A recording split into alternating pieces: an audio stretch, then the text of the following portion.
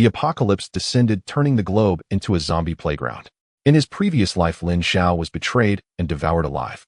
Reborn 2 hours before the end, he awakened the Apocalypse Tyrant System, holding billions of supplies, unlocking an infinite arsenal. Lin Xiao, how long are you going to sleep? If you treat my class as a lullaby, get the hell out of here. A sharp rebuke like a bucket of ice water poured over Lin Xiao's head. He shuddered and bolted upright from the desk. Huff, puff. He gasped for air, his heart pounding violently in his chest, as if trying to burst out. Before him was not the hell of rotting flesh, blood, and zombie roars, nor the cold dagger from a trusted friend, nor the mocking smile of a treacherous woman. Instead, it was a spacious, bright lecture hall.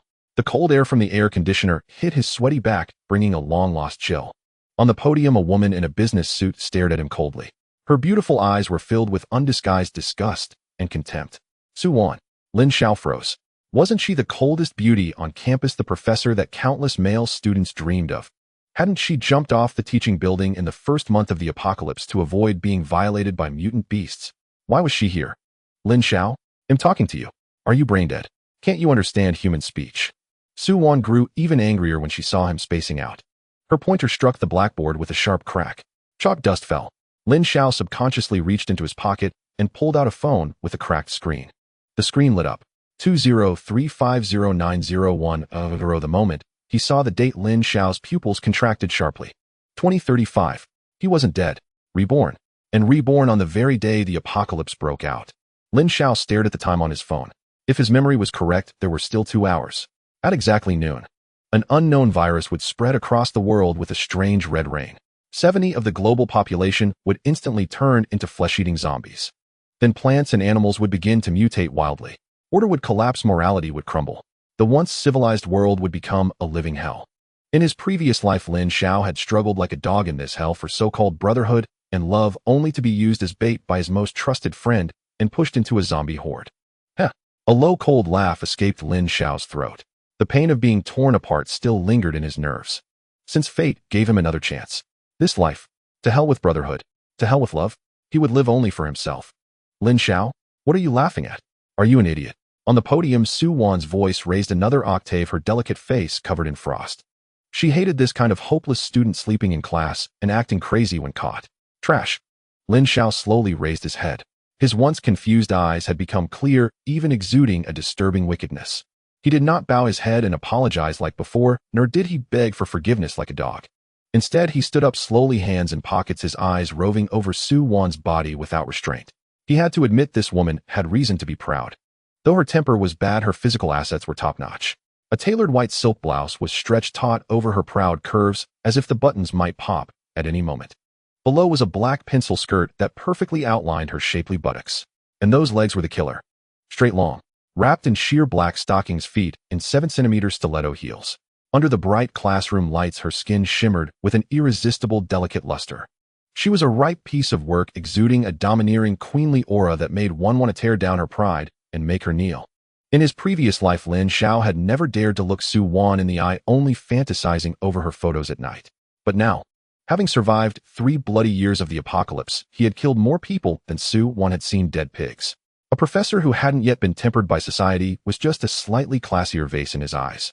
Professor Su, no need to be so angry. Lin Xiao's lips curled into a playful smirk, his gaze unabashedly fixed on Su Wan's black-stocking thighs, even letting out a light whistle. Those legs. Really nice. Tisk, if only I could. He left the rest unsaid, but the meaning in his eyes was clear. The entire lecture hall fell into dead silence. Everyone stared at Lin Xiao as if he were insane. Had this guy lost his mind? Daring to openly flirt with the terror-inducing Su Wan. Su Wan was also stunned. She had taught for years and seen all kinds of troublemakers. But no one had ever looked at her with such a naked, aggressive gaze. That look was like appraising a commodity, filling her with unprecedented shame and anger. You pervert. Su Wan trembled with rage, her chest heaving violently, the strained blouse buttons in jeopardy. She pointed at the classroom door and shrieked, "Get out. Get out of here. You'll fail this class. They'll deduct all your credits this semester. They'll have the school expel you." Seeing Su Wan so frantic, Lin Xiao smiled even more brightly. Expelled. Failed. There were only 2 hours until the end of the world. Who cared about that? By then, this lofty professor would just be a prettier two-legged sheep. All right, Professor Su. Lin Xiao pulled out his backpack from the desk and slung it over his shoulder. He walked out of his seat, paused as he passed the podium, and leaned slightly forward, bringing his face close to Su-wan's. They were less than 10 centimeters apart. Su-wan could even see the mocking smile in Lin Xiao's eyes. She instinctively wanted to step back, but found herself frozen under his intangible pressure. I hope in 2 hours you'll still have this much energy to scream. And take good care of those beautiful legs. If they get hurt, I'd be heartbroken. Having said that, Lin Xiao left Su-wan's face livid, laughed aloud, and kicked open the classroom door. Bang! The door slammed against the wall with a loud noise. Under the stunned gazes of the entire class and his former enemy, Zhao Chong, Lin Xiao walked out without looking back. His back was carefree, arrogantly wild. Only Su-wan stood alone on the podium, her pointer snapping in half from fury. Bastard. Trash. Scum of society. Su-wan cursed through gritted teeth, vowing to make this insolent fool pay. Stepping out of the teaching building, the sunlight outside was somewhat dazzling. The campus was still peaceful, couples cuddling on the lawn, students hurrying with books. No one knew that beneath this calm surface the gates of hell had silently opened. Lin Xiao stood on the steps, taking a deep breath of air without the stench of rot. So good. He squinted and glanced at the time on his phone. 1015. Less than 2 hours left. Time was tight. He had to secure the first batch of supplies and weapons before the disaster struck. Relying on fists alone would be tough in the early apocalypse. Just then, a cold, mechanical, emotionless, electronic synthesized voice exploded in the depths of his mind without warning. Ding. Detected successful host rebirth soul wave matching. Binding Apocalypse Tyrant System. 10, 50, 99. This cold electronic sound was to Lin Xiao's ears even more delightful than the finest ASMR. He stood on the steps before the teaching building, unable to suppress the wild grin spreading across his lips. As expected, a reborn person's golden finger. The ancients did not deceive me. System, show me the panel. No pretentious fluff, just let me see what you can do. Lin Xiao silently uttered in his heart. Whoosh. A pale blue light screen visible only to him instantly unfolded across his retina. The interface was simple and brutal, exuding a heavy metal texture that stirred the blood. Host Lin Xiao, Identity Tyrant of the Apocalypse, current level LV 1.0, then followed 2 massive ability panels shimmering with golden light. Ability Panel A, War Dominator, Infinite Armory, Personal Subspace, Initial Volume, 1000 cubic meters, expands with level. Note, this is your mobile warehouse. Store whatever you want. Low level buff, passive, permanent, infinite ammo. Any firearm never needs reloading. You shoot endlessly without depletion. Squeeze the trigger, and you become a moving storm of metal. Infinite durability, bound weapons and vehicles stay factory new forever. Nowhere, no jams, no breakdowns. Infinite energy, bound vehicles, RVs, helicopters, tanks, etc., forever full of fuel.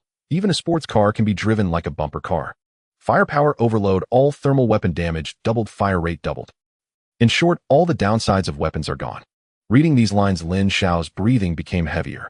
Holy crap, this is what a golden finger should be. In his past life, he had to risk his life for a few bullets and nearly had his intestines ripped out by a mutated beast just to refuel a car. But now, infinite ammo, infinite durability, infinite fuel. This is tailor-made for the word tyrant.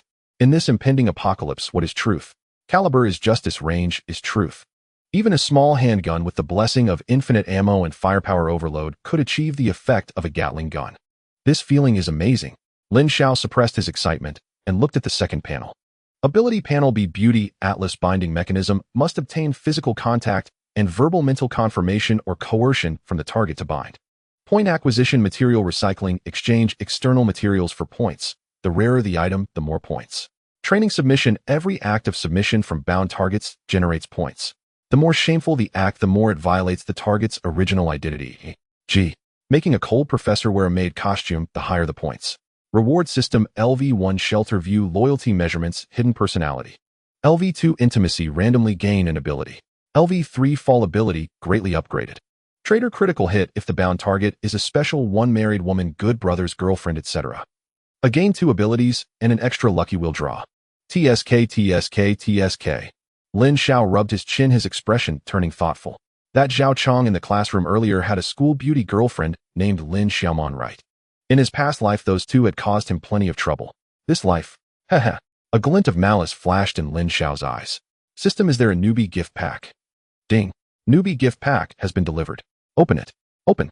Must open. At Lin Xiao's command, a golden light visible only to him exploded in the system space. Congratulations, host. You have received modified AA-12 full auto shotgun, 1 infinite ammo durability. Congratulations.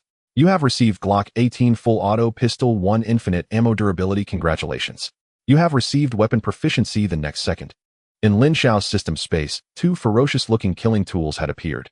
That AA-12, all matte black with an extended drum magazine, exuded a violent aesthetic just by its appearance. This is the ultimate close-range meat grinder. No reloading, infinite bursts, plus the system's firepower overload and fire rate doubled.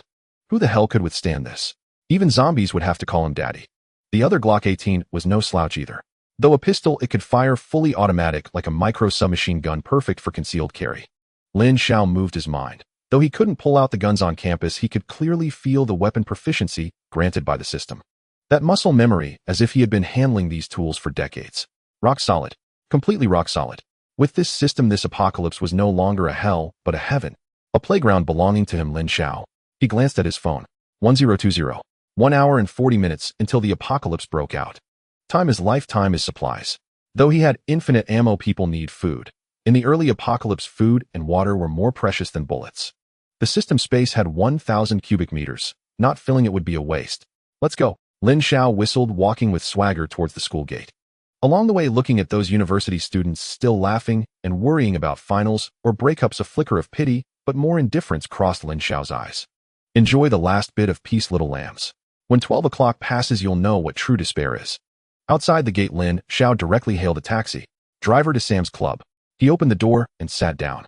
The driver, a talkative middle-aged man, started the car and asked cheerfully, "Young man skipping class to go shopping this late? Class activity." "Yen activity." Lin Xiao leaned back, watching the receding street, seeing a strange curve forming at the corner of his mouth. A very big activity, one that all of humanity will take part in. The driver was stunned for a moment, thinking it was a joke, then laughed. "Oh, that's quite a scale. You college kids really know how to have fun." Lin Xiao didn't reply. He took out his phone and tapped the screen quickly. Opened all the online loan apps, credit cards, Huabei Jiabei. Anywhere he could get money, he didn't miss. The world's order was about to collapse, and these debts would naturally disappear. Watching the numbers on the account skyrocket and finally settle at around 7 digits, Lin Xiao nodded with satisfaction. This money wouldn't even buy a house before the apocalypse. But in the 2 hours before the apocalypse, it was enough to empty half a supermarket. "Driver, please drive faster." Lin Xiao glanced at the time, his eyes sharpening. "I'm in a hurry to stock up." "Sure thing. Hold tight." The taxi surged forward, merging into the busy traffic, racing towards the city's largest warehouse-style supermarket. Ahead lay a city about to collapse. And Lin Xiao was already prepared to become the city's new master. Screech. 20 minutes later, the taxi stopped smoothly in the huge parking lot of Sam's Club. Lin Xiao got out of the car. He looked at the massive blue building and the peaceful crowd pushing shopping carts in and out. He took a deep breath, then revealed a brilliant smile. Stocking up begins now. He strode purposefully towards the supermarket entrance. Lin Xiao wore a faint, mischievous smile as he snagged an empty shopping cart from the entrance. This thing was merely a prop meant to conceal his intent. If anyone saw him enter empty-handed and leave still empty-handed while half the shelves had been stripped, wouldn't they dissect him like some specimen? Although there was just over an hour until the apocalypse, and order would soon collapse, Lin Xiao did not want to attract trouble before then. He was a man of principle. Even as a scoundrel, he would be an honorable, skilled one. A chill of air conditioning hit him as he stepped into the supermarket. Pushing the cart, he made straight for the food aisles. Surrounded by the dazzling array on the shelves, his greed was impossible to hide, like a mouse stumbling into a grain vat. Chocolate, high calories, excellent, collect. Lin Xiao pretended to browse, using his body to block a side camera while his hand casually swept along the shelf. With a swish, dozens of neatly arranged imported boxes, Dove Ferrero, vanished as if into thin air. Inside the system space, an equal number of exquisite packages materialized. Beef jerky, stamina restored, collect. Canned luncheon meat, awful tasting but fills the stomach, collect. Hongyo Lehojanma, all of you come in. His movements were astonishingly swift, his positioning audacious. He targeted camera blind spots or struck in the instant a clerk turned away or a passerby lowered their head to their phone. Where he passed, the shelves resembled a plague-stricken field, nothing left standing. The cart remained empty save for 2 token bags of chips for appearances, but in his mind the grid of the system space was filling at a maddening pace. The thrill of this zero-cost haul was more intoxicating than anything else. What he had only dared dream before had now become real. No need to check price tags, no need to calculate discounts, no need to fear deferred payments. If his hand could reach it, it was his. This was the taste of system-enabled cheating. He grinned foolishly to himself. Who cares if others lacked a system? Having one felt divine. The smile was goofy, almost salacious, like an anime fool drooling at a prize. After clearing the high-calorie section, Lin Xiao's stride did not slow. He turned into the tobacco and spirits counter. These were hard currency in the end times. A pack of cigarettes could buy a life in the early days of the apocalypse. A bottle of moldy could make a usually aloof goddess fall at your feet. Behind the counter, the saleswoman scrolled through short videos, giggling to herself. Lin Xiao did not disturb her. He quietly reached for an entire row of cigarettes displayed on the outer rack. Collect, collect, collect. Soft Zhonghua, he tianxia jiwu jizuan. Whatever was expensive, he took as much as he could. As for the cheap packets that cost only a few kuai, sorry, system space was prime real estate. Trash was not welcome. Minutes later, the once bulging tobacco and liquor display looked as if a dog had licked it clean. Whistling, Lin Xiao concealed his accomplishment and pushed the empty cart away. When the saleswoman finally looked up and saw the barren shelves, she was stunned, rubbing her eyes as if seeing a mirage. Huh, where did the cigarettes go? They were just here. Lin Xiao had already moved on to the next battlefield, the personal care aisle, noticeably less crowded. He headed straight for the feminine care section. Staring at the rows of pink, delicate packages, a predatory grin spread across his face. Sanitary pads, overnight pants, and those little tampons only women truly understood. These were genuine luxuries in the apocalypse. How many once refined urban ladies would lower their noble heads for a packet like this? Collect them all. With a sweep of his hand, the entire shelf emptied in an instant. Day use, night use, extended, ultra thin, every variant packed away. You think I'm just stealing sanitary pads? I'm stealing entrance tickets to countless lonely nights to come. He turned toward the family planning aisle. Facing rows of colorful little boxes, his smile curdled into something lecherous. Durex Okamoto Jispin. Ultra-thin ribbed warming delay. TSK Tisk, this is strategic material. He muttered approvingly as he brazenly grabbed them. Afterwards, with larger households, consumption will be high. Ooh, if these run out, people will die. 2 whole shelves, an entire inventory of condoms, disappeared within seconds. He even dutifully swept up the lubricants. If one were to be a libertine, the supporting facilities must be in place. Service consciousness is essential. Delightful. Lin Xiao exhaled and watched the mountain of supplies piling up in the system's space, a satisfaction surging in his chest. He checked the time. 1110. Less than an hour remained. People in the supermarket were beginning to swell in number. Some elderly customers were queuing to pay. Lin Xiao avoided the crowd, tossed the cart aside, and swaggered out of the supermarket. This haul was barely a start. After all, his space measured 1,000 cubic meters. It was like owning a grand villa and only hauling in a single bed. Unacceptable. Having left the supermarket and ransacked several nearby stores, his gaze settled on a large pharmacy across the street. In the apocalypse, besides food and drink, medicine is paramount. Colds and fevers can kill. Even a small cut turned septic can be fatal. Antibiotics, anti-inflammatories, analgesics, vitamins. These were life-saving items. Lin Xiao burst into the pharmacy without caring about the clerk's astonished look and immediately switched to stock-up mode. This time he paid. Pharmacies lacked vacuum space. He could not brazenly absorb goods in plain sight. Amoxicillin, collect. Ibuprofen, collect. Yunnan Baiyao, collect. What is this? Viagra. Lin Xiao stared at the tiny blue pill and hesitated for 0.01 seconds. Collect it. Better safe than sorry. If I ever meet someone ravenous in the future, this could save lives. The space was vast, he might as well bring it. After paying and emptying the pharmacy, Lin Xiao dashed into a neighboring outdoor gear store. Shell jackets, hiking boots, high-lumen flashlights, high-capacity batteries, solar panels. Any conceivable survival gear he seized without mercy. He gathered as he walked, a greedy glutton, devouring every valuable item within sight. Outside, a hardware store caught his eye. This fire axe is excellent. An opener of skulls, collect. This crowbar will do. An iron sword of practicality, collect.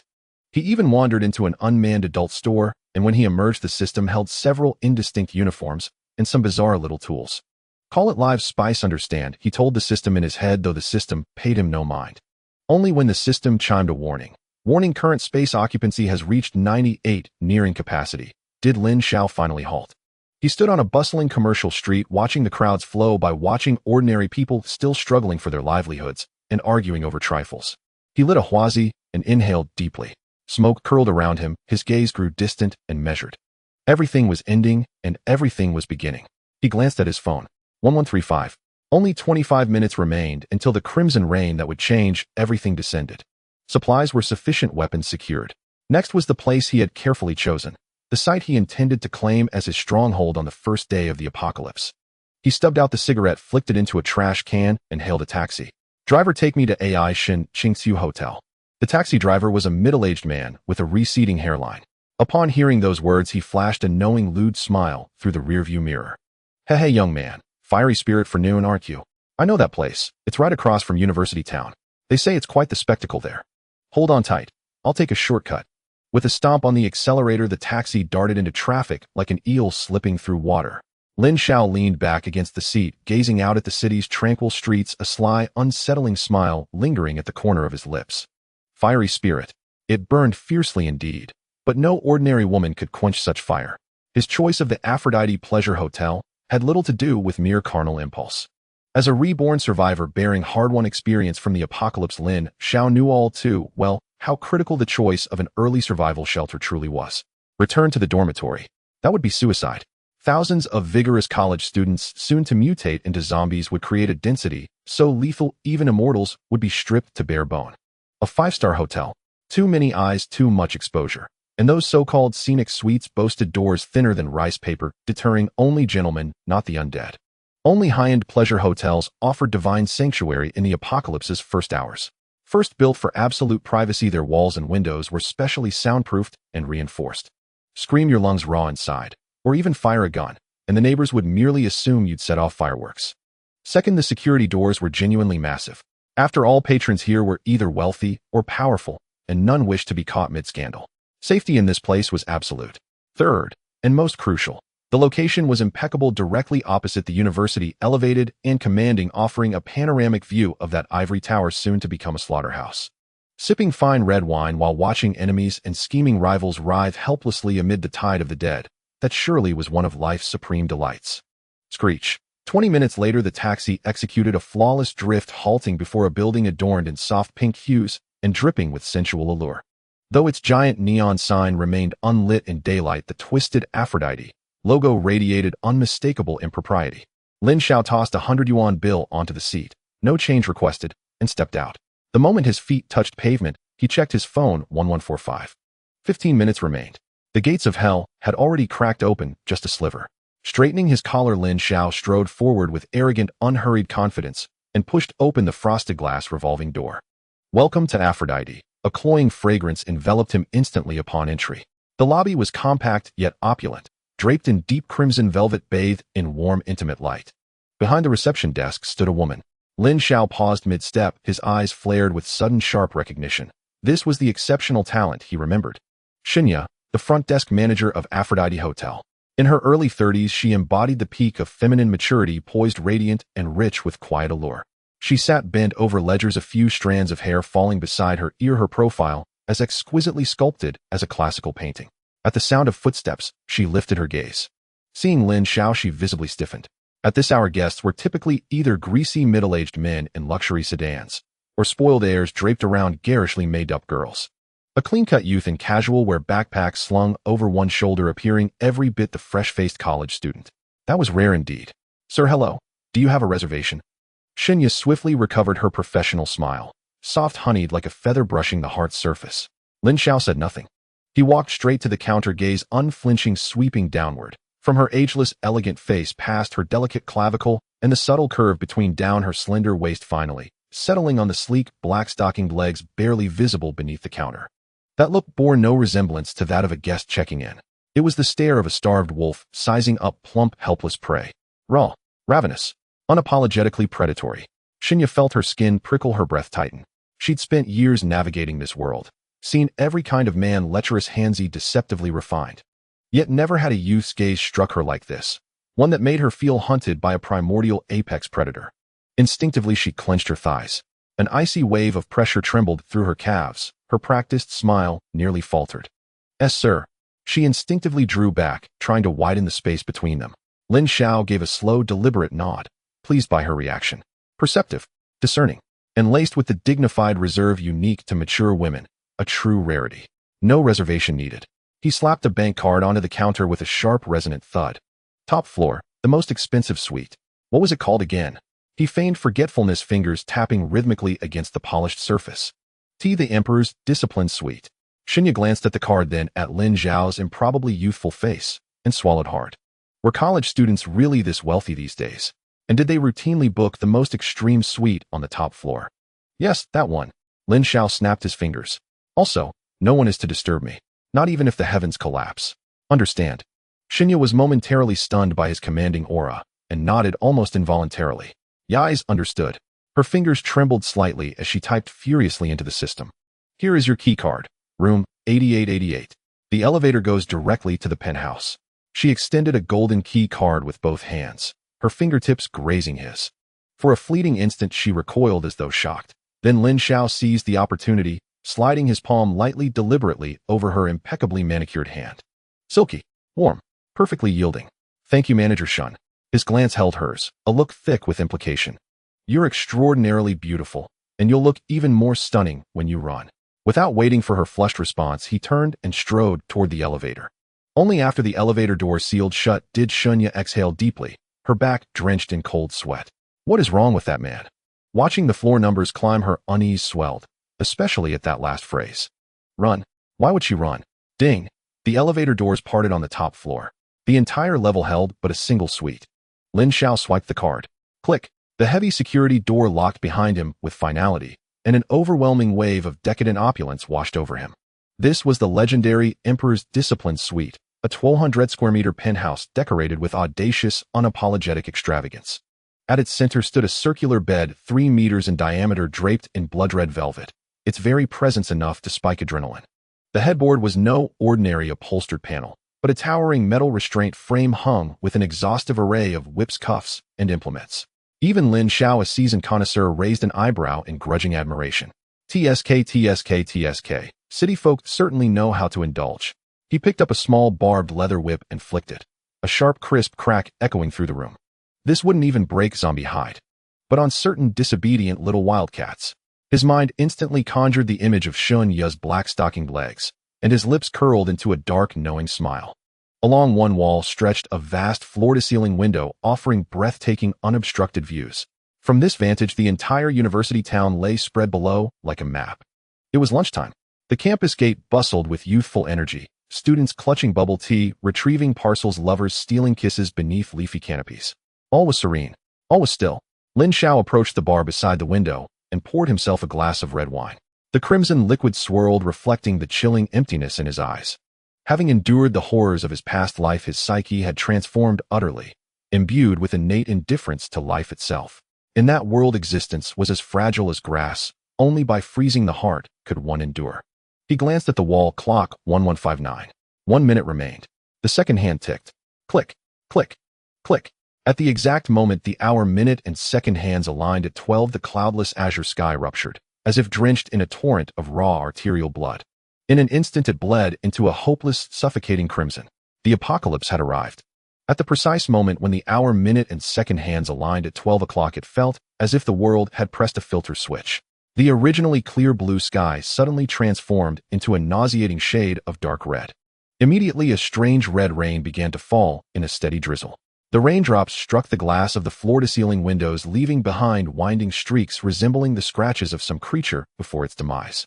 Lin Xiao stood by the window, his glass of red wine slightly trembling in his hand. Even though he had long prepared himself mentally, one might say, he looked forward to this moment to validate the authenticity of his rebirth. However, when this hellish sight unfolded before his eyes, he felt no perverse pleasure, but rather an indescribable weight in his heart. Damn this world, it's really back again. He muttered under his breath, picking up a telescope from the table and peering through the blood-stained glass at the gate downstairs. There, once a bustling snack street, a boy in a basketball jersey stood holding 2 grilled sausages, slightly bewildered by the strange celestial phenomenon, yet affectionately offering them to his short-skirted girlfriend. The girl smiled brightly, just about to take a bite of the warm sausage. Suddenly the boy's body stiffened, as if an electric shock had coursed through him, causing the sausage in his hand to drop to the ground with a thud. In the next moment he raised his head, and his youthful face twisted grotesquely, his eyes bulging and bloodshot, turning a grayish white. A low growl that was not human escaped his throat, and he lunged at his unsuspecting girlfriend. This was not an embrace. It was a predation. He opened his mouth wide and bit fiercely into the girl's fair, slender neck. Splat! Even from dozens of meters above the thick, soundproof glass, Lin Xiao felt as though he could hear the crisp sound of blood vessels bursting. Blood gushed forth instantaneously like a small fountain, instantly staining the girl's white dress red. The girl's eyes widened in disbelief and terror, her hands desperately pushing against her boyfriend's head, wanting to scream, yet only able to produce a gurgling sound. Then the boy tore with sudden ferocity. A large piece of trachea still attached to flesh was yanked away. The girl's body slumped down, convulsed twice, and then lay still. That boy, like a starving wild dog, crouched over his former lover's corpse and began to chew voraciously. This scene was like a signal flare. The entire street exploded in chaos. Roar! Oh, help! The crowd that had been waiting in line for bubble tea, the students picking up packages, the vendors applying screen protectors. In that moment, 70% of them transformed into bloodthirsty monsters. They pounced on the nearest living beings, tearing apart every moving creature with their teeth and nails. A speeding taxi suddenly lost control like a steel beast gone wild, crashing violently into the crowd by the roadside. Bang! Several students who hadn't reacted in time were directly sent flying, tracing a cruel parabola through the air before crashing heavily to the ground, becoming twisted meat paste. The car door swung open. The bloody driver stumbled out. But instead of checking on the injured, he howled and lunged at a wounded person on the ground who was screaming in agony from a broken leg. This was a massacre. No, to be precise. It was a feast. Intestines were pulled out, hanging from the shrubs in the green belt, severed limbs were scattered everywhere, and the asphalt road was instantly stained a dark red. In just a few minutes, the once vibrant university town entrance had turned into a scene of slaughter. Lin Xiao watched it all, his brow furrowed tightly. He took a sip of red wine, the sour taste spreading across his tongue, yet failing to mask a hint of bitterness deep within. Truly, too tragic. He was no saint. His past experiences had hardened his heart, but he was also not the kind to take pleasure in slaughter. Watching his kind being slaughtered and devoured like livestock, a primal discomfort and a trace of empathy akin to the sadness of a rabbit at the death of a fox still lingered within him. But that was all there was to it. He knew very well that he could not save them. Even if he rushed down with a gun now, it would merely serve to provide extra meals for this horde of zombies. In this crumbling apocalypse, even with a system, his first priority was to survive.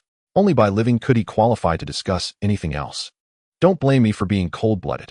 Lin Xiao downed the wine in his glass, his gaze gradually becoming determined and steely. If you must blame someone, blame this damned world. In this lifetime, Lin Xiao will not be a savior. I will only be a bastard who survives till the end. He turned away, no longer looking at the horrific scene. Some things a glance serves as a warning, but too much becomes torment. Just then, the cold mechanical voice echoed in his mind again, devoid of any emotional fluctuations, yet filled with an irresistible authority. Ding! The apocalypse has officially begun. Beginner trial task released. Task objective: survive for 24 hours and successfully acquire the first follower. Binding conditions must be met. Task rewards: unlock system mall access points 500, random attribute points 1. Failure penalty system: unbinding, host dies on the spot. Lin Xiao's lips curled into a playful arc. Survive for 24 hours. To him, it was no different from an easy test. But this second condition: acquire the first follower. His gaze instinctively swept toward the closed door of the room. If he remembered correctly, the manager of this hotel, the charming beauty Shun, you should still be downstairs, right? When he came up earlier, those beautiful legs and black stockings had left a deep impression on him. It seems I need to find an opportunity to have a good chat about life with Manager Shun. Lin Xiao casually placed the empty wine glass on the bar, producing a clear ding sound. He stretched his neck and the joints in his body cracked with a series of sharp sounds. Since the system task had arrived, there was no reason to remain idle. The first game of this apocalypse had officially begun, just as he was preparing to think about the next steps. Bang, bang, bang. A series of urgent and frantic knocking sounds suddenly came from outside the suite, accompanied by a woman's scream filled with sheer terror. Help! Open the door! Is anyone inside? Please, save me. The piercing female voice outside the door was like sharp nails scraping against glass, causing a painful sensation in the listener's eardrums. Following that came a series of chaotic and heavy thuds, as if something had knocked the woman down onto the carpet in the corridor. Oh, no, don't eat me. Go away. The screams suddenly rose in pitch, then turned into a nauseating sound of tearing and bubbling, eventually fading into silence. Lin Xiao stood at the entrance, his hand resting on the doorknob, yet he did not press down. He glanced outside through the peephole. The corridor was dim, with only a vague shadow spreading out and two figures heaving in motion. Sorry about that. Lin Xiao withdrew his hand, shrugged his shoulders, and showed no significant remorse on his face. I'm a rogue, not a bodhisattva. Opening the door at a time like this. Don't be ridiculous. That's not saving someone. Oh, it's delivering takeout to the monsters outside and dragging himself into the fray. He turned around and walked back to the living room, casually pressing the smart control panel on the wall. Click. The soundproof mode for the entire house was activated. Although the heavy curtains were drawn open, the specially made soundproof glass instantly reduced the hellish noise from outside by 90%. The indoor temperature control system was quietly operating, maintaining a comfortable 26 degrees. Lin Xiao walked to the bar and connected to the Bluetooth speaker. A soothing and languid jazz tune, "Fly Me to the Moon," flowed softly, instantly filling the luxurious room. Although the outside was a hellish battlefield, it did not prevent him from enjoying life. Since he had been reborn and had a system, he had to live it up. Bitter and resentful, that was not his style. Enjoying life in the moment was the way to go. Lin Xiao focused his mind and took out an exquisite dinner plate from the system space. On it lay a war axe steak, just acquired from the supermarket's $0 purchase. Thanks to the system's time freeze property, the steak retained the heat of just being cooked, with its surface's charred brown patterns clearly visible, and the fat was still sizzling. He also took out a half-finished bottle of red wine and poured himself half a glass. Holding the wine glass and cutlery, Lin Xiao sat down on the leather sofa by the sunset window with a bold demeanor. This position was perfect. The view was broad, directly facing the university town across the street.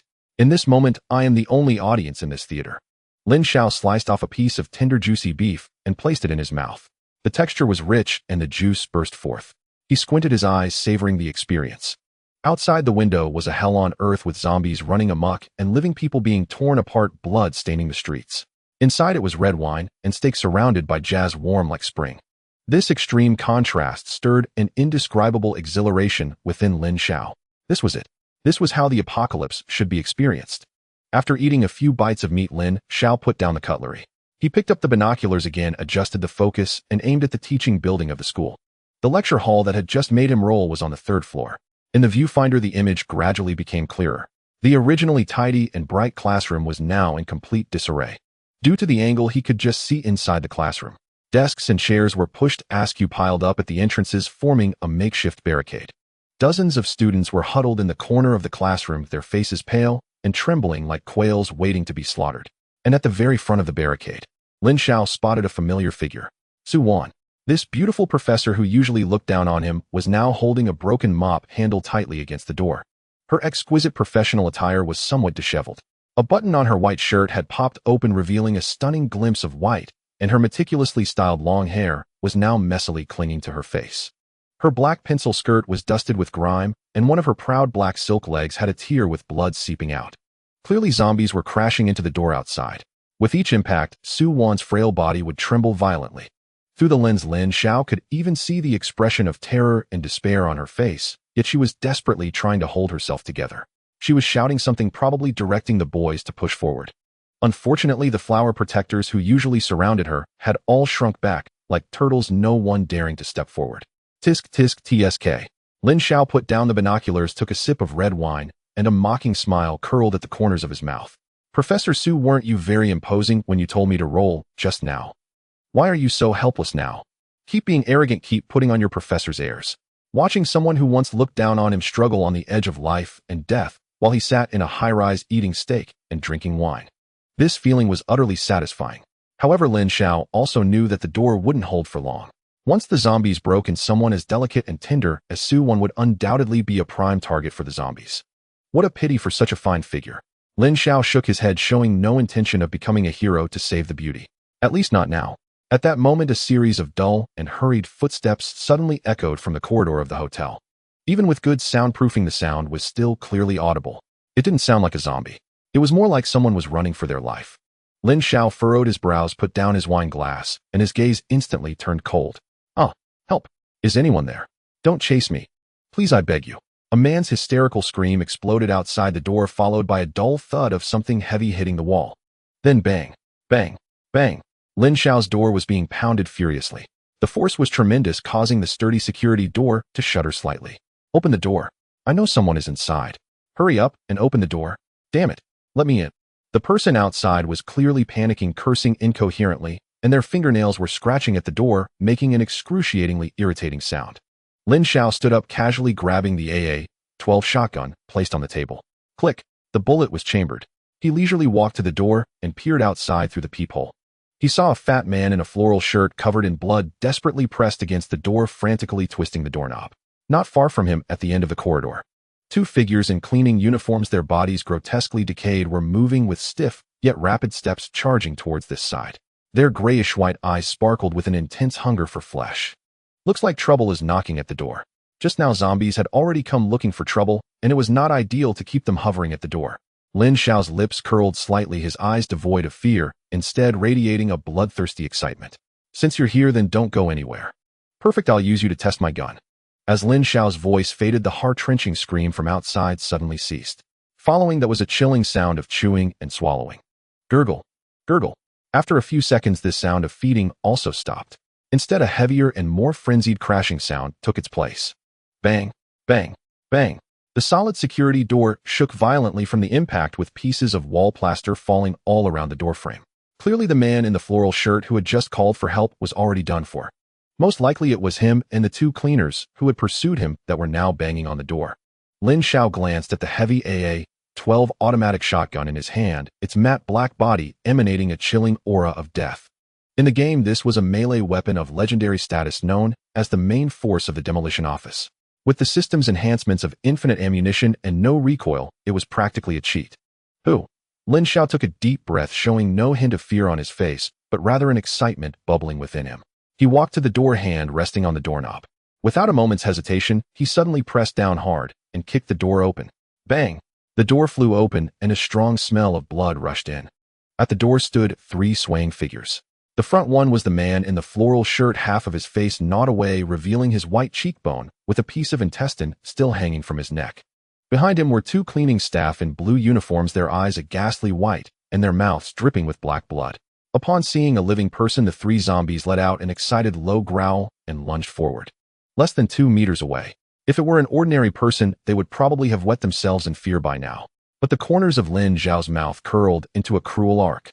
In the next life, remember to stay far away from me. He didn't even bother to aim, simply pulling the trigger. Boom, boom, boom.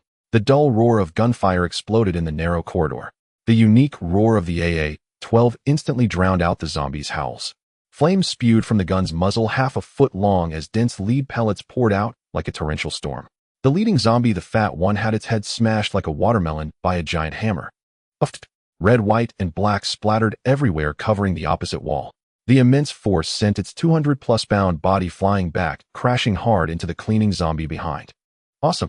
Lin Xiao felt every pore in his body open up. It was absolutely exhilarating. Was this the power of the system? There was no recoil at all. This ferocious shotgun was as steady as if he were using a water gun, hitting wherever he aimed without needing to brace himself. Moreover, the bullets in the magazine seemed endless without any need to worry about reloading. The thrill of this infinite output was simply addictive. Roar! The two cleaning zombies pushed aside the fat zombie's corpse and continued to charge forward, oblivious to their fate. Let me through. Lin Xiao stepped forward, advancing rather than retreating. His finger remained firmly on the trigger. Boom, boom, boom, boom, boom. A metal storm swept through once more. The two zombies were instantly turned into Swiss cheese, their bodies shredded in midair, falling to the ground in 2 heaps of mush. In just a few seconds, the entrance was cleared. Lin Xiao blew on the still smoking muzzle of his gun and stepped out of the room. His boots crunched on the shell casings scattered across the floor, ringing like the accompaniment of death. This floor was the top level, and besides his royal suite, there were 2 other rooms at the end of the corridor, serving as a storage room and a staff break room. The gunshots had been too loud. Even with soundproofing, it should have attracted attention by now. Indeed, from the shadows at the end of the corridor, 2 more dark figures staggered into view. One was a security guard in a suit, and the other. Whoa, that outfit looked like a technician dressed in a sexy nurse costume. This hotel had quite a diverse clientele. Roar! The 2 zombies, catching the scent of a living person, charged forward with a growl. Lin Xiao held his gun, his expression calm and composed. It felt just like playing a game, killing monsters without any pressure. As he walked forward, he casually pulled the trigger. Bang! The security zombie's shoulder was blasted off. Bang! The nurse zombie's thigh was shattered, and she fell to her knees, still trying to crawl forward. Bang! Lin Xiao approached and aimed the gun at her head, mercilessly pulling the trigger again. This was not a battle at all. This was clearly a one-sided slaughter. Just then, a series of crisp prompts suddenly rang in Lin Xiao's mind. Ding! Kill ordinary zombie X 1.1. Kill ordinary zombie X 1.1. Kill ordinary zombie X 1.1. Lin Xiao was momentarily stunned, then his eyes lit up. What the hell? Killing zombies gives points. He quickly pulled up the system panel to take a look. Host Lin Xiao, current points 5. Though it was a paltry 5 points, it was a huge surprise for Lin Xiao. He had thought that points could only be earned by scavenging for supplies and training girls, but he never expected that the zombies all around were actually walking wallets. Isn't this just a gift question? You have to know there are plenty of good things in the system shop. A bottle of physical enhancement potion costs 500 points, and a specified superpower fruit costs 2,000 points. Although the system shop feature hasn't been activated yet, it seemed far away, but as long as he worked hard, even clearing just 1/10 of the zombies in this university town would be a fortune. Now I have even more motivation. Lin Xiao looked at the corpses on the ground, and his expression changed. These were not disgusting corpses, they were clearly adorable little money. In a great mood, he walked around the corridor with his gun. This floor had been completely cleared by him. Besides the scattered flesh and shell casings, there was not a single moving thing left. An absolute safe zone. All done, time to wrap up. Lin Xiao turned to head back to his room, ready to continue enjoying his unfinished steak. As he passed by a linen room in the middle of the corridor, his footsteps suddenly halted. This room was used for storing hotel linens, and the door was usually closed. But at this moment, the door was ajar. In this dead, silent corridor, Lin Xiao keenly detected a faint, almost imperceptible sound. Huff, huff. It was the sound of deliberately suppressed breathing. And there was the rustling sound of clothes. Someone. A living person. Lin Xiao raised an eyebrow, a playful smile creeping onto his lips. He quieted his footsteps and stealthily approached the door. He lowered his gun slightly, but didn't raise it. If it were a zombie, it would have already lunged out screaming. Since it was hiding and didn't dare to make a sound, it must be a living person afraid of dying. Bang! Lin Xiao wasted no time lifting his leg and delivering a hard kick to the door. Oh! A terrified scream instantly echoed from within. It was a woman, and that voice sounded somewhat familiar. In the narrow linen room, piles of white sheets and towels were stacked high.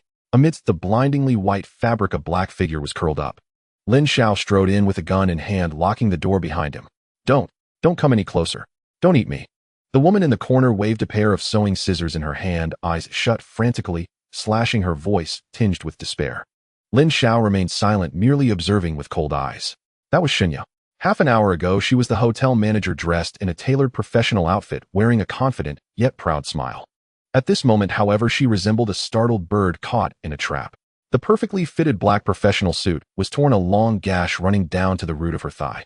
Her skin-tight, flesh-colored shirt, once secure, now had 2 buttons popped open, revealing a large expanse of smooth skin and deep valleys that heaved with her rapid breaths, as if they might burst forth at any moment.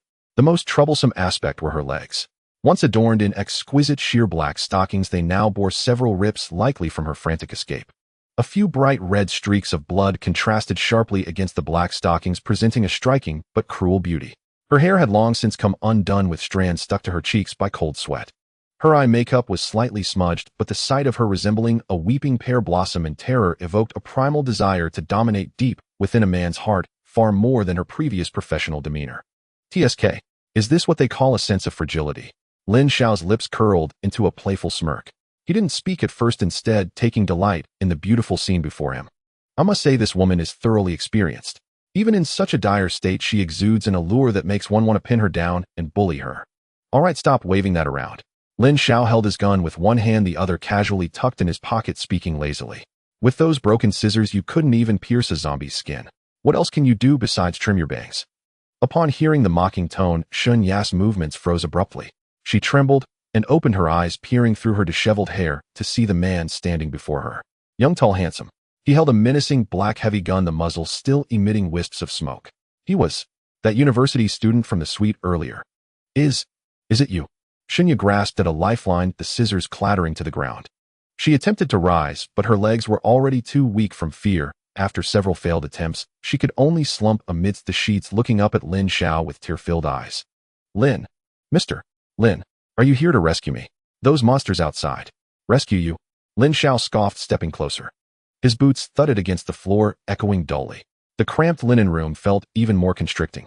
As Lin Xiao drew near, a strong scent of male hormones mingled with a faint whiff of gunpowder enveloped Shunya. The pressure made it almost hard for her to breathe. Lin Xiao squatted down before her. Their distance was less than 10 centimeters. He could clearly hear Shunya's rapid heartbeat and her breaths, which had become heavy with fear. Manager Shin, are you mistaken about something? Lin Xiao reached out his hand, but he didn't help Shinya up or fix her disheveled collar. The cold barrel of the gun slowly extended. It gently pressed against her delicate chin, then slowly tilted upward. The cold, hard metal sent a shiver through Shunya, raising goosebumps all over her body. She was forced to lift her head, meeting Lin Xiao's cold, emotionless gaze. In his eyes, there was no sympathy, no pity, only raw desire and scrutiny. It was as if he were looking at a freshly acquired trophy. The world has changed now. Lin Xiao gently brushed the barrel against her smooth cheek, his tone flippant, yet laced with undeniable dominance. Before you were the manager and I was the customer. I paid you and you provided me service. But now, Lin Xiao pointed towards the door. Outside is hell filled with man-eating monsters. Your money, your position, your dignity are now worth less than a piece of toilet paper. I have a gun, I have supplies, I can make you live or let you die. Shunya's pupils dilated sharply, her body trembling even more violently. She wasn't foolish. Having mingled in such a hedonistic place for so many years, she understood all too well what that gaze implied. This man was not here to be any savior. He was here to be the master. Yet looking at the dark muzzle of the gun and remembering the zombies outside that were even gnawing on their own kind, Shunya despaired, realizing she had no choice. Either be eaten by the monsters or be consumed by the man before her. Lin. Mr. Lin. Shunya's voice trembled, tears streaming down her cheeks, dripping onto Lin Xiao's gun barrel. I don't want to die. Please, take me away. Want to live? Lin Xiao laughed. He was pleased with the look of fear mingled with submission in her eyes.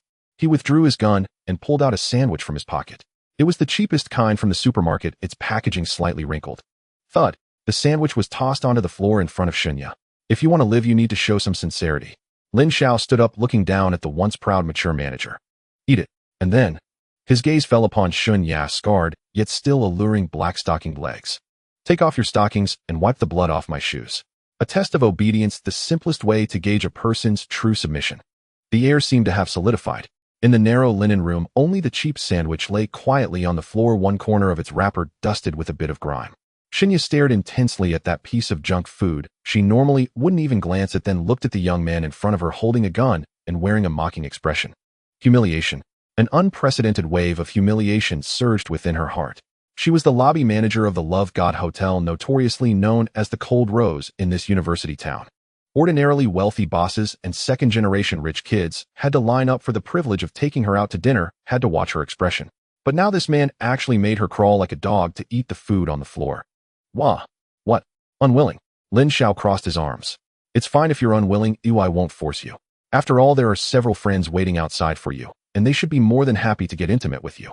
He pretended to turn and leave. No, don't go. Shunya trembled, all over her fear instinctively rising. Rationality told her this was an insult.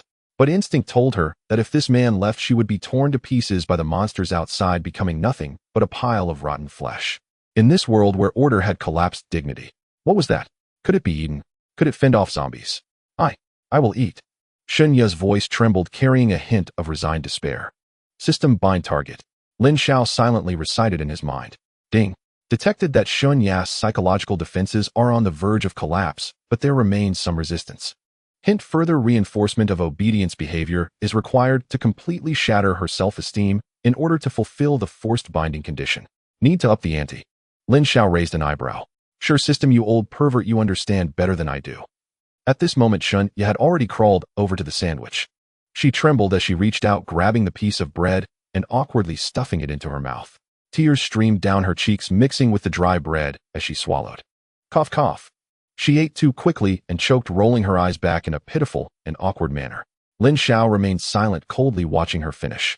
Only after the last bite was swallowed did Shunya lift her head, her gaze timid like a stray cat waiting for a reprimand.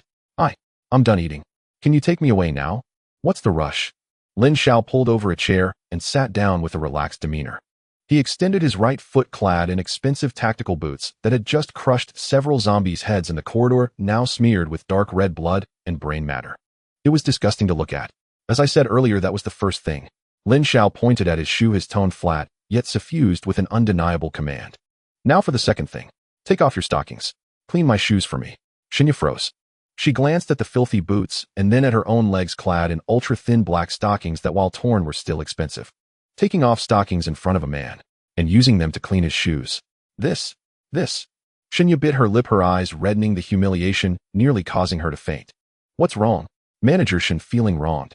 Lin Xiao lit a cigarette, taking a deep puff and blowing the smoke into Shunya's face.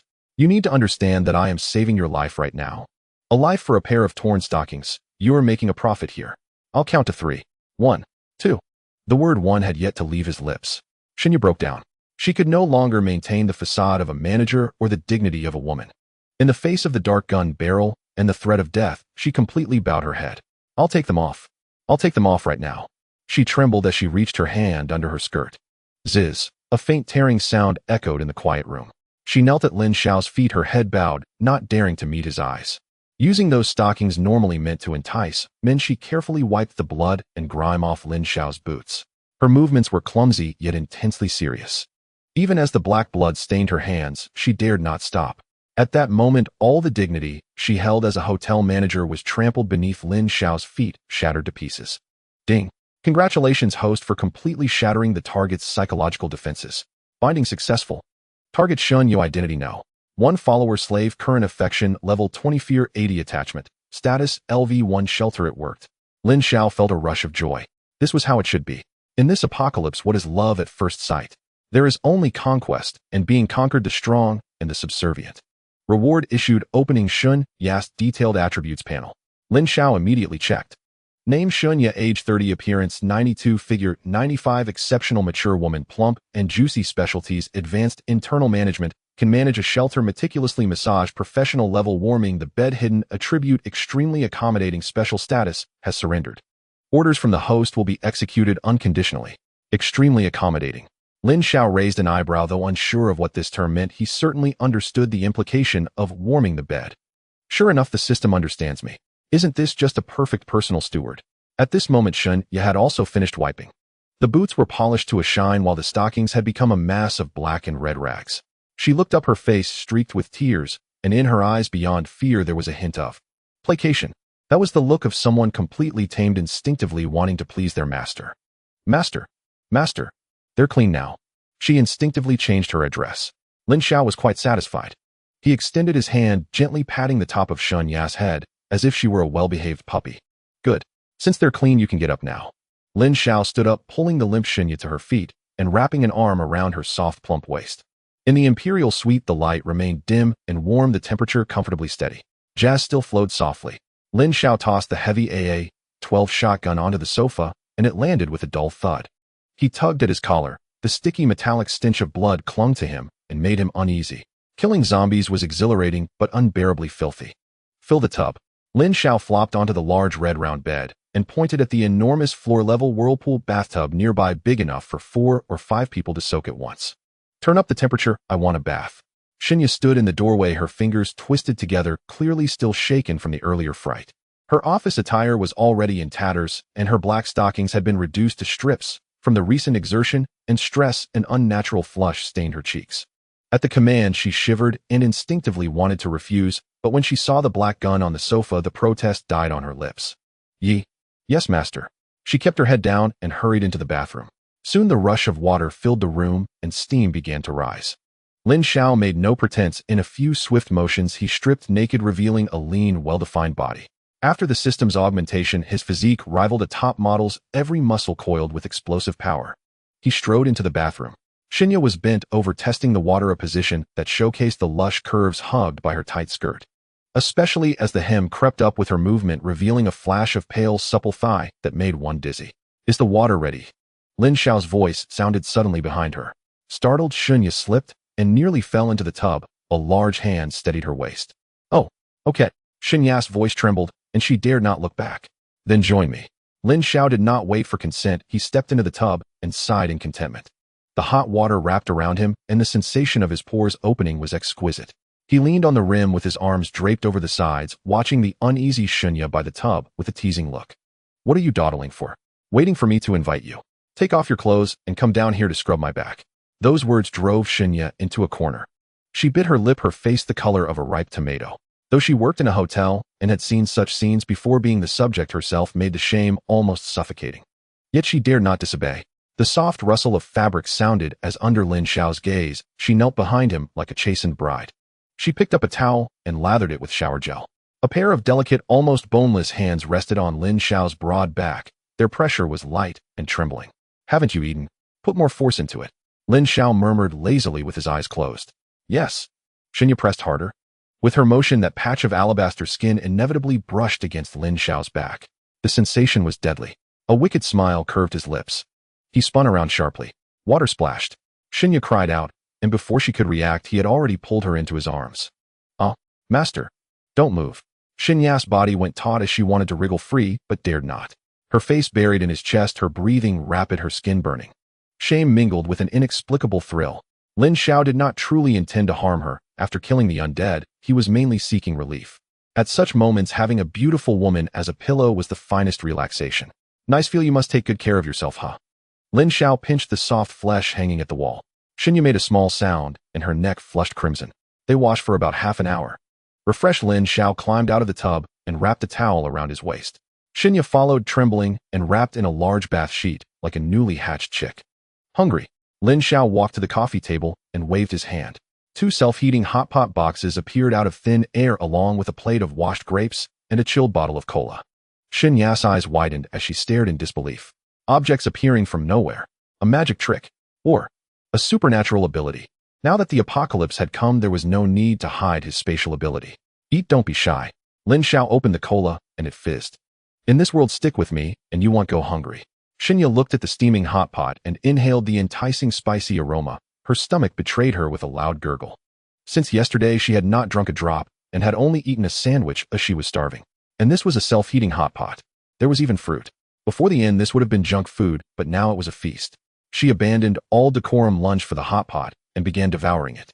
Spicy oil burned her throat and brought tears as she coughed, yet she felt it was the best thing she had ever tasted. She ate and cried at once. It was the gratitude of one who had survived calamity and thanks to the man before her. Despite his domineering, shameless ways and the humiliations he demanded, he had given her a way to live and food. That was a favor. Ding. Shunya's gratitude toward the host increased. Current affection 10, fear 90, dependency status LV1, shelter stable. Lin Xiao glanced at the system notice and smiled in satisfaction. This was human nature, first a blow, then a honeyed reward. The canary had been thoroughly tamed. They ate and drank their fill. Lin Xiao leaned against the headboard, preparing to pull the freshly washed Shinya closer for further intimacy. Suddenly, the phone on the bedside table lit up. Its vibration buzzed sharply in the quiet room. Lin Xiao picked it up and watched the signal bars flicker wildly. The communication towers were clearly failing. On the flashing screen, dozens of unread WeChat messages and missed calls were displayed. The top 2 entries bore especially conspicuous notes. One was from Professor Su Wan. The other was from his good friend Zhao Chong. Lin Xiao let out a cold laugh and casually tossed his phone back onto the bedside table, not in a hurry to reply. Fishing requires patience. The longer you wait, the more firmly the bait is taken. For the survivors outside, this night was a long hell, but for Lin Xiao, it was an incredibly pleasant refuge. Shinya, this woman truly embodied the extremely sensitive constitution. Although she was initially inexperienced, once she tasted the pleasure, her inherent charm was simply irresistible. The next morning, the first ray of sunlight poured through the thick curtain seams onto the carpet. Lin Xiao opened his eyes, finding Shinya wrapped around him like an octopus sleeping soundly. He gently withdrew his arm, causing Shinya to grunt softly and turn over, continuing to sleep, her smooth back marked with bruises. Lin Xiao stretched, his joints cracking. Feeling refreshed, he picked up his phone and glanced at the time. It was 8 in the morning. However, the signal bar in the upper right corner had turned into a disconcerting flickering intermittently. Is the communication station about to break down? Lin Xiao raised an eyebrow. Electricity and the internet were the veils of modern civilization. Once these two were completely severed, humanity would revert to the primal laws of the forest. Taking advantage of the last bit of signal, he opened WeChat. The screen was nearly frozen by the red 99.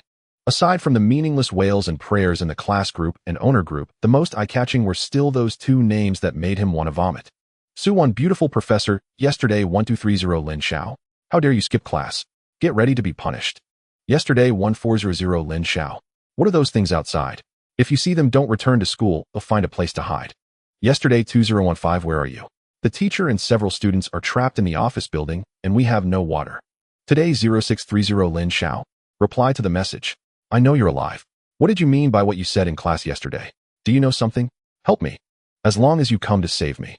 You can do whatever you want. Looking at these messages, Lin Xiao's lips curled into a mocking arc. From being high and mighty at first to trying to command, and finally to a desperate plea for help. This proud female professor finally lowered her noble head. Anything you want. Lin Xiao lightly tapped on the screen, his gaze filled with amusement. Professor Su, those were your words. He didn't reply, swiped past, and clicked on another profile. It was a pretentious gym selfie. Zhao Chong, good brother, yesterday 1300 bro. Where are you? I saw you didn't return to the dorm, nothing happened, right? Yesterday 1800, damn, you scare me to death. Xiao Man and I are on the 2nd floor of the cafeteria. There are zombies everywhere. Are you outside?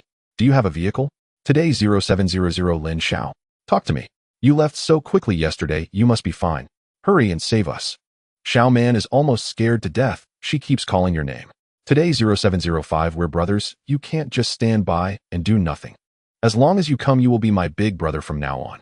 Looking at the name Zhao Chong, the amusement in Lin Xiao's eyes instantly vanished, replaced by a palpable murderous intent. Memories of his past life surged like a tide. It was also in this cafeteria with the same rhetoric.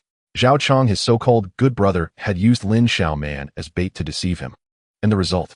At the critical moment of the zombie siege, Zhao Chong ruthlessly stabbed him in the back for the only half bottle of water. He had then pushed him into the horde of corpses and ran away with Lin Xiao Man. Even before dying, Zhao Chong disdainfully said, "What a waste, dying so disgustingly. A woman like Xiao Man is something you will never have in your life." Heh. Lin Xiao let out a low, cold laugh from his throat. "Brother, do you even deserve it?" Just then the cold, mechanical voice in his mind timely interrupted his recollection. "Ding. Congratulations, host. Survived for 24 hours and successfully recruited the first follower Shinya. Newbie trial task completed. Reward calculation in progress. Receive points 500, free attribute, point 1, system mall, LV1 access granted." Lin Xiao's eyes lit up and his mood instantly brightened. Finally here. He immediately opened the system panel. Host Lin Xiao points 505, 5 points for killing zombies. Mall opened, can purchase basic supplies, gene potions, special items. He glanced at the mall. The items inside were dazzling, but the prices were also steep. A bottle of basic gene strengthening liquid costs 500 points, exactly his entire fortune. Lin Xiao didn't rush to redeem it, but instead looked at the new task that popped up next. Ding. Main storyline task triggered revenge. Task description: in the apocalypse, the strong possess everything, while the weak lose everything. Your enemy Zhao Chong is trying to use your ex-goddess Lin Xiao Man as a bargaining chip. As a qualified tyrant, you should make him understand what it means to lose both the wife and the soldiers. Task objective: go to the school cafeteria and recruit Lin Xiao Man. Task rewards: ability awakening card X1, specific category lucky roulette chances X1 points 1000. Failure penalty: the system will look down on you and deduct all points. Huh. Lin Xiao stood up from the bed, his bare upper body muscular and filled with explosive power. He walked to the window and pulled the curtains wide open. The glaring sunlight poured in, illuminating his devilish face. Shinya on the bed was startled awake by the light. She groggily opened her eyes and, seeing Lin Xiao's tall figure, instinctively squeezed her legs together and softly called out, "Master." "Good morning. Get up, put on your clothes." He took out a brand new tactical vest and camouflage pants from the system space, putting them on while casually saying, "I'm taking you out today. Let's meet my good brother, and by the way, bring back a sister for you." Lin Xiao was organizing the magazines on his tactical vest while casually speaking. Shinya was helping him tie his shoelaces. Upon hearing this, she paused slightly, looked up, her eyes filled with a hint of unease and attachment. "Master, you should go too." Lin Xiao reached out and pinched her face, which was full of collagen, feeling the excellent texture. "I can't leave you alone here, I worry. What if some clueless zombie wanders in and bites you? Where will I find such an obedient housekeeper again?" Although these words sounded rough, Shinya felt considerably reassured. This was precisely what she feared. "Yes, I will definitely not cause trouble for Master." Shinya's eyes reddened with excitement as she hurriedly tried to put on the ill-fitting camouflage jacket. While she was busy tidying up, Lin Xiao summoned the system panel. Looking at the lonely 1-point free attribute point and 505 points, Lin Xiao rubbed his chin. Where should this 1 point be allocated? Strength. Constitution. That's something only brutes do. In the early stages, relying on guns and later on abilities, these basic attributes are useful, but not decisive. Lin Xiao's gaze fell upon the most metaphysical option, luck. As the saying goes, luck is also a part of strength. In the apocalypse, even if you're decked out in gear, getting crushed by a meteor is futile. On the contrary, even a lucky person with just a small knife can stumble upon an airdrop. Take a gamble, and a bicycle becomes a motorcycle. Lin Xiao no longer hesitated and directly allocated that precious 1 attribute point to luck. Although his body felt nothing unusual, he had a strong premonition that something good was about to happen today. He then opened the shop. His eyes locked onto the beginner gene strengthening liquid priced at 500 points. Bought it. Lin Xiao gritted his teeth, his points instantly depleted, and a small test tube glowing faintly blue appeared in his hand. He tilted his head and gulped it down. Gulch. The medicine went down smoothly, not as bitter as he had imagined, but instead felt like a fire surged down his throat into his stomach, then exploded, coursing through his veins. Hiss. Lin Xiao let out a muffled grunt, his muscles instantly tensed, and his bones emitted a series of crackling sounds like frying beans. That sensation was reminiscent of all the cells in his body being torn apart and reassembled. A few seconds later, the heat subsided, replaced by an unprecedented sense of fullness. Lin Xiao clenched his fist. The air in his palm exploded with a crisp sound. His strength had at least doubled. His vision and hearing were exceptionally clear. He could even hear Shun Ya's hurried breathing distinctly. Let's go. Lin Xiao was in high spirits, grabbing the AA-12 and leading Shunya down the stairs to the basement level. Perhaps due to luck, he encountered no zombies along the way. In the underground parking lot, the lighting was dim, with only a few emergency lights flickering, and the air was filled with a musty, rotten smell. Huh. As soon as he pushed open the fire door, several low growls echoed from the shadows. 4 or 5 zombies dressed in security uniforms were wandering aimlessly. Upon smelling the scent of the living, they immediately turned their heads, their grayish-white eyes locking onto the two, their mouths opening wide as they lunged. Shinya turned pale with fright, instinctively grabbing Lin Xiao's shirt. Don't be afraid, they're just a few rotten sweet potatoes. Lin Xiao chuckled coldly, not even raising his gun. Perfect, it was time to test just how strong this gene-enhanced body really was. He slung the gun behind him, and in a flash he charged out like a leopard. The speed was so fast it created a gust of wind. The leading security zombie had just extended its claws when Lin Xiao's kick had already arrived. Bang! A dull thud echoed. The zombie, weighing over 100 pounds, was kicked away like a rag doll, flying 50 to 60 meters before crashing into a concrete pillar. Its chest caved in, black blood gushing out like a puddle of mud sliding down. Damn, that was too fierce. Lin Xiao was taken aback himself. Was this the power of gene enhancement? It was simply a humanoid Tyrannosaurus. The remaining few zombies had yet to react when Lin Xiao had already drawn his Glock 18 from his waist. Bang, bang, bang, bang. For gunshots rang out rhythmically. For heads exploded like rotten watermelons. There was no hesitation, precise and deadly. Shinya stood at the door, watching the man strolling among the corpses with astonishment in her eyes. He was too strong. After clearing the obstacles, Lin Xiao whistled and began searching for targets in the garage. His gaze skimmed over the ordinary cars before finally settling in a corner. There a behemoth was parked. A Hummer H2. And not just any H2, this was a heavily modified off-road monster. Coated in matte black anti-explosive paint, with a raised chassis, a rugged bumper, and a row of dazzling searchlights mounted on the roof. This thing parked there resembled an iron fortress, emanating an overwhelming sense of oppression. This is the one. Lin Xiao walked over and patted the cold, heavy engine cover. System bind the vehicle. Ding. Unknown vehicle detected. Modified Hummer H2. Binding in progress. Binding successful. Activation phrase Doomsday War Vehicle. Feature 1 Infinite energy. The fuel tank is always full, saving both money and worry. Feature 2 Infinite durability. Never wears out. Body strength 100. Impact leaves no paint damage. This is a man's romance. Feature 3 Self-repair. As long as it's not blown to bits, even if only the chassis remains, it can automatically restore as the system prompt faded. A faint golden light, visible only to Lin Xiao and Shinya, instantly enveloped the entire vehicle. The dust that had accumulated on the car and the slight rust from long-term parking quickly dissipated in that golden light. It was as if time were reversing. In the blink of an eye, the Hummer H2 appeared brand new, its paint shining enough to reflect a person's silhouette, and the tire's tread was clearly visible. Even the car key appeared out of nowhere in Lin Xiao's palm. This? Shinya covered her mouth, her eyes wide with disbelief.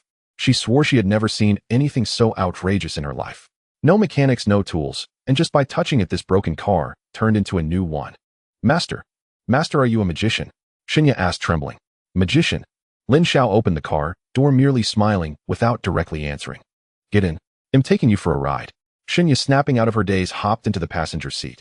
The visibility in this car was excellent, and sitting in it gave a sense of security that came from being high above.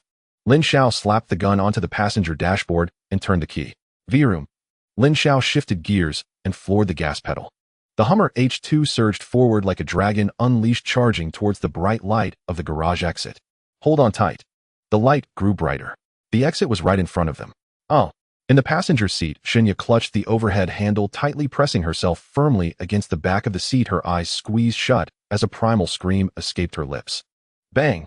The aluminum barrier that had stood across the exit was as fragile as a matchstick against the hard front of the Hummer.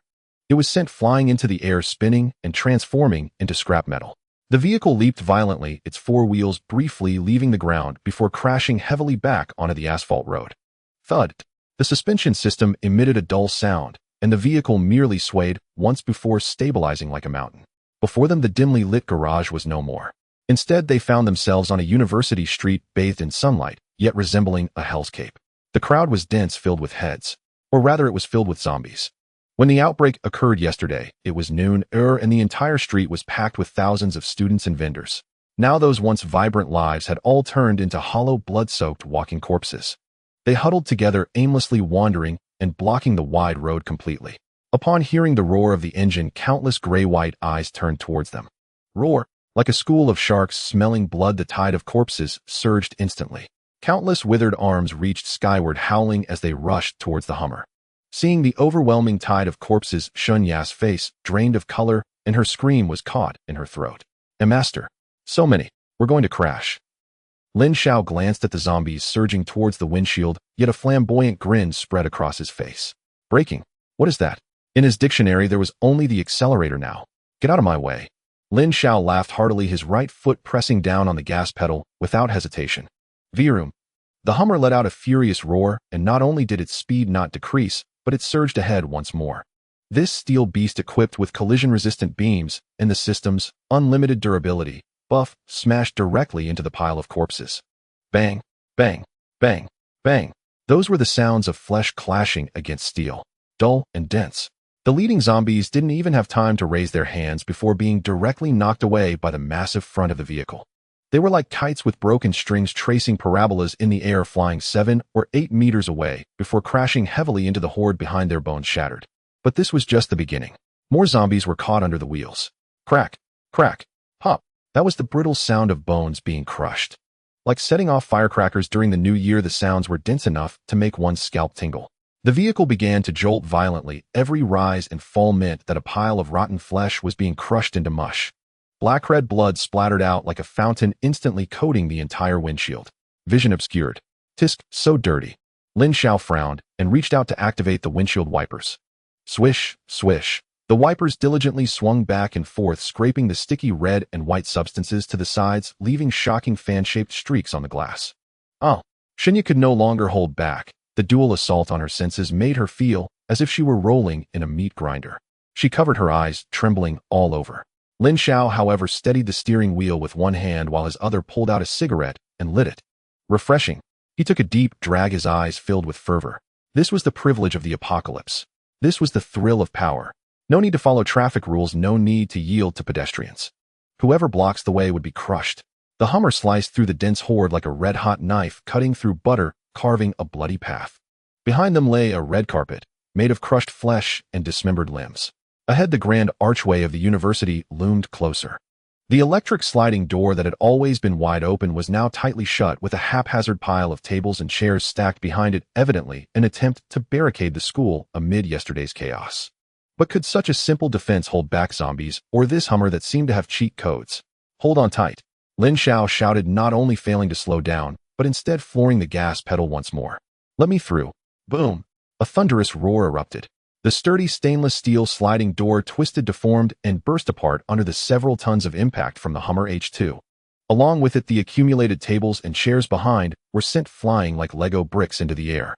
Wood chips, metal sheets, and a few unfortunate zombies danced a death ballet in the sky. The Hummer jolted violently, then broke through the obstruction, landing steadily on the main road of the campus. Lin Xiao sharply turned the steering wheel, executing a beautiful drift that sent several attacking student zombies flying. Screech. The tires skidded against the ground, emitting a puff of smoke. The vehicle came to a stop. Lin Xiao exhaled a smoke ring, gazing at the familiar campus before him. At that moment, the ivory tower had long lost its past tranquility and scholarly ambience. The walls of the teaching building were covered in bloody handprints, severed limbs hung from the lamp posts, and zombies wandered across the lawn. This place had truly transformed into a blood-soaked paradise. Huff! Huff! Beside him, Shunya gasped for breath, her face as pale as paper, as if she had just been pulled from the water. Lin Xiao paid no heed to Shunya's reaction as he scanned the campus through the blood-stained windshield. Ultimately, his gaze settled on a fork in the road. To the left, it led to the administration building. That was where Su Wan was. To the right, it led to the first cafeteria. That was where his brother, Zhao Chong, and the goddess, Lin Xiao Man, were hiding. Which way should we go first? Lin Xiao lightly tapped the steering wheel, a playful smile tugging at the corners of his mouth. Since we're here, we should spread the wealth equally. However, he turned the steering wheel, pointing the car towards the left road. Let's go check on our Professor Su first. After all, respecting teachers and valuing education is a traditional virtue. The massive Hummer turned its direction, not heading towards the cafeteria crowded with zombies, but charging towards the relatively quiet administrative office building. In the passenger seat, Shenya gripped the armrest tightly, her face pale, with fear trembling as she looked at the clawing monsters outside the window. Master, are we not going to save your friend? Friend? Lin Xiao scoffed, one hand on the steering wheel while his other hand rummaged in his pocket for a pack of cigarettes, pulling one out to stick in his mouth. That kind of person doesn't deserve to be called a friend. They are an enemy. Let them live a bit longer, let them feel the despair and fear slowly building up. Lin Xiao's eyes held a mocking glint akin to a cat toying with a mouse. To shoot Zhao Chong directly, that would be too merciful. He wanted Zhao Chong to witness his classmates being devoured one by one in that stinking death-filled cafeteria, watching hope shatter bit by bit, and then take away his cherished goddess. That would truly be killing both body and spirit. As for now, let's go meet our esteemed Professor Su. Lin Xiao pictured Su Wan's cold and proud face along with her long legs encased in black stockings. I wonder if this queen who once told him to get out is still as tough now. Creak. The Hummer suddenly braked hard, coming to a steady stop at the entrance of the administrative office building. It was a bit far from the teaching area, usually inhabited only by teachers and leaders, so the number of zombies was not many, just a sporadic dozen or so milling about at the entrance. Most were dressed in suits, and there were even a few zombies resembling leaders with receding hairlines badges still hanging around their necks. Stay in the car and lock the doors. This vehicle had been reinforced by his system. As long as the doors remained closed, there was no fear of a zombie invasion. Lin Xiao unbuckled his seatbelt and casually grabbed the AA-12 shotgun, the cold metal of the gun providing him with immense reassurance. Don't leave me. Shenya instinctively reached out to grab him. Be good, listen to me. Lin Xiao turned back and placed a kiss on her rosy little mouth. He'll be back soon with a new sister. If anyone dares to knock on the window, whether human or ghost, don't open it. Saying this, he pushed open the car door, stepped out, and jumped down. Roar. The few zombies at the entrance caught the scent of fresh flesh and immediately turned their heads, letting out a howl like a wind instrument stumbling towards him. Leading the charge was a female zombie dressed in a tight professional skirt, who, judging by the badge still hanging on her chest, she must have been some staff member from the academic affairs office in life. At this moment, her once exquisitely made-up face was half decayed, one eyeball dangling from her cheek, swaying as she moved, her mouth filled with black blood. Tisk, isn't this the extinction mistress of attendance checks?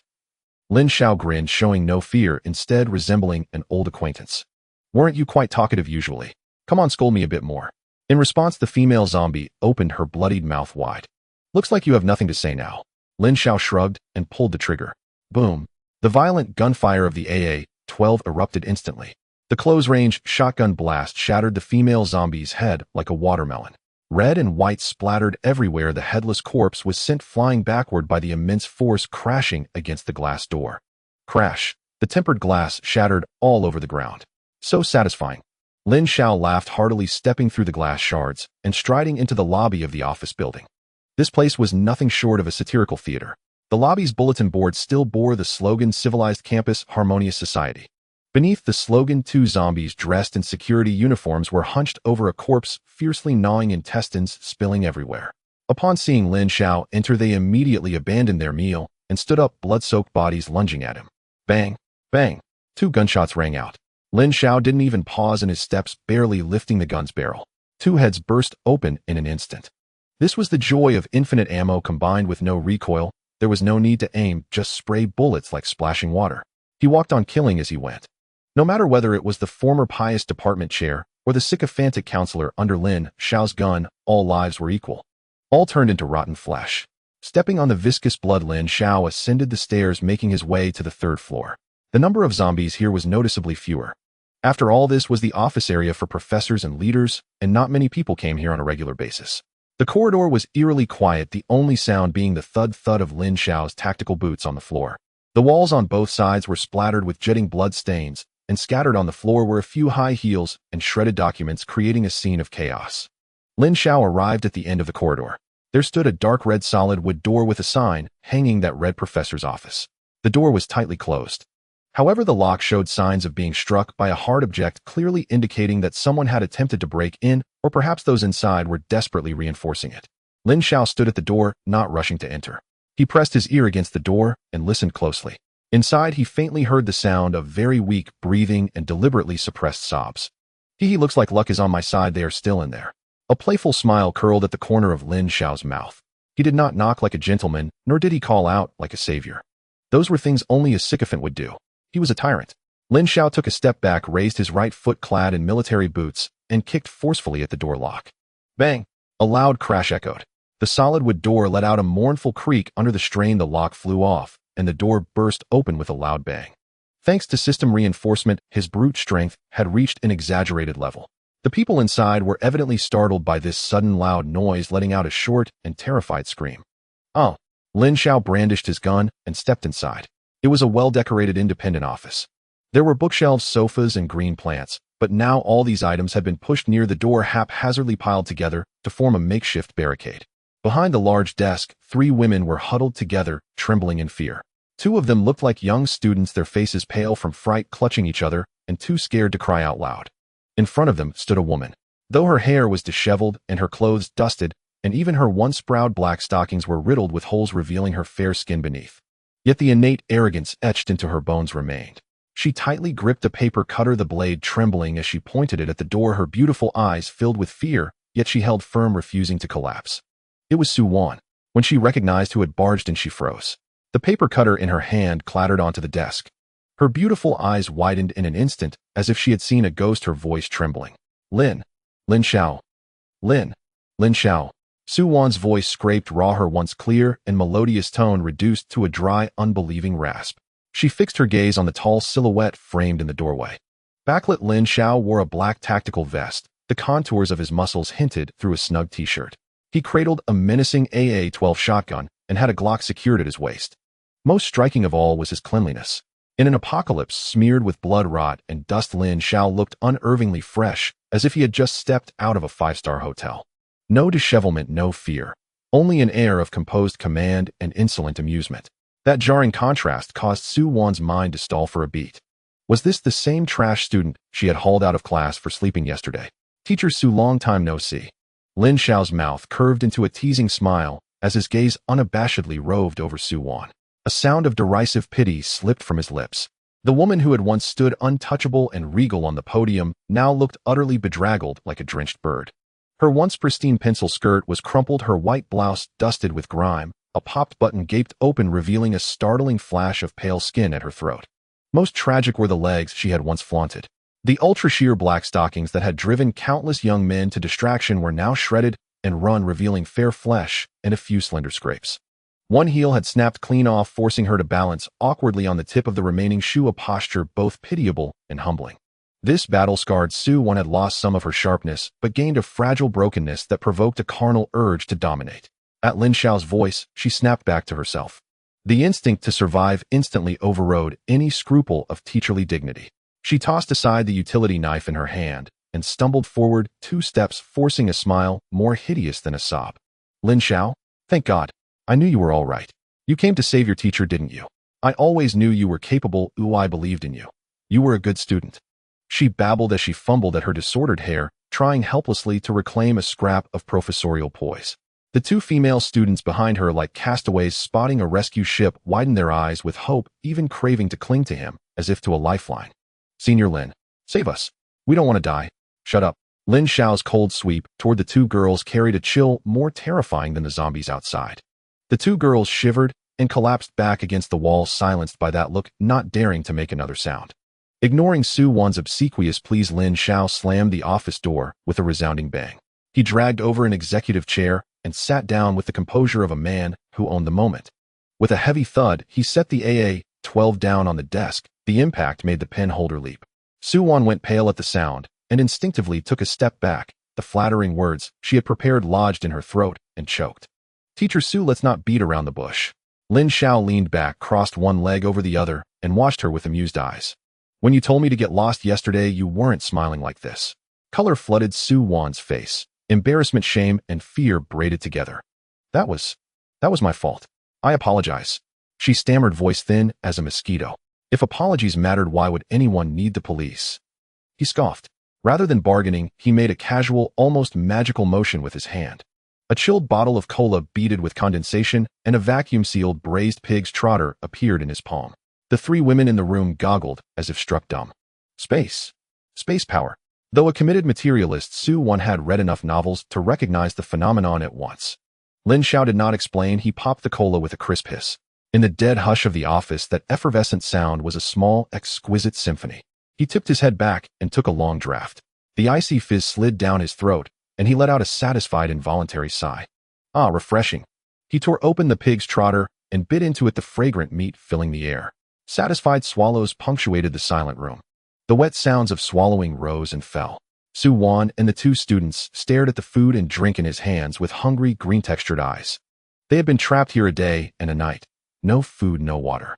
Their throats were parched and their stomachs burned. To witness this was a torment worse than death. The yearning for sustenance was quietly dismantling their reason. While he ate, Lin Xiao summoned the system without a ripple. System, can I bind them? Ding. Scanning targets. Target 1 left, student attractiveness 75, O figure 70, overall rating D. No special talent, O not eligible for binding.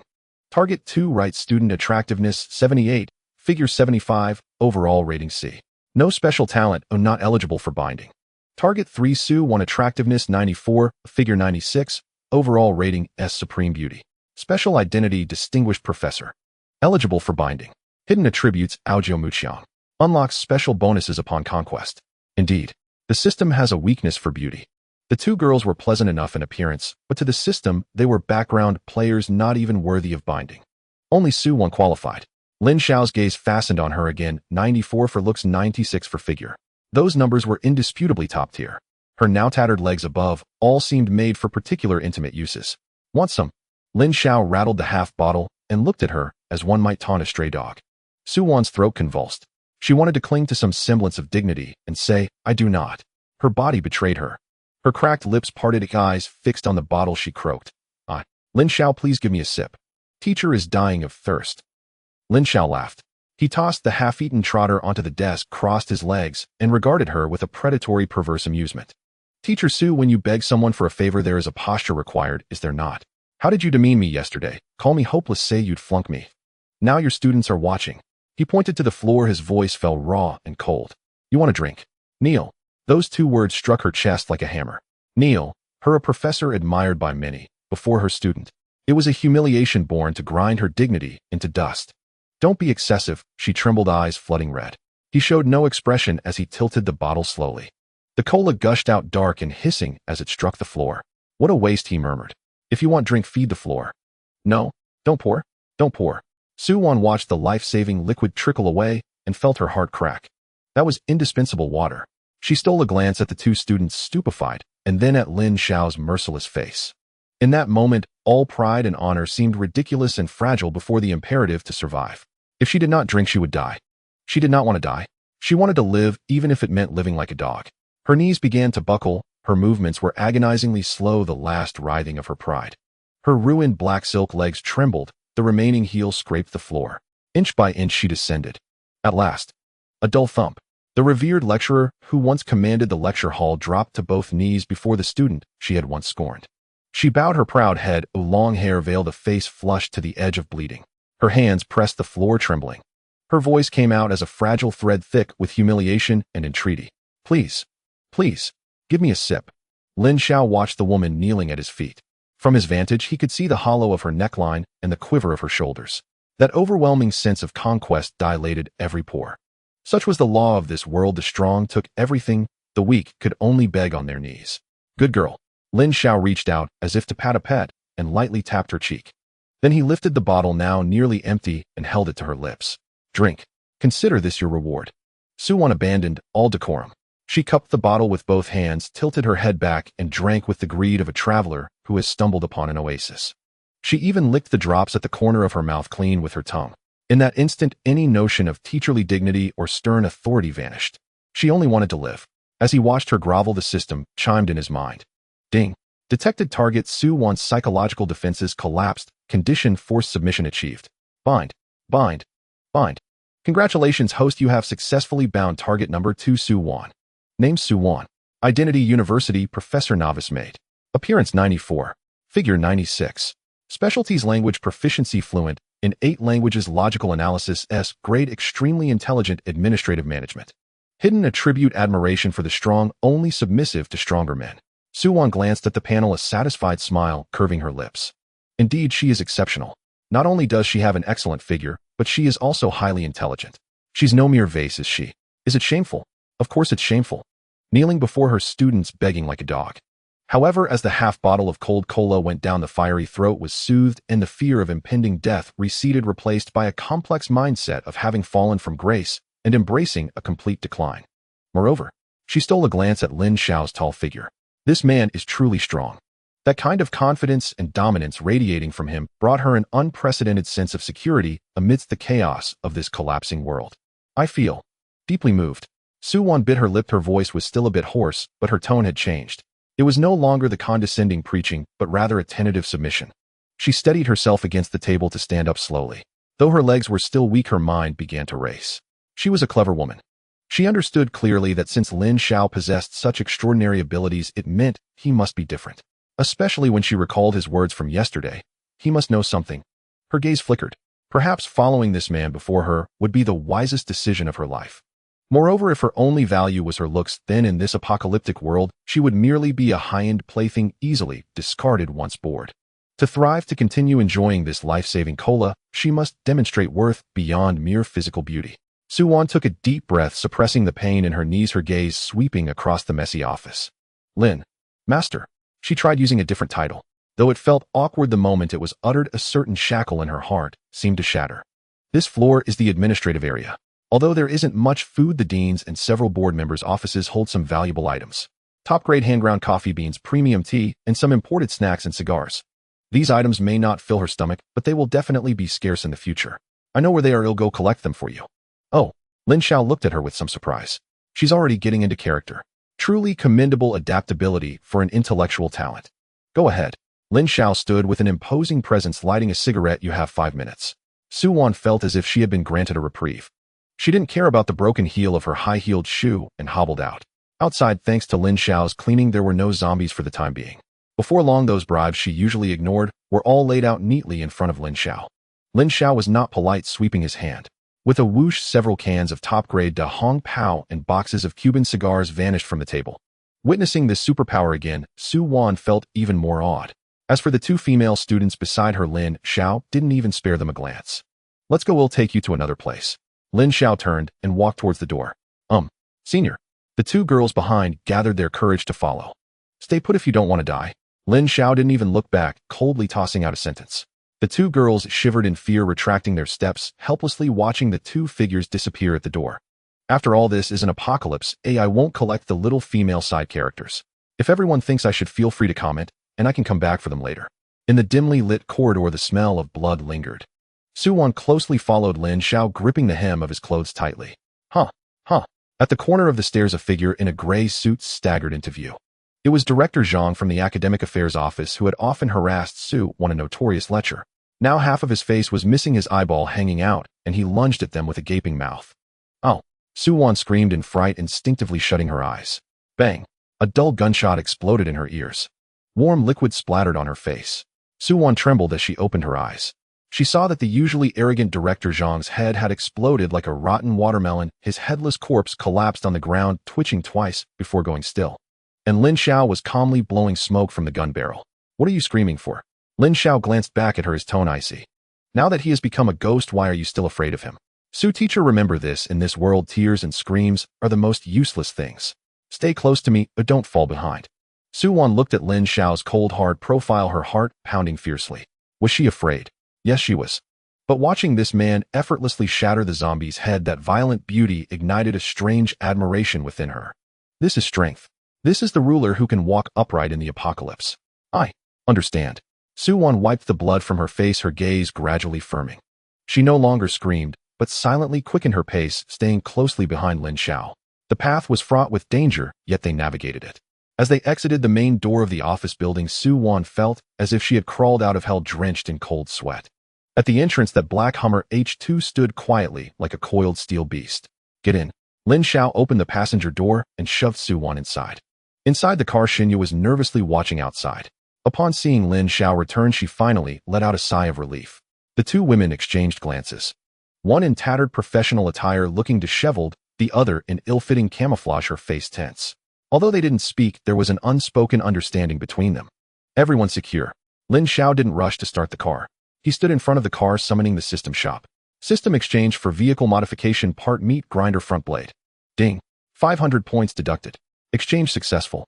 In the astonished gazes of Su Wan and Shunyu, a golden light flashed.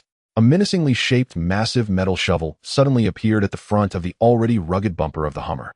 It was a triangular ramming blade made of pure steel, its edges polished to a razor-sharp finish covered in barbs and teeth. Under the sunlight it sparkled with a chilling gleam. What kind of vehicle is this? This is evidently a war machine born for slaughter. Is this magic? Su Wan covered her mouth, her mind blank. Lin Xiao glanced at the two women, thoroughly enjoying their shock. He revealed a smug smile. With this thing, zombies. They are merely speed bumps on the road, points to be earned. He jumped into the driver's seat, looking at the two beautiful women who were so shocked they could hardly speak, a wicked smile curling at the corners of his mouth. Buckle up, ladies. Next we're heading to the cafeteria to pick up another good friend. I think you will be very surprised to see me. As Lin Xiao's voice fell, cold and venomous, the modified Hummer H2 roared like a caged beast. Its massive blast-resistant tires crushed severed limbs beneath them as it surged toward the first cafeteria. Meanwhile, on the second floor of the university's first cafeteria, the air hung thick with suffocating dread. The once's spacious sunlit dining hall was now crammed with 70 or 80 surviving students. Every table and chair had been shoved to the stairwell, and windows piled haphazardly into crude, lopsided barricades. Newspapers and stiff cardboard covered the glass windows, allowing only feeble slivers of light to seep through, illuminating faces waxen with hunger and terror. From a shadowed corner came muffled sobs. Then, a sharp, furious bellow shattered the silence handed over. At the cafeteria's prime central spot, several burly male students encircled a slender, bespectacled boy. Leading them was Zhao Chong, the so-called brother Lin Xiao had trusted in his past life. Zhao Chong no longer wore the mask of feigned simplicity he'd once perfected. Clad in a tight athletic tank top, his sinewy arms and chest were taut with muscle. In one hand, he gripped a solid wooden chair leg torn from its frame. His jowls trembled with raw aggression. Brother Chong, this is my last half biscuit. The bespectacled boy shrank into the corner, clutching a crumpled pack of Oreos, tears flooding behind his lenses. I haven't eaten in a full day either. Shut your damn mouth.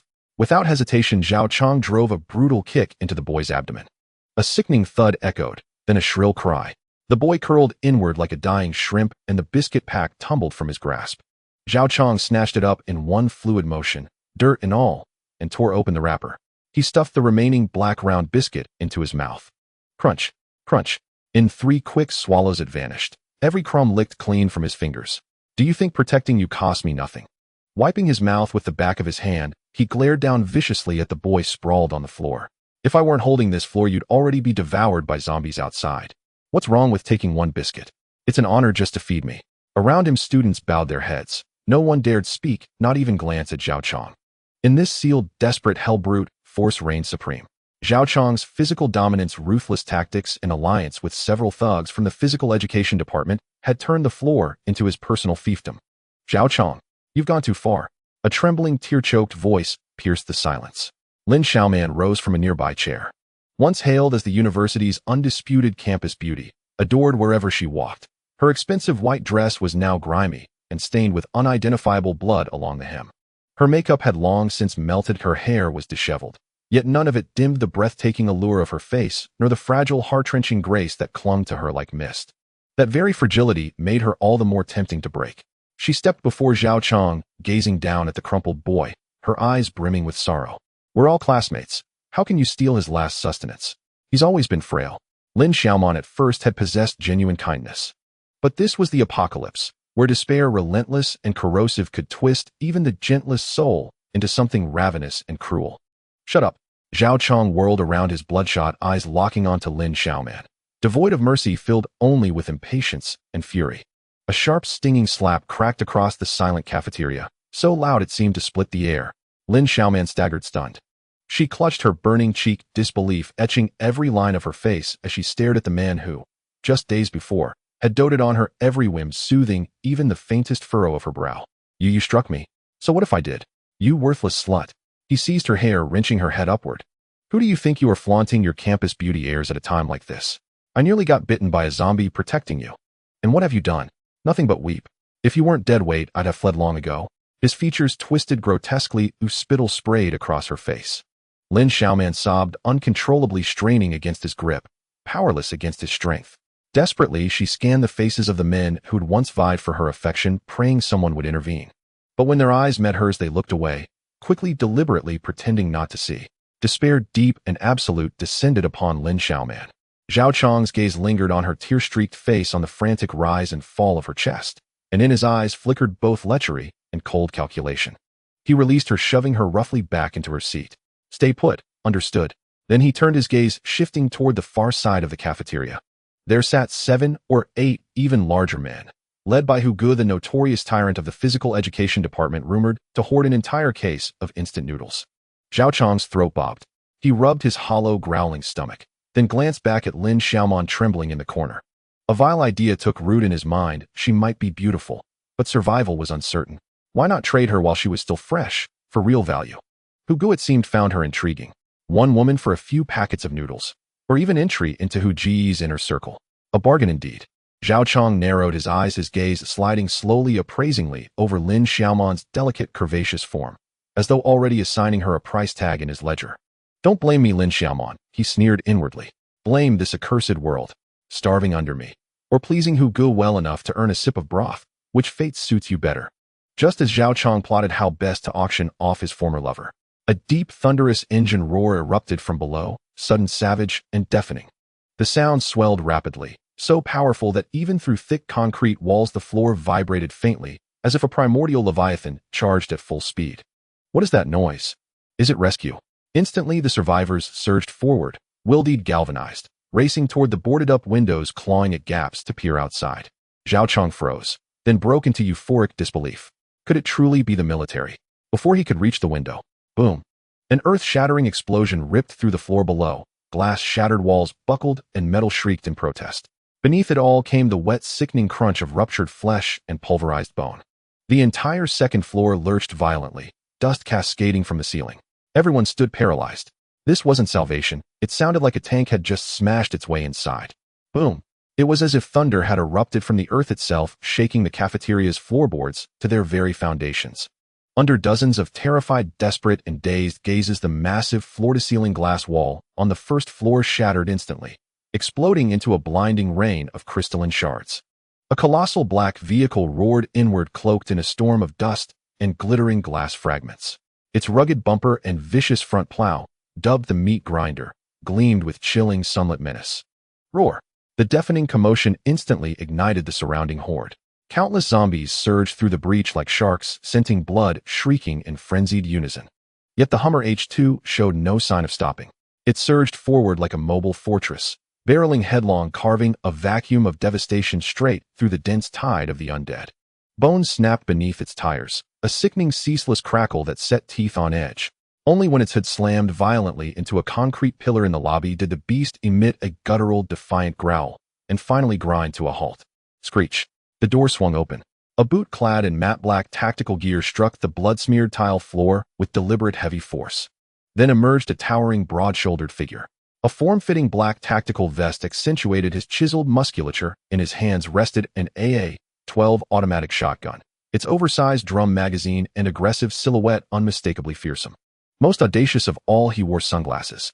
Amidst this hellscape of flying gore and ruin, he stood immaculate, clean, composed, as though stepping onto a runway rather than into apocalypse. This was Lin Xiao.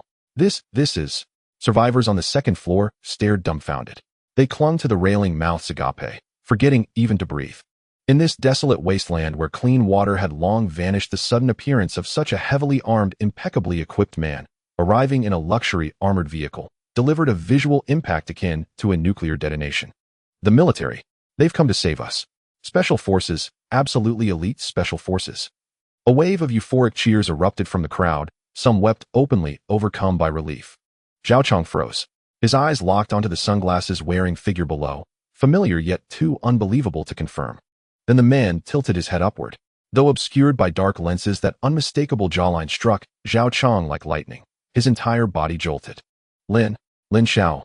Zhao Chong's eyes bulged wide, then flooded with wild, disbelieving joy. It was him. Truly, the same timid, ever-obedient brother he'd casually ordered around for years. He wasn't dead, and he'd risen so far. That vehicle, that weapon, that gear. Lin Xiao, it's me, Zhao Chong. Abandoning all pretense, Zhao Chong gripped the railing and frantically waved, his face twisted into a grotesquely sycophantic grin. Brother, hurry up, come upstairs. I knew you'd come save your big brother. Below. Lin Xiao adjusted his sunglasses with 2 fingers, and a cold razor-thin smile curved his lips. Save you? Do you even deserve it? Roar. Several zombies drawn by fresh prey lunged from the breach, snarling ravenous. Less than 3 meters away, the stench of rot hit like a physical blow. Lin Xiao didn't flinch, not even a blink. With one hand, he lifted the shotgun and flicked the muzzle sideways, casual as breathing. Boom, boom, boom. The AA-12's deep resonant thunder shook the cavernous hall. Unlimited ammunition. Full auto fury unleashed. Before those zombies could graze his sleeve, their skulls exploded, pulverized like overripe melons struck by a sledgehammer, vanishing in crimson mist. Flesh sprayed. Black ichor spattered. System notifications chimed incessantly, points rising with each kill. Lin Xiao didn't retreat a single step, letting filth splatter silently beside his boots. Die for me. He held the trigger down, fire roaring from the barrel in a foot-long tongue of flame. A torrent of lead became a metallic hurricane, shredding more than a dozen zombies, surging into the lobby into ragged, unrecognizable fragments. Limbs and torsos littered the floor. This was absolute firepower dominance. This was the only truth left in the apocalypse. With the immediate threat erased, Lin Xiao holstered his weapon and strode toward the staircase leading upward. Thud, thud, thud. His tactical boots struck the concrete steps, deep, rhythmic, unhurried. Yet to those on the second floor, each footfall echoed like a hammer striking their own heartbeats, each step radiating suffocating, inescapable pressure. Zhao Chang's smile froze, then cracked. Suddenly, this ascending man felt utterly alien. No longer the meek, obedient man he'd bullied at will, but a predator poised to strike, emanating danger from every pore. Especially those eyes hidden behind the sunglasses, unseen, yet Zhao Chang felt them, cold, penetrating, glacial. Lin Xiaoman shrank behind, Zhao Chang, her hands clamped over her mouth, eyes wide with disbelief. She stared at that effortlessly charismatic figure, her heart pounding wildly. Was that Lin Xiao? The same Lin Xiao who used to deliver her breakfast and fix her laptop, the perennial backup boyfriend. Impossible. How could he have become so powerful? Thud. The final footfall landed. He pushed open the barricaded door. Lin Xiao stood at the top of the stairs. He removed his sunglasses and hooked them casually over his collar, then swept his deep, unfathomable gaze across the gaunt, hollow-eyed survivors. Finally, his eyes settled, unwavering, on Zhao Chang's stiff, pale face. Lin Xiao smiled, bright, dazzling, and utterly, devastatingly cold. Well, Brother Chang, long time no see. I heard you missed me. Lin Xiao's voice was low, threaded with a casual tease, yet in the dead silence of the dining hall's second floor, it rang out like thunder. He did not perceive the sarcasm in Lin Xiao's words, or rather, before the hunger for survival, he willfully ignored those unsettling clues. To him, Lin Xiao was a lifeline, a long-term ticket to the safe zone. Wanna? Of course I wanna. Zhao Chang lunged from the crowd with arms wide, his greasy, filthy face plastered in an exaggerated smile as he tried to embrace Lin Xiao in a show of brotherly devotion. Brother, I knew you had honor. I knew you wouldn't abandon me. Quick, you've got a car, right? Take your bro away. Oh, I don't want to spend another second in this cursed place. As he shouted, he practically threw himself onto Lin Xiao, as if they were truly comrades bound by life and death. Watching him rush forward, Lin Xiao's smile grew colder. Honor. When you shoved me into the horde of corpses, where was your honor? When you snatched my last half bottle of water, where was your honor? Get lost. Lin Xiao uttered the word lightly. The next instant, he lifted his right foot in tactical boots, and without a shred of hesitation drove a heavy, decisive front kick into Zhao Chang's abdomen. With a muffled thud, the smile on Zhao Chang's face froze. He seemed to have been struck by a speeding motorcycle and was hurled backward. He traced a humiliating arc through the air, flew fully 3 meters, and slammed down onto the table behind him. Tables and chairs toppled in a crash. Zhao Chang curled on the floor, clutching his belly, his face purple, with pain, mouth gaping like an asphyxiated toad as he struggled to breathe. Silence fell over the hall. The students who had been poised to ingratiate themselves stood frozen, as if paralyzed, staring in terrified shock at the scene. Weren't they supposed to be rescuers? Why attack at first sight? Lin Xiao. Zhao Chang gasped, clutching his stomach, looking at Lin Xiao with a mixture of hatred and bewilderment. What are you doing? Zhao Chang. We're brothers. He pleaded. Lin Xiao sneered, the eyes behind his sunglasses were full of contempt. He held his gun and stepped forward, looming over the fallen man like a predator.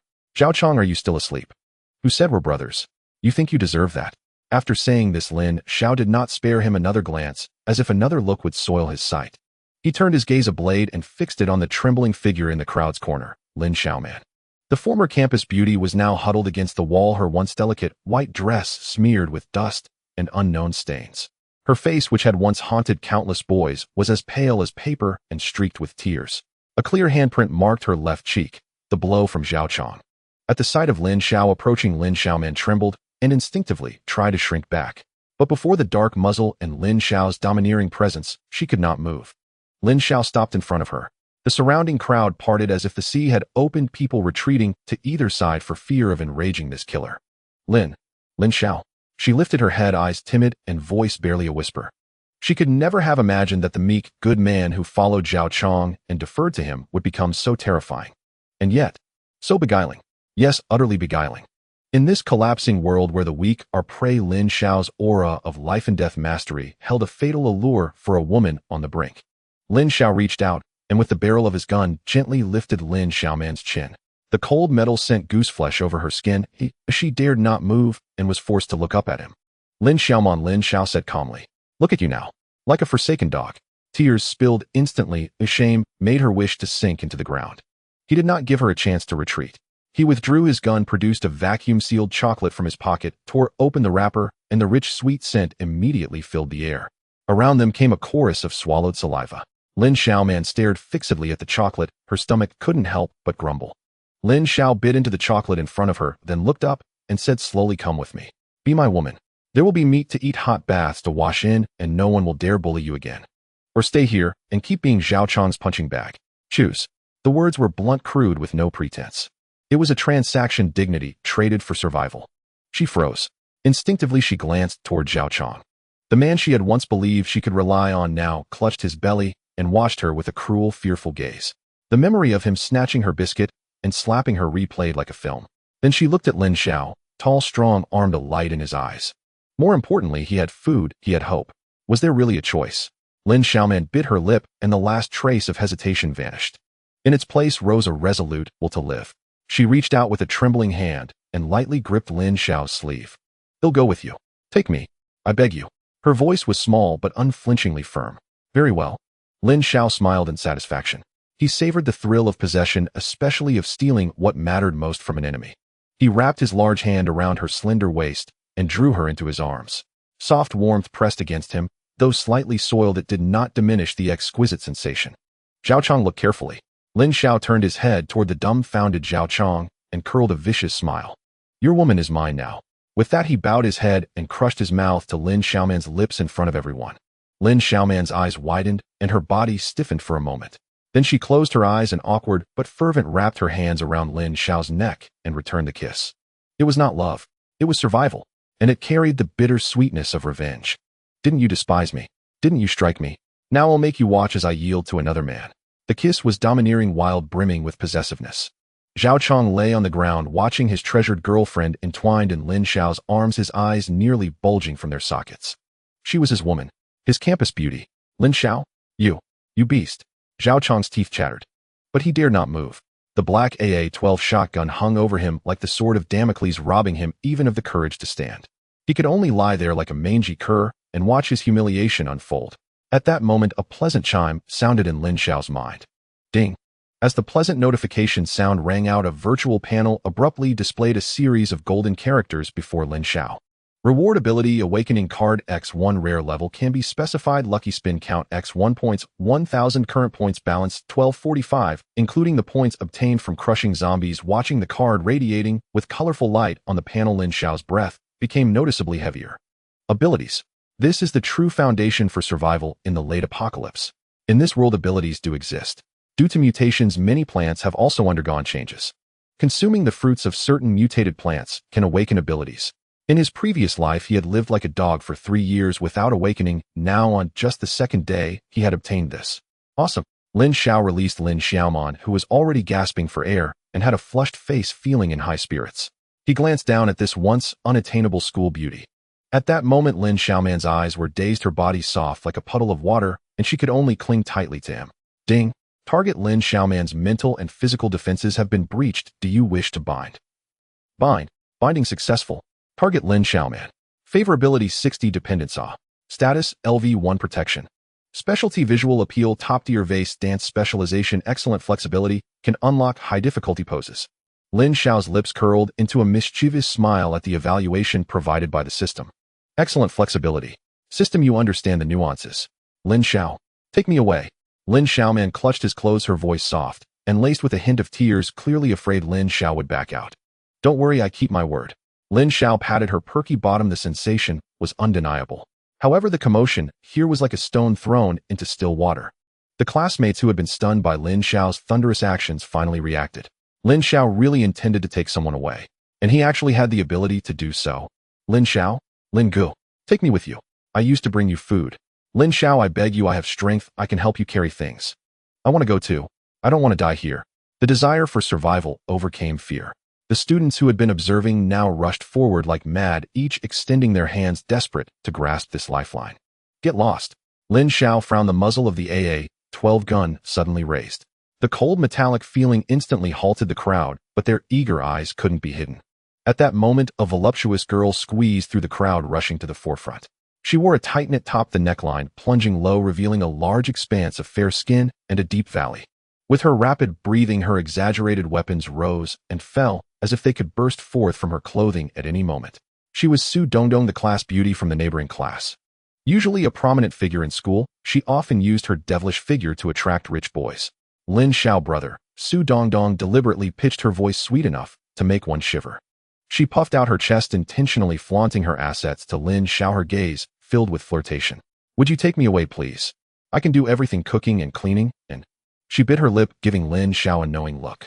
Lin Xiao glanced at her. Indeed impressive. But in this day and age, mere appearance is not enough. System scan. Ding. Target Su Dongdong. Appearance 82, figure 88.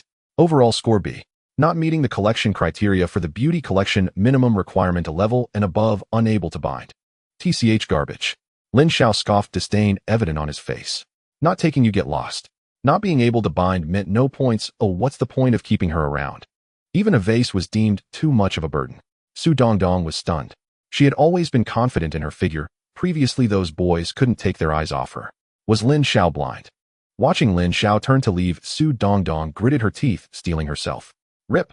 She suddenly grabbed her neckline and pulled it down forcefully. The already precarious knit top slipped down significantly, equivalent to a low neckline, not revealing enough for others to see the heavy explosives that could suffocate. Countless men trembled slightly in the air. So wide it was blinding. So large it was astonishing. Lin Xiao, I beg you. Su Dongdong dropped her sweet tone, now pleading. As long as you take me away, I can give you right now. Right here. You can do whatever you want. The surrounding male students' eyes nearly popped out, saliva dripping all over the ground. This was too intense. Lin Xiao's footsteps halted. He turned back, examining Su Dongdong once more. He had to admit some things could indeed transcend levels. Although the system deemed her overall score insufficient, the scale of these weapons was indeed rare. In the long road ahead, besides the main partner bound by the system, having a foot washing maid that required no responsibility and could be a release seemed quite appealing, right? After all, he was a tyrant, not a monk. All right then. Lin Xiao whistled, his gaze unrestrainedly raking over her. Although your qualifications are a bit lacking considering your earnestness, I'll count you in. Keep up, don't fall behind. Su Dongdong was overjoyed, quickly adjusting her clothing, skipping behind Lin Xiao, casting a smug glance at Lin Xiaoman beside her. This scene completely ignited the emotions of those around. Why? Why could only beautiful women leave? Lin Xiao, you're being too much. A boy wearing glasses, looking gentle and refined, stepped forward, his face filled with righteous indignation. He was a member of the student council, always enjoying standing on the moral high ground to point fingers. We are all classmates. In such a critical moment, you should help everyone escape. How can you only take beautiful women? This is privilege. This is... Bang! A dull gunshot interrupted his lengthy monologue. Ah! The glasses boy let out a piercing scream, collapsing to the ground and rolling around, frantically clutching his leg. His right knee had been blasted to a pulp with bone fragments exposed. The smell of blood quickly filled the air. The entire crowd fell silent. Everyone covered their mouths in terror, not daring to breathe. Lin Xiao stood there with a gun in one hand, the barrel still smoking. He slowly walked up to the glasses boy, stepping on his mangled leg, grinding it fiercely. Ah! The screams grew even more tragic. Classmates! Lin Xiao sneered, surveying the surroundings, his gaze as cold as that of a man looking at a bunch of corpses. Who the hell is your classmate? I have a gun, I have a car, I can take whoever I want. Here, my rules are the rules. Does anyone else want to reason with me? No one dared to speak. Even those who had felt a bit unconvinced moments ago were now frightened out of their wits by the bloody display. This is the apocalypse. Reason. That's something only the dead listen to. Let's go. Lin Xiao withdrew his foot, not even glancing at the trash on the ground. He wrapped his left arm around Lin Xiaomon, signaling Su Dongdong with his right hand. Under the envious, desperate, yet motionless gazes of the onlookers, he swaggered towards the staircase with his 2 trophies, leaving behind a scene of devastation and the moral guardian, who was still howling. Lin Xiao paused at the stairwell, his arms draped possessively over his 2 captives. He turned his head, his gaze sweeping past the bespectacled man writhing on the floor with a shattered leg, and settled coldly upon Zhao Chong standing nearby.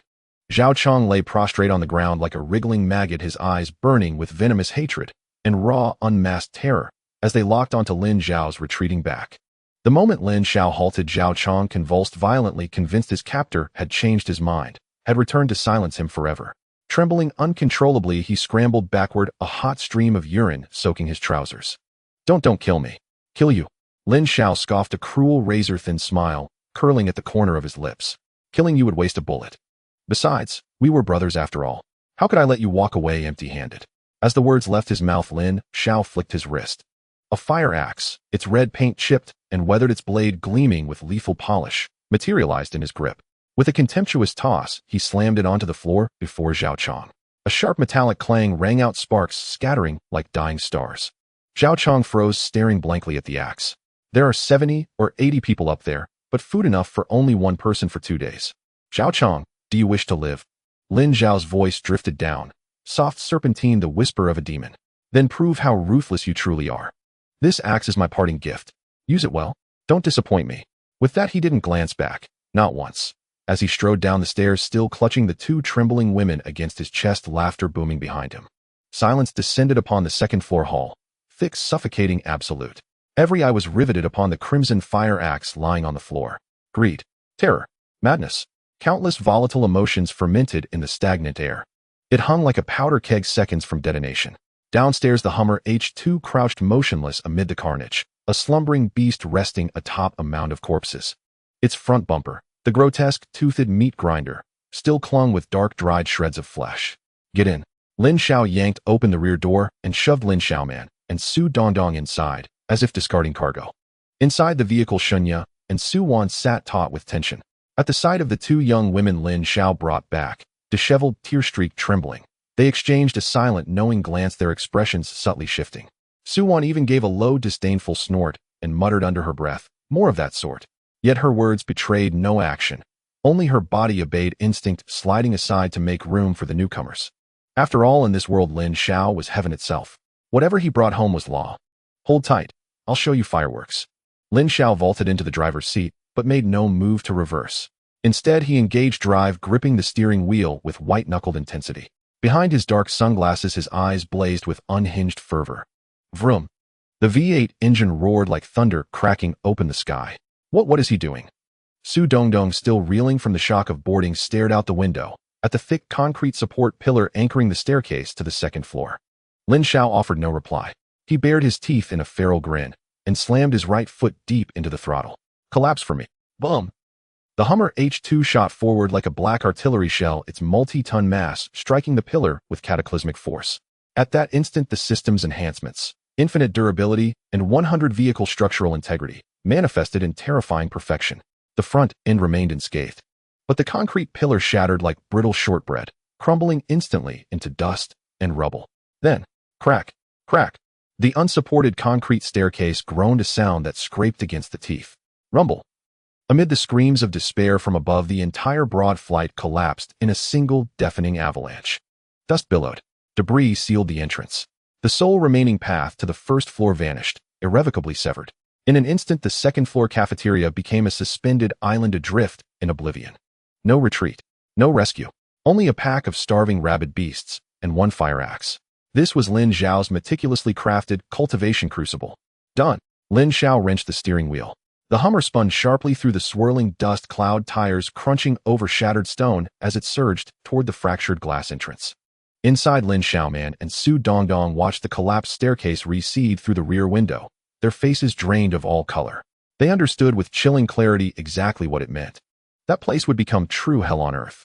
Ah, give me the axe, that's mine. Don't kill me, I don't want to die. Let's take him down, grab the meat. Just as the Hummer burst from the cafeteria, a chorus of shrieks and guttural roars erupted from the ruins above, raw, unfiltered agony. The sickening thunk of steel biting bone. The final desperate wails of humans devouring one another in extremis. Even with the Hummer's superior soundproofing, those cries pierced through, needles of sound stabbing into the ears of the women inside. Lin Xiao trembled violently, hands clamped hard over her ears. Had Lin Xiao not pulled her out, she might have been the one hacked apart, the one devoured.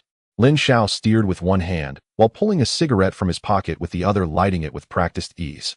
He lowered the window slightly, the screams flooding in sharper now. Yet his expression was one of quiet rapture, as if savoring a symphony of sublime horror. Listen. He exhaled a slow, perfect smoke ring, glancing back at the women in the rearview mirror. How exquisite that sounds. This is natural selection in its purest form. Remember this sound. Let it echo in your bones. It will remind you every day how profoundly fortunate you are to be mine. The Hummer raced across sunlit asphalt, leaving the blood-soaked, sin-drenched cafeteria far behind. Nothing but a shrinking silhouette swallowed by distance and light. The Hummer maneuvered past the chaotic scene at the front entrance of the cafeteria and directly rushed into the unloading area of the back kitchen. This place was shaded and connected to a massive cold storage, usually deserted except for delivery personnel.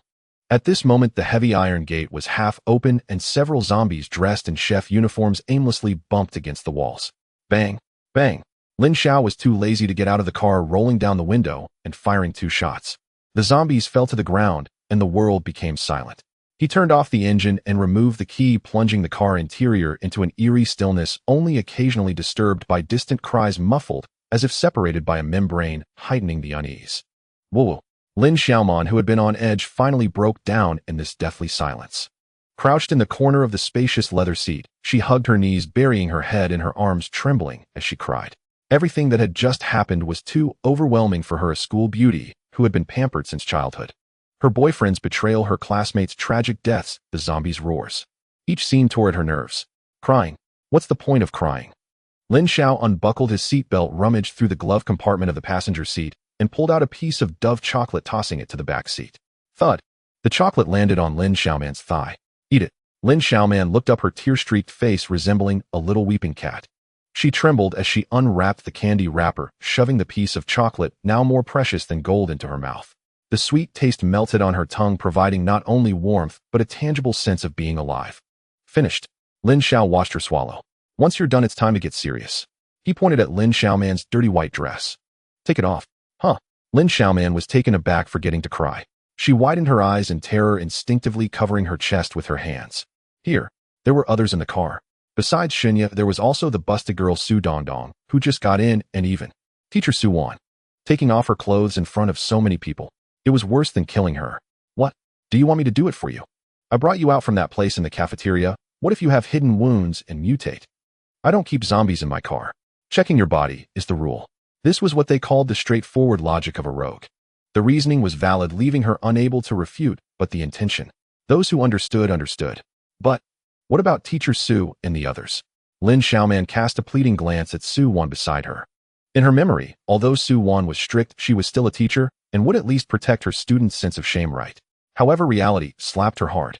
Not only did Su Wan not speak up for her, but she also coldly grabbed her wrist. Xiaomon, haven't you realized the situation yet? Su Wan's voice was colder than Lin Xiao's, carrying a tone of exasperation. In the apocalypse, the words of the master are the decree. If you want to die, that's fine, but don't drag us down with you. Take it off. This single word shattered Lin Xiao's last shred of hope. Even the teacher. She closed her eyes in despair, tears sliding down the corners of her eyes. Her trembling fingers slowly pulled down the zipper at her back.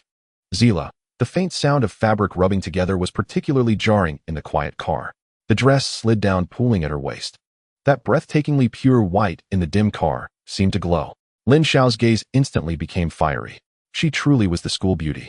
This skin was so delicate it seemed capable of producing water. Her figure, though youthful, had a perfect proportion, resembling a meticulously crafted porcelain piece. Now that's more like it. Lin Xiao. But before that, system lottery. Lin Xiao silently recited in his heart. At such a critical moment, causing too much commotion and attracting a horde of zombies would be disastrous. He remembered that in the Chow Thief gift pack, there seemed to be something good. System, activate the lucky wheel. A sound chimed as the lucky wheel began to spin rapidly on his retina.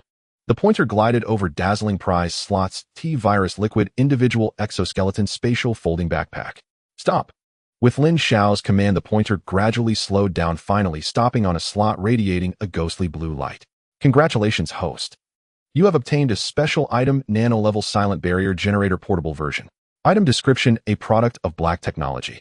Once activated, it can create a unidirectional soundproof field within a radius of approximately 5 meters.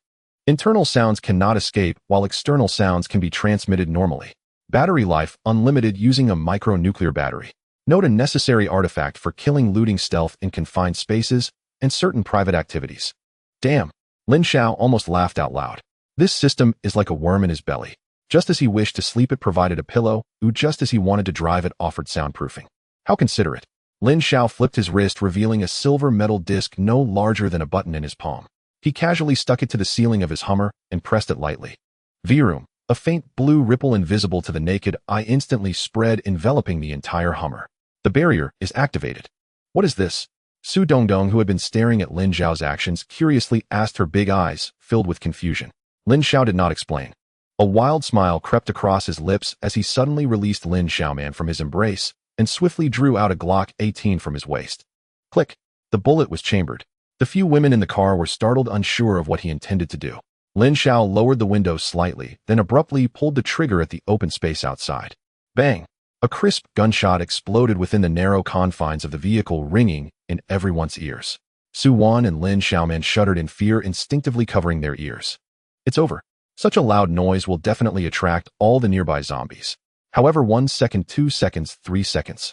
The zombie pressed against the glass outside remained in a daze, not even moving its eyes. The few wandering zombies in the distance continued to move slowly, completely ignoring the nearby gunshot. How is this possible? Su Wan's eyes widened, her scientific knowledge challenged at this moment. In this circle, even if we break the heavens, the outside won't hear a thing. Lin Xiao holstered his gun and turned his gaze back to the disheveled and blushing Lin Xiaoman in his embrace. His eyes instantly became incredibly aggressive. With this layer of assurance, there were no more worries. Xiaoman, is this the apocalypse? Is this the treatment of being with a strong person? After about the time it takes to brew a cup of tea, Lin Xiao draped a large men's shirt over her. The kind of obedience that comes after being utterly conquered made her appear even more endearing. Lin Xiao leaned back in his chair, feeling refreshed, and pulled out a cigarette from his pocket to light up. Puff! Amidst the swirling smoke, he glanced at the system panel. Ding! Lin Xiaoman's psychological defenses have been completely shattered. Loyalty significantly increased. Current status: LV2 intimacy complete. Submission. Reward obtained: randomly draw 1 potential ability from Lin Xiaoman. Drawing lots is a significant matter, and it's not convenient here. Let's wait until we get back. Lin Xiao turned off the panel and playfully pinched Lin Xiaoman's smooth face. Good performance. From now on, you are my woman, Lin Xiao. Lin Xiaoman struggled to open her eyes, looking at the man who had just studied and communicated with her. No hatred, just a sense of finding a place of belonging. She gently rubbed against Lin Xiao's palm like a docile little cat. Lin Xiao laughed heartily and started the car. The Hummer H2 let out a low roar, crushing the gravel beneath it as it sped towards the direction of the Love God Hotel. The Hummer H2 rampaged through the blood-soaked amusement park known as University Town. Bang! Crack! Another oblivious zombie was caught beneath the vehicle, becoming a puddle of flesh that increased the road's traction. Lin Xiao held the steering wheel with one hand, a cigarette pinched between the fingers of the other, his expression relaxed, as if he were cruising in a sports car. Outside the window lay hell. The once bustling snack street was now in ruins, with a few stray dogs tearing at a corpse. Upon seeing the Hummer charging towards them, they tucked their tails and whined away in flight. From the second-floor windows, pairs of eyes filled with fear and greed occasionally peeked through the curtains. Some were begging for help, some waved money, while others held signs that read, "I am a virgin." Had the nature of beings. Lin Xiao exhaled a puff of smoke, a mocking smile tugging at the corners of his mouth. These people could still hide in their homes, clinging to life, but once the water and electricity were cut off, in 2 days true despair would begin. As for him, he had already won at the starting line. We're here. The Hummer executed a graceful drift, directly crashing into the underground garage of the Aphrodite Hotel. That heavy sense of security instantly enveloped everyone in the car. Lin Xiao turned off the engine and removed the key. Get out, we're home. The simple phrase home left the 3 women in the back seat momentarily dazed. In this apocalypse, having a place to call home was simply a luxury. The group took the exclusive elevator directly to the top floor. Ding! The room card was swiped and the heavy security door opened with a thud. A gust of cool air rushed over them, mingled with a faint scent of aromatherapy. No blood, no decay. A spacious living room, luxurious floor-to-ceiling windows, and that striking large round bed. Lin Xiao Man and Su Dongdong were left speechless. They had expected Lin Xiao's base to be some basement or warehouse, but they never imagined it would be a presidential suite of this caliber. This is just too decadent. Stop standing there like fools, come in. Lin Xiao strode into the living room, casually flopping onto the expensive leather sofa. At that moment, a silent war ignited. Xinya was the first to react. Throughout the journey, she had watched Lin Xiao's affection for Lin Xiaomon, while the busty but dim-witted Su Dongdong fawned over him. Her sense of crisis had long since reached its peak. She was the most senior here, but in terms of age, she was also the oldest.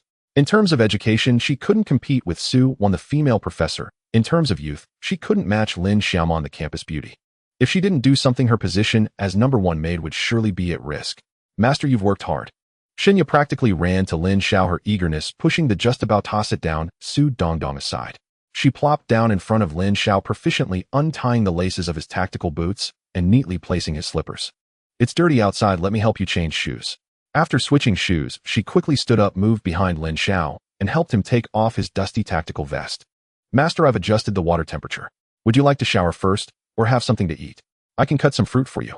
This sequence of actions flowed smoothly, branding the word professional on her forehead. This was her declaration of sovereignty. More importantly, it was a message to the new girls in this household: I am the chief steward, you all step back. Su Dongdong stood frozen, watching Xinya hustle about, her mouth agape, unable to find a way to intervene. This big sister is too competitive. Su Wan stood beside her, her expression complex as she observed the scene. As a highly intelligent professor, she instantly understood the implications behind Shun Ya's series of actions. This was a hierarchy. It was a contest for favor.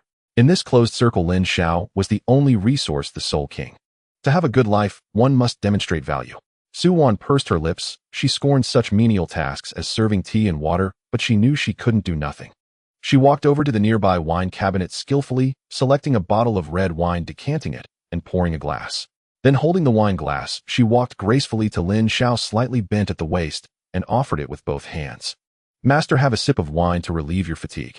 Her voice was cool, laced with a hint of deliberate submissiveness, and that contrast was a deadly weapon. Lin Xiao took the wine glass, sipped, and swept his gaze across the women before him. Xinya knelt at his side, massaging his legs, while Su Wan stood beside him, serving wine. Lin Xiao Man and Su Dongdong stood awkwardly on the carpet like two school children who had done something wrong, unsure of what to do. Interesting. Lin Xiao felt secretly pleased. This was the effect he wanted. A harem was not a pig pen. There had to be competition and a sense of crisis for the quality of service to improve. Take a seat. Lin Xiao pointed to the nearby sofa. Once the women were seated, he leisurely opened his mouth to set the tone for this small group's household hierarchy. Since everyone is here, we need to establish some rules. He pointed to Xinya, who was diligently massaging his legs. Xinya, she is the manager here. From now on, she will be in charge of household supplies, cleaning, and meal preparations. In other words, the chief steward. Upon hearing this, Xinya's face instantly lit up with a delighted smile, and the pressure of her massage became gentler. Secure. Although she dared not dream of the position of the main wife, she was at least secure in her role as the chief steward. Lin Xiao then turned his gaze to Su Wan. Teacher Su has a sharp mind, so from now on you will assist me in analyzing intelligence and formulating plans. Oh, let's call you my secretary. Su Wan nodded. This designation met her expectations. Finally, Lin Xiao's gaze fell on Lin Xiao Man and Su Dongdong. That blatant, scrutinizing gaze made both girls' hearts tighten. As for you two, Lin Xiao chuckled, a mischievous smile on his face. For now, just consider yourselves good luck charms, responsible for being beautiful and obedient.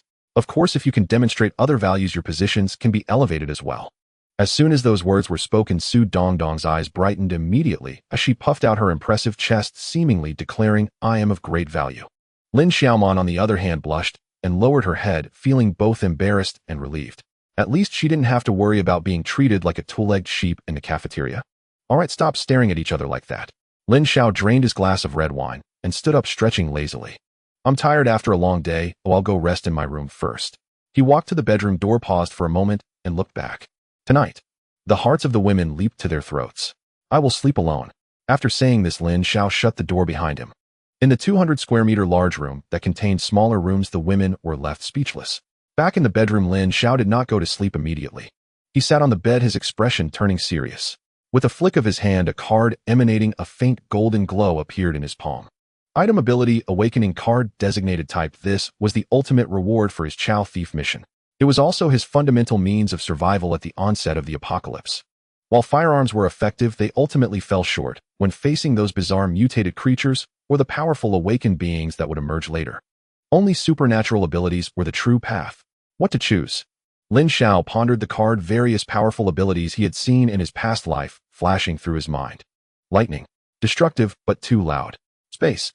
He already had a spatial storage, awakening another would be a waste. Mental control. Too dark, not fitting for his straightforward style. After a moment of contemplation, Lin Xiao's gaze gradually steadied. In this apocalypse filled with zombies and mutated plants, the most practical, most violent, and also the most showy ability could only be one. System. Lin Xiao called out in his heart. Use the awakening card. I choose. Fire type. Use the awakening card. I choose. The fire element. Lin Xiao's voice echoed in the empty bedroom, carrying a sense of desperate resolve. In this apocalypse filled with zombies and mutated plants, all fancy controls and support are meaningless.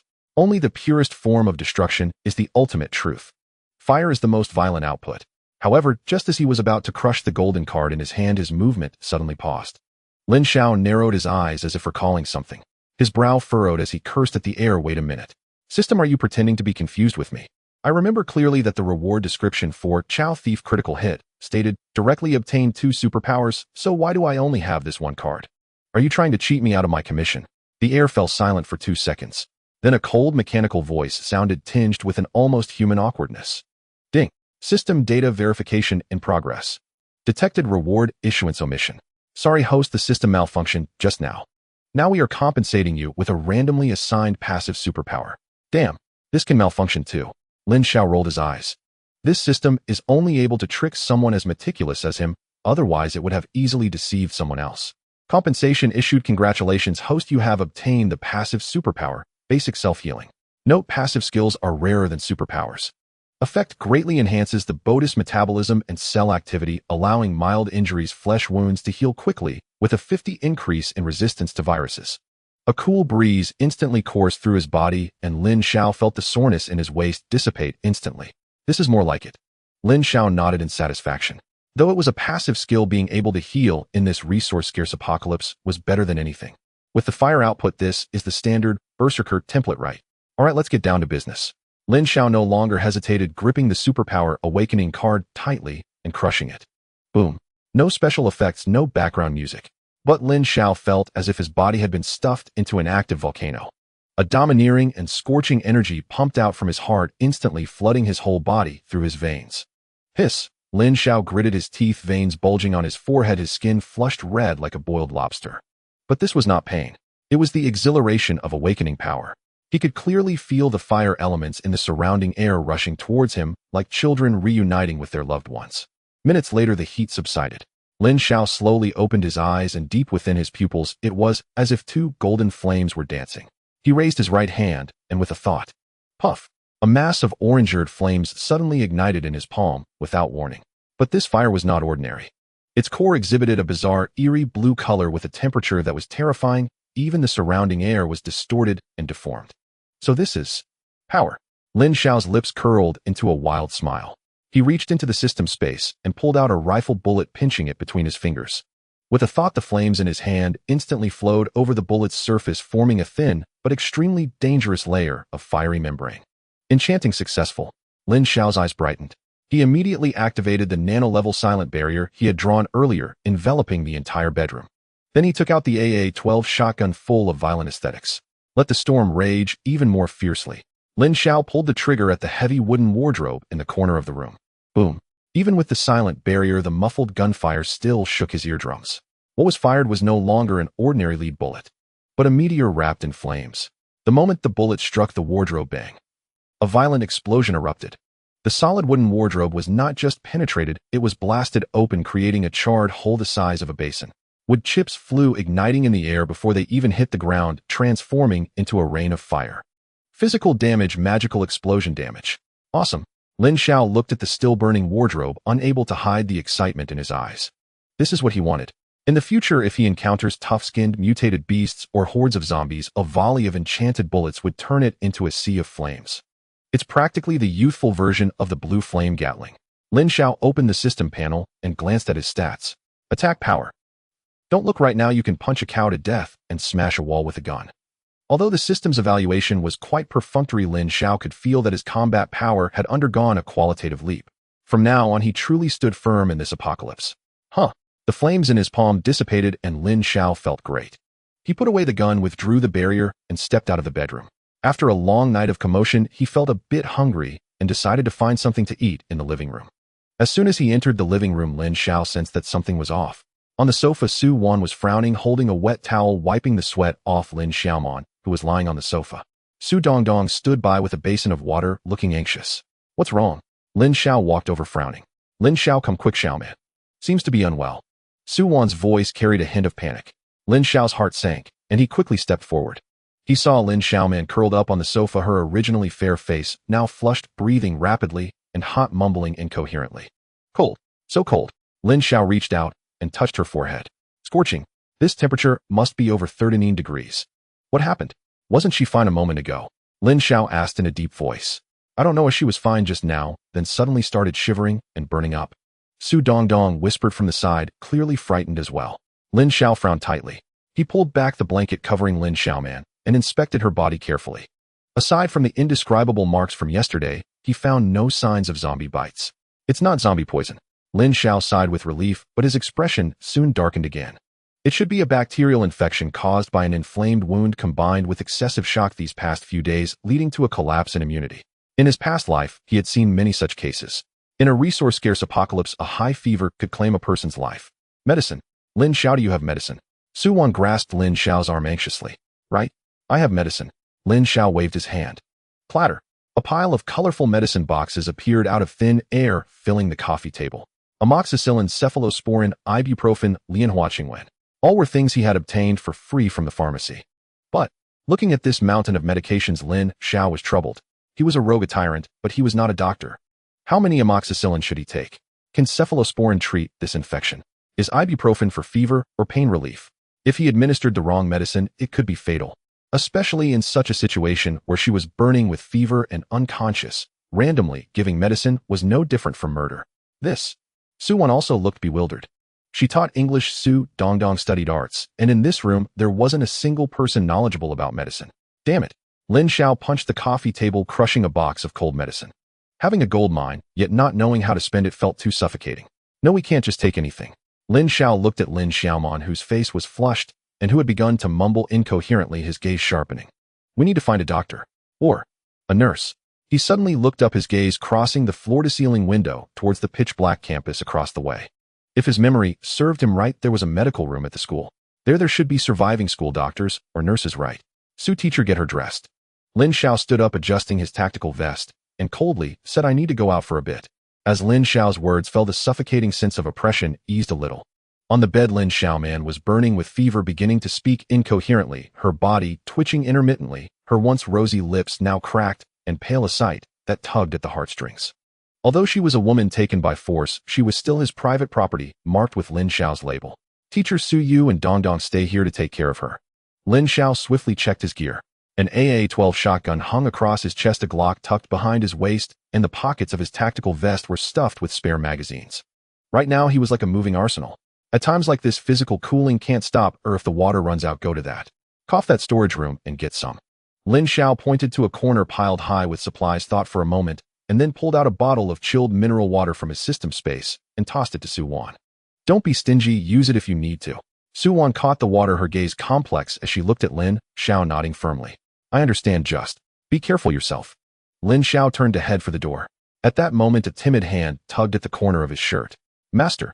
Master! Lin Xiao turned around. He saw Shunya standing behind him, her camouflage outfit somewhat oversized, but the belt cinched tightly, outlining her curvaceous waist and hips. Biting her lower lip, her eyes held a trace of fear, but more so a resolute determination. Take me with you. Shunya's voice trembled, clearly mustering the courage to say it. You want to go? Lin Xiao raised an eyebrow. Manager Shun, it's pitch black outside, and the zombies are more ferocious than during the day. Aren't you afraid of being eaten? Afraid? Shinya nodded honestly, her body trembling in response. But she quickly raised her head, her gaze fervently fixed on Lin Xiao. But I'm more afraid of being useless. She glanced at Lin Xiaomon, who lay on the sofa gravely ill, yet still the center of attention, then looked at Su Wan and Su Dongdong, who were busying themselves. There were more and more women in this room. If she didn't take advantage of the chance to move to establish her presence before the master and prove she was more than just a tool for warmth, her status in this home would only decline. Involution was everywhere, even in the harem of the apocalypse. I can pick locks. I'm familiar with this area, and I can help you carry things. Shunya eagerly promoted herself, her humble yet earnest demeanor resembling that of a canary trying to please its master. Lin Xiao looked at her, a playful curve appearing at the corner of his mouth. This woman was quite aware. She knew to strive for improvement at such a time, unlike some decorative vases who couldn't do anything but scream. All right. Lin Xiao reached out and gave her a slap on her perky backside, the sensation pleasantly bouncy. Since you want to show off, hey, race your chance. Go change into a good pair of running shoes. Don't slow me down later. Yes. Thank you, master. In the underground parking lot, the black Hummer H2 loomed like a giant beast lurking in the shadows, exuding a cold metallic sheen. Lin Xiao opened the door and jumped straight into the driver's seat. Shunya quickly climbed into the passenger seat, tightly gripping the Glock that Lin Xiao had given her. Despite her tough words, the late-night mission still left her feeling quite anxious. Vroom. Lin Xiao turned the key, and the roar of the engine instantly shattered the silence of the parking garage.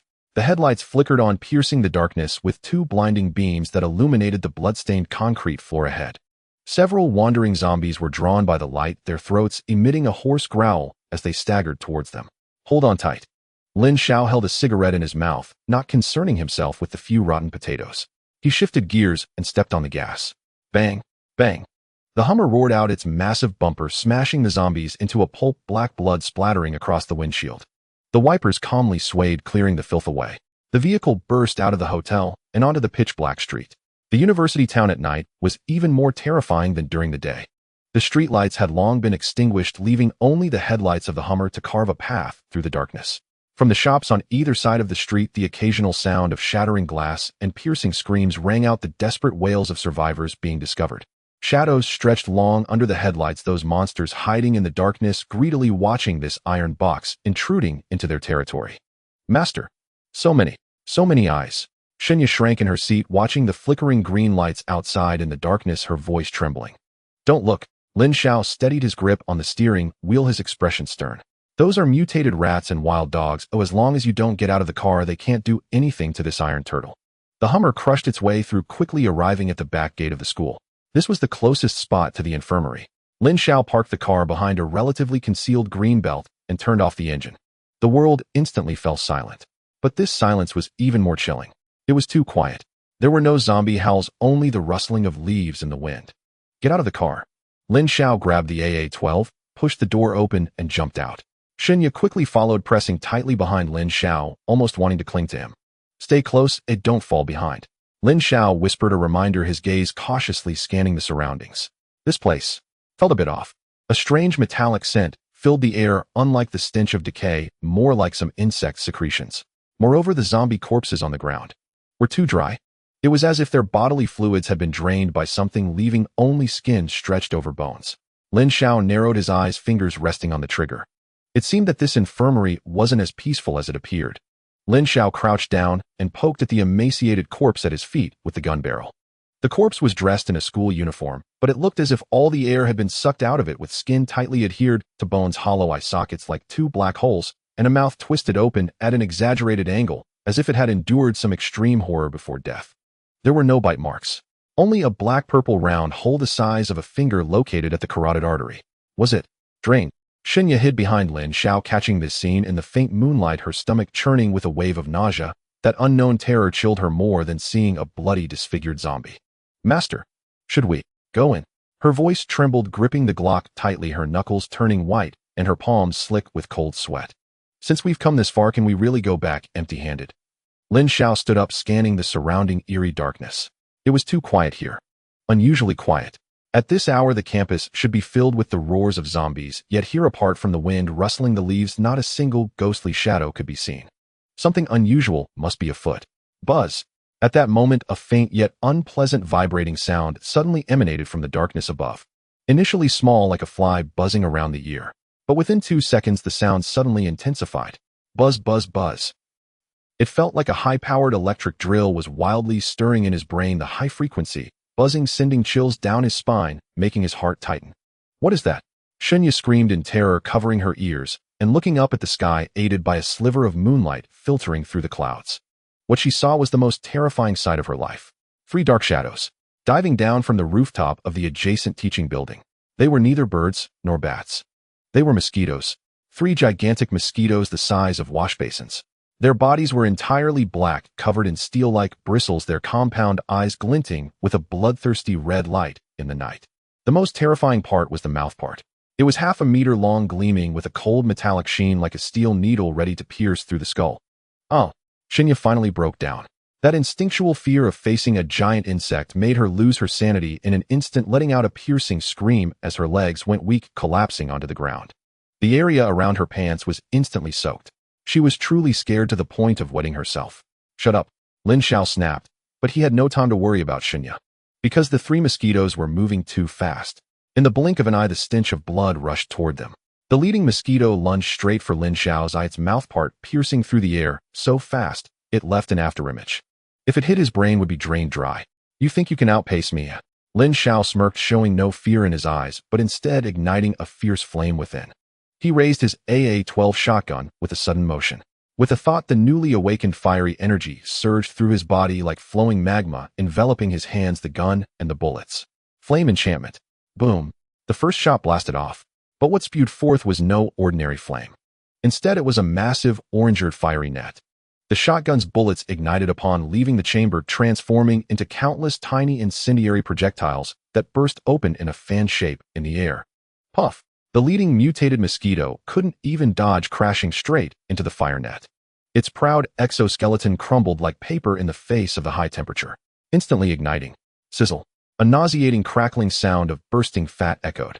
That giant mosquito transformed into a massive fireball, rolling and shrieking in agony before crashing heavily to the ground.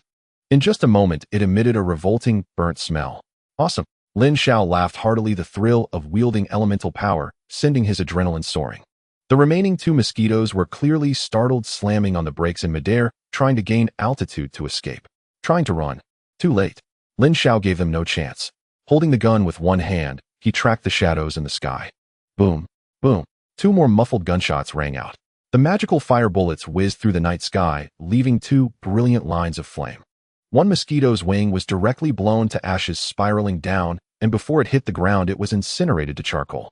The other attempted to use its speed to circle around and ambush Shinya. Lin Xiao didn't even look, reflexively shooting blindly. Bang! A precise hit. Half of the mosquito's body was blown apart, green goo mixed with flames splattering everywhere. In just a few seconds, the battle was over.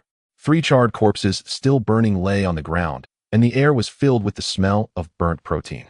Lin Xiao looked unsatisfied. Is that it? Not enough to fill the gaps between my teeth. He turned around to look at Shinya, who was slumped on the ground. This usually charismatic hotel manager was now curled up, trembling all over, her eyes unfocused, clearly terrified. Enough, stop trembling. Lin Xiao walked over, gave her calf a light kick with his toe, his tone teasing. Just a few big bugs, is it really enough to scare you this much? Shinya raised her head, looking at Lin Xiao's face, which appeared particularly resolute in the firelight, tears streaming down her cheeks. Master, it was too terrifying. That was a needle. Such a long needle. She stammered, clearly traumatized. Stand up. Lin Xiao's voice turned a bit colder. In this world, wetting your pants isn't shameful, but if you lack the courage to even stand up, then you'll truly be fodder. Shinya shuddered, biting her lip, forcing her weak legs to slowly stand up. Though she was still trembling, at least she was upright. That's more like it. Lin Xiao nodded with satisfaction, reaching out to help her straighten her disheveled collar, his fingertips brushing over a hint of snow white. Let's go. This is just an appetizer. Lin Xiao turned around, his gaze fixed on the dark infirmary building not far away. Bang! The heavy glass door was kicked open, shards scattering everywhere. Lin Xiao burst into the medical room hall like a bandit, gun in hand. Keep close and don't get lost. Shinya tightly clutched the hem of Lin Xiao's shirt, her face pale as her high heels clicked chaotically against the tiled floor. The hall was dark, with only the moonlight filtering in to faintly illuminate the outlines. Yet even in the dim light, the sight before them was enough to send chills down one's spine. The previously clean and tidy registration hall was now covered with white, thread-like substances. It was not spider silk, but rather the product of some secreted mucus that had solidified. Hanging from the ceiling were dozens of huge, translucent white sacks. Each was the size of a basketball, and within them dark shadows could be faintly seen, pulsing rhythmically. What is this? Shen Ya's voice trembled as she instinctively covered her mouth, fearing that even a whisper might disturb the disgusting things above. This is a nest of insects. Lin Xiao squinted, his gaze cold. Before he finished speaking, a soft cracking sound echoed. Suddenly, one of the sacs above them burst open. A large mass of thick liquid carried a fist-sized black larva which plopped down at Shen Ya's feet. The larva was entirely black, and as soon as it hit the ground it unfurled its dripping wings, its mouthparts resembling a red-hot steel needle, emitting a sharp screech. Squeak! The sound was like an air raid siren. In an instant the entire hall exploded. Crack, crack, crack. The dozens of sacs above simultaneously ruptured. Countless mutated mosquitoes surged forth like a black tide.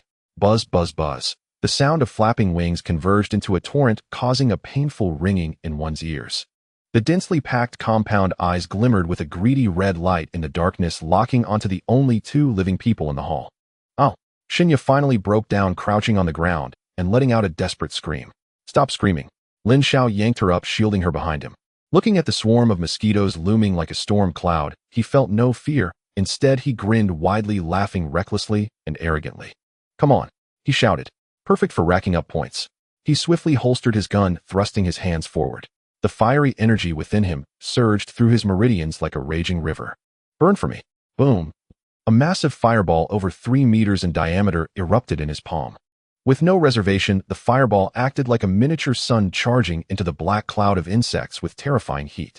Sizzle, a sound reminiscent of teeth-grinding explosions, instantly filled the entire hall. The newly hatched mutated mosquitoes didn't even have time to scream before they were instantly vaporized into a flurry of sparks. Ding. Killed mutated larva points 5. Ding. Killed mutated larva points 5. Ding. Killed mutated larva. The system notifications flooded his mind like a screen. This feels amazing. It's not a disaster, it's clearly a points bonanza delivered right to him. The flames in Lin Xiao's eyes burned hotter than the fire in his hands. He waved his hands vigorously like an unyielding arsonist. Fireball after fireball was hurled out like Molotov cocktails. Left, right, above, boom, boom, boom. The orange flames rampaged through the dark hall, consuming all shadows and filth. The sticky webs on the walls, the unhatched insect eggs, all turned to ashes in the raging fire. The entire first-floor hall instantly transformed into a massive furnace. The firelight flickered across Lin Xiao's face, illuminating and darkening it. He gazed coldly at the sea of flames before him, without a hint of compassion. So powerful. Shinya stared blankly at the figure shielding her. The high temperature scorched her cheeks, but that unprecedented sense of safety allowed her previously anxious heart to finally settle. This man is truly as strong as a monster. As long as he is here, even hell seems less terrifying. In just a minute, hundreds of mutated mosquitoes were burned to nothing. Lin Xiao glanced at the system panel. Current points 1545. This round was a complete profit. Let's go. Up the stairs. Lin Xiao did not linger. The fire grew larger, and thick smoke began to fill the air. Although he had passive recovery, the smoke was still unpleasant. Moreover, his goal was the medicine and the school nurse in the medical room, not to be a volunteer firefighter. He wrapped an arm around Shen Ya's waist, ignoring her gasp, and charged towards the staircase. The stairwell was also pitch black. However, the firelight behind them cast their shadows long against the mottled walls, appearing particularly sinister. Second floor. The temperature here was significantly lower than the first floor, and there were no disgusting insect eggs. The corridor was silent, with only the green exit sign glowing faintly in the darkness. Lin Xiao slowed his pace, pulling out the AA-12 shotgun, vigilantly scanning his surroundings. This is the pharmacy and infusion room. He pointed towards a double door at the end of the corridor, based on his memory. Shinya clung tightly to him, not daring to make a sound. One of her high heels had long been lost, but at this moment, she couldn't care less, stepping barefoot on the cold tiles. Master. Lin Xiao, it seems like there's a sound over there. Shinya suddenly tugged at Lin Xiao's shirt, her voice barely above a whisper, pointing at a duty room next to the pharmacy. Lin Xiao furrowed his brow and listened closely. Indeed, in the suffocating darkness, a faint suppressed breathing could be heard. Was that a living person? Lin Xiao narrowed his eyes, his gaze like a hook fixed on the half-open wooden door of the duty room. The breathing inside was faint and trembling. It was clear the person within was doing their utmost to suppress fear, terrified of making the slightest noise. If it were a zombie, it would have scented them and pounced long ago. There would be no playing hide and seek. Not now, a business comes first. Lin Xiao withdrew his gaze, not rushing to pry open the mystery. People could not run, but medicine was hard currency. He turned and kicked open the pharmacy door nearby. Bang! The lock flew off. The flashlight beam swept in, and Lin Xiao's eyes brightened instantly. Though only a school infirmary, it was small, but fully equipped. Rows of shelves held neatly arranged medicines, antibiotics, anti-inflammatories, painkillers, glucose injections, and boxes of medical alcohol and gauze. In this apocalypse, such supplies were lifeblood. He already had much, but no one ever begrudges more. Jackpot! Lin Xiao whistled and strode inside. With no ceremony, he waved his hand. Collect. Whoosh. The items on the shelves seemed almost sentient, disappearing in sheets as they were drawn into his system space. Whether remedies for colds or liniments for bruises, as long as they were packaged, Lin Xiao accepted them all. Even the stainless steel trolley filled with surgical instruments in the corner he took with him. As he grew stronger, his space expanded, accordingly multiplying several times. With room to spare, even a solitary roll of bandage might one day be traded for a beauty. In less than a minute, the once-packed dispensary was cleaner than a mouse's nest. Not a single bottle cap remained. Xinya stood in the doorway watching the uncanny display. Though she had seen it before, she was still astonished. Done. Lin Xiao clapped his hands satisfied and turned. Let's go see who the lucky one is. He slung his AA-12 and strode toward the adjacent duty room. The duty room was small, with a desk and 2 single beds for the doctor's rest. The space was in disarray. A few medical records lay scattered, and a cup lay smashed on the floor. No one was visible, yet that suppressed breathing in the silent space was as distinct as a fan. The sound came from the metal locker in the corner used for changing. Lin Xiao stepped up to the locker, but did not immediately act. He rapped the tin door with his hand. Knock, knock. Don't hide, come out. His voice was languid. Silence fell like death from within the locker. Even breathing ceased. The occupant had been frightened into holding their breath. Not coming out, huh? Lin Xiao had no patience for a drawn-out show. He stepped back, raised his right boot clad in tactical leather, aimed at the locker latch, and kicked forcefully. Bang! A tremendous noise. The thin tin door could not withstand such violence, but buckled and sprang open. Oh! A scream detonated. A pink figure tumbled out like a rolling gourd, clutching her head, and crashed onto the floor with a thud. Don't kill me. Don't kill me. I'm not tasty. I haven't bathed for days. I'm sick. I have AIDS. The figure curled on the ground, hands over her head, bottom raised, trembling, as if electrocuted, babbling incoherently and begging for mercy. Lin Xiao chuckled. The line was rather inventive. He lowered the muzzle of his gun slightly, and using the moonlight through the window made out the person who had tumbled from the locker. It was a woman, or rather a girl who had not fully grown. She wore a pink nurse's uniform the sword interns donned. The color was tender and pale. Though the clothes were dusty, that did nothing to conceal the astonishing proportions beneath. The uniform's buttons were straining as if ready to spring. At the collar, a flash of dazzling white showed. Her figure was flagrantly against the rules. Baby-faced and enormous, ahem. She wore black-rimmed glasses. One arm of the frame seemed broken, hanging crookedly on her ear, lending her a dazed, endearing air. Her name badge sat askew, the words written on it. Intern Nurse Bai Jia. Bai Jia. Lin Xiao read the name aloud, his expression turning oddly contorted. That name carried a certain storybook quality. Hearing voices, the Bai Jia on the floor finally stopped screaming. She trembled as she raised her head and pushed up the glasses slipping from her nose. Her wide eyes behind the lenses stared at the man with the big gun in terrified awe. When she made out that Lin Xiao was not a pus-faced zombie, but a living human, a bit of terror drained away, replaced by guarded wariness. You're human. Bai Jia's voice was soft and childlike, slightly hoarse from days without water. Of course I am. Am I a ghost? Lin Xiao slung the gun over his shoulder and looked down at her. Get up quickly, or I won't kill you. Really? Bai Jia swallowed and tried to stand. Having hidden in the cramped locker for 2 days and nights, her legs were numb, hungry, and dizzy. She could only half raise herself before collapsing back. Big brother. Bai Jia slumped on the floor and looked up pitifully. Our professional instinct made her quickly find a way to be useful in this dire moment. She raised both hands in a surrendering pose, eyes full of will to survive. Big brother, take me with you. I'm a nurse. A proper medical school graduate. I can give injections. I find veins accurately. I can dress wounds. I can perform mouth-to-mouth. Even if you need that kind of service, I can learn it. She said this while bravely thrusting out her chest, trying to prove her worth. The gesture set against her dazed face and black-rimmed glasses was comically incongruous. Xinya couldn't help but snort with laughter. This little girl looked foolish yet quick-witted. Lin Xiao was amused as well. Mouth-to-mouth. That sort of service. This little nurse had audacious tactics. Enough with the sales pitch. Lin Xiao reached out and, like lifting a chick, grabbed Bai Jia by the back of her collar. Perfect. There's a patient at home who needs injections. As long as you do well, meals are included. At the promise of food, Bai Jia's eyes lit up like twin lamps. Really? Is there meat to eat? She had been starving for days, lightheaded from hunger. Yes, plenty. With one hand, Lin Xiao hoisted her to her feet. Let's go home. Bai Jia felt herself lift Suddenly airborne, she did not struggle. Instead, she clung to Lin Xiao's arm, afraid of being left behind. Thank you, big brother. You're so kind. You're so handsome. The shameless flattery rang loud. Lin Xiao shook his head helplessly. This apocalypse had driven people to such extremes. Yet, the feel under his hand was undeniably pleasant. Soft, springy, smooth. This trip to the infirmary had been worth it. At that moment, boom! A violent explosion thundered from downstairs.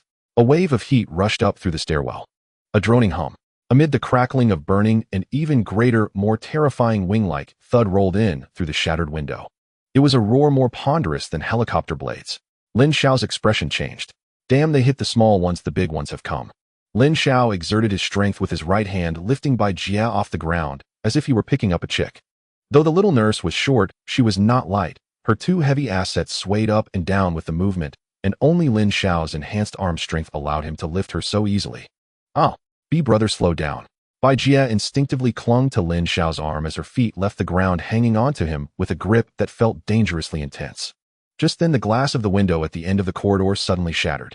Accompanied by the flying shards of glass, a massive shadow burst in with a suffocating rancid wind. It was a mutated mosquito king comparable in size to a heavy motorcycle. Its body was covered in black and purple armor, and its 6 long legs were as sharp as steel spears with compound eyes flickering an eerie red light. The most terrifying feature was its mouthpart, over a meter long, resembling a red-hot iron skewer dripping with green venom. The Mosquito King flapped its wings, creating sound waves that caused dust to fall from the corridor. It immediately locked onto the 3 living blood meals, emitting a sharp hiss before diving down like a streak of black lightning. The speed was too fast. So fast that there was no time to lift a gun. Xinya's pupils dilated in fear, and she couldn't even scream, her voice stuck in her throat, as she could only close her eyes in despair. Want to eat me? You better be prepared for broken teeth. Lin Xiao did not retreat. Instead, he took a step forward, firmly protecting the 2 women behind him. A fierce glint flashed in his eyes. His left hand did not reach for the gun, but instead opened wide, aiming directly at the menacing mouthpart rushing towards him. The flame energy within him was instantly drained by more than half, crazily gathering in the palm of his hand through his meridians. Explode for me. A bright orange fireball over a meter in diameter suddenly formed in his palm, without warning, and like a cannonball fired from a gun was forcefully shoved into the Mosquito King's open mouth. A precise feeding. Screech. The Mosquito King's hiss instantly turned into a wailing scream as the flames exploded within its body. Bang! A muffled sound echoed. The Mosquito King's massive head and chest were blown to pieces, and the green goo had not even splattered before it was instantly vaporized into a foul-smelling black smoke by the high temperature. Its colossal body slid to Lin Xiao's feet, leaving only a pile of still-burning charred remains. Instant kill. Huff! Lin Xiao let out a long breath, shaking his slightly hot palm. This fire ability is really something. Go. Don't just stand there. He turned around and shouted at the 2 women who were already in shock. Bai Jia's glasses were crooked as she stared blankly at Lin Xiao, her eyes filled with worshipful little stars. Be brother. Are you Ultraman? Ultraman, my foot. If you don't want to become roast pig, hurry up and run. Lin Xiao scolded her, lightly grabbing Bai Jia with his left hand and pulling Xunya with his right, charging out of the medical room amidst the raging flames. The Hummer crashed through the school gate, crushing the oblivious zombies as it sped back to the Love God Hotel. We're here, get out. Lin Xiao slammed the brakes at the entrance of the underground parking garage, without wasting words, signaling for Bai Jia to follow. The elevator went straight to the top floor. As soon as they entered, a tense atmosphere hit them. Su Wan and Su Dongdong were guarding by the sofa, both looking grim. On the sofa, Lin Xiaoman had already burned to the point of being unresponsive, her body twitching occasionally, her lips turning a frightening shade of purple. Lin Xiao, you're finally back. Xiaoman. She's about to collapse. Su Wan almost cried as she saw Lin Xiao, her voice filled with helplessness. What are you panicking about? The King of Hell hasn't even registered yet. Lin Xiao took out the medicine from his space, tossing the bag onto the coffee table, then pulled Bai Jia, who was cowering behind him, out. Here, I've brought back a professional. He pointed at Lin Xiaoman on the sofa and ordered, Bai Jia, you have 10 minutes, no matter what method, bring down her fever. If you can't cure her. Lin Xiao thought for a moment, then you won't get dinner tonight. Oh. Bai Jia was scared stiff at the thought of no food, her previously dazed expression instantly turning sharp. Don't worry, big brother. Leave it to me. I'm a professional. She swiftly opened the medicine bag, skillfully searching through it. Cephalosporin sodium. Dexamethasone. And this. Bai Jia muttered to herself, her movements surprisingly quick. Mixing the medicine, shaking it uniformly, and venting all in one breath. Lin Xiao sat comfortably in the adjacent single sofa, lit a cigarette, watching with great interest. This little girl, though she looked a bit dumbfounded, transformed into a different person the moment she picked up the syringe, especially when she bent over to inject Lin Xiao man. The pink nurse uniform was already small to begin with, and when she bent over, the fabric stretched tightly against her back, outlining an astonishing curve of her waist and hips. The tightly stretched chest area swayed slightly with her movements, and the glimpse of white was dizzying. Tisk, this uniform. Lin Xiao exhaled a smoke ring, his gaze wandering unabashedly over her form. This was not healing at all. It was clearly a test of a man's composure. Bai Jie focused intently on the flow rate of the four drip, fine beads of sweat appearing on her forehead, a few strands of hair sticking to her cheek, radiating a kind of adorably serious charm. She was completely oblivious to the heated gaze beside her, or rather, even if she noticed, she wouldn't dare to say a word. Half an hour later, as the medicine dripped into the bloodstream, Lin Xiaoman's tightly knit brows slowly relaxed, and her breathing became much steadier. Bai Jie reached out to check her forehead, letting out a long sigh of relief before plopping down on the carpet, wiping the sweat off her face. Phew. It's fine now, her temperature is starting to drop, just let her sleep a little more, and she'll be all right. She lifted her head, adjusted her glasses, and looked at Lin Xiao with a face full of expectation for praise. Good job. Lin Xiao stood up, walked in front of her, and ruffled her soft hair, as if petting a cat. From now on, you will be my private nurse. As long as you obediently take care of everyone, there will be plenty of meat. Really? Bai Jie's eyes sparkled with excitement. Is there red braised pork? Yes. Lin Xiao's lips curved into a mischievous smile. His gaze fell on Bai Jie's dirty pink nurse uniform, especially on the buttons that were about to pop off. But before that, Lin Xiao pointed towards the bathroom. First, go wash yourself clean. This outfit is too dirty, I don't like it. Clean up, and then come out to receive your reward. Listening to the sound of water splashing in the bathroom, Lin Xiao turned around with satisfaction and strode back to the living room. In the living room, several women were eagerly watching him. Although Lin Xiaoman's fever had subsided, her face was still pale, curled up in the corner of the sofa like a frightened little rabbit. Su Wan and Su Dongdong surrounded her, one on each side. Honey, is that little nurse taken care of? Su Dongdong, unable to contain her impatience, swayed her heavy bosom with each movement. She was already dressed lightly, and at this moment, she deliberately puffed out her chest, as if afraid Lin Xiao wouldn't notice. Yes, we have an extra person at home for injections now. Lin Xiao casually replied as he walked to the center of the living room and waved his hand. Suddenly, a pile of colorful medicine boxes, gauze, and several brand new surgical instruments appeared out of thin air, instantly filling half of the coffee table. The visual impact was more effective than any words. Su Dongdong's eyes widened in shock. So many medicines. How much did this cost? Money. Lin Xiao scoffed, sinking into the soft leather sofa. These things are more expensive than gold now. When that girl Bai Jie comes out later, have her sort these out. It's her job. After saying that, he propped his feet up on the coffee table, his tactical boots, stained with zombie blood and dirt, standing out starkly. After a long day, my feet are sore. Lin Xiao lazily hummed, his gaze sweeping over the several women. Su Dongdong was momentarily stunned, still processing the situation. However, Su Wan had already made a move. The once unapproachable, beautiful professor, now dressed in a tattered professional outfit, walked directly to Lin Xiao's feet without any hesitation. Thud. She knelt down, her knees hitting the carpet, her movements so natural, as if rehearsed 1,000 times. Su Wan extended her fair, slender hand, unbothered by dirt or odor, gently untying the laces of Lin Xiao's boots, then carefully helping him take them off and placing them aside, arranging his slippers neatly. This series of actions flowed seamlessly, humbling to the extreme. Lin Xiaoman in the corner of the sofa was dumbfounded. Her eyes widened, her lips quivering, completely unable to connect this kneeling servant with the stern and proud Professor Su from her memories. Su. Teacher. Su Wan did not stop her actions, nor did she raise her head, simply replying indifferently, what? Feeling embarrassed, she placed Lin Xiao's foot on her thigh, gently massaging the acupoints on the sole with just the right amount of pressure. Lin Xiao comfortably squinted, saying nothing, watching this live demonstration with keen interest. Su Wan lifted her head and looked at Lin Xiaoman. On her still stunning face, there was no shame, only a cold and clear-eyed understanding of the world. Xiaoman, are you still not awake? Su Wan's voice was soft but piercing. Look outside the window. In that hell that devours people, can your dignity exchange for a piece of bread? Can it exchange for a bottle of clean water? Lin Xiaoman trembled, instinctively glancing at the dark window where the faint sounds of zombie howls could be heard. No. Su Wan answered herself, her gaze sharp. In the apocalypse, dignity is the most useless garbage. But Lin Xiao can.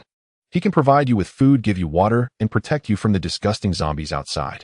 As she said this, Su Wan pressed down with her hand, prompting Lin Xiao to hum comfortably. Since you enjoy his protection, you must have the awareness to act like a dog. A queen. That's a thing of the past. Now we are all maids relying on him to survive. Only by knowing your place can you live a little longer. This blunt and bloody statement tore apart the last shred of Lin Xiaoman's ridiculous pride in her heart. Lin Xiaoman bit her lip. She looked at Lin Xiao. The man was gazing at her, as if waiting for her choice. He extended his hand and patted her once pure face that had captivated countless boys. That's right. Listen to Teacher Su, and you'll have meat to eat. This feeling of being high and in control was even more satisfying than killing zombies. The former professor, the once campus belle, were now kneeling at his feet, scrambling to serve him. This was the taste of power. Cough, cough. Su Dongdong, watching this scene, felt a pang of jealousy. With these two already making their move, if she didn't step up, wouldn't she end up with nothing? Her eyes darted, twisting her waist as she approached, nearly pressing her entire self against Lin Xiao's arm. Brother Xiao, what am I supposed to do? Su Dongdong's voice was sweet and somewhat sticky as she added, although I can't massage him soft and can be a pillow. As she spoke, she boldly grabbed Lin Xiao's hand and pressed it against herself. As Lin Xiao's meaningful words echoed, the cold mechanical voice in his mind resonated at the perfect moment. Task description: in the ruins of the apocalypse, civilization has collapsed. As a tyrant, you have the responsibility to help former teachers and students recall the memories of the classroom. The host is required to lead an unconventional teaching activity. Task requirements: role-playing. Su1 teacher Lin Xiaoman, student, host troublesome bad student. Task reward points 500. Lin Xiao smirked. The system understands the nuances of interest. Shun Yu, go open that wardrobe. As the former hotel manager, Shun Yu was well acquainted with the inventory here. In no time, 2 sets of teaching aids were placed on the coffee table. One set was the professional skirt suit originally worn by Su, one though it had been torn in several places during their escape, and the stockings had seen better days, yet this only enhanced its post-torture beauty. The other set was the classic blue and white checkered JK uniform that was originally prepared in this room, with a ridiculously short skirt paired with white knee-high socks. Change into it. Lin Xiao pointed at the clothes, his tone leaving no room for argument. Su-won glanced at the tattered professional attire, then at the golden-rimmed glasses and a slender leather teaching whip. Her cheeks instantly flushed. She was a professor, and even in the apocalypse her innate pride remained. To play such a role in front of her former student under everyone's gaze. What? Does Teacher Su not want to teach? Lin Xiao sat on the sofa looking up at her. Disobedient teachers will be punished. Su-won shuddered, recalling Lin Xiao's decisive demeanor, and her meager self-esteem shattered into pieces. Don't let the previous humility conflict with the present. Human nature is such that sometimes one might feel indifferent, yet at other times one may persist for something. I will wear it. A few minutes later, before the floor-to-ceiling window outside was the pitch-black night. With the faint moonlight, the wandering zombies could be seen on the street below, occasionally accompanied by piercing howls. Inside the window, the lighting was dim. She looked at Lin Xiaoman's flushed face, and the rigorous grammatical structures in her mind instantly turned to mush. What kind of classroom was this? It was clearly an execution scene. 4. Su-won's voice faltered as she attempted to teach. And clapped. A crisp sound interrupted her lecture. The sound echoed in the quiet room, even drowning out the howls of zombies outside. Lin, it seems you've learned well, Lin Xiao said with a mischievous smile. The system's notification echoed in Lin Xiao's mind. Teacher Su, don't stop. Ooh, I still want to have class. The lesson isn't over yet. Come here. After a long time, task completed. Points 500. Lin Xiao let out a long breath and opened the system panel. Current points 2550. Points skyrocketed. This lesson was worth it. The points surged dramatically. This class was worth it.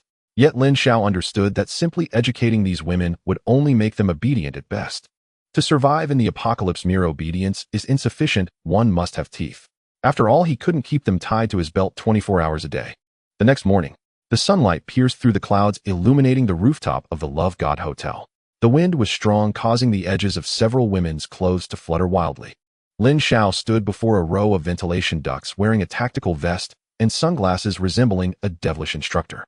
In front of him stood Su-won, Lin Xiaoman, Su Dongdong, Shunya, and the still groggy, adorably naive nurse, Bai Jia, all lined up. Though they were dressed differently, with some still and last night's battle gear, it did not detract from their striking presence. Listen carefully, Lin Xiao's voice was cold and stern. Yesterday was entertainment, today is survival. In this world, being attractive will only hasten your demise. To survive, you must learn how to send bullets into a zombie's skull. With a wave of his hand, a clattering sound echoed as several brand new MP5 submachine guns and Glock pistols appeared, landing on the moisture-proof mats. This was the SWAT package he had just exchanged for 500 points in the system store. These 9mm caliber weapons were easy to control, perfect for these delicate women. One for each of you, pick them up. The women exchanged glances, but ultimately, it was Su-won who led the way, picking up a heavy MP5. The cold metallic touch sent a shiver through her, quickly followed by an unprecedented feeling of power. Instructor, how do I use this? Open the safety shoulder, the stock, align the sights. Lin Xiao walked over and slapped Su Dongdong's pert backside to help her adjust her stance. Don't stick your butt up so high, you're shooting, not trying to seduce zombies. Su Dongdong's face flushed red as she hurriedly straightened up. Look downstairs. Lin Xiao pointed to the edge of the rooftop. Below was a sea of corpses, their decayed faces turned up, mouths open, howling. That's the target. Fire. 4 ordinary survivors practicing shooting was a thought too far. Each bullet was a life. But for Lin Xiao, bullets, they were the least of his concerns. Rat-a-tat-tat. The gunfire erupted on the rooftop. Even with the MP5's relatively low recoil for these women who had never touched a gun before, it felt like holding a writhing snake. Su Dongdong pulled the trigger. The gun trembled violently. The vibrations surged through her arm and into her entire body. Her impressive assets bounced violently with the gunfire, creating waves that made one's head spin. The sight was striking. It shook my hands. Su Dongdong screamed, having lost track of where her bullets went, shattering several windows on the opposite building. Lin Xiao fared no better, blindly pulling the trigger with her eyes shut, her shoulders sore from the stock's impact. Only Bai Jie remained. This little nurse clutched her gun, cowering in the corner, trembling in fear too, scared to pull the trigger. What's wrong? Want to feed the zombies? Lin Xiao walked in front of her, looking coldly. No. Bai Jie adjusted her crooked glasses, her face pale, pointing toward a dead corner below, her voice trembling. Big brother. Over there. There's a sound. Moi. Lin Xiao followed her finger's direction. It was a dead corner behind a garbage bin in the hotel's back alley, and from this angle nothing appeared. What sound? A scraping sound. Bai Jie swallowed hard, affirming. It sounds like nails scratching metal. Very faint, but very piercing. Behind that blue garbage bin. Lin Xiao narrowed his eyes. That position was at least 50 meters away, surrounded by the howls of zombies and the sounds of gunfire. In such an environment, being able to hear nails scratching metal. He raised his AA-12 and fired a shot towards the blue garbage bin. Boom. The garbage bin was blown away. A zombie with only half a body let out a howl and sprang out. Lin Xiao quickly turned to look at Bai Jie. This hearing. There's something there. Ding. Target character Bai Jie detected with rare mutation potential, enhanced hearing. Recommendation for focused development, can evolve into a humanoid radar. The system's prompt confirmed Lin Xiao's suspicion. He had struck gold. This adorably naive little nurse was actually a natural scout. Well done. Lin Xiao patted Bai Jie's head. From now on, your task is to listen, no need to shoot. Bai Jie sighed in relief, plopping down on the ground. Lin Xiao turned to look at Su, one who was still struggling with the submachine gun. This female professor showed remarkable tenacity. Though her shoulder was reddened from the recoil, she gritted her teeth and persisted in firing, though her aim was truly lackluster. Your stance is incorrect. Lin Xiao strode over, pressing himself against Su Wan's back, his chest tightly against her damp skin. Su Wan stiffened, feeling the scorching warmth and strong masculine aura behind her, her breath faltering. Lin Xiao. Focus, teacher Su. Lin Xiao's large hand covered hers on the gun, while the other hand supported her waist, forcibly correcting her stance. Straighten your back, brace it tightly. He whispered in her ear, his warm breath cascading over her neck. This position was utterly suggestive, as if enveloping her in his embrace. Aim for that zombie in the red dress. Lin Xiao guided her hand, adjusting the gun's aim slightly. Su Wan felt all her strength drained, leaning softly against Lin Xiao, allowing him to direct her. Bang! Lin Xiao pulled the trigger, effectively pressing down her finger. The bullet whizzed out and the head of the red-dressed zombie below exploded in a bloom of blood. Did I hit it? Su Wan's eyes widened, her face a mixture of disbelief and excitement. Did you feel it, eh? Lin Xiao's fingers brushed over her soft waist, his voice deep. Lin Xiao's lips curled into a mischievous smile. Since you've learned, continue. Today no one is allowed to eat until we shoot 10,000 rounds. Especially you, Su Dongdong. Lin Xiao turned to the woman whose chest was bouncing the most. Stop just trembling and aim properly. The gunfire rang out again on the rooftop, accompanied by the women's shrieks and the dull thuds of zombies collapsing as Lin Xiao's female army gradually shed their fragility and revealed their fangs in the smoky apocalypse. Lin Xiao's harsh words had an immediate effect. By the time the sun set, the shoulders of several women were red and swollen from the recoil, their arms too sore to lift, yet the fear in their eyes had diminished, significantly replaced by a fierceness born of having seen blood. After the special training ended, they returned to the suite. Shinya did not rest as she immediately dove into the open kitchen. As a former hotel manager, she not only understood management, but also possessed culinary skills rivaling those of a Michelin star chef. Sizzle. The butter melted on the scorching skillet as the Australian M9 Wagyu entered the pan, instantly producing a mouth-watering sound. Half an hour later, the long dining table was already laden with a sumptuous feast. The thick-cut tomahawk steak was perfectly seared, its surface a tempting caramelized brown, revealing juicy pink meat when sliced. Adorned with expensive black truffle slices and 2 Boston lobsters as garnishes, the crystal chandelier had been turned off by Lin Xiao, replaced by dozens of swaying red candles. The 1982 Lafite in the decanter displayed a deep garnet hue. Dinner is served. Lin Xiao sat at the head of the table, cutting a piece of beef and savoring its juices. Not bad, your skills are worth the investment.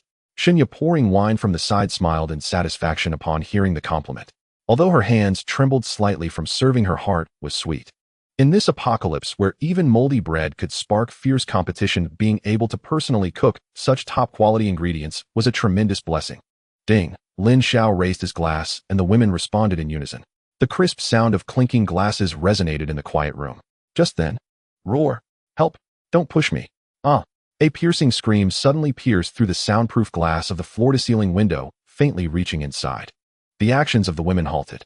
Lin Xiao set down his glass and walked to the floor-to-ceiling window, pulling back the heavy curtain. The dark street outside was far from peaceful.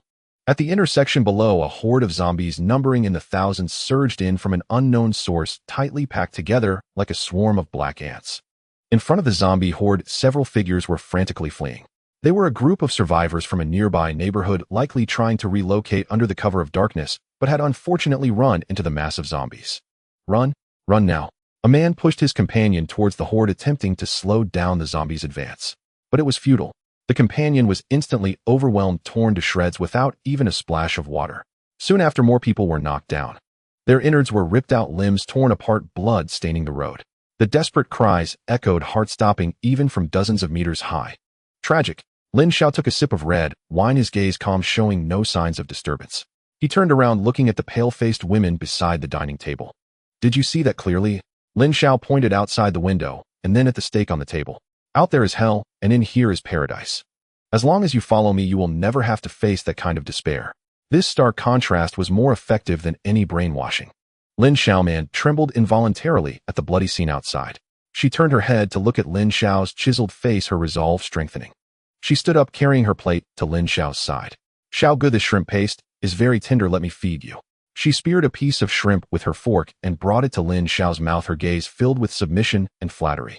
Lin Xiao opened his mouth to eat, casually wrapping an arm around her waist and pulling her onto his lap. That's more like it. In my territory, all you need to worry about is looking beautiful.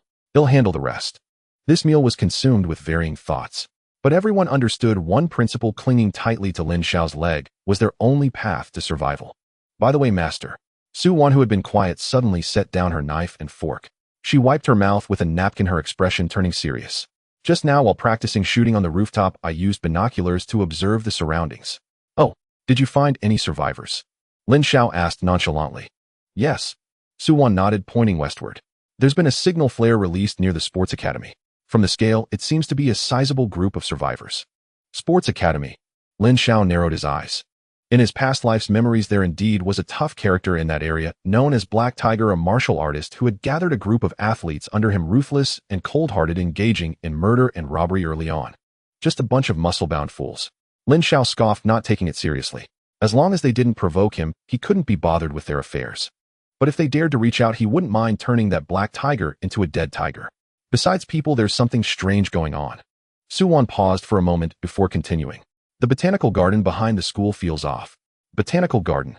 Lin Xiao halted his movements. Yes. Su Wan frowned slightly. It's too quiet there, not even a single zombie. Moreover, I saw a strange green light flickering in the greenhouse at the center of the botanical garden. Even during the day, that green light is quite evident. Green light. Lin Xiao's eyes sparkled. Mutated plants. And they were mutated plants with high-energy reactions. Most likely. Ability fruits. He recalled that there seemed to be some events related to this in his past life. But it had been so long he couldn't remember clearly. His current flame body was strong, but if he could obtain a few fruits to enhance the combat power of the women around him, or gain another ability for himself, then he could truly stride through this apocalypse. Well done, Teacher Su. Lin Xiao patted Su Wan's thigh as a reward. It seems we have a plan for tomorrow's itinerary. He stood up, walked to the window, and gazed across the chaotic street towards the distant, dark botanical garden. In the depths of that darkness, there seemed to be a flicker of eerie green light, as if summoning or warning. First thing tomorrow, we go to the botanical garden. Lin Xiao turned around looking at the women, a fervent smile curling at the corners of his mouth. Since treasures have appeared, they are unclaimed objects. And since they are unclaimed, they belong to me, Lin Xiao. Lin Xiao's words faded, yet his gaze remained locked unflinchingly upon that eerie green light in the distance. His brow furrowed deeply as he strained to recall. Suddenly, a spark of realization flickered in his eyes. In his previous life, around the third or fourth day after the cataclysm erupted, a towering column of emerald light had surged skyward from the direction of the university town. At the time, survivors believed it was a biochemical weapon leak and fled in terror. Only later did they learn it was the celestial omen heralding the ripening of an elite awakening fruit. Rumors claimed it was a wood-attribute life fruit, while others insisted it was a physique fruit capable of drastically enhancing bodily resilience. Whichever it was, during the earliest days of the apocalypse, such a fruit was nothing short of divine, a key to instantaneous transcendence. In his past life, a lucky physical education student stumbled upon it by accident and consumed it. He later rose to become the undisputed overlord of this region. His skin hardened to such a degree that even bullets shattered against it. He earned the grim title Iron-Skinned Corpse King. Since heaven has granted me rebirth, this treasure shall not slip into another's hands. Lin Xiao withdrew his gaze and raised the glass, draining its crimson contents in one smooth motion. Though he now possessed the flame-bodied physique, infinite ammunition, and passive regeneration, all granting him explosive offensive power, his physical frame remained at its core mortal flesh. A surprise attack could still wound him, could still kill him. That fruit had to be secured. Professor Su, your intelligence is invaluable. Lin Xiao turned, meeting the expectant gazes of the women watching him intently. At dawn tomorrow, I'm heading to the botanical garden. At those words, their faces paled. An unknown location meant peril, meant death. I'm going too. Su Wan stepped forward first. Her voice trembled slightly, but her eyes burned with unwavering resolve. I may be of use. Lin Xiao shook his head. No need. That place is far too dangerous. His gaze swept across the women before settling on Shunya, who was quietly clearing the dinner plates. Shunya, you're coming with me. Huh. Her hand jerked. The plate nearly slipped from her fingers. She pointed at her own nose, stunned disbelief flooding her features and mastery. All I can do is cook and clean. Beside her, Su Dongdong and Lin Xiaoman exchanged smirking glances. After all, stepping outside meant walking straight into danger. Su Wan, however, fell silent, her expression thoughtful, a fleeting glimmer of envy shimmering in her eyes. If I say go, you go? Lin Xiao approached and gently pinched Shunya's gracefully aged cheek. You were the first I took under my wing, and you are now the steward of this household.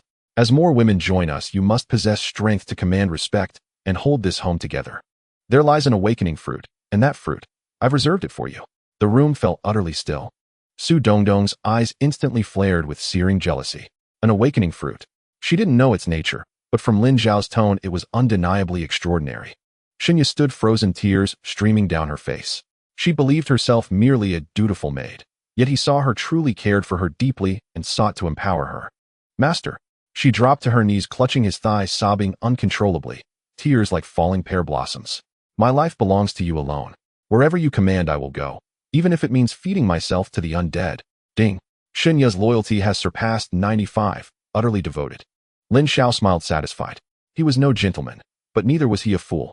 Rather than bestow this rare treasure upon women whose loyalties remained uncertain and hearts still guarded, he would strengthen the one who obeyed without hesitation. Lately, Shunya had been the most compliant, the most attentive, the very embodiment of loyalty. Only when she grew stronger would the rear remain secure. Enough weeping. Go prepare. Lin Xiao helped her rise, then summoned his system interface. The botanical garden posed threats beyond mutated flora, especially toxins and airborne spores. System. Exchange for 2 doses of universal antitoxin serum and 1 crate of high-explosive incendiary grenades. Ding. 600 points deducted. Exchange successful. Current points 1950. 2 syringes filled with pale blue liquid and a heavy crate of grenades materialized atop the coffee table. These are our lifelines for tomorrow. Lin Xiao picked up a serum vial and tossed it to Shunya. Inject it before bed. It grants immunity to toxins. That night was destined to be sleepless. Though Lin Xiao urged rest, Shunya was too elated, too moved. She pulled him into the bathroom and kept him there for hours, determined to repay his grace through devotion alone. Only as dawn neared did silence finally settle over the room. The next morning, mist veiled the world in soft gray. With a low guttural roar, the Hummer H2 emerged from the underground garage of the Eros Hotel. Lin Xiao sat at the wheel, radiant and refreshed. Shunya occupied the passenger seat. Dark circles shadowed her eyes, yet her spirit blazed fiercely. Clutching her MP5 tightly, her gaze held less fear now, and far more resolve. For her master, she would brave fire and blades without flinching. Hold on. Lin Xiao pressed the accelerator. Destination, the botanical garden.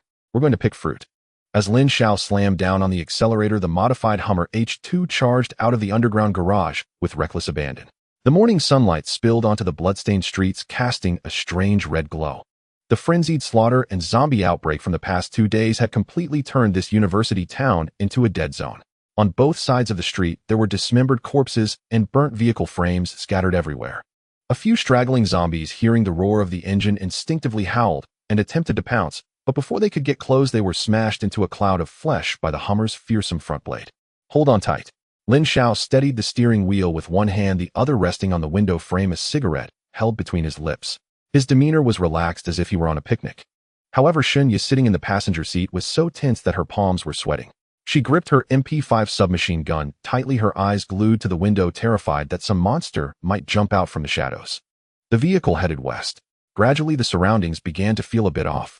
The once densely packed zombies were now in sharp decline. By the time the car entered the tree-lined avenue leading to the botanical garden, not a single zombie could be seen on the street. It was too quiet. So quiet that it sent chills down one's spine. Master.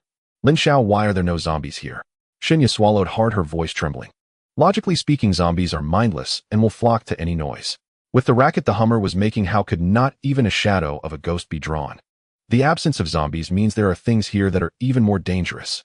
Lin Xiao spat out the cigarette from his mouth, his gaze sharpening. Look down. Xunya instinctively lowered her head to look at the road. The once smooth asphalt was now pockmarked. Thick green tendrils the size of a wrist resembled lurking green snakes, forcefully breaking through the hard concrete road and winding across the middle of the street. The Hummer rumbled over these tendrils with a series of jolting sounds. Moreover, the greenery on both sides of the road had also changed. The once neatly trimmed bushes now towered taller than a person, their leaves displaying a vibrant dark green hue thick enough as if coated in wax. Unknown wildflowers bloomed in the grass. Red, purple, black. Their colors were vivid, as if freshly splashed with paint, exuding an inexplicable sinister aura. The air was thick with a heavy earthy scent mixed with a sweet sickly aroma reminiscent of rotting apples. Is this plant life? Xunya's eyes widened. How could this be? Just a few days. Even if no one tended to them, plants couldn't grow this wildly. It felt as if they had entered a primeval jungle. That's a mutation. Lin Xiao suddenly slammed on the brakes. Creak. The Hummer came to a halt at an intersection. Look over there. Lin Xiao pointed with his chin toward a bus stop by the roadside.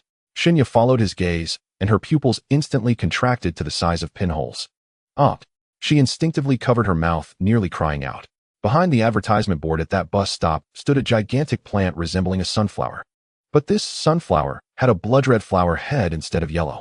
At its center was a large circular mouth filled with sharp spikes.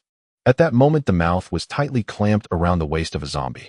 The zombie, clearly not fully dead, had its upper body already swallowed, leaving only 2 legs clad in jeans thrashing wildly outside. Crunch, crunch. The sickening sound of chewing could be heard distinctly even through the car window. The plant's flower stem wriggled like a snake, gradually dragging the zombie into its maw. As the swallowing action took place, dark red mucus seeped from the edges of the flower, head dripping onto the ground and rising in white smoke. It's eating the zombie. Xunya felt as if her worldview had collapsed. She could understand zombies eating humans, as that was due to a viral infection. But plants eating zombies? That was too inhumane. To be precise, it's fertilizing. Lin Xiao sneered, his eyes showing no sign of surprise. In the eyes of mutated plants, whether human or zombie, both are just walking sources of nitrogen, phosphorus, and potassium. That's why there are no zombies nearby. Those that enter become fertilizer. Xunya shuddered all over, looking at the lush greenery outside, feeling a chill surge from her feet straight to the crown of her head. She had originally thought that zombies were the protagonists of the apocalypse. Unexpectedly, these flowers and plants, usually trampled underfoot, were the true ruthless characters. So, are we still going in? Xunya asked with a tremble in her voice, looking at the dense canopy of the botanical garden in the distance, which resembled the open jaws of a demon. Of course we are going in. Lin Xiao restarted the vehicle. Having seen the gatekeeper, it meant they were not far from the core area. The fruit that could transform a person was inside. The Hummer maneuvered around the carnivorous plant and continued forward. But not far along, Lin Xiao was forced to stop. The road ahead was blocked. Countless tendrils thicker than thighs, twisted and tangled like giant pythons, sealed the entire roadway. Even the roadside lampposts had been choked and twisted into helix shapes lying fallen at the side of the road. Although the Hummer was powerful, it was not powerful enough to plow through such a green wall. Get out of the car. Lin Xiao turned off the engine, pulled out the key, and grabbed the AA-12 shotgun and the flamethrower he had prepared in the back seat. From now on, don't stray more than 2 meters from me. Lin Xiao pushed open the car door, his tactical boots crunching down on the cracked pavement.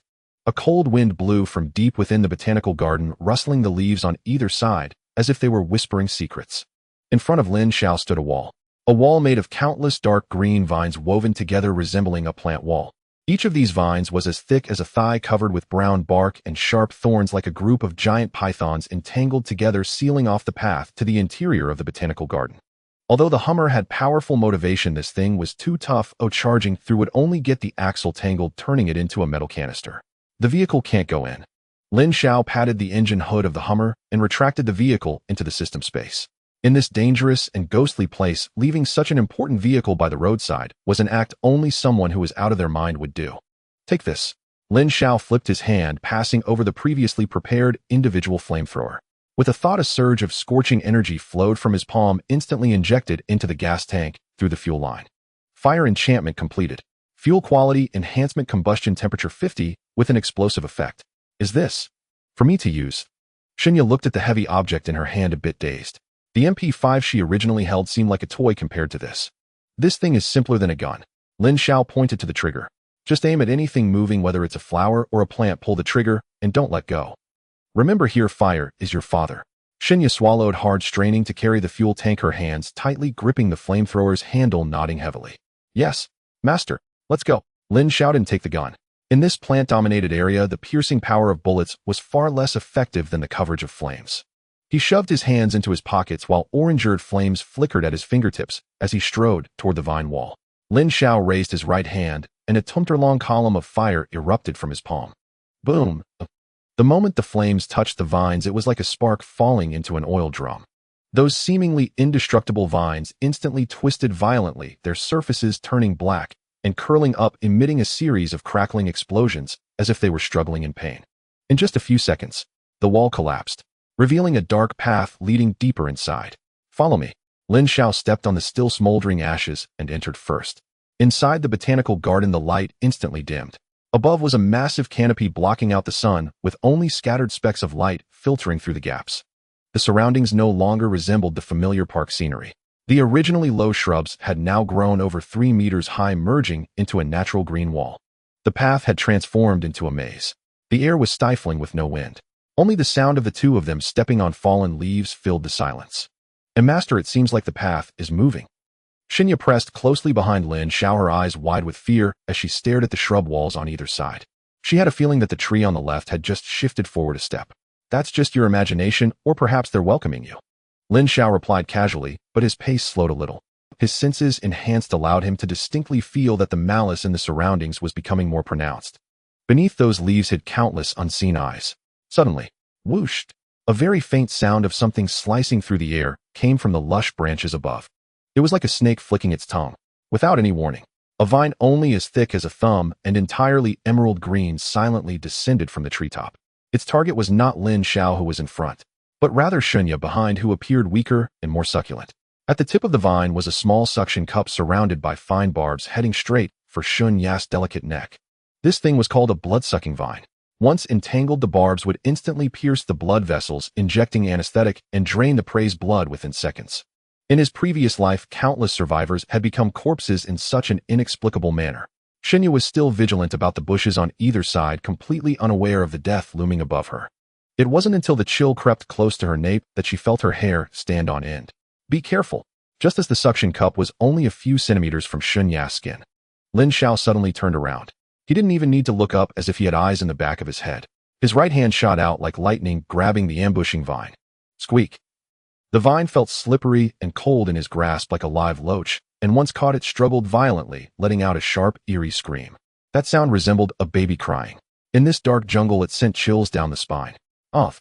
Upon hearing this sound, Shinya was startled out of her wits and instinctively lunged forward, crashing directly into Lin Xiao's embrace. Lin Xiao scoffed coldly, his palm tightening. Whooshed. Blue flames erupted instantly. Squeak. The blood-sucking vine emitted an even more mournful wail, quickly shriveling and carbonizing under the high temperature. The flames raced up the vine like a lit fuse. A rustling sound came from above the canopy, clearly indicating that the main body was startled and was trying to escape. A half-burnt vine fell to the ground, still writhing like a worm. What? What is this thing? Xinya curled up in Lin Xiao's embrace, gripping his waist tightly. In that moment, she truly felt the breath of death. Blood-sucking vine, it loves to drink the blood of beautiful women. Lin Xiao held her voluptuous waist with one arm, and he had to admit the sensation was top-notch. That sudden impact pressed her two soft mounds securely against his chest, their elasticity astonishing. Don't shake, as long as I'm here it can't suck you dry. However, Lin Xiao leaned down, bringing his lips closer to her ear, his tone mixed with a hint of mischievous teasing. Next time, keep an eye on what's above you while walking. If this thing wraps around you, it's not as simple as just sucking a little blood. It loves to burrow into holes. All kinds of holes. Xinya stiffened, her face instantly turning as red as her neck, unsure whether from fear or embarrassment. I understand, master. She quickly retreated from Lin Xiao's embrace, but her hand still tightly clutched his clothes, unwilling to let go. All right, don't stay more than half a meter away from me.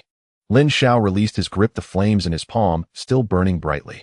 He turned around, gazing down the deep green passage ahead. That moment was merely a test. Since he had already startled the snake in the grass, there was no need to hide any longer. Everyone get the hell out of my way. Lin Xiao shouted fiercely, thrusting both hands forward. Two fire dragons roared out, directly burning a charred path through the obstructing bushes. Lin Xiao strode confidently through the fiery passage he had forcefully burned through, stepping on the ground covered in charred remains and still smoldering ashes. Xinya, burdened by the heavy flamethrower tank, was panting heavily, but gritted her teeth, staying closely behind Lin Xiao, not daring to fall behind even a step. After navigating through the suffocating maze of bushes, the view ahead suddenly opened up. This was the central square of the botanical garden. Originally, this should have been a vast circular flower bed filled with various ornamental flowers, the favorite dating spot for university couples. But now it had transformed into a bizarre battlefield. The concrete ground was shattered by countless thick roots resembling gaping, cracked mouths. At each of the four entrances to the square, several massive plants were looming. They were sunflowers, but certainly not the artistically vibrant ones depicted in Van Gogh's paintings. These things stood as tall as 2 stories, with stout stems displaying a metallic bluish-gray hue covered in hard spikes like steel needles. The most terrifying aspect was the gigantic flower head at the top. The flower head, with a diameter exceeding 2 meters, was not adorned with yellow petals, but rather surrounded by sharp, jagged edges. In the center of the flower head, where seeds should have been, were instead numerous dark, densely packed holes. It was like the muzzle of a multi-barreled machine gun. Master, what is that? Xinya instinctively felt danger while gazing at the giant sunflowers swaying slightly in the wind. The pressure from these things was 100 times stronger than the earlier blood-sucking vines that only ambushed. They stood there not like plants, but more like automated sentry guns waiting to be activated. Lin Xiao halted, lowered the AA-12 shotgun he had been shouldering, and pulled the action. Click! The clear sound of the shotgun chambering a round echoed sharply in the stillness of the square. Almost simultaneously, the previously motionless mutated sunflowers suddenly rotated their flower heads. Zzz, zzz. The sound emitted by the tensed fibrous tissues resembled that of servo motors whirring. The 3 massive flower heads all aimed directly at Lin Xiao and Xinya, who had intruded into the square. It was as if radar had locked onto a target. Get down. Lin Xiao's expression sharpened as he shoved Xinya towards a decorative stone beside them. In the next moment, rat-a-tat-a-tat. A series of extremely dense explosions erupted, comparable to a heavy machine gun's fire. Numerous black objects shot out from the holes of the flower heads, creating piercing shrieks in the air. They were seeds. But these seeds were harder than bullets and sharper than nails. Clang, clang.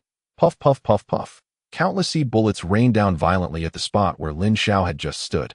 The concrete ground was instantly riddled with holes, and debris flew everywhere. A nearby streetlight pole was directly severed in half, crashing down with a loud bang. The density of this firepower was simply outrageous. Crouched behind the decorative stone, Xinya, hearing the incessant impacts above her head, was so frightened she screamed and covered her head. This was no plant. It was clearly a heavy firepower-enhanced squad. For an ordinary person, facing this crossfire with no blind spots would result in nothing less than being shot to pieces. But Lin Xiao was not an ordinary person. The moment he pushed Xinya away, he did not seek cover. Instead, he executed a tactical role, kneeling directly in the center of the square. Faced with the deluge of bullet rain, he moved forward instead of retreating, a wildly arrogant grin spreading across his face. You think you can compare firepower with me? You bunch of rotten wood that can only photosynthesize are still too tender. Lin Xiao raised the AA-12 in his hands. It seemed to come alive under his grip. Boom, boom, boom, boom, boom. The moment Lin Xiao pulled the trigger, the AA-12 let out a deafening roar. Originally, this gun had a firing rate of around 300 rounds per minute, but with the system's enhancement, its rate skyrocketed to a terrifying level. The muzzle no longer expelled flames. Instead, a continuous, tumtor-long pillar of fire erupted. Countless red shotgun shells cascaded out from the ejection port, piling up at Lin Xiao's feet like a small mountain. Die, you bastards! Lin Xiao roared, his muscles bulging as he unleashed a hail of lead that collided with the sunflower seed barrage. This was the purest form of a firepower duel. No frills. Just a test of who was harder, faster, and fiercer. Puff, puff, puff. The seeds in the air were shattered by the shotgun, turning into clouds of black powder. Lin Xiao's metal storm instantly tore through the sunflower's firepower net and struck hard against the largest sunflower's flower head. Crack, crack, crack. Juices splattered everywhere. The seemingly tough metallic blue stem crumbled under the furious bombardment of the AA-12 like foam plastic. The holes on the flower head were blasted open and the jagged edges were blown away. Screech. That sunflower emitted a sound akin to twisted metal screaming. Its enormous flower head shattered and green juice gushed out like a fountain. 1. Lin Xiao swung the gun around, not needing to change the magazine. The flames swept across. Boom, boom, boom. The second sunflower hadn't even adjusted its shooting angle before being swept in half by the barrage. The gigantic flower head crashed to the ground, still twitching as it tried to shoot seeds, ultimately blowing itself to bits. 2. 3. Lin Xiao stood in the center of the square like an unstoppable war god amidst the flying debris and juices, unleashing a frenzied output. The thrill of firing endlessly without worrying about ammunition or overheating put him in an intensely euphoric state. This was called suppression. This was called overwhelming. This was called truth. In just half a minute, the gunfire in the square abruptly ceased. The once imposing mutated sunflowers had now all been reduced to severed limbs and broken bodies on the ground. Green juice flowed everywhere, exuding a pungent, grassy smell. Lin Xiao released the trigger, the barrel of his gun glowing red-hot and emitting wisps of white smoke. He whistled, a look of disdain on his face. TCH, what level are you to dare to face me in a gunfight? Crouched behind the stone shun, you didn't dare to peek out until the gunfire had subsided for a while. When she saw the devastating scene in the square resembling the aftermath of a typhoon and the man standing unharmed amidst the ruins, her mouth formed an O shape, unable to close for a long time. Too violent. Too handsome. This violent aesthetic filled with male hormones was simply the most potent aphrodisiac for a woman seeking refuge in a post-apocalyptic world. Master. Xinya's legs felt a little weak as she leaned against the stone to barely stand up. Stop daydreaming, come here. Lin Xiao casually pulled out a cloth from his pocket to wipe the green juice off the gun, then pointed towards the front of the square. There was a massive glass greenhouse. Although the glass of the greenhouse was already shattered in large part, a strange red light still emanated from inside. Indeed, it was no longer the previous green light. Instead, it was a blood-like red light. A nauseating smell of blood mixed with a sweet floral fragrance continuously wafted out from the greenhouse. That over there is the main course. Lin Xiao squinted his eyes. That plant artillery is merely the gatekeeper. The true master is still waiting for us inside. He turned to Xunya with a playful tone. Are you ready? Steward Shun, this next battle might need your flamethrower to lend a hand. Very well. Xunya took a deep breath, tightened the fuel tank on her back, her gaze gradually becoming resolute. I'm ready, master. Just give the order and it'll burn them all. Good. Lin Xiao snapped his fingers and stepped towards the greenhouse door. Let's go meet that big fellow. Let's see how many heads it has to dare occupy my fruits. Lin Xiao kicked open the rickety glass door of the greenhouse. Crash! Shattered glass fell like raindrops. As soon as he stepped inside, a suffocating wave of heat mixed with a heavy scent of rust hit him. This place felt less like a botanical garden and more like a slaughterhouse. In the center of the greenhouse was supposed to be an artificial lake, but now it was dry, replaced by mountains of white bones. Some belonged to humans, some to dogs, and many to unknown mutated beasts. And above the pile of corpses loomed a massive presence. It was a phoenix tree, but its bark was not grayish-white. It exhibited a dark red color resembling engorged veins. The trunk was astonishingly thick, requiring at least 5 or 6 people to encircle it. Countless large aerial roots hung down from the canopy like blood-dripping tentacles, slowly writhing in the air. The most bizarre feature was the very center of the trunk. The bark there twisted and bulged, sprouting a massive human face. The face was closed-eyed with an expression of pain and ferocity, as if enduring endless torment. At the very top of the canopy on the thickest branch hung a fruit the size of a fist, glowing with a translucent red hue resembling a ruby. The red light emanated from this fruit. Found it. Lin Xiao's eyes brightened as he greedily stared at the fruit. That was the good stuff that could make a person physically holy. As if sensing the presence of a living being, the massive human face on the trunk suddenly opened its eyes. There were no whites. Only two swirling pools of pitch black. Roar. The wooden mouth opened, producing not a gust of wind, but a dull, thunderous roar. Immediately the entire tree came to life. Whoosh, whoosh, whoosh.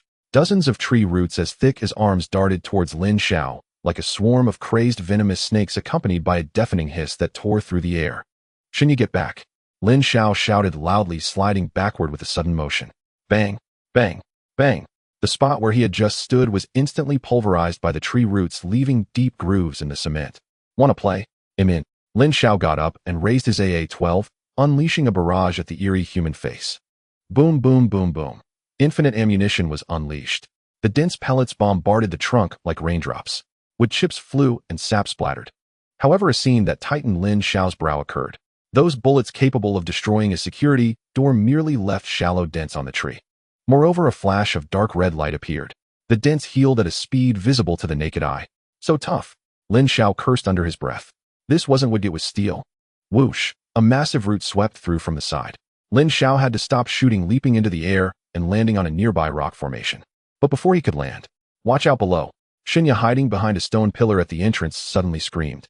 Lin Xiao looked down. He saw the ground's soil surging with countless sharp wooden spikes erupting like land spears directly targeting his landing spot. Damn! Lin Xiao's abdomen suddenly exerted force, twisting his body midair to narrowly avoid that cluster of spikes rolling upon landing to regain his stance, looking somewhat disheveled. This was the boss. Both offensive and defensive, it could regenerate, simply unfair. Although Lin Xiao possessed fire abilities, his fireball technique required charging, and this cursed tree didn't give him the chance to set up for an attack. As long as he stopped, those roots would whip towards him like whips, forcing him to keep moving. Damn, if this continues, he'll be worn out. Lin Xiao shot to suppress, while moving rapidly. The bullets wore down the bark only for it to regrow. He threw two fireballs, but they only charred a few roots, barely causing a tickle to the massive body. He had to find a weakness. "Xinya, don't just watch. Find its weak point." Lin Xiao shouted towards the entrance. Xinya huddled behind the stone pillar, clutching a flamethrower, trembling all over. She watched the man being chased and attacked by countless roots, her heart racing like an ant on a hot stove. If Lin Xiao fell, she wouldn't survive 3 seconds. Weakness. Weakness. Xinya forced herself to widen her eyes, staring intently at the rampaging phoenix tree. Though she didn't understand combat, she was best at reading expressions during her time at the hotel front desk. She noticed that every time those roots were severed and regenerated, the expression of the human face on the trunk twisted even more. Moreover, at the center of that face, a red light flickered in sync with the movement of the roots. That was the convergence point of the veins connecting to the fruit at the top of the canopy. "Master." Xinya seemed to grasp a lifeline, recklessly leaning out half her body and pointing at the terrifying face, screaming, "The forehead. That's its energy node. Hit the forehead of that face." Forehead. Lin Xiao, dodging an attack, narrowed his eyes. He also noticed the abnormality there. However, the area around the human face was surrounded by the thickest roots, guarding it tightly, making it impossible to strike. "Too dense, I can't get in." Lin Xiao sidestepped to avoid a sweeping attack, and his tactical vest was cut open. They'll help you." Xinya, not knowing where her courage came from. Or perhaps the fear of losing Lin Xiao overcame her instincts. She suddenly rushed out from behind the cover, raising the heavy flamethrower in her hands and pulling the trigger at the flailing roots. "Die, you ugly monster." Whoosh. Fueled by Lin Xiao's enchantment, a 10-meter-long explosive fire dragon was unleashed. Although Xunya's aim was off, the wide coverage of the flames made up for it. The fire dragon swept through instantly, igniting a large area of the surrounding roots. Screech. The bloodthirsty phoenix tree let out a painful shriek. Fire was the natural enemy of plants. The roots responsible for defense recoiled instinctively from the searing flames, revealing the unprotected human face in the center of the trunk. That was a fleeting opportunity. "Well done." Lin Xiao laughed heartily, no longer dodging. He stomped the ground hard, launching himself like a cannonball into the air amidst the flying sparks and branches. He tucked away his gun in midair. In his right palm, a dazzling blue flame was compressed and condensed fiercely. "Time to feast." Lin Xiao's roar echoed through the greenhouse, even overshadowing the growl of the bloodthirsty phoenix tree. In midair, he executed no flashy maneuvers. He merely propelled himself like a human cannonball, pressing his right hand against the compressed blue fireball and forcefully stamping it onto the center of the twisted human face. Puff! It was like a hot knife slicing through butter. There was no obstruction at all. The fireball, containing terrifyingly high temperatures, pierced through the bark and drilled into the trunk. Time seemed to freeze for a second at that moment. Immediately after, boom! A muffled explosion reverberated from inside the trunk, causing the massive phoenix tree to tremble violently. The expression on the human face instantly froze, and then dazzling flames erupted from its features. Screech! This was not a sound that could be emitted by a plant, but rather a dying, piercing wail of a soul. The trunk exploded from within, scattering countless burning wood chips like shrapnel. The red sap was instantly vaporized into a cloud of blood mist by the intense heat. The massive treetop seemed to lose its support, crashing down with a roar, while the roots that had been thrashing about wildly fell limp to the ground, rapidly shriveling and wilting. Done! Lin Xiao executed a graceful backflip and landed firmly amidst the wreckage. He brushed off the wood chips from his body, looking at the massive entity rapidly turning to charcoal, before him, a slight smirk playing at the corners of his mouth. This fire was powerful. As the main body perished, the nauseating stench of blood began to dissipate. Amid the heap of withered branches and leaves, two clusters of red light appeared, particularly striking. Those were two fist-sized fruits, their skins crystal clear, as if red liquid flowed within, exuding an enticing fragrance. 2. Lin Xiao walked over and picked up the two fruits, a little surprised. This thing was quite a rarity. In his previous life, the Iron Skin Corpse King had only consumed one. It seemed to be the butterfly effect of this lifetime, or perhaps he had killed this monster too thoroughly, increasing the drop rate. Lin Xiao, are you okay?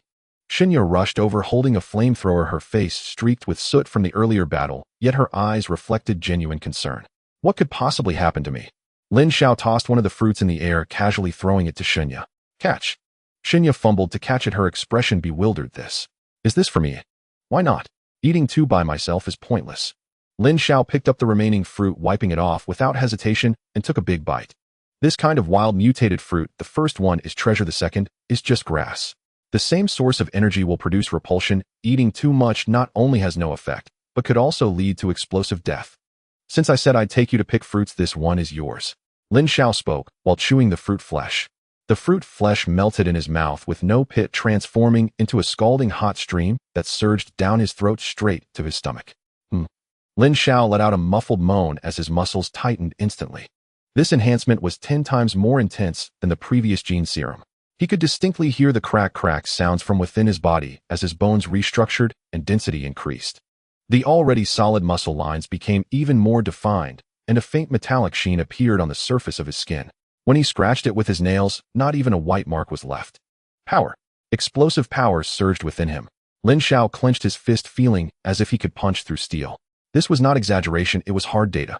Ding! Consumed mutated phoenix fruit, heightier. Physical constitution greatly enhanced. Strength 10 times that of an ordinary person. Defense, skin toughness comparable to bulletproof vests. Stamina, perpetual motion machine. Lin Xiao took a deep breath and exhaled a breath of turbid air. Refreshing. This is what they call a hexagonal warrior. Now he truly possessed the capital to roam unchecked in this apocalyptic world. Lin Xiao, should I eat it too? Xinya watched Lin Xiao's transformation, swallowing hard and imitating him, cautiously ate the fruit. A few seconds later, Xinya exclaimed, a green glow emanating from her body.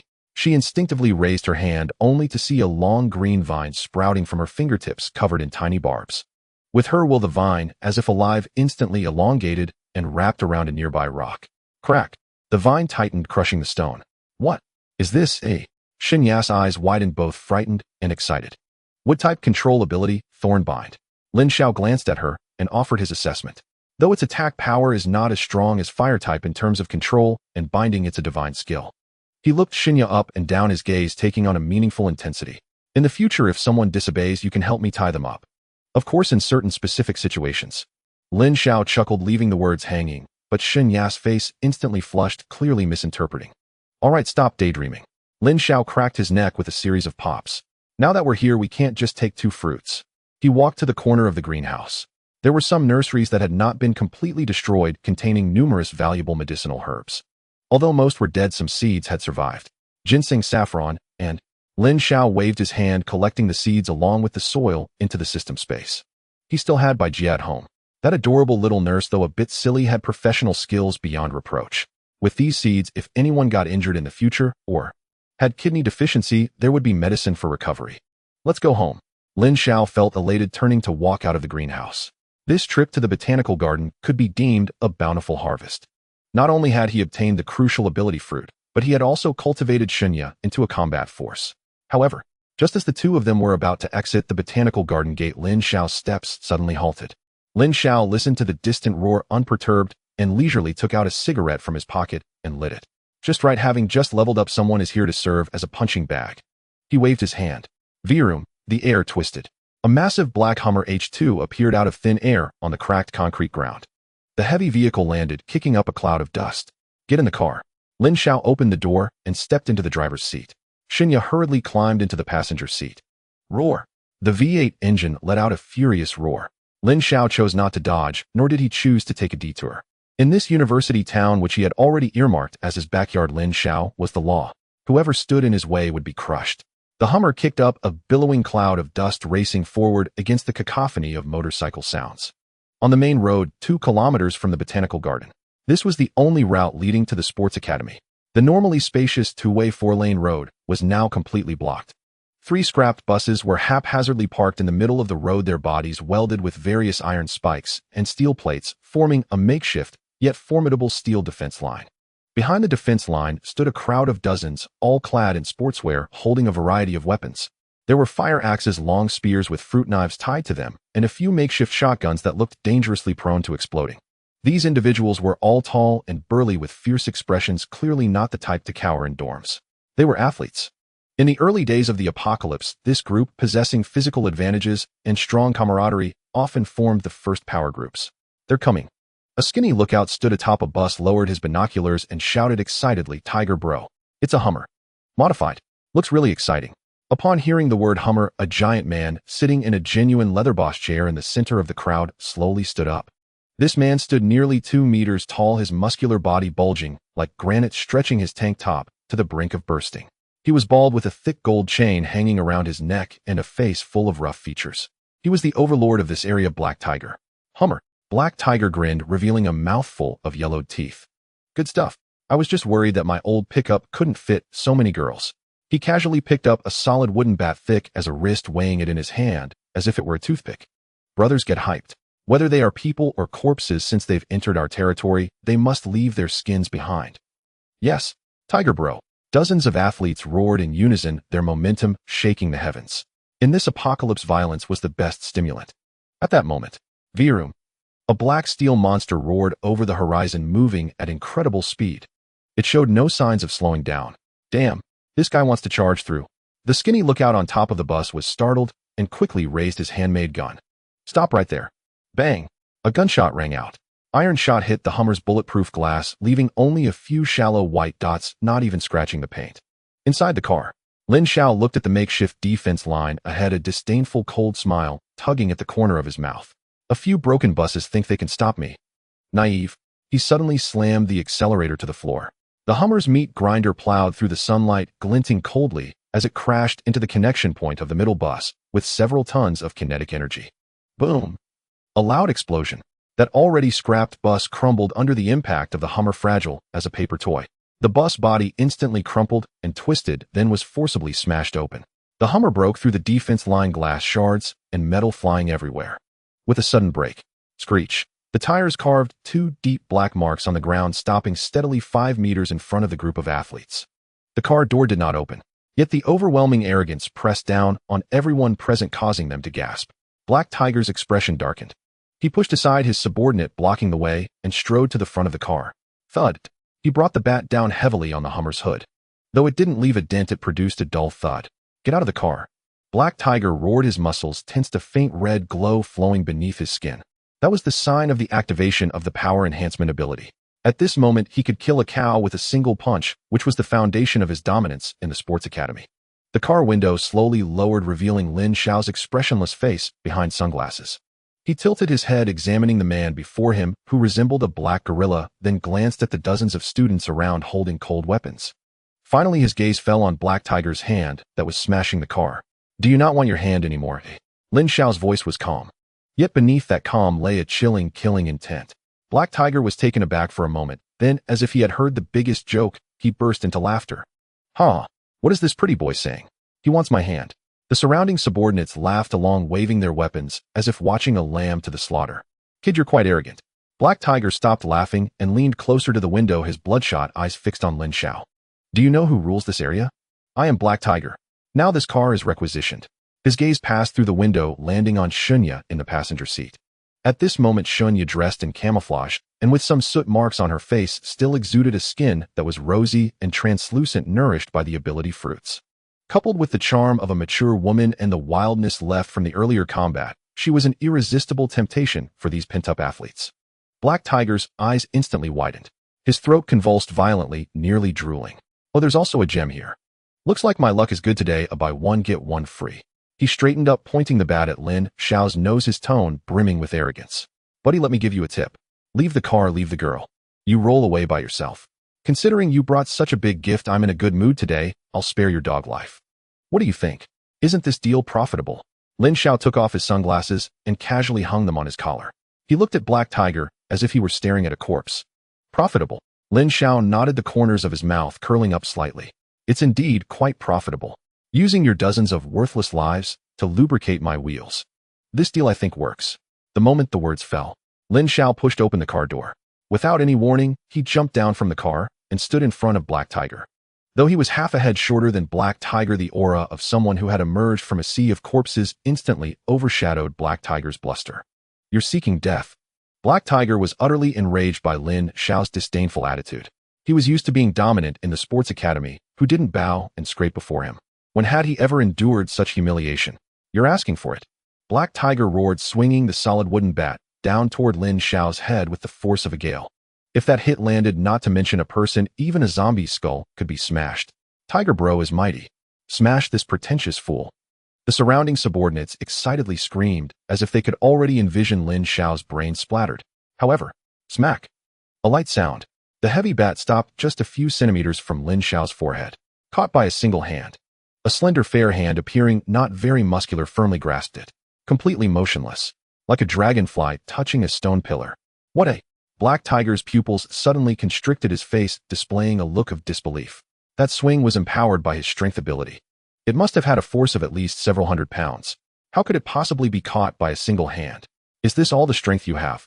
Lin Xiao looked at Black Tiger, whose face was red and desperately trying to pull the bat back, but couldn't move it an inch, and a glint of disappointment flickered in his eyes.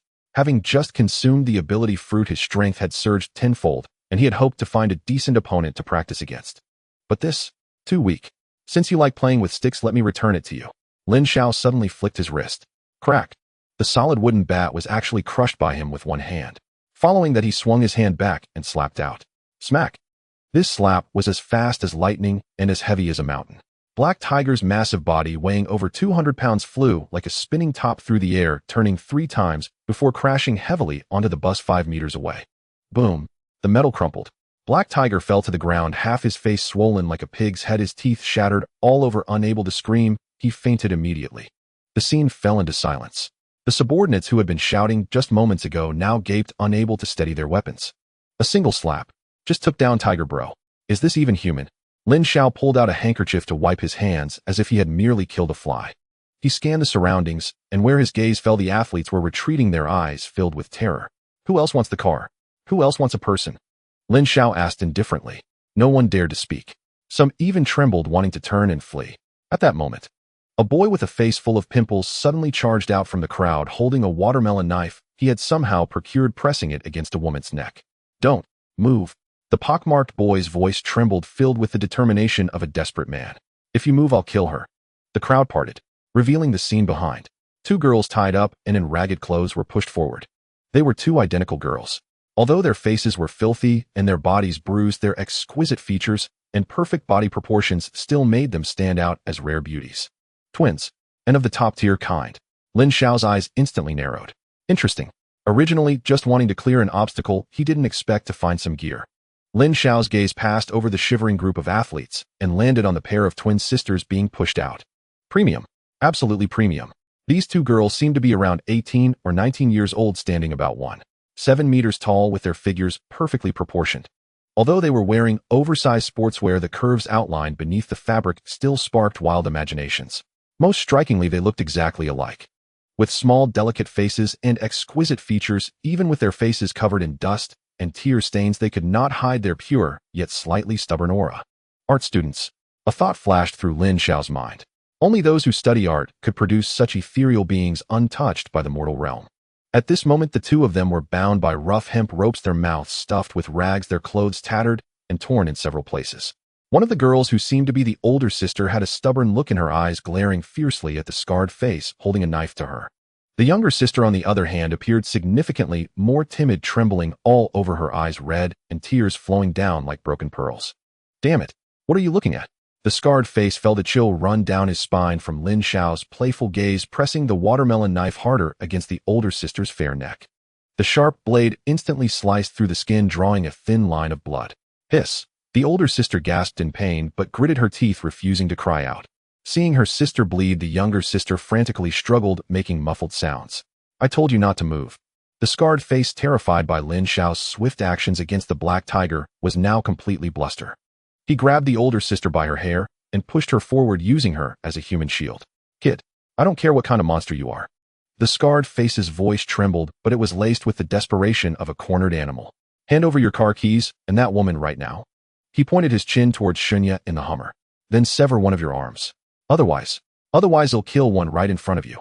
He thought this tactic was clever. After all, survivors like Lin Xiao, who appeared relatively righteous, often had a bit of a savior complex, unable to bear the sight of a woman being harmed. Using hostages to threaten was a foolproof tactic. I know people like you love the hero saving the beauty. The scarred face grew more excited as he spoke, as if he had already taken control of the situation.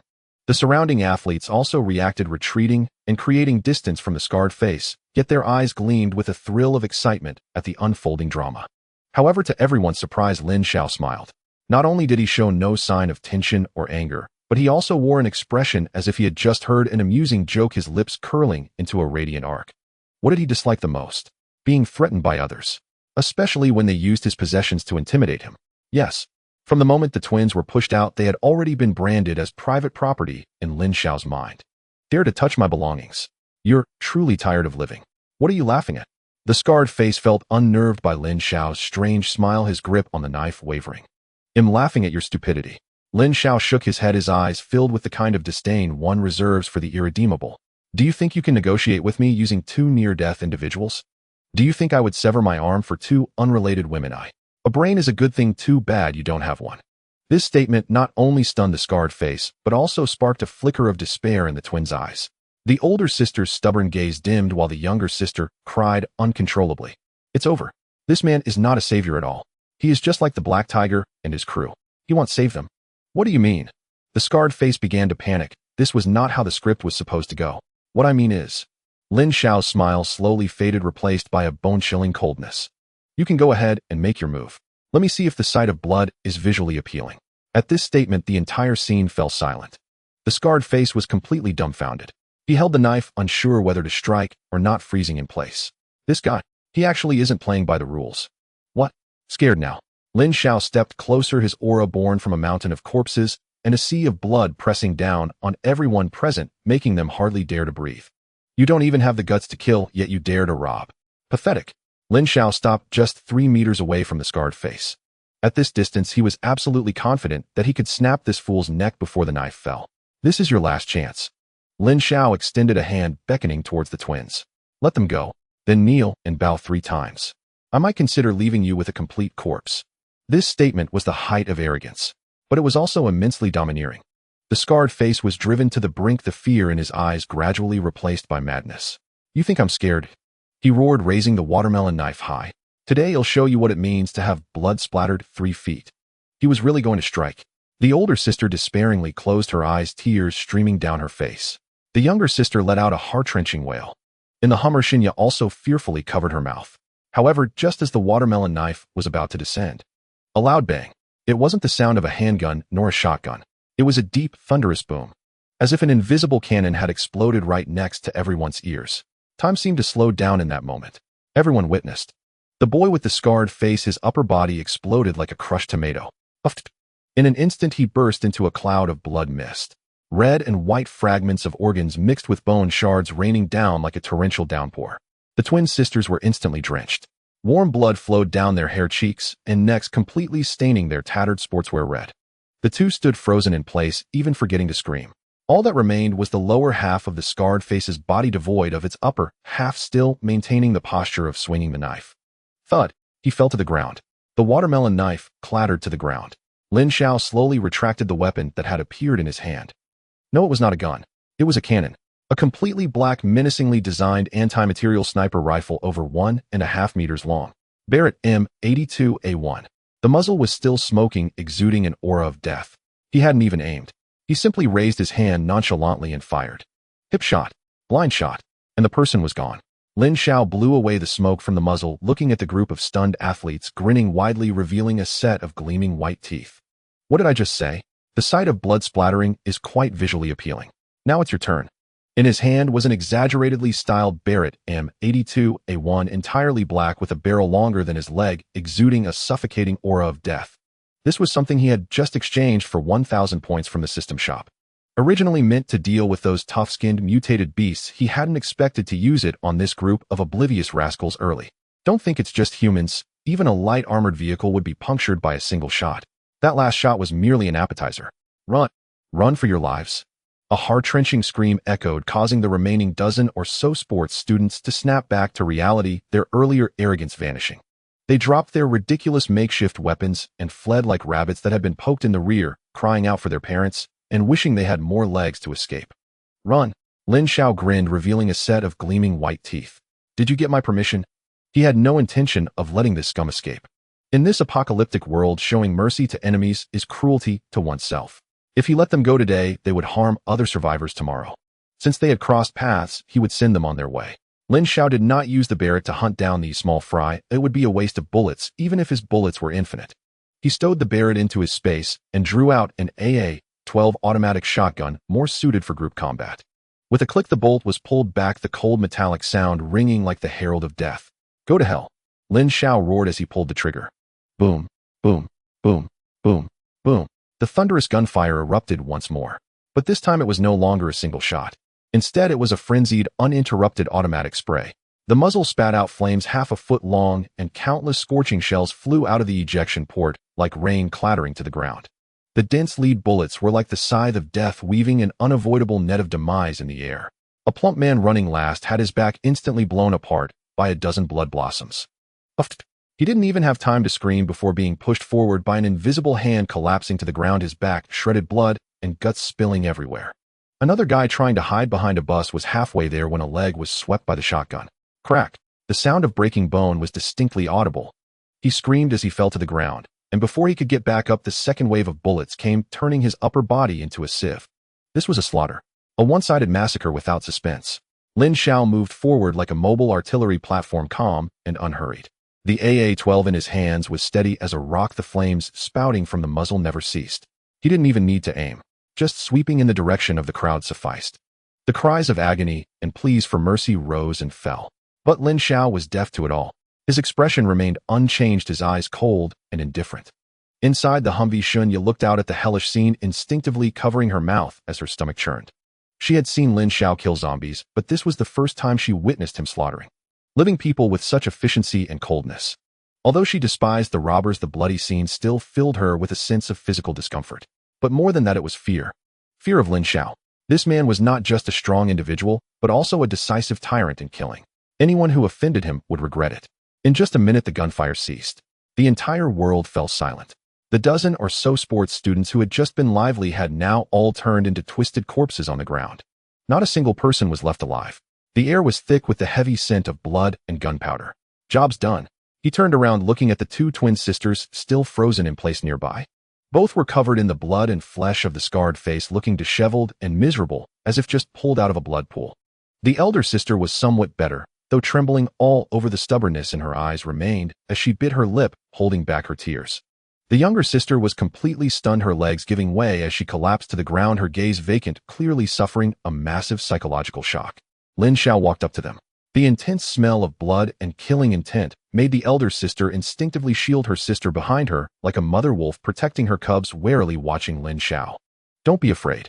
Lin Xiao put away his gun, trying to make his voice sound gentler. Although he had indeed been fierce moments ago, he was generally patient with women, especially with such exquisite women. The bad guys are all dead now. He reached out, wanting to help them untie the ropes around their wrists. Don't touch me. The elder sister recoiled, as if her tail had been stepped on, her eyes filled with vigilance. To her, Lin Xiao was 100 times scarier than that black tiger. After all, those were over a dozen lives. He killed them without batting an eye. What kind of person could do that if not a devil? Lin Xiao halted his movements. He retracted his hand, without anger, merely watching this prickly little wildcat with interest. Interesting. I saved you, and you don't even thank me, yet you look at me with such eyes. Lin Xiao crouched down to meet the elder sister's gaze. Little sister, don't you understand the situation yet? In this world, beautiful women like you with no power are just moving spoils of war, either picked up by me or taken by the next wave of robbers, or worse, treated as snacks by the zombies outside. Do you think falling into my hands or theirs would lead to a better outcome? The elder sister bit her lip silent, but her slightly trembling body had already betrayed her heart. She knew Lin Xiao spoke the truth. Had he not appeared, their outcome would have been far worse. We won't drag you down. The elder sister mustered her courage, raising her head, her beautiful apricot eyes filled with determination. Live on our own. Lin Xiao chuckled as if he had heard the greatest joke. He pointed around. Just the two of you, defenseless and weak women living in this world full of zombies and scum. Don't be naive. Within 3 days, you'll be stripped of your clothes, tied to a bed, and turned into tools for a group of men to satisfy their desires until you die. This statement was raw and bloody, directly shattering their last bit of ridiculous fantasy. The elder sister's face instantly turned pale. Lin Xiao stood up, no longer wasting words. He took a tactical dagger from his inventory and stepped forward. What? What are you going to do? The elder sister screamed in terror. Lin Xiao ignored her, directly grabbing her bound hands and swiftly cutting the ropes. Swish! The tough hemp rope snapped. With her wrists free, the elder sister was stunned. Lin Xiao walked to the younger sister and cut her ropes as well. All right, you are free now. Lin Xiao put away the dagger and turned to leave, appearing uninterested in them any further. If you want to leave, go ahead. If you want to stay, follow me. I only give you 10 seconds to decide. 10, 9. As Lin Xiao counted down, he walked towards the black Humvee. These two sisters were indeed exquisite, but not indispensable. Lin Xiao was never short of women. He would provide food and safety for those willing to follow him. For those unwilling, he wouldn't force them. Everyone was an adult and had to be responsible for their choices. 8, 7. The elder sister watched Lin Xiao's back, about to disappear behind the car door, glancing at her younger sister, still trembling on the ground. Then she looked at the incomplete corpses around them and the zombies wandering in the distance. She gritted her teeth, the stubbornness and pride in her eyes finally shattered by reality. To survive.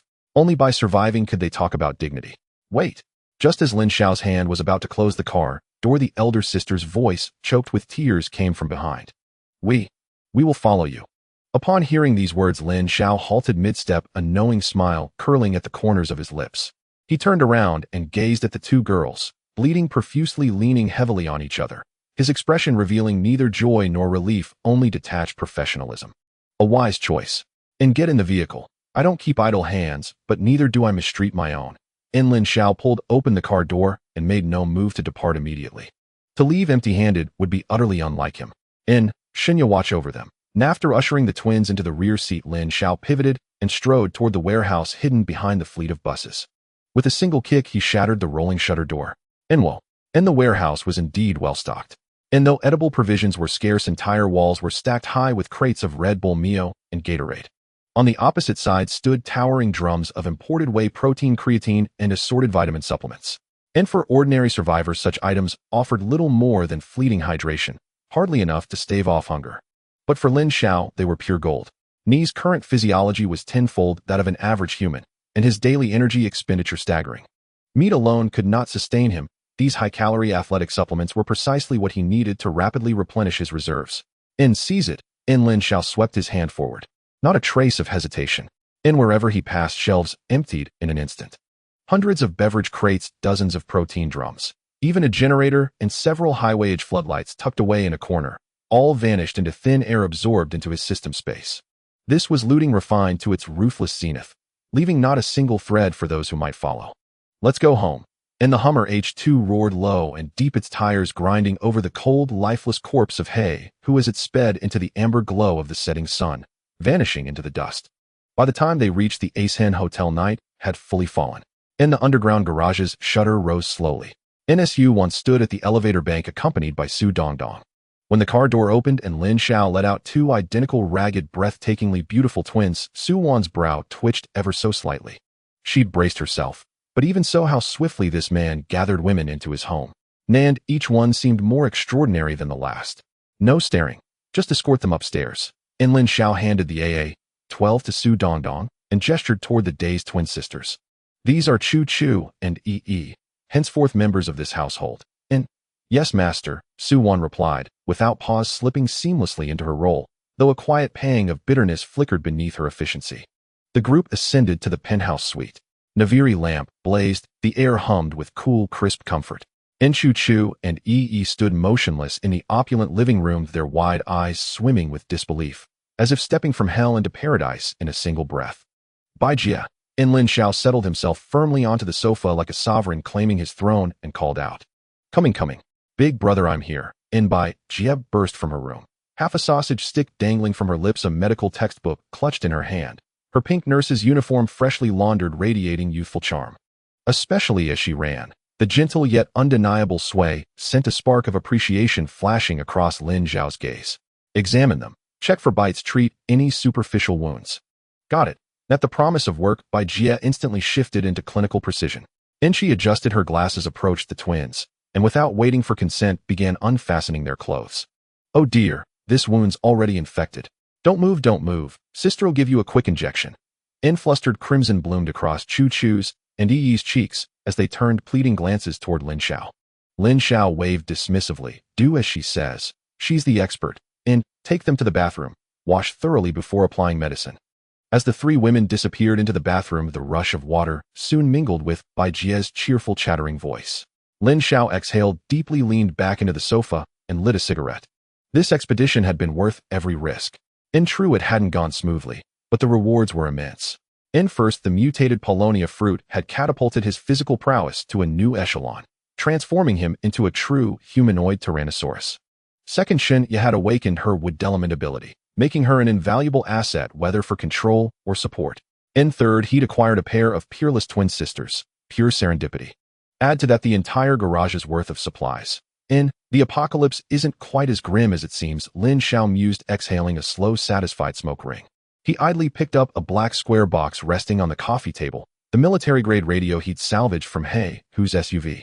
In a world where digital networks had all but collapsed, radio waves remained humanity's sole lifeline to the outside. Most channels emitted only static or monotonous looping emergency bulletins, but Lin Xiao still habitually scanned for any whisper of the world beyond. Ni's fingers rotated the tuning dial, and the shrill white noise echoed sharply through the silent living room. "Zizi, help? Anyone? And suddenly a faint, fragmented female voice pierced through the static. Lin Xiao froze. With meticulous precision, he fine-tuned the frequency, gradually drawing the voice into clarity. "This is the city center, the international financial center, I am Yangmi." At that name, Lin Xiao's cigarette-tipped fingers jerked violently. Yangmi, the household icon, the nation's beloved goddess. In his past life, he'd heard rumors that this Oscar-winning actress had been trapped in the city center during the outbreak's earliest days, only to vanish without a trace, leaving behind a lingering sorrow for millions. Yet here she was, alive, broadcasting a distress signal in this lifetime. "We're trapped, on the top floor." Her voice was frail, saturated with despair and raw terror. "Monsters fill the floors below, and a gang calling themselves the New Humanity. They're battering the door. They seize women to feed the undead. Please, someone save us. I have money, hundreds of millions. I'll give it all to you." And the transmission cut off, abruptly dissolving once more into chaotic static. Lin Xiao switched off the radio and crushed the cigarette butt into the ashtray. Money. Worthless paper. Too stiff even for toilet use. But the name, Yangmi itself, was an irreplaceable rarity, a relic of the old world, a fantasy coveted by countless men. To bring such a woman into his inner circle would deliver a triumph far sweeter than slaying 10,000 zombies. And yet, the New Humanity, Lin Xiao's eyes narrowed, danger flickering like cold flame within their depths. This was the first time he'd ever heard the term. An organized band of marauders. Or something more, an evolved, sentient aberration. Whatever they were, if they stood in his path, they were enemies. "It seems this starter zone won't hold me much longer," Morning sunlight forced its way through the gap in the floor-to-ceiling window, stubbornly prying light into the dim room. Lin Xiao woke. He did not move. Not because he did not want to, but because he could not. The so-called imperial round bed touted as roomy enough for 5 was currently stuffed to overflowing. On his left curled Su Wan. Even in sleep, the beautiful professor retained an air of grace. A slight frown creased her brow, as if she were still digesting the torrent of information from last night. To his right lay Lin Xiao, an octopus of a woman clinging to him, as if she might grow roots there, her smooth thigh pressed unceremoniously against his stomach. A heavy Su Dongdong sprawled across his chest.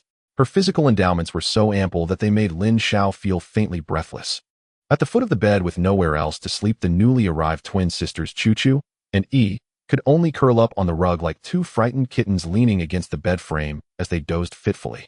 As for Xinya and Bai Jie, they had long ago been squeezed onto the divan over there. This life is no longer bearable, Lin Xiao sighed, peeling Su Dongdong off him and painfully extracting his arm. Although being surrounded by beautiful women felt pleasant, this was the apocalypse. Such cramped quarters seriously hindered his ability to draw his gun quickly. Moreover, as the group grew, the suite that had once felt spacious now lacked even a place to set one's feet. Showers required queuing, toilets required queuing, and even meals had to be taken in shifts. We must move. Lin Xiao sat up, surveying the room, full of springtime charms, and made his decision. 1 hour later, the living room. It lacked the solemnity of a long table meeting, but this was the small team's first formal assembly in full. Though the women were not fully awake, some still in silk nightgowns, others wrapped in towels. When they saw Lin Xiao's serious expression, they straightened and sat properly. I have something to say. Lin Xiao held a cigarette in his mouth, unlit, and tapped his fingers on the coffee table. This place is too small to operate in, and the hotel's water reserves are nearly depleted. I have supplies, but that won't last forever. His gaze swept across the women. We're moving. Moving. Su Dongdong perked up while spreading jam on bread. Where to? The mall. I want to go to the Gucci store. No way. Lin Xiao rolled his eyes. Are you trying to get us killed? Malls are zombie party zones. He turned to Su Wan. Professor Su, isn't there a faculty villa area on the hill behind the school? Su Wan, who was sipping coffee, set her cup down, nodded, and her expression regained its keen composure. Zun. It was built by the school for high-level recruits and trustees. Sheltered by the mountain and the water, it has only one road in and out and a high level of security. The key point is, Su Wan pushed up her gold-rimmed glasses. It has an independent solar power system and an underground water reservoir. If I remember correctly, several heavyweight scientists live there. Bingo. Lin Xiao snapped his fingers. That's the place. Walls, electricity, water, and talent. A site like that is a land of promise. If we don't occupy it and turn it into our stronghold, it would be a sin against Providence. Most importantly, it was big enough.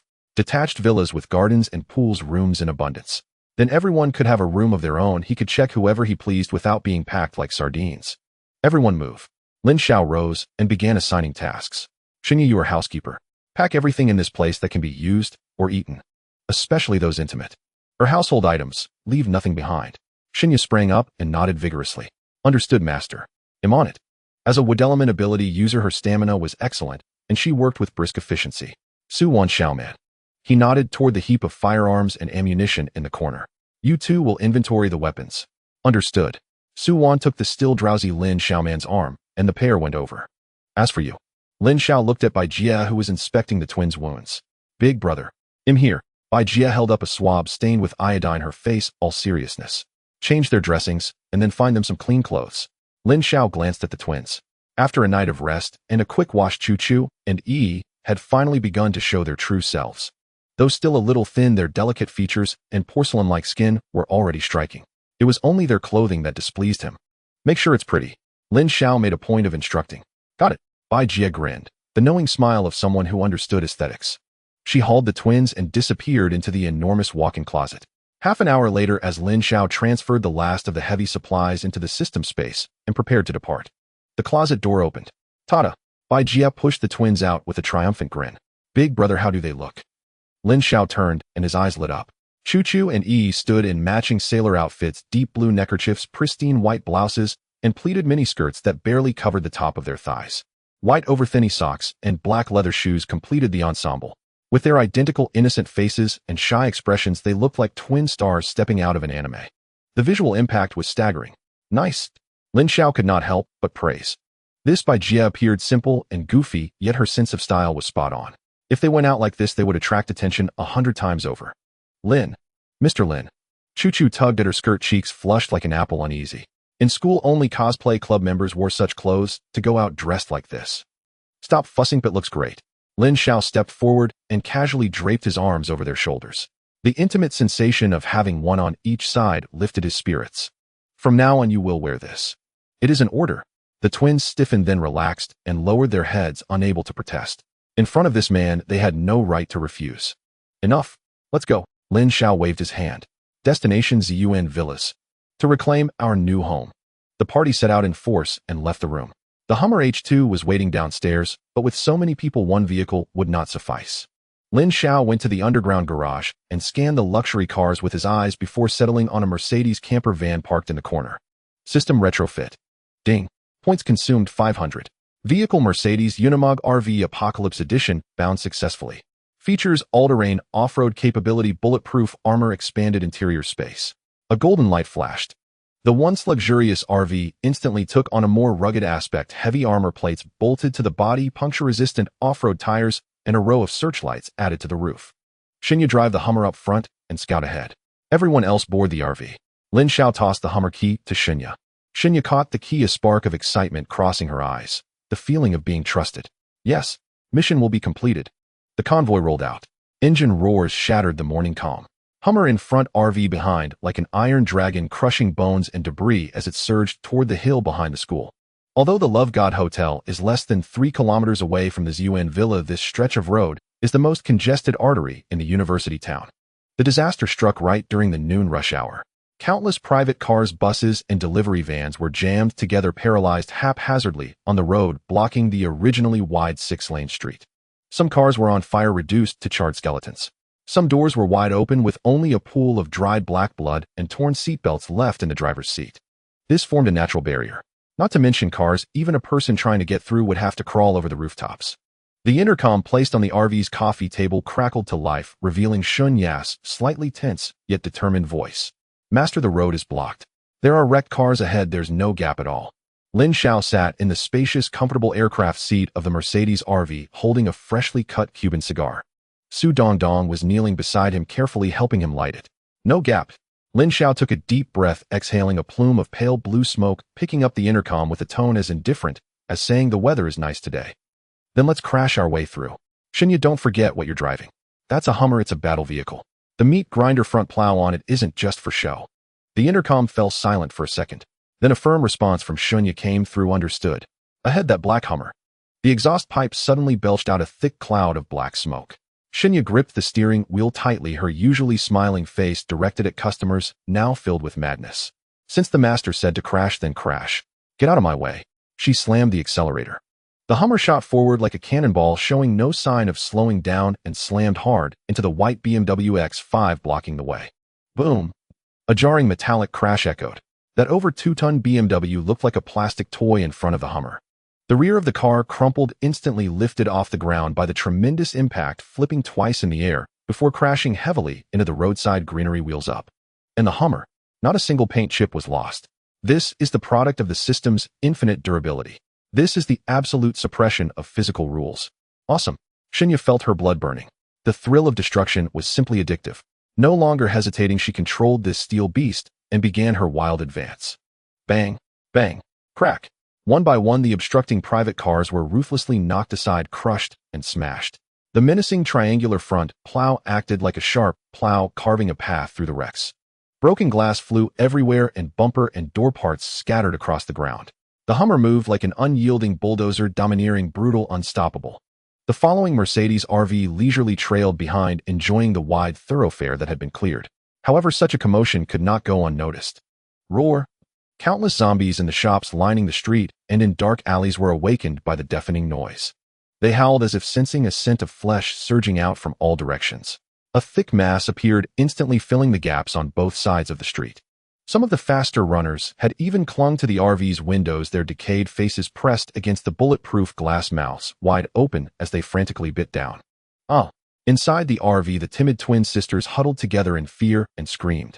Though aware that the glass was bulletproof, the deathly faces so close made them shudder. Shut up. Lin Xiao frowned and set down his glass of red wine. He disliked being disturbed while enjoying his cigar. Teacher Su opened the sunroof. Su-won immediately pressed the button on the control panel. V-room. The armored sunroof on top of the RV slowly slid open. Lin Xiao stood up, gripping the edge of the sunroof with one hand leaning halfway out. A gust of wind mixed with the scent of blood hit him. Looking at the dense horde of corpses surging around him, Lin Xiao felt no fear. Instead, he grinned. A bunch of flies. He extended his right hand palm facing up. The flame energy within him surged. Whoosh! A ball of orange-eared flames ignited in his palm, quickly expanding and changing colors, ultimately transforming into a fire whip over 10 meters long. Get out of my way. Lin Xiao swung his arm fiercely. The fire whip, as if alive, whistled and swept towards the horde of corpses on the right side of the vehicle. Boom! Wherever the flames passed, zombies were instantly ignited. This enhanced flame, strengthened by supernatural power, was extremely hot and had a strong adhesion. Just a touch would set them ablaze all over. Alo! The piercing screams echoed through the street. Dozens of zombies turned into torches, rolling frantically on the ground, but this not only failed to extinguish the flames, it ignited even more of their companions. Lin Xiao was not yet satisfied. He waved his hand again, launching several explosive fireballs the size of wash basins, as if throwing sandbags. Bang! Bang! Bang! The fireballs exploded in the densest part of the horde. Shockwaves rolled and flesh flew everywhere. The originally crowded street was instantly cleared to create a vacuum zone. The raging fire burned behind the vehicle, forming an insurmountable wall of flames that blocked the pursuit of the zombies behind. Done! Lin Xiao clapped his hands and retreated back into the vehicle. The sunroof closed, isolating the noise and heat outside. Inside, the air conditioning kept blowing cool air, and soothing soft music played from the speakers. Lin Xiao sat back down on the sofa, picking up the glass of red wine he had yet to finish and taking a sip. Let the music play on, let the dance continue. He smiled at the stunned women. Su Dongdong looked at Lin Xiao's nonchalant demeanor, her admiration almost palpable. So strong. A wave of his hand, and there was a sea of flames. This was simply a human-shaped, self-propelled nuclear bomb. She pressed closer, rubbing her most proud parts against Lin Xiao's arm. Your amazing husband. Lin Xiaoman and the twin sisters finally snapped back to reality. The convoy had passed through the most congested section. Ahead, a winding asphalt road appeared in their view. The roadside sign read 4 big characters, Ziyuan Villa area, we've arrived. Su-won pointed at the sign, her eyes flickering with complex emotions.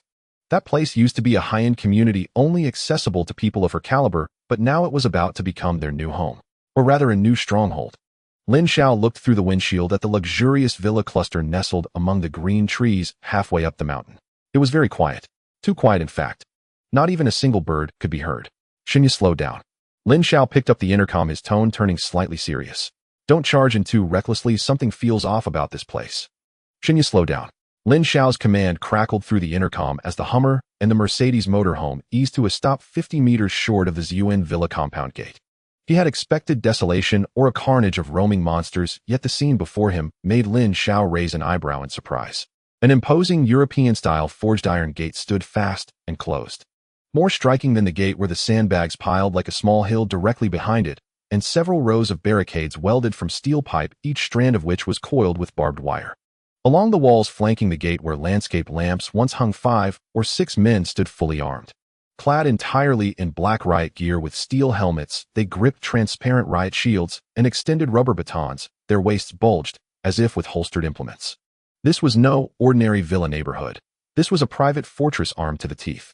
A loudspeaker installed above the gate crackled with a harsh electric hiss, and a brazen male voice blared across the foothill. Stop your vehicle. Kill your engine immediately. Are you blind? Can't you see the sign? This is Wang Shi Group's private territory. Perched atop the wall, a thick-faced security captain wearing sunglasses brandished a megaphone, his spit flying as he pointed down at the convoy. No outside vehicles allowed. If you want to live, get lost. Inside the Mercedes motorhome, Su Dongdong pressed against the bulletproof glass and shrank back in fear. Husband, they have a lot of people and guns. Su-won pushed up her glasses and with a cold rationality began to analyze Wang Defa. I remember now. He's the city's largest real estate developer. Ziyuan was his project. It seems he took advantage of the initial chaos to consolidate his security forces and carve this place into his own domain. Su-won glanced at the batons and riot shields in the guards' hands and curled a lip in contempt. Still clinging to antiquated riot equipment, they clearly haven't realized how the world has changed. Lin Xiao lounged on the sofa, toying with a wine glass without hurry. He lifted a military binocular, peered through the one-way glass, and scanned past the gate into the compound. The view was remarkably clear. The roads were swept tidy apart from a few dark red stains not yet washed away. There were almost no zombie corpses to be seen. The greenery was neatly trimmed and red lanterns still hung from the lampposts, exuding a lingering air of pre-apocalypse decadence. On the balcony of the prime residence halfway up the hill, known as Building No. 1 King, hung a massive red banner Wangsher base, prosperity to those who obey. Beneath it a few bikini-clad women strolled by the pool attending to a fat man lounging on a sunbed. Lin Xiao lowered the binocular and snorted. Looks like luck is on our side. I thought we'd have to clear zombies ourselves. Someone's done the cleaning for us. The loudspeaker crackled again, the voice taking on an even greedier, lecherous tone. Hey, you in the car, listen up. The security captain had clearly noticed the worth of the two vehicles before him, a modified Hummer and an Unimog motorhome, practically a mobile palace in this ruined world. He grinned, his eyes leering as if they could peer straight inside the vehicles, eager to see what lay within. Leave the cars. Leave all your supplies, he shouted. And that Hummer driver's girl, she's a looker, huh? If there are women in that motorhome, leave them here too. Serve Boss Wong well, and we might toss you a scrap to eat. The statement froze the atmosphere in the motorhome. Lin Xiao man and the twin sisters went pale, instinctively glancing toward Lin Xiao. In this end-time world, women had become commodities. If Lin Xiao handed them over just to pass, "You're asking for death," he muttered under his breath. He rose and flung the expensive crystal glass to the floor. The sharp crystalline shatter rang out like a clarion of battle. Su unlocked the doors. Lin Xiao straightened his collar, pushed open the motorhome door, and stepped out into the blinding sunlight. He stood in the middle of the road with swagger, glanced up at the shouting security captain on the wall, his gaze utterly cold. Oh, the man of the hour comes out. The captain jeered, his excitement rising. Pretty boy, you understand human speech. Bring your women out so I can. Lin Xiao did not dignify him with a response. He strode to the Hummer and opened the driver's door. Shinya, go to the back seat. Shinya, who had been clutching the wheel, trembled with anger. She had wanted nothing more than to floor the accelerator and plow into them, but without Lin Xiao's command, she dared not move. Yes, sir. Without hesitation, she unbuckled and nimbly flipped into the rear seat. Lin Xiao settled into the driver's position. He adjusted the seat, fastened his belt. That familiar sensation of total control flowed back into his hands as he looked through the windshield at the barricade before him, fragile as child's blocks in his eyes. Wang Defa, is that right? Wangsher base. Lin Xiao murmured, his finger resting on a red button in the center console. It was a feature added during the system retrofit, the full power output mode, more commonly known as siege mode. Since you're so arrogant, it'll give you a one-way ticket to hell. No need to thank me. A cruel curl lifted one corner of his mouth. Negotiation. Paying a toll. Ridiculous. In Lin Xiao's lexicon, the words pay to pass did not exist. Only run over and through. With a resonant hum, the red button was pressed. The Hummer's chassis dropped 2 inches, and its wide off-road tires bit fiercely into the ground. The colossal steel ram on the vehicle's prow began to rotate slowly, emitting a teeth-grinding scrape of metal. The V12 engine roared, instantly drowning out the loudspeaker, a sound like the awakening of some great factory. The security captain atop the wall went pale, staring at the transformed Hummer and the spinning iron ram as a cold dread surged from his tailbone to the crown of his head. Well, what is that thing? What does he intend? Shoot him. Stop him. The guards shouted, frantic. But it was too late. Lin Xiao's right foot slammed to the floor. This is my pass, he roared. Open the gate for me. A deafening roar echoed through the valley. The 2 expensive European-style wrought iron gates stood fragile before the high-speed spinning meat grinder of the Hummer, as delicate as 2 pieces of soda crackers. Sparks flew and iron shavings scattered everywhere. The gates could not even withstand a second of resistance before they twisted and deformed along with their hinges and cement pillars flying out. The sandbag wall behind exploded like tofu dregs, with yellow sand filling the sky. Run. Run quickly. The few security guards on the wall had never seen such a scene. Their riot shields could block bricks and the claws of zombies, but could they stop this heavily armed war vehicle? Several of them were so frightened that they lost control, abandoning their batons, jumping down from the wall, and sprinting deep into the villa area. Virum, the Hummer charged through the dust unscathed. Lin Xiao held the steering wheel with one hand, his expression indifferent. He did not chase after the fleeing minions, but drove the Mercedes RV behind him along the carefully paved scenic avenue, advancing straight in. The Ziyuan Villa area was indeed a good place. Even though the outside world had turned into a hell on earth, it still retained a hint of the luxury and tranquility from before the apocalypse. The French parasol trees lining the road were trimmed neatly, and although the fountain had stopped, the pool water remained clear. Yet the faint smell of blood in the air and the several desiccated zombie corpses hanging from the lampposts reminded visitors that the masters here were not to be trifled with. The convoy rolled over the neatly trimmed lawn, driving straight to the foot of Villa No. one situated halfway up the mountain, boasting the best view. This was the king of the villas. It was also the core of the so-called Wang's base. Creak. Lin Xiao slammed on the brakes, and the Hummer came to a steady stop before the villa's gigantic carved bronze door. At this moment, a crowd had gathered at the entrance of the villa. Clearly, the commotion from the earlier gate had alerted the master of this place. The leader was a middle-aged man in his 50s. He was short and stout with a balding Mediterranean hairstyle, his greasy scalp reflecting the sunlight. He wore a rather comical Versace silk robe at this moment, but in a stark contrast, he held a double-barreled shotgun. He was the developer of Ziyuan, the current local tyrant Wang Defa.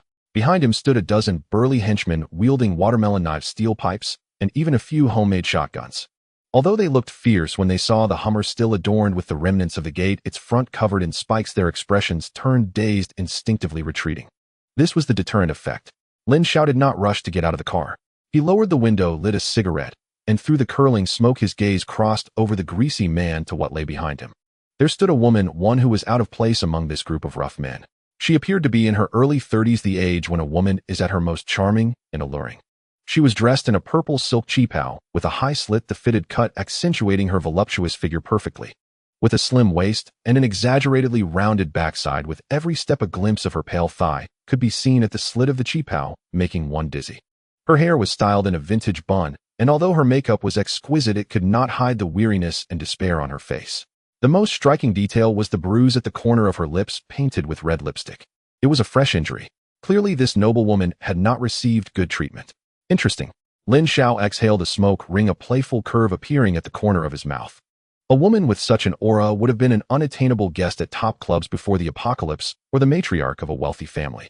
The inherent nobility and the feeling of shattered dignity after enduring humiliation were practically the ultimate poison that stirred a man's desire to conquer. More enticing than any campus beauty or nurse. When Wang Defa saw the window roll down, revealing Lin Xiao's young and clean face, his eyes darted around. As an old fox who had been in the business world for decades, he immediately assessed the situation. Confronting him directly, seeking death. The equipment and vehicle the other party had clearly indicated they were a tough character, perhaps a second generation from some military district or a powerful awakened being. Thus his fierce expression vanished in an instant, replaced by a fawning smile full of wrinkles. Oh, misunderstanding. Just a misunderstanding. Wang Defa handed the shotgun to a nearby lackey, opening his arms and approaching like a Mithriya Buddha. This brother here, I am Wang Defa, the owner of Ziyuan. What just happened was due to my subordinates' ignorance. They offended a distinguished guest. I will break their legs as an apology. He walked over to the Hummer, took out a box of soft Zhonghua cigarettes, intending to offer one to Lin Xiao. Lin Xiao did not take it, merely watching him indifferently. Wang Defa did not feel awkward taking the cigarettes back himself, but his gaze kept glancing toward the RV behind them. Brother, this world has turned chaotic. We survivors should help each other, right? Wang Defa rubbed his hands together, revealing a lewd smile that men understood. I can see that you are not an ordinary person, and since you've come, it must be fate. Why not come in for a drink? I have quite a few good things hidden in my underground wine cellar. 1982 Lafite, 1990 Maudai, all you can drink. Saying this, he turned around and roughly pulled the flag-wearing woman behind him. The action was crude, devoid of any tenderness, as if he were dragging a rag doll. Lu Yun let out a soft cry. Her high heels twisted, nearly causing her to fall, but she was tightly gripped by Wang Defa's hold on her wrist. This is my useless wife, Lu Yun. Wang Defa pointed at Lu Yun. His tone was not like that of introducing a wife, but more akin to selling a product. Though she is a bit older, her figure and skin are well maintained. That's undeniable. Moreover, Wang Defa leaned closer to the car window, lowering his voice, his face filled with sinister intent. This woman used to study dance. Her body is very flexible, and she has many skills. As long as you are willing to give her a chance, we could become friends. As for the supplies in this convoy, we could split them 50-50. No, you take the larger share, and I will have her serve you well tonight, making sure you are comfortable. How about that? Lu Yun stood there, her body stiff, her face pale. She bit her lip hard until she tasted blood. Humiliation. Endless humiliation engulfed her like a tide. Once upon a time, she was an envied wealthy lady, a treasure cherished in the palm of Wang Defa. But since the apocalypse broke out, this man completely tore off his disguise. To win over his security subordinates to exchange for food, he even forced her to accompany that disgusting security captain for drinks, though nothing happened. Now, to save his own life, he was going to send her to this stranger like a dog. She raised her head, and in her originally deadened eyes a glimmer of despair flashed. She looked at the man in the car, young, handsome, with a proud gaze. However, when her eyes met Lin Xiao's, she was stunned. In that man's gaze there was none of the nauseating sinister and greed, only an unabashed appreciation and a sense of Dominance. Lin Xiao completely ignored Wang Defa. He opened the car door, stepping out with long legs, the tactical boots hitting the ground with a crisp sound. He walked straight to Lu Yun, extending his hand. Wang Defa thought Lin Xiao had agreed, and his face instantly lit up, just about to push Lu Yun over. Slap. Lin Xiao waved his hand, casually swatting Wang Defa's outstretched fat hand aside, like shooing away a fly. Then, his hand gently lifted Lu Yun's delicate, yet bruised chin, forcing her to look up. TSK. Lin Xiao gazed at her still enchanting face, his fingers lightly brushing over the scar at the corner of her mouth, his eyes filled with a touch of pity and a hint of mockery. What a beautiful face, why don't you cherish it? Lu Yun trembled, looking at Lin Xiao, who was so close her heart inexplicably skipped a beat. Indeed, she is a rare gem. Lin Xiao turned his head, glancing at the astonished Wang Defa beside him. That gaze cold, disdainful, looking down from above. What a pity. Such a wonderful woman tied to a dog. This sentence struck Wang Defa's face like a resounding slap. In this purple garden villa area where he had reigned supreme for several days, when had Wang Defa ever been scolded like a dog? He had initially planned to use courtesy before violence, unsure of this kid's background, thinking to trade a woman for peace. But unexpectedly, this kid played by his own rules. Not only did he want his woman, but he also wanted his life, even trampling on his face publicly. This was intolerable. Wang Defa, filled with rage, laughed ironically, his tiny eyes flickering with a sinister light.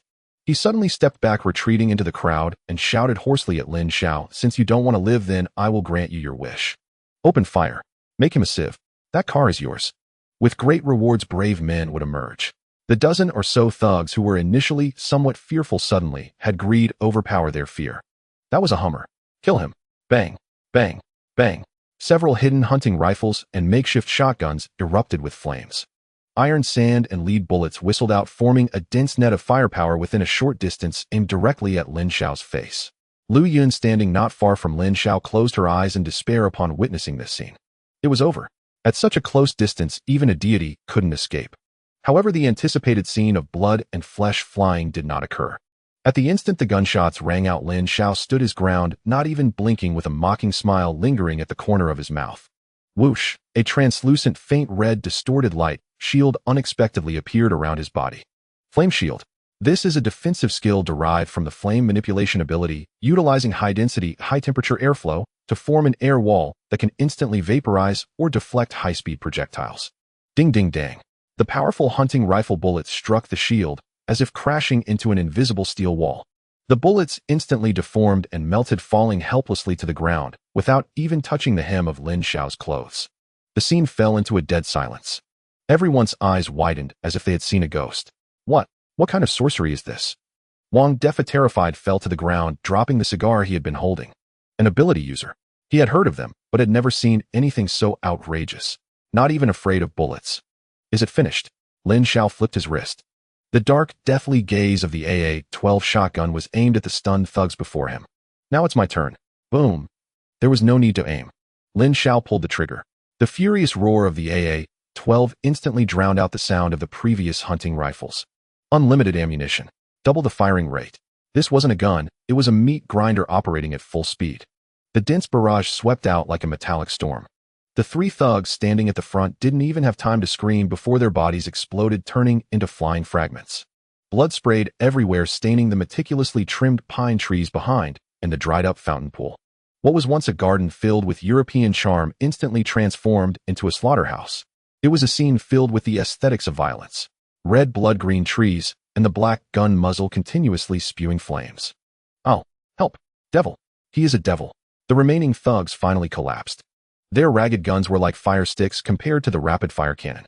They dropped their weapons and attempted to flee. But Lin Xiao didn't give them a chance. Da-da-da-da, Lin Xiao stepped forward, sweeping the gun muzzle. Every fleeing figure was ruthlessly blasted apart. In just 10 seconds, apart from the scattered limbs and severed arms, there was not a single man left standing at the villa entrance. Only Wang Defa remained. The once arrogant local tyrant was now collapsed on the ground, a puddle of yellow liquid streaming from his pants, emitting a foul odor. He looked at Lin Xiao, who was stepping closer, as if he were staring at a demon crawling out of hell. Don't come closer. Wang Defa trembled backward, his hands groping on the ground, suddenly grasping a fallen watermelon knife. It was as if he had grasped the last straw of hope. He suddenly lunged up, grabbing the already petrified Lu Yun beside him. The cold blade pressed firmly against Lu Yun's fair and slender neck, drawing a trace of blood. Back off. You back off. Wang Defa hid behind Lu Yun, his voice sharp and shrill. If you come any closer, I'll kill her. This is the woman you wanted. You don't want a corpse, do you? Lu Yun's body stiffened, silent tears streaming down her face. The glimmer of hope she had just seen instantly turned into despair. Was this fate? Lin Xiao stopped in his tracks. The gun muzzle drooped down. Seeing this, Wang Defa thought he had made the right bet, revealing a crazed smile. Haha, are you afraid now? Throw down the gun. Kneel down for me. Otherwise I'll cut her throat right now. However, the next second, Lin Xiao's tactical boots came down heavily on Wang Defa's knee. Crack! The crisp sound of shattering bones rang out clear and melodious. Oh! Wang Defa let out a piercing wail, his body curling up like a boiled shrimp. Crack! Crack! Lin Xiao's expression remained unchanged as he delivered 3 consecutive kicks. Both hands, both legs. All shattered. Wang Defa lay on the ground like a pile of mush in so much pain, he could not even cry out, only twitching and rolling his eyes. Shinya? Lin Xiao called out without turning his head. Master, him here. Shinya descended from the RV with a group of sisters. Looking at the corpses and blood scattered all over the ground, she felt a bit uncomfortable, but quickly adjusted her state. Clean this place up. Lin Xiao pointed at the luxurious villa. From now on, this place is under the Lin name. Yes. After arranging the trivial tasks, Lin Xiao bent down, grabbing Wang Defa by the collar, like dragging a dead dog, and pulled him into the villa's hall. Lu Yun followed closely behind, barefoot. Her gaze was somewhat vacant, but deep within burned a flame named revenge. On the second floor, the master bedroom. This was the most luxurious place in the entire villa area. A massive floor-to-ceiling window faced the artificial lake outside, with a custom-made bed 3 meters wide placed in the center, adorned with expensive silk sheets. This had once been the place where Wang Defa wielded power and tormented Lu Yun. Now it had a new master. Lin Xiao threw Wang Defa at the foot of the bed, casually tearing down a curtain cord and tying him to the intricately carved bedpost, like leashing a dog. Then Lin Xiao sat casually on the edge of the bed, crossing his legs and lighting a cigarette. He looked at Lu Yun, who stood nervously at the door.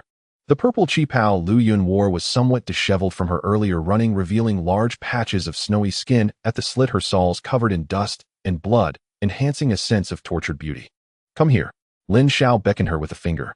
Lu Yun shivered, instinctively glancing at Wang Defa, who lay on the ground, his face twisted with resentment as he stared at her. That was her husband of 10 years. The demon who had pushed her into the fire pit. What?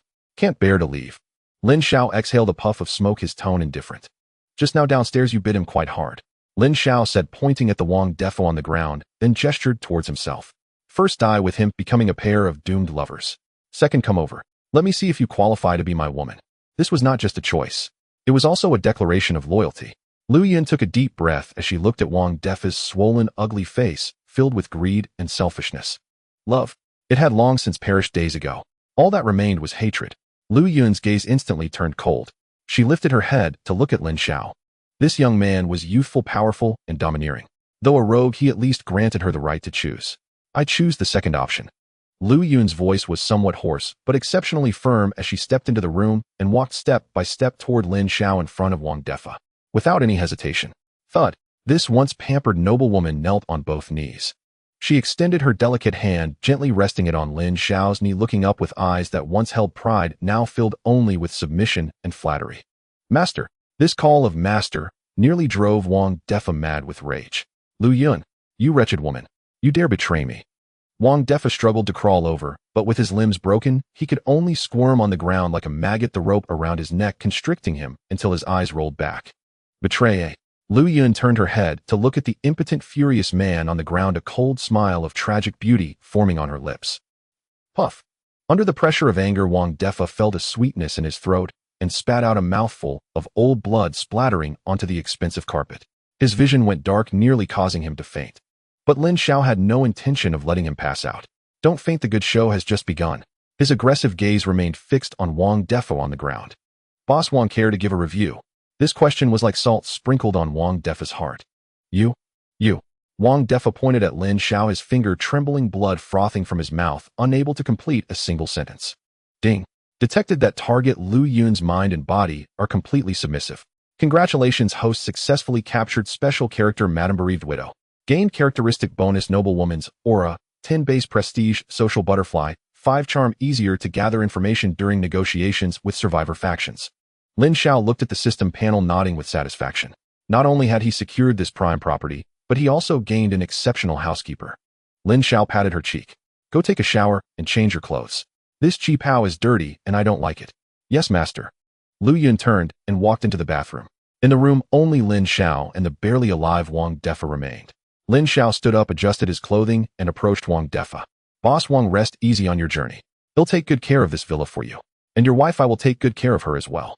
Lin Xiao pulled out an AA-12 without any hesitation, and under Wang Defa's furious gaze, he pulled the trigger. Boss Wang's head exploded into a spray of blood, dead beyond death. Lin Xiao no longer looked at him, turning to walk out of the room. Just as he stepped outside, he ran into Shun Ye, bringing people up to move things. Master, the cleanup is done. However, while searching other villas, we found something strange. What is it? The basement of Villa No. 6. Shen Ya's expression was somewhat odd. The door is a specially made explosion-proof door, and we can't open it. Moreover, we heard strange noises coming from inside the door. Like the sound of a chainsaw. Lin Xiao raised an eyebrow. Basement. Chainsaw. This storyline feels somewhat familiar. Let's go take a look. Maybe it will be a surprise. Unable to pass review, had to delete a lot. Lin Xiao did not rush to the so-called basement. One must see things through. He returned to the room where Wang Defa had died, then single-handedly lifted the lifeless body of Wang Defa and dragged it directly to the villa's entrance. Outside, the corpses of the dead bodyguards emitted a strong smell of blood, which had already attracted several zombies lingering outside the broken door.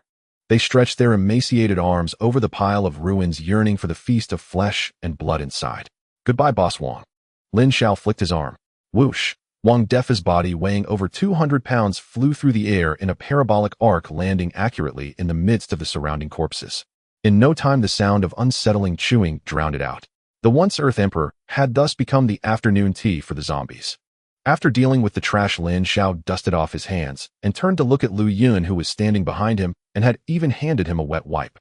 This woman, once an unattainable socialite, had now changed into a silk loungewear outfit found in the villa, her hair tied up, appearing as docile as a cat that had lost its claws. Shen Ye said there was movement at Villa No. 6. Do you know what's going on? Lin Xiao asked casually while wiping his hands. Lu Yun's eyes flashed, and she stepped forward, her voice gentle and respectful. To report to the master, there is a woman locked up in the basement. A woman? Lin Xiao raised an eyebrow. Wang Defa's mistress. No, Lu Yun shook her head, a hint of disdain and disgust on her face. She's a madwoman. According to Wang Defa, she was a biology professor from the city university named Hanyu. She happened to be visiting when the disaster struck and was detained. That fool Wang Defa, thinking he could create a zombie vaccine and be a savior, forced her to conduct research for him. But these past few days, all that's come from the basement are screams and the sounds of a chainsaw, and nothing fruitful has come out of it. A biology professor. Lin Xiao's eyes lit up instantly. Wasn't this just the talent for the technological tree that he desperately needed? Although Su Wan was also a professor, she was in the humanities and could at most manage domestic affairs. Hanyu, on the other hand, was a genuine science expert. If he could recruit her, the development of potions and even the cultivation of mutated plant seeds would have a proper foundation. Let's go, lead the way. Lin Xiao casually tossed aside the wet wipe and strode towards Villa No. 6. The basement door of Villa No. 6 was a heavy blast door equipped with a fingerprint lock and an electronic password. However, without power, these high-tech gadgets were merely decoration. Shun Ye, step aside. Lin Xiao dismissed Shun Ye, who was about to force the door open with a crowbar. He lifted his leg, and the muscles of his right leg, enhanced tenfold, tightened instantly, like a spring compressed to its limit. Boom. With one kick, the heavy blast door, along with the surrounding concrete walls, caved in and shattered inward.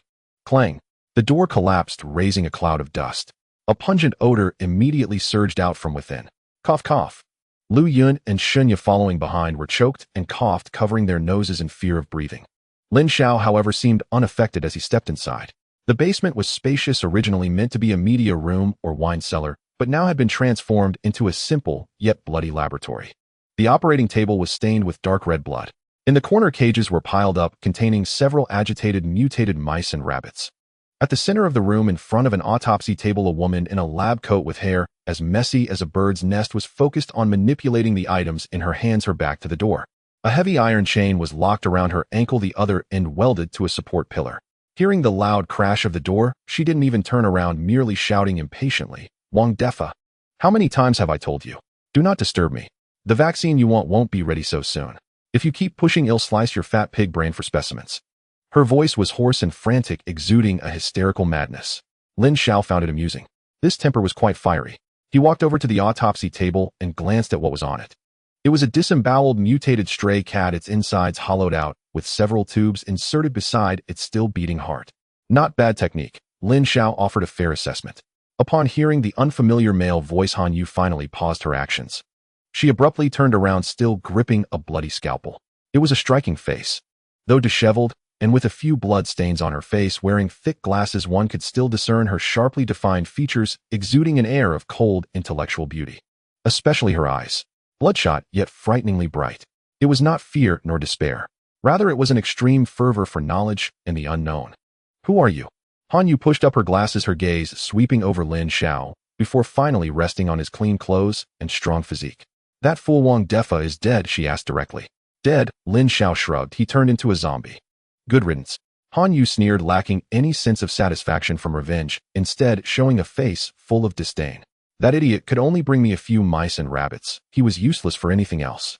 Such low-level specimens could not support my research data at all. Saying this, she completely ignored Lin Xiao, turning back to fiddle with the dead cat. Hey, are you mistaken about something? Lin Xiao pressed down on her shoulder. I have the final say here. Aren't you afraid he'll kill you? Han Yu glanced at him, her expression as if looking at a fool. Kill me. You'd better do it quickly. After all, without specimens or equipment, living in this cage is a waste of time. For a scientist, not being able to explore the truth is worse than death. This was the first time Lin Xiao met such a pure madwoman. Compared to Lu Yun, who was afraid of death, Han Yu was evidently much harder to deal with. Threats and inducements. She wasn't even afraid of dying. Then he could only cater to her. Want specimens? Lin Xiao released his grip, twisting his wrist. A seed the size of a longan, completely emerald green and covered in strange patterns, appeared in his palm. It was one of the trophies he had collected from the botanical garden, a seed of a mutated climbing vine. Even without soil, the seed still emanated a faint energy fluctuation, as if it were alive and breathing. Han Yu's eyes widened in astonishment. She lunged forward, wanting to snatch the seed, but the iron chain yanked her back, nearly causing her to fall. This is a seed of a high-level mutated plant. The energy reaction is too perfect. This is definitely not a product of natural evolution. This is a miracle of life. Han Yu's gaze was fixed on Lin Xiao's hand, her breathing rapid, her eyes practically sparkling with excitement. Give it to me, quickly. She reached out her hand, resembling a child asking for candy, completely devoid of her earlier aloofness. Lin Xiao pulled back the seed. Want it? He looked at Han Yu's flushed face, a smirk of triumph curling at the corners of his mouth. Join me. I have plenty of specimens of this level. Not just plants, but also mutated beasts and even higher-level zombies. As long as you obey, I'll provide you with whatever you want. I can supply you with specimens from the entire apocalypse. Han Yu was momentarily stunned. She looked at Lin Xiao, her mind racing. Wang Defa, that fool, would only treat her like a slave and offer no support. But this man in front of her, he was strong. Moreover, he had genuine resources. Deal. Han Yu did not hesitate at all, not even asking about the terms. Unlock the chain.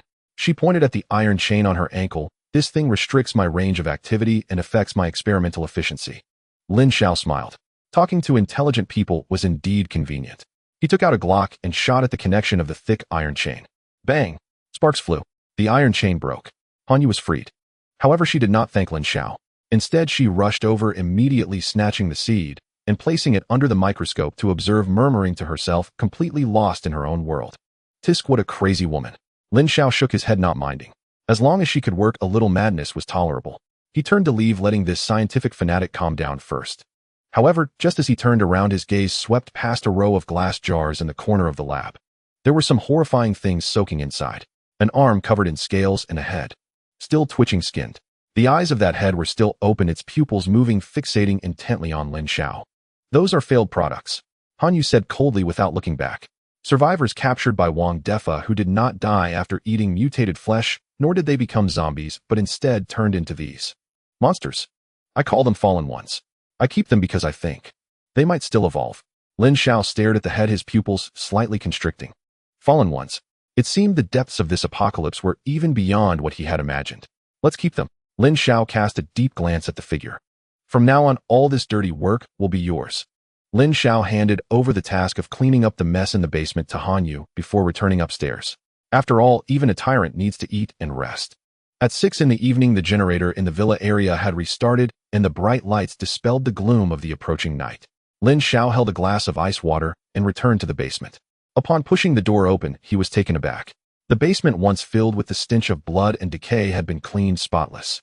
The disgusting corpses and failed experiments were nowhere to be seen, replaced by a strong smell of disinfectant. In front of the gleaming stainless steel autopsy table stood a woman. Hanyu.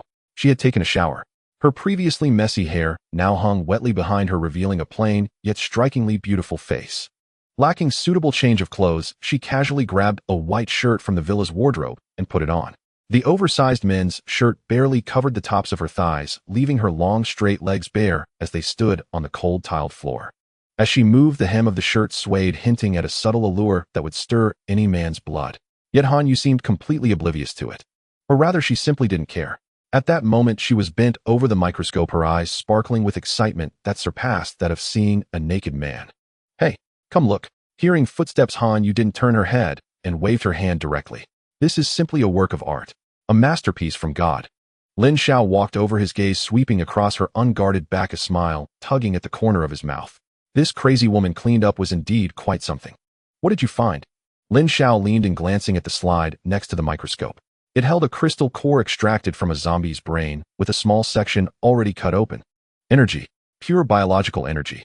Hanyu straightened up, adjusted her glasses, and waved a freshly printed data sheet in her hand. I analyzed the components of this thing. This crystal core is like a pufferfish. A pufferfish. Lin Xiao raised an eyebrow. Yes, a pufferfish. Hanyu pointed at the image under the microscope, speaking rapidly. The outer layer is wrapped in a high concentration of active viruses, which are deadly poison. If an ordinary person eats it, they will definitely become infected and turn into the kind of walking dead we see outside. But Hanyu's eyes became fervent. At the core, wrapped in the virus, is a highly compressed biological energy body.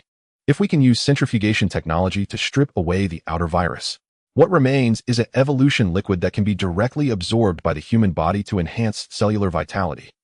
Lin Xiao understood. This was the source of power. No wonder those major forces in his past life were frantically acquiring crystal cores. It turned out that this thing was not only currency, but also an experience package for leveling up. Can you do it? Lin Xiao asked the crucial question. The equipment is a bit rudimentary, but the principle is not difficult. Hanyu patted the centrifuge beside her. As long as there are enough samples and power, I can purify it. Good. Lin Xiao nodded in satisfaction. He suddenly remembered all the zombies he had killed along the way. He must have taken down at least a few thousand, and yet he hadn't picked up any of the crystal cores on the ground. What a waste. This was simply squandering. Lin Xiao felt a pang of regret. Starting tomorrow, your task will be to research this. Lin Xiao reached out and patted Hanyu's smooth thigh. Oh, it felt firm and elastic. As for the samples, don't worry. Tomorrow I will have everyone go out and hunt, cracking open all the zombie heads in this area for you.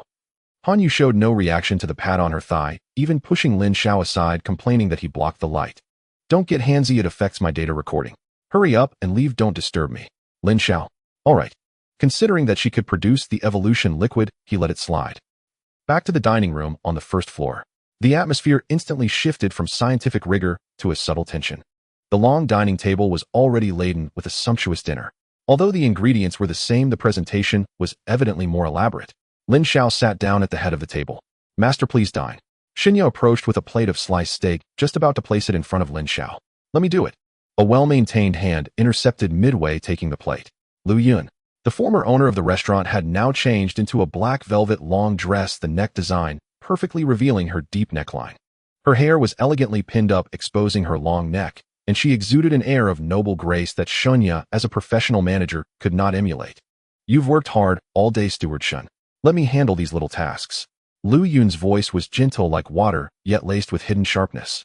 Xinya was taken aback for a moment, looking at her empty hands, her mind suddenly alert. Was she starting to steal her work?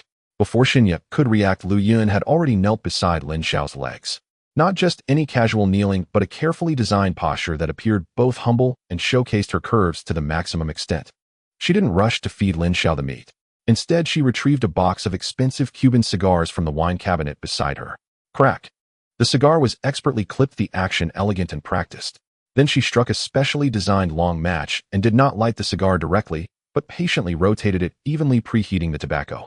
Once the tip of the cigar glowed slightly red, releasing a rich tobacco aroma, she gently took a puff, igniting the cigar. Then, she tilted her head slightly, her red lips parting as she didn't exhale the smoke, but brought it to Lin Xiao's lips. Master, would you like to try? That gaze, that posture. It was simply textbook-level seduction. Lin Xiao opened his mouth, taking the cigar and inhaling deeply. Professional. Lin Xiao offered a two-word evaluation. Such serving skills revealed in the details were indeed not something an ordinary person could master. This Wang Defa used to know how to enjoy. but now it all belonged to him. Thank you for the compliment, master.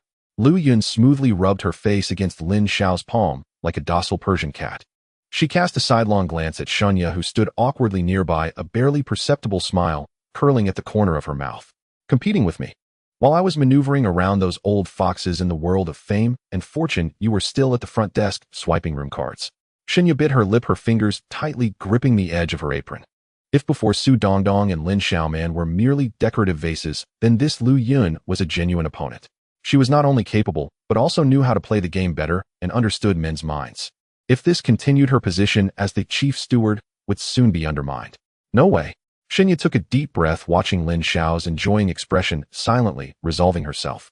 Since she couldn't compete in skill, she would have to compete in attitude. Since she couldn't compete in elegance, she would have to compete in boundaries. Tonight she had to pull out some hidden skills. Lin Xiao sat there watching these two women subtly fighting for the right to serve him, feeling quite pleased.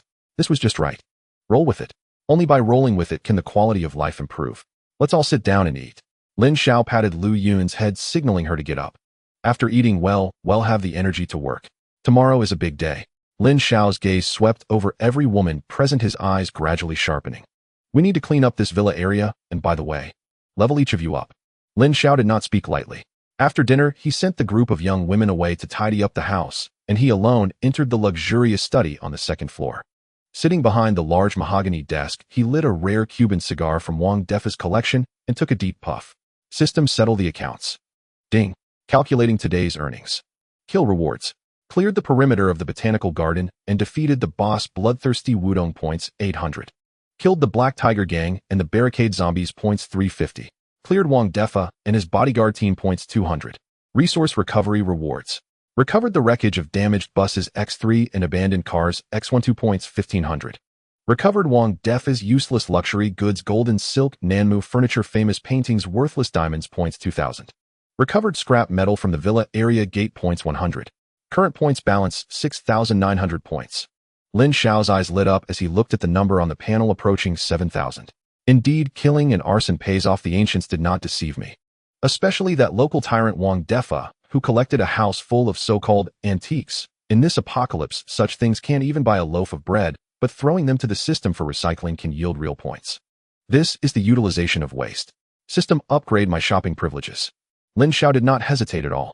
Holding so many points without spending them is what a miser would do. Only transforming them into combat power is the true path. Ding. Consumed 1,000 points.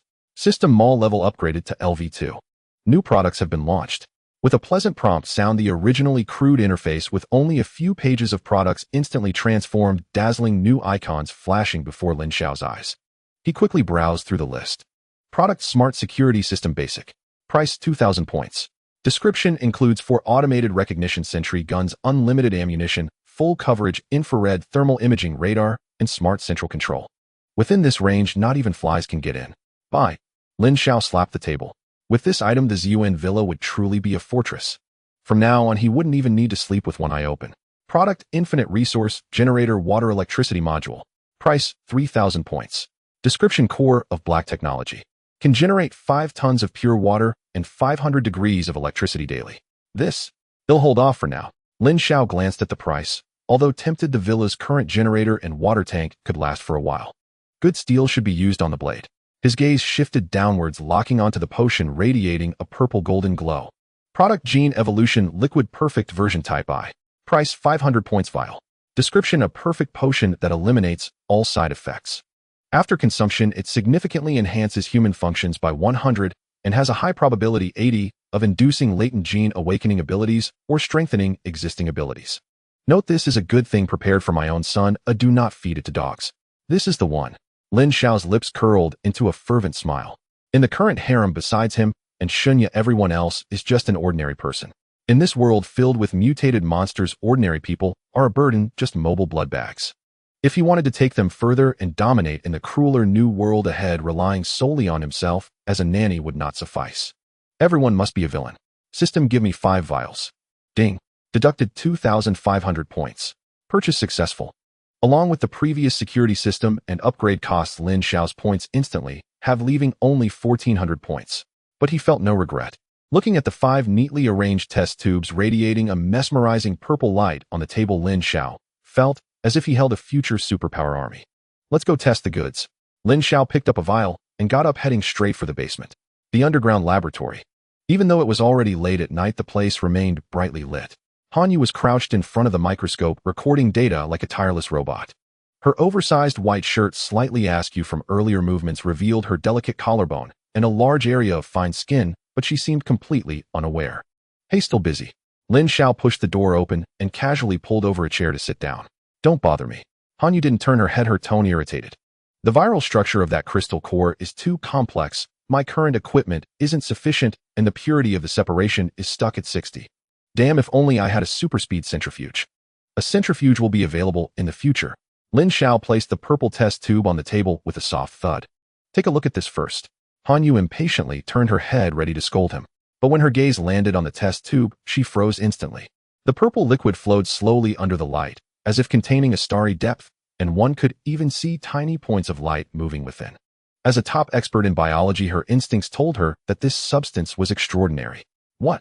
What is this? Hanyu trembled as she reached out, carefully picking up the test tube, as if cradling a rare treasure. She immediately pulled out the stopper, took a drop, and placed it on a slide, sliding it under the microscope. 1 second. 2 seconds. Hiss. Hanyu gasped sharply, nearly jumping out of her chair. Her eyes widened as she stared at the eyepiece, her lips trembling. No, it can't be. This cellular activity, the stability of this energy structure, it completely defies biological common sense. It can perfectly integrate with the human gene chain, eliminate impurities, and fill defects. This is simply a divine creation. Hanyu suddenly turned around and grabbed Lin Xiao by the collar, her cold and beautiful face now filled with madness and thirst for knowledge. Where did you get this thing? This absolutely cannot be produced by current technology. Even the world's top laboratories would be at least 50 years behind this. Who are you? Are you an alien? Or a time traveler? Looking at the crazy woman almost pressed against his face, Lin Xiao smiled calmly. He did not explain.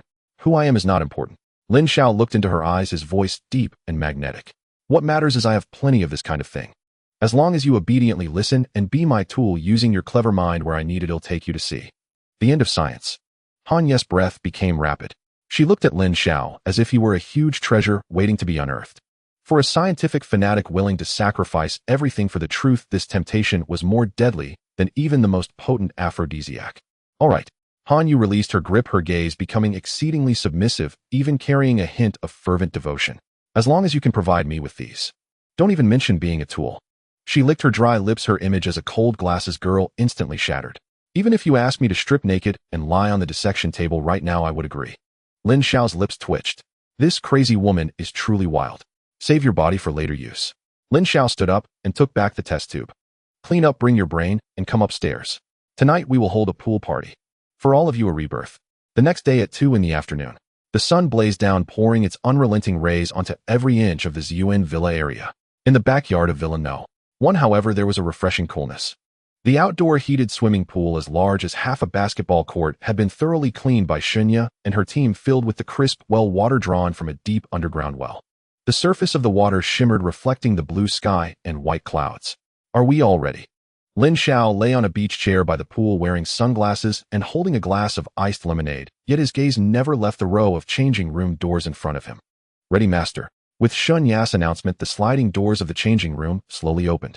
In that moment, even Lin Xiao, who had seen countless women, could not help but sit up straight. This was no mere evolution scene, it was clearly a grand feast. Leading the way was Lu Yun. This well-seasoned beauty wore a black bikini held together by only a few straps. The pitifully scant fabric could not cover her voluptuous figure, large areas of creamy skin gleaming under the sun. She walked over with cat-like steps, each step exuding the charm unique to a mature woman, her waist swaying, waves of allure emanating from her. Following closely behind was Su Wan.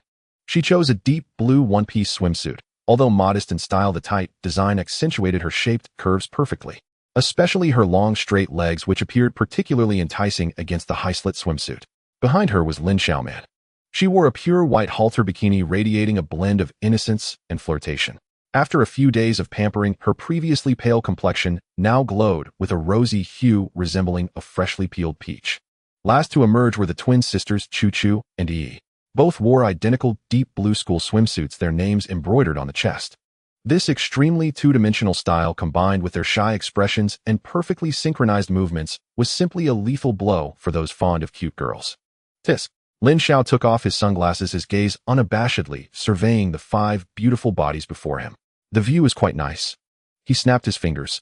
Nearby Hanyu, acting as a temporary assistant, approached with a silver tray that held 5 injection guns emitting a mesmerizing purple glow. Hanyu was still wearing that white shirt today, but with the hem knotted revealing her flat abdomen.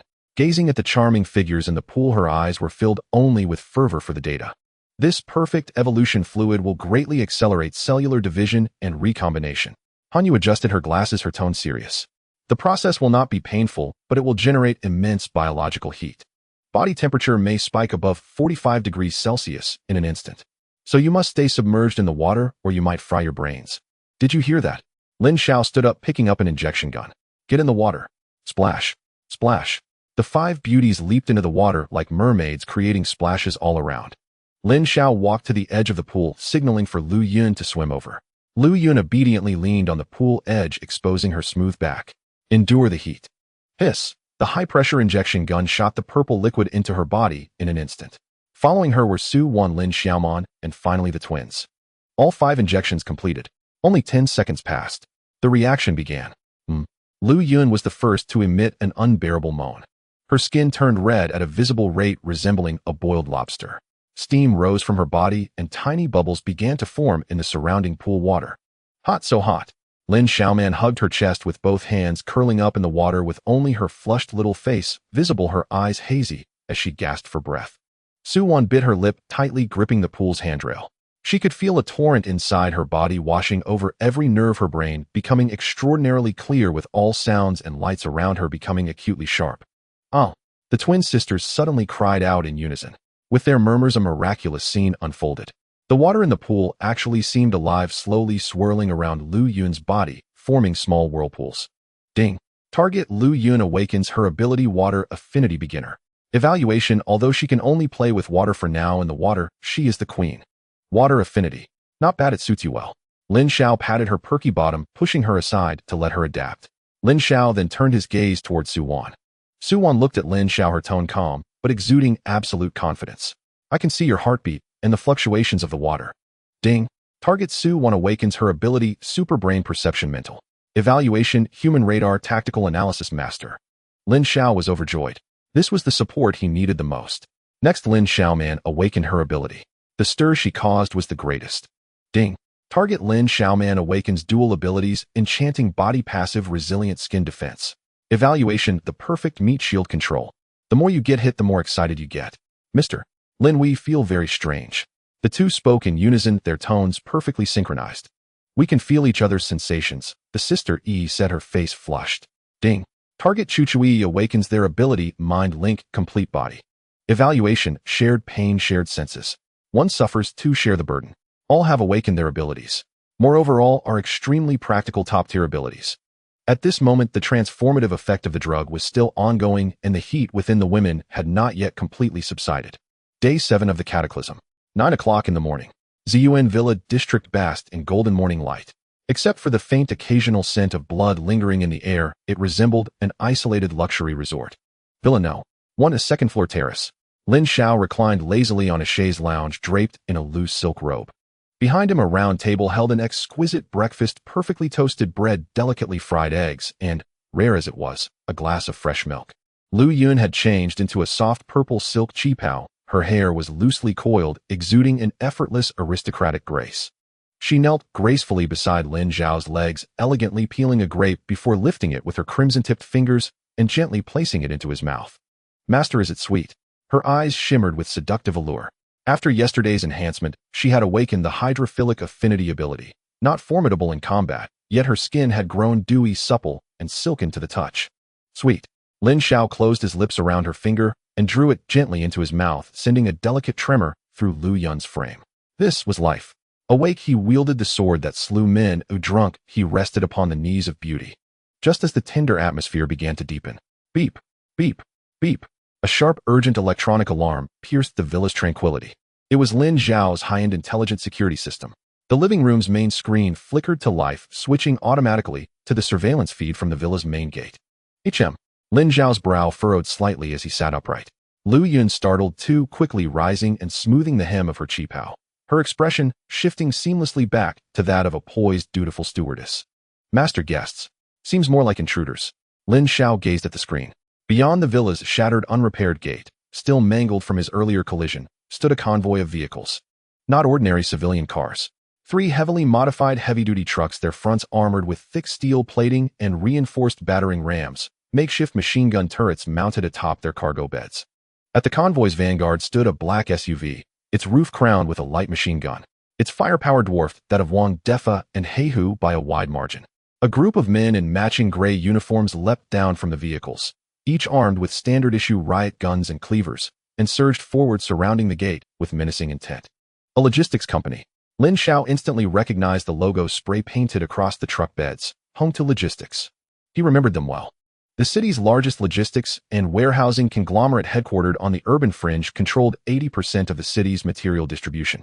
So Wang Defa had been backed by something far larger and far more dangerous. Let's go see. Lin Xiao rose without haste, a faint, amused smile curling at the corner of his lips. Supplies delivered to his doorstep. To refuse would be folly. Outside the villa gate, Zhao Tai descended from the black SUV, adjusting his tailored suit and smoothing his slick-back hair. His gaze swept over the wreckage of the shattered gate and the still damp bloodstains scattered across the ground. A flicker of surprise crossed his eyes, swiftly replaced by haughty disdain. As special envoy to Wu Tian, chairman of Hongta Logistics, Zhao Tai walked unchallenged in this nascent apocalypse, armed with grain manpower and firearms. What once proud tycoons or officials now dared meet his gaze without bowing low, begging for a single meal. Where's that fat pig Wang Defa? Dead. Zhao Tai kicked aside a shattered riot shield and turned to his subordinate. Brother Tai, looks like someone wiped them out. Yeah, lots of bullet holes. Firepower's no joke. Wiped out. So be it. Just a dog. Swap him for another. Zhao Tai sneered contemptuously, then raised a megaphone, his voice dripping with condescending magnanimity as he addressed the villa district's depths. Listen up inside. I'm Zhao Tai of Hongta Logistics, here on behalf of Chairman Wu Tian to collect tribute. Send out whoever's in charge now. His voice echoed across the silent villas. Moments later, a figure appeared on the balcony of Villa No. 1. Lin Xiao stood there cradling a steaming cup of coffee, gazing down with detached amusement upon the motley crew below. Lu Yun stood quietly behind him, holding a parasol to shield him from the sun. Which stray mutt dares bark so loudly before another man's door, at dawn no less? Lin Xiao's voice was calm, but resonant, amplified by his enhanced constitution, carrying, with crystalline clarity, to Zhao Tai's ears. Zhao Tai froze. He hadn't expected a trembling supplicant, but a youth who radiated even greater arrogance. And when his eyes fell upon the kippa-clad beauty behind Lin Xiao, they locked unblinking. Lu Yun. He knew her. Wang Defa's wife. Zhao Tai had seen her several times during past tribute collections. He'd long coveted her, yet Wang Defa, that bloated fool, had guarded her fiercely. Now here she stood, behind this pale-faced young man, submissive, obedient, utterly tamed. Boy, you're bold. Zhao Tai narrowed his eyes, a flash of greed and malice flickering within. So you're the one who took Wang Defa down. Doesn't matter. He waved dismissively, tone cool and bureaucratic. The rules remain unchanged, no matter who now holds sway over Ziyuan. This territory falls under Chairman Wu's protection. To dwell here in peace, you must pay protection fees. He raised 5 fingers, wagging them slowly. This month's tribute, doubled. 2 tons of rice. 50 cases of meat tins. He paused, then fixed his lecherous gaze on Lu Yun, licking his lips deliberately. Plus 5 prime beauties. That one in the qipao, she'll do nicely. Exquisite flavor. Wash her thoroughly and deliver her. For more young ones to follow. Satisfy Chairman Wu, and I may overlook your slaying of Wang Defa. Even grant you a few rifles, and name you Ziyuan's new gatekeeper. Zhao Tai folded his arms, smirking with absolute certainty. In his mind, these terms were generous. Hongta Logistics commanded over 1,000 armed men and hoarded untold reserves of vital supplies. In this apocalypse, they were gods. No one dared defy Chairman Wu. On the balcony, Lin Xiao sipped his coffee, unmoved, unruffled. He almost laughed. Turning to Lu Yun, he asked softly, "Did you hear that? Someone wants you to serve this, Chairman Wu." Lu Yun's expression hardened, her eyes glinting with cold fury. Her body and soul belonged solely to Lin Xiao, as such words stirred only revulsion. Master vermin like him don't deserve to draw breath. Her whisper was quiet, but her fingertips already shimmered with a translucent sphere of pure water ready to strike. Patience. Lin Xiao tapped her hand reassuringly. Then he leaned against the railing, gazing down at Zhao Tai, as one might observe a foolish, scurrying insect. Hey, suit-wearing fellow. Lin Xiao called out. You want me to send women to this, Chairman Wu, and kneel as his servant? Zhao Tai's brow twitched, infuriated by Lin Xiao's insolence. Enough talk. Boy, you're pushing your luck. You know how many men hung to logistics commands. Think I won't flatten your villa to dust at a single command? Zhao Tai snapped his fingers. Dozens of thugs aboard the 3 armored trucks simultaneously racked their rifle bolts with chilling synchrony. Black muzzles swung upward, locking onto the balcony of Villa No. 1. The air grew razor-thin with tension. Yet, facing those dozens of leveled rifles, Lin Xiao merely smiled, faint serene, untroubled. Setting down his coffee cup, he reached into his pocket and withdrew a compact remote control. Flatten it to dust. Good. I've been eager to test my newest toy. His thumb hovered, then pressed gently upon the remote's crimson button. Next lifetime, learn to open your eyes before stepping outside. The moment Lin Xiao finished speaking, his finger lightly pressed the red remote button. A faint hum of motors whirred to life from concealed compartments on both sides of the villa's main gate. Atop the ornamental stone pillars, camouflaged panels instantly split open, revealing 4 matte-black, sleekly menacing 6-barrel automated sentry cannons rising with chilling precision. Their infrared laser beams crisscrossed the air, weaving a lethal grid of death. Zhao Tai hadn't even registered what was happening. He was still roaring with arrogant laughter, eagerly awaiting Lin Xiao's groveling surrender. Bang, bang, bang, bang. A torrent of gunfire shattered the morning's tranquility in an instant. It was the explosive crack of high-caliber rounds tearing through the air. The sentry cannons fired at a terrifying velocity, hundreds of bullets spewing forth each second. Zhao Tai's laughter died mid-breath. His body disintegrated in an instant, like brittle parchment shredded by gale-force winds. Translucent holes erupted across his frame, suit fragments, crimson mist, and splintered bone exploded into the air. In under 3 seconds, this omnipotent envoy had been reduced to a pulpy smear fused onto the bulletproof car door. His henchmen fared even worse. The makeshift machine gun turret atop the truck bed never had time to swivel before being obliterated by targeted fire. Man and weapon alike vaporized into scattered wreckage. Men in gray uniforms fell like harvested wheat, row after row collapsing into pools of blood. Cease. Lin Xiao uttered the word with quiet finality, releasing his finger from the button. The gunfire ceased abruptly. Acrid smoke coiled at the entrance. The once pristine landscaped boulevard now lay strewn with spent casings and severed limbs. A dozen or so attendants, miraculously spared by stray rounds, stood frozen, their souls already fled in terror. They dropped their weapons and collapsed to their knees on the blood-soaked ground, pounding their foreheads frantically against the pavement, urine darkening their trousers. Lin Xiao descended the balcony with unhurried grace, Lu Yun following dutifully behind him, her large, beautiful eyes wide with stunned awe. She knew Lin Xiao was formidable, but never imagined that a mere toy he casually produced could annihilate an armed convoy in an instant. As Lin Xiao reached the main gate, his tactical boot stepped squarely onto a severed fingertip, emitting a soft, sickening crunch. He swept his gaze over the kneeling survivors, then pointed without hesitation. You stand up. He indicated a shorter, sharp-eyed man who trembled violently as he rose, too terrified even to lift his eyes toward Lin Xiao. Tell me, what exactly is this home to logistics? Lin Xiao pulled a cigarette from his pocket and lit it. The flame danced delicately at his fingertips. The smaller man swallowed hard, his voice quavering. Brother, I'll tell you everything. Our logistics park lies in the northern suburbs. It used to be the city's largest warehousing hub. On the day of the cataclysm, Mr. Wu Tian, the company's chairman, was holding a motivational assembly for his staff. And then he awakened. Awakened? Lin Xiao arched a brow. Yes, Mr. Wu can control metal. With a single gesture, forklifts and shelving units obey his will. He sealed the entire compound behind reinforced steel walls, now housing over 300 people, security guards and warehouse laborers alike. Desperate to save his own skin, the man spilled every last detail. Mr. Wu reigns there as absolute sovereign. He possesses firearms, and even stripped the bulletproof glass from armored cash vans to reinforce his office windows. And what? Lin Xiao narrowed his eyes. The man stole a nervous glance at Lu Yun and shrank back. Mr. Wu is utterly depraved. He cages beautiful women, keeping them as pets. Just recently, an international auto show modeling team, over 20 tall, elegant models, became stranded nearby. All were captured and taken to his compound. He amuses himself with them daily, changing methods at whim. Those who disobey are tossed to the mutated dogs outside. At these words, Lu Yun stiffened almost imperceptibly behind Lin Xiao. Biting her lower lip, she leaned close to whisper in his ear. Master, I've heard of this Wu Tian. When Wang Defa mentioned him before, his tone dripped with dread.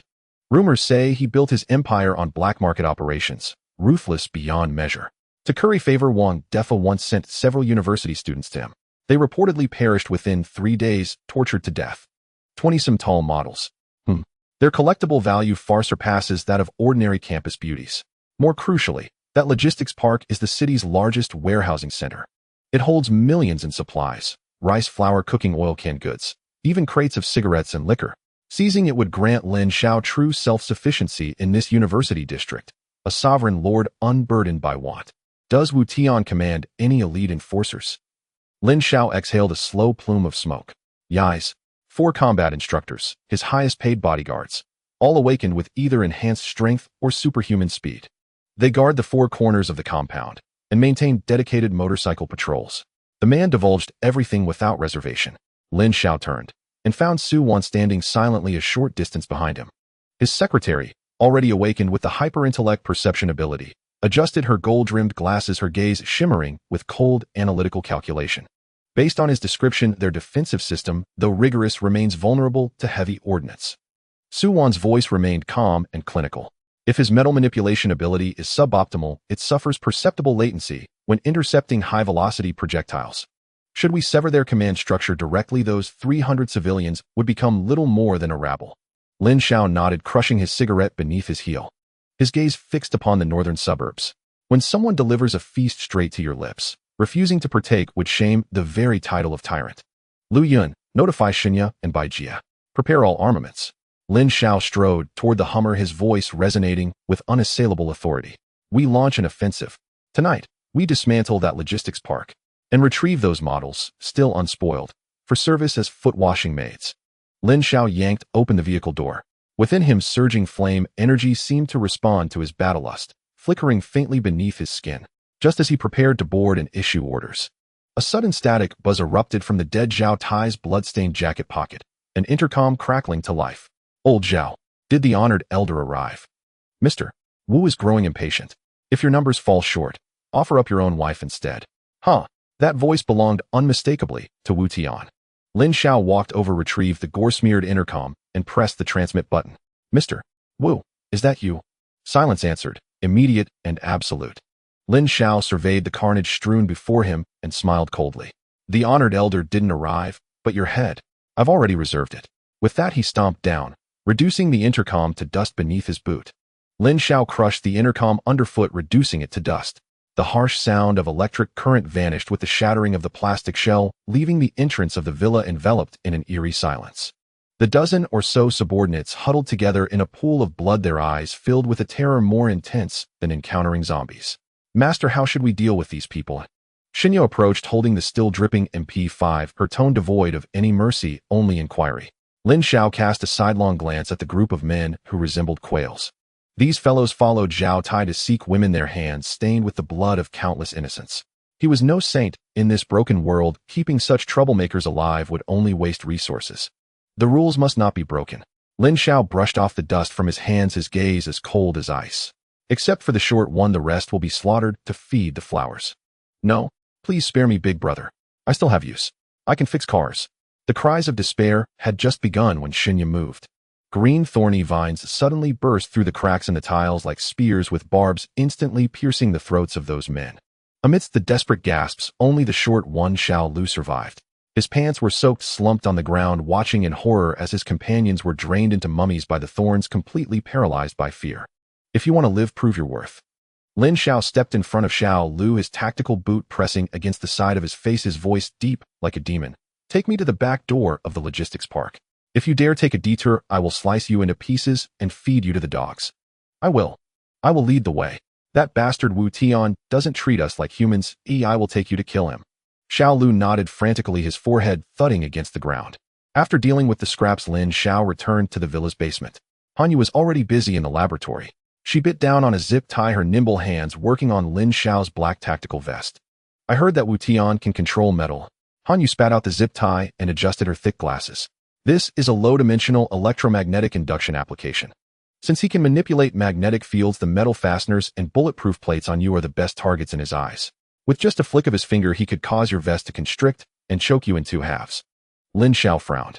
Although he had an astonishing physique, it would indeed be troublesome if his equipment were used against him. Do you have a solution? I am a genius, Lin Xiao. Han Yu raised a spray can filled with gray paint in her hand. This is an anti-magnetic coating made from a blend of carbon fiber and polymer ceramics. I added some of the mutated bark powder you brought back from the botanical garden. Its stability is excellent. Spray this on you, and within a certain magnetic frequency, you will become invisible. Han Yu turned around, indicating Lin Xiao to take off his shirt. In this laboratory filled with cold, hard machinery, Lin Xiao stood bare-chested. His muscular outline was like that of a hammer-forged weapon, each part containing explosive power. Yet Han Yu looked at him as if he were perfect dissection material. Kneeling half behind Lin Xiao, her fingertips dipped in the cool coating, she meticulously applied it to his sturdy latissimus dorsi. Her movements were gentle, her nails occasionally grazing his skin, evoking a peculiar sensation. All right, the equipment is ready. But remember, your gun is still made of metal. Han Yu stood up and patted Lin Xiao's shoulder. When facing a metal type, awakened close combat is the way to go. Lin Xiao put on the treated vest and moved his shoulders. The sense of being targeted diminished significantly. At 7 in the evening, the sky had completely darkened. The blood-red moonlight spilled over the hillside of the Ziyuan villa. Secretary Su, the house is in your hands. Lin Xiao sat in the driver's seat of the Hummer, advising Su Wan outside the window. Su Wan adjusted her glasses, a flash of blue light in her eyes. Don't worry, my perception radar has covered a 2-kilometer radius around the villa. Lu Yun's water traps and Shun Ya's thorny walls have also been set up. Unless they come with tanks, they can't get in. Lin Xiao nodded and turned to look at the back seat. The twin sisters Chu Chu and Yi sat side by side. They had changed into fitted suits paired with short skirts, their budding innocence concealing the power they had just awakened. Are you ready, Mr. Lin? We can do it. The elder sister Chu Chu whispered in reply. Their hands were tightly clasped together. In that moment, Lin Xiao felt a strange wave spreading in the vehicle. It was a mental resonance. The Hummer slowly started driving silently, without lights, out of the villa area. Xiao Lu sat in the passenger seat, curled up, trembling, as he directed Lin Xiao. Take the small path around the back mountain. There's a construction site over there with many zombies, and Wu Tian's men rarely check that area. Xiao Lu spoke in a low voice. Under the night, the city's ruins resembled a giant grave. The Hummer rolled over broken concrete slabs, creating soft, crunching sounds. Mr. Lin, 300 meters to the left front, there are 12 zombies feeding on a corpse. Yi suddenly spoke with her eyes closed. There are 3 crawlers in the alley on the right. Chu Chu added quickly. This sensation was peculiar. The twins' mental connection projected a 3-dimensional map directly into Lin Xiao's mind. The threats hidden in the darkness appeared as clear as daylight to them. Lin Xiao deftly turned the steering wheel with one hand, using this God's eye view to skillfully evade one massive horde after another. An hour later, the vehicle stopped behind an abandoned crane factory. Lin Xiao got out, climbed to a high mound, and took out binoculars. Ahead lay the Hongtu Logistics Park. It was an incredibly imposing fortress of steel. Covering an area of several hundred acres, the park had been welded together by Wu Tian, using his abilities, forming a steel wall over 10 meters high made of hundreds of massive containers. Above the wall, searchlights frantically swept every 50 meters. Heavy machine guns were mounted atop several watchtowers. The strength of this defense was more than 10 times that of the previous Wang Defa base. What a damn rich landlord, Lin Xiao scoffed. The walls of those containers were even welded with countless sharp steel spears resembling a giant iron porcupine perched on the wilderness of the northern suburbs. Big brother, there are 2 armored vehicles guarding the front entrance. We can't charge in. Xiao Lu said, his teeth chattering. Only specific patrol teams can open the side door, and inside are Wu Tian's trusted men. Lin Xiao put away the binoculars and turned to look at Chu Chu and Yi. Can you sense the people inside? The 2 sisters clasped their hands tightly, their faces slightly pale, sweat sliding down their temples. It's so chaotic. There are so many voices inside. Chu Chu gasped. Behind that pile of red boxes there are 4 guards. Their brainwaves are quite agitated, as if they are slacking off and smoking. Lin Xiao's lips curled into a wicked smile. Guards slacking off. That was the perfect opportunity. Xiao Lu, you will knock on the door first later. Lin Xiao grabbed the collar of the short one, pulling him in front of him. Just say you were sent by Zhao Tai to deliver urgent military news and need to see Wu Tian. Do you understand? I understand, but what if they want to verify? There is no what if. Lin Xiao drew the ceramic dagger from his waist, blowing on the glistening blade's tip. Once you get the door open after Wu Tian's head drops, you'll be the new squad leader. Xiao Liu's gaze swung wildly between fear and ambition, finally spitting out a mouthful of bloody saliva. Let's do it. Lin Xiao snapped his fingers, signaling the twins to follow. 3 shadows swiftly disappeared into the shadows of the container wall. Several dark shadows swiftly vanished into the shadows of the container walls. Beneath the feet of this steel beast, Lin Xiao lay in wait like a black panther eyeing its prey. Brother, it's this small door," little Lu stammered, pointing at a concealed security door hidden in the gap of the container. The door frame was welded roughly, clearly an emergency exit cut forcibly after the disaster. Lin Xiao wasted no words. He grasped the ceramic dagger tightly, ran the sharp blade across his palm, and sidled into a pile of wooden pallets. He gestured behind him, and Chu and Yi immediately understood, crouching side by side, eyes slightly closed, silently spreading their spiritual waves. Two at the entrance. Yi's voice resonated directly in Lin Xiao's mind. The one on the left is playing with a lighter, and the one on the right is picking his teeth. 3 seconds later, they will turn their heads to look at the lights on the playground.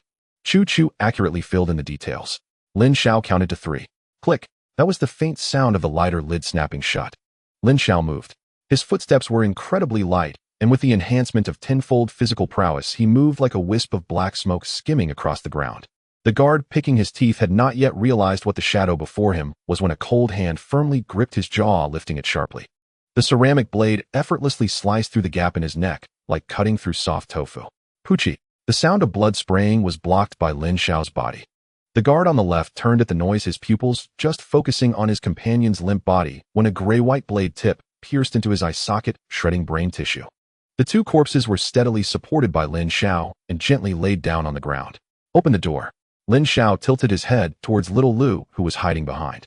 Little Lu scrambled over, trembling as he fished out the key from the guard's waist and shoved it into the lock. Creak. As the door cracked open, a mix of cold mechanical oil and some rich perfume scent rushed out. The internal structure of the logistics park was far more complex than it appeared from outside. It was practically a city of steel within a city. Towering shelves resembled giant trees in a primordial forest, various forklifts and cargo pallets haphazardly stacked about. Mr. Lin, over there. That huge silver warehouse. Wu Tian's brainwaves are very strong. Chu tugged at Lin Xiao's clothing, pointing to the deepest part of the park. It was a dome-shaped building, its exterior clad in aluminum alloy panels with striking red letters painted above the entrance Azone. Compared to the rough containers outside, this place appeared extremely refined. Even the sound of a high-power constant temperature generator buzzing could be heard. Lin Xiao led the twins to avoid several waves of thugs patrolling on motorcycles, using the visual blind spots of the containers to smoothly slip to the side of the Azone warehouse. He did not enter through the front door, but violently dismantled a ventilation fan. As Lin Xiao and the sisters slid down from the ventilation duct onto the beam inside the warehouse, the sight before him caused even this tyrant, who had seen hell in his past life, to narrow his eyes. That Wu Tian, the bastard, really knows how to enjoy himself. Lin Xiao crouched on the beam, one hand resting on the railing, gazing down at the exhibition hall.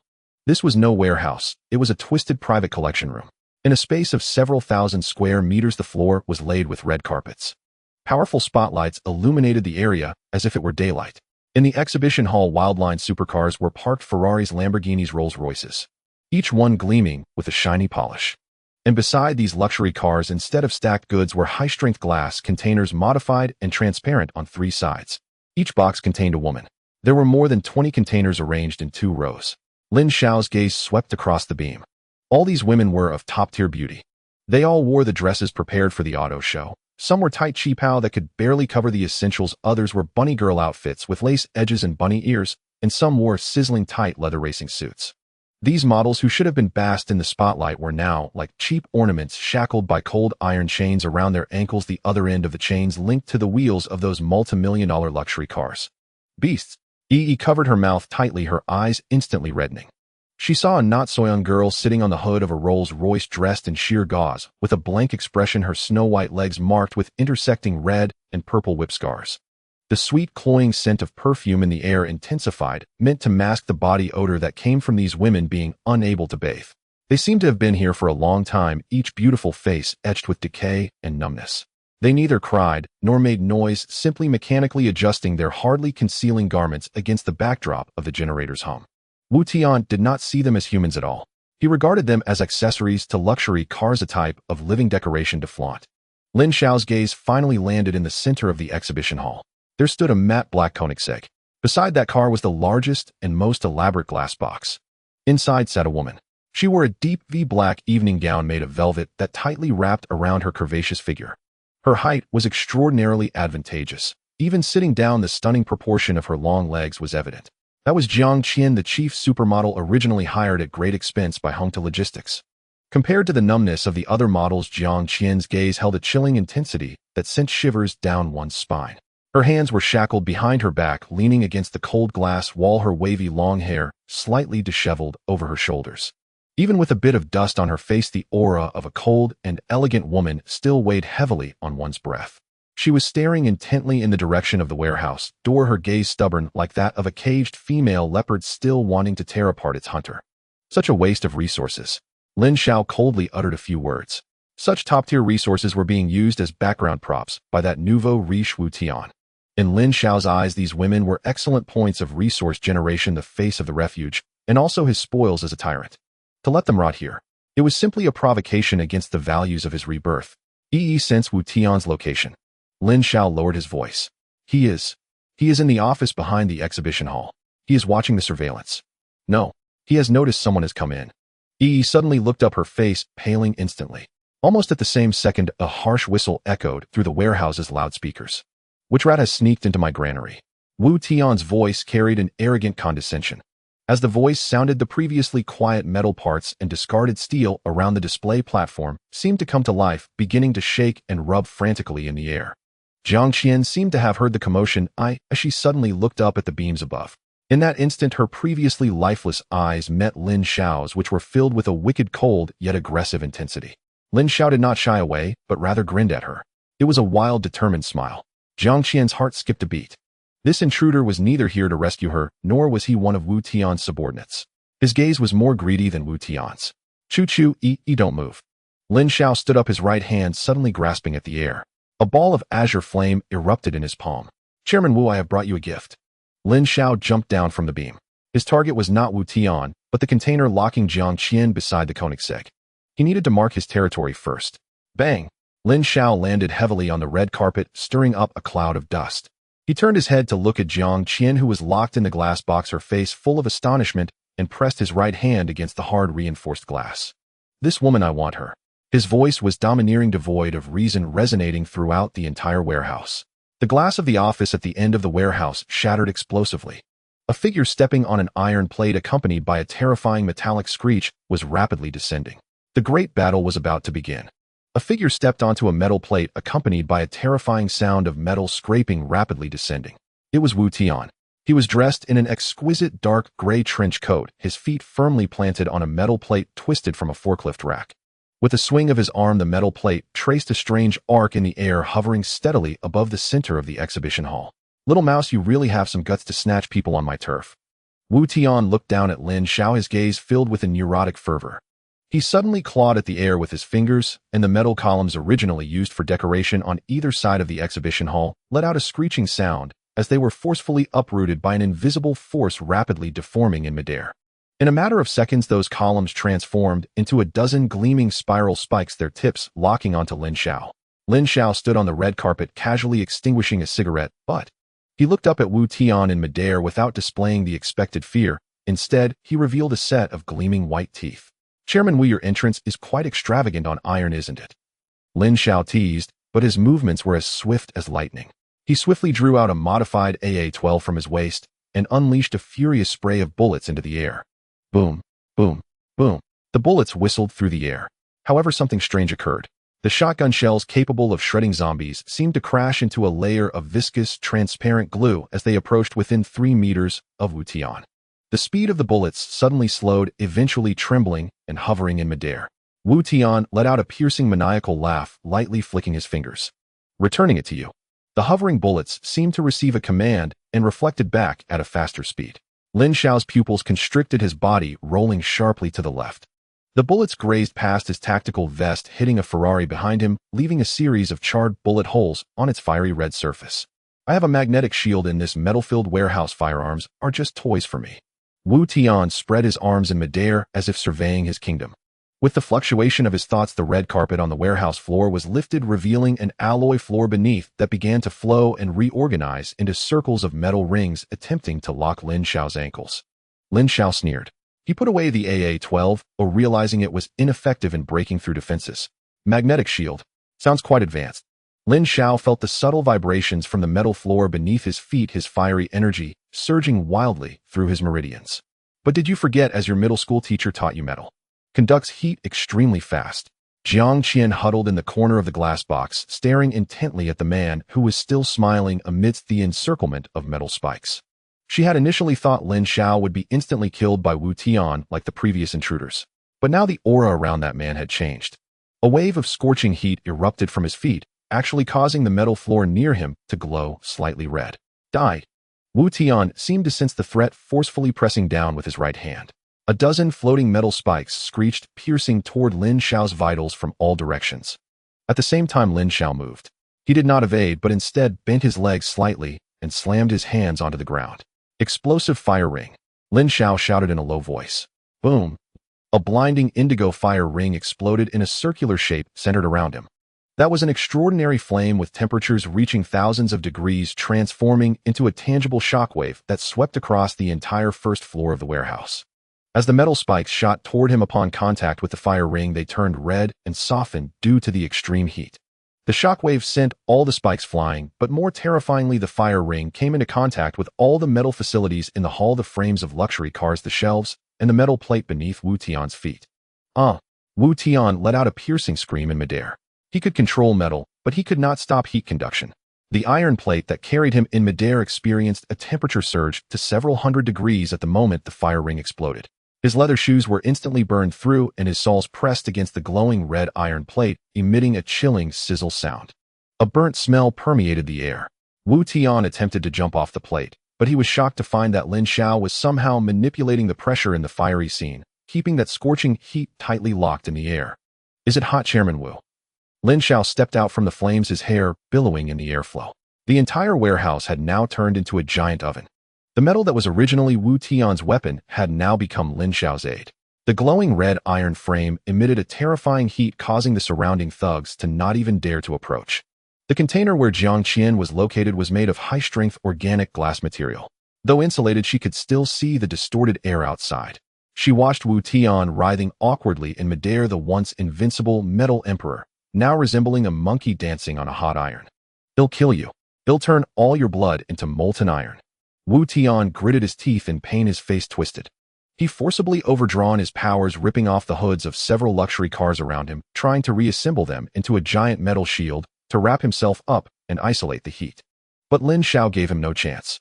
Lin Xiao transformed into a red afterimage, using his toes to push off the glowing car roof, launching himself into the air.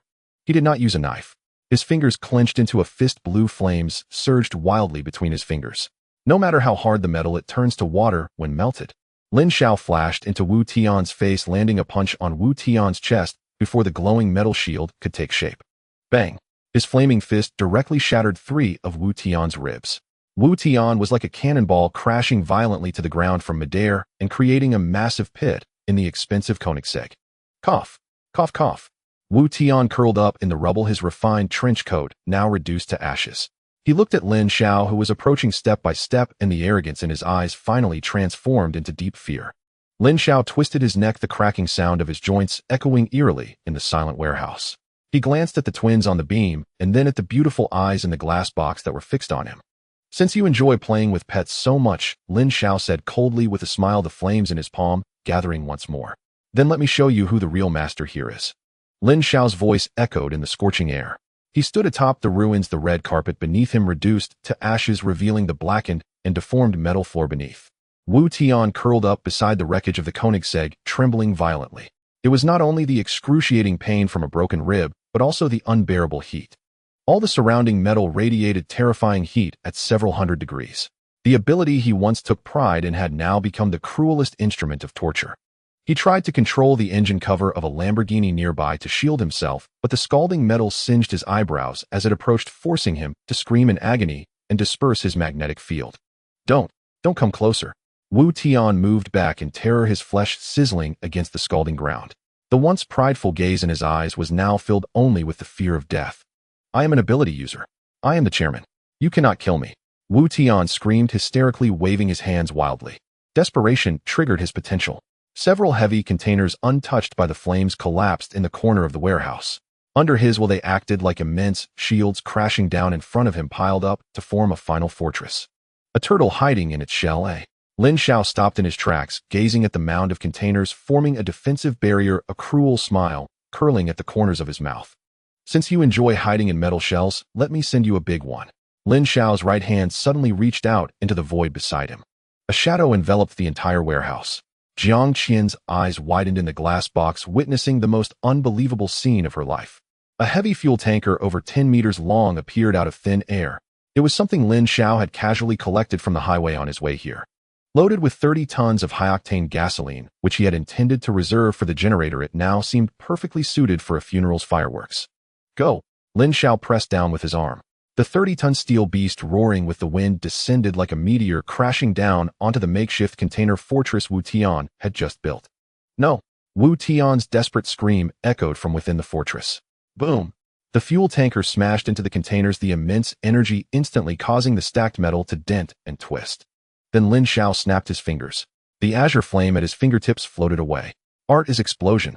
The moment the flame touched the leaking fuel, an earth-shattering explosion tore through the air. A massive mushroom cloud shot up within the warehouse, a violent shockwave mixed with flames instantly engulfing Wu Tian's position. The entire Azone warehouse trembled violently, as if experiencing a magnitude 7 earthquake. The reinforced glass dome above shattered, countless shards raining down like raindrops. The glass containers holding the models were deliberately shielded from the blast by Lin Xiao. Though they shifted from the shock, they remained intact. Jiang Qian covered her ears tightly, staring at the swirling sea of fire before her mind blank. Is this still humanity? The flames continued to burn for a full minute before gradually subsiding. The pile of containers had been blasted apart, melting into twisted iron water. In the center of the charred ruins, a figure entirely blackened and nearly indistinguishable as a human was struggling to move. Wu Tian was not dead yet. Being an ability user, he had wrapped himself in metal at the last moment. But even so, the high temperatures and shock waves had still shattered his internal organs and scorched his skin. Cough, cough, cough. Wu Tian spat out a mouthful of black smoke, struggling to lift his head. His once well-maintained face was now grotesquely disfigured, one eye blinded, the other filled with pleading. Lin Xiao stepped on the still-burning debris, walking step by step towards him. Spare me. Wu Tian extended his hand, which looked like a burnt chicken claw, attempting to grasp Lin Xiao's pant leg, his voice hoarse and unpleasant. I have money. I have hundreds of millions in cash. In the safe? I have supplies. Hundreds of containers of food, cigarettes. All behind. And women. Those models. All virgins. I never dared to touch them. All for you. All for you. He was like a dying wild dog, desperately wagging his tail in a plea, throwing out everything he had to exchange for a meager chance of survival. Lin Xiao looked down at him. His deep-set eyes revealed no emotion. There was no joy of victory, nor thrill of slaughter, only a sense of cold indifference. Director Wu, are you mistaken? Lin Xiao lifted his foot, the black tactical boot, heavily stepping on Wu Tian's head, pressing his face against the scalding ground. Sizzle. The smell of roasting flesh wafted through the air once more. Killing you, these things will still be mine. Your money, your supplies, your women. Even your life. All of it is mine. Wu Tian's body stiffened suddenly, the last remaining eye reflecting the despair of dead ashes. In the next life, don't play with metal, it burns easily. Lin Xiao flicked his wrist. A completely white ceramic dagger devoid of any metallic sheen appeared in his hand. This was the high-frequency vibrating particle knife, a rare item from the system mall specifically designed to deal with magnetic field controlling ability users. The blade hummed high-frequency vibrations, causing subtle ripples in the air. Uffed. Without any hesitation, Lin Xiao struck. The white blade flashed by like it was cutting through rotten wood. Wu Tian's head instantly separated from his body, rolling to the side. The once formidable logistics park overlord now lay like a dead dog, his body and head severed. Blood gushed out, splattering onto Lin Xiao's tactical boots. Just then, a chaotic sound of footsteps echoed from outside the warehouse door. Charge in. Save the chairman. Anyone who dares to touch Director Wu will be killed. Dozens of fully armed thugs rushed in. They were Wu Tian's personal guards, arriving only after hearing the explosion. However, when they burst into the hall and saw the scene before them, everyone froze as if struck by a spell. The ground was a wreck. The still burning remnants of the fuel tanker. And the man standing in the center of the ruins, his foot upon Wu Tian's head. Lin Xiao turned around, holding the still bloodied ceramic knife. A few drops of blood splattered on his face, appearing eerie and sinister in the glow of the flames. Looks like some people still want to accompany you in death. Lin Xiao casually asked, his gaze sweeping over the group of stunned thugs at the door. Clang. It was unclear who dropped the first weapon, a machete clattering to the ground. Then came the second, the third. Fear spread through the crowd like a plague. If even the ability-wielding, invulnerable Director Wu could be dispatched by this man, like slaughtering a chicken, what chance did these ordinary men have? Run! Monster! He's a monster. The thugs who usually acted with arrogance instantly collapsed, dropping their weapons and fleeing, wishing their parents had given them 2 fewer legs. But these were ordinary people. How could they escape Lin Xiao's grasp? He snapped his fingers and countless fireballs appeared out of thin air. Then with a whoosh they surged toward the thugs. Moments later all the thugs lay dead. He sheathed his knife and pulled out a handkerchief from his pocket, leisurely wiping the blood from his face. Then he turned around to face the center of the exhibition hall. Over 20 glass containers held over 20 pairs of eyes, all fixated on him. Fear, shock, confusion, and a hint of disbelief mixed with hope. Lin Xiao approached the largest container, holding Jiang Qian. He raised his hand toward the high-strength electronic lock, flames spewing from his palm. Click! The lock melted, and the glass door swung open. Jiang Qian huddled in the corner, watching the man radiating the scent of blood and heat walk in. She wanted to back away, but found there was nowhere to retreat. Lin Xiao reached out, gripping the iron chain on her wrist. Snap! The chain that had bound her for days was torn apart by Lin Xiao's bare hands. Jiang Qian's body went weak, nearly collapsing, but Lin Xiao caught her by the waist. Beneath the velvet dress, her delicate body trembled violently. Lin Xiao lifted her chin, gazing at the still stunning, yet somewhat panicked, beautiful face. Notify everyone. Lin Xiao's voice was low, yet it carried a dominant authority of a new king ascending. Now the boss has changed. Get dressed and line up. In half an hour I want to inspect the goods. Lin Xiao's command was more effective than any imperial edict. At the end of area as warehouse lay a luxurious staff lounge and shower room, originally prepared by Wu Tian for himself, now transformed into a cleansing station for this group of startled individuals. Hot water poured down, washing away the accumulated dust, sweat, and the hopeless moldy scent from their bodies over several days. Chu Chu and EE2 temporary personnel also joined in to help, mainly responsible for monitoring and distributing clothing. Lin Xiao did not rush to sneak a peek backstage. Such behavior was of low taste. As the new master here, he wished to enjoy the finished product, not the unfinished. He moved in a genuine Italian leather sofa originally placed in Wu Tian's office, positioning it right in the center of the exhibition hall. Beneath him lay the newly laid red carpet, and above was the dazzling spotlight. On either side were priceless top-tier supercars: Bugatti Veyron, Pagani Zonda, Ferrari LaFerrari. Lin Xiao sat boldly on the sofa, holding a glass of Romanée-Conti he had taken from the wine cabinet. He swirled the wine glass, the crimson liquid clinging to the walls of the glass, resembling the blood flowing outside. This is the way the apocalypse should look. The sound of high heels clicking on the ground shattered the silence of the warehouse. The backstage curtain was drawn back. A top-tier car exhibition held solely for one person officially commenced. The first to step out was a tall girl with short hair. She wore a form-fitting racing girl leather outfit, the zipper pulled low, revealing a deep valley. Her lower body was clad in ultra-short leather pants with black fishnet stockings encasing her long legs. Although fear still lingered on her face the moment the spotlight hit her, her ingrained professional instinct made her stand tall. She walked, paused, turned, and swayed her hips.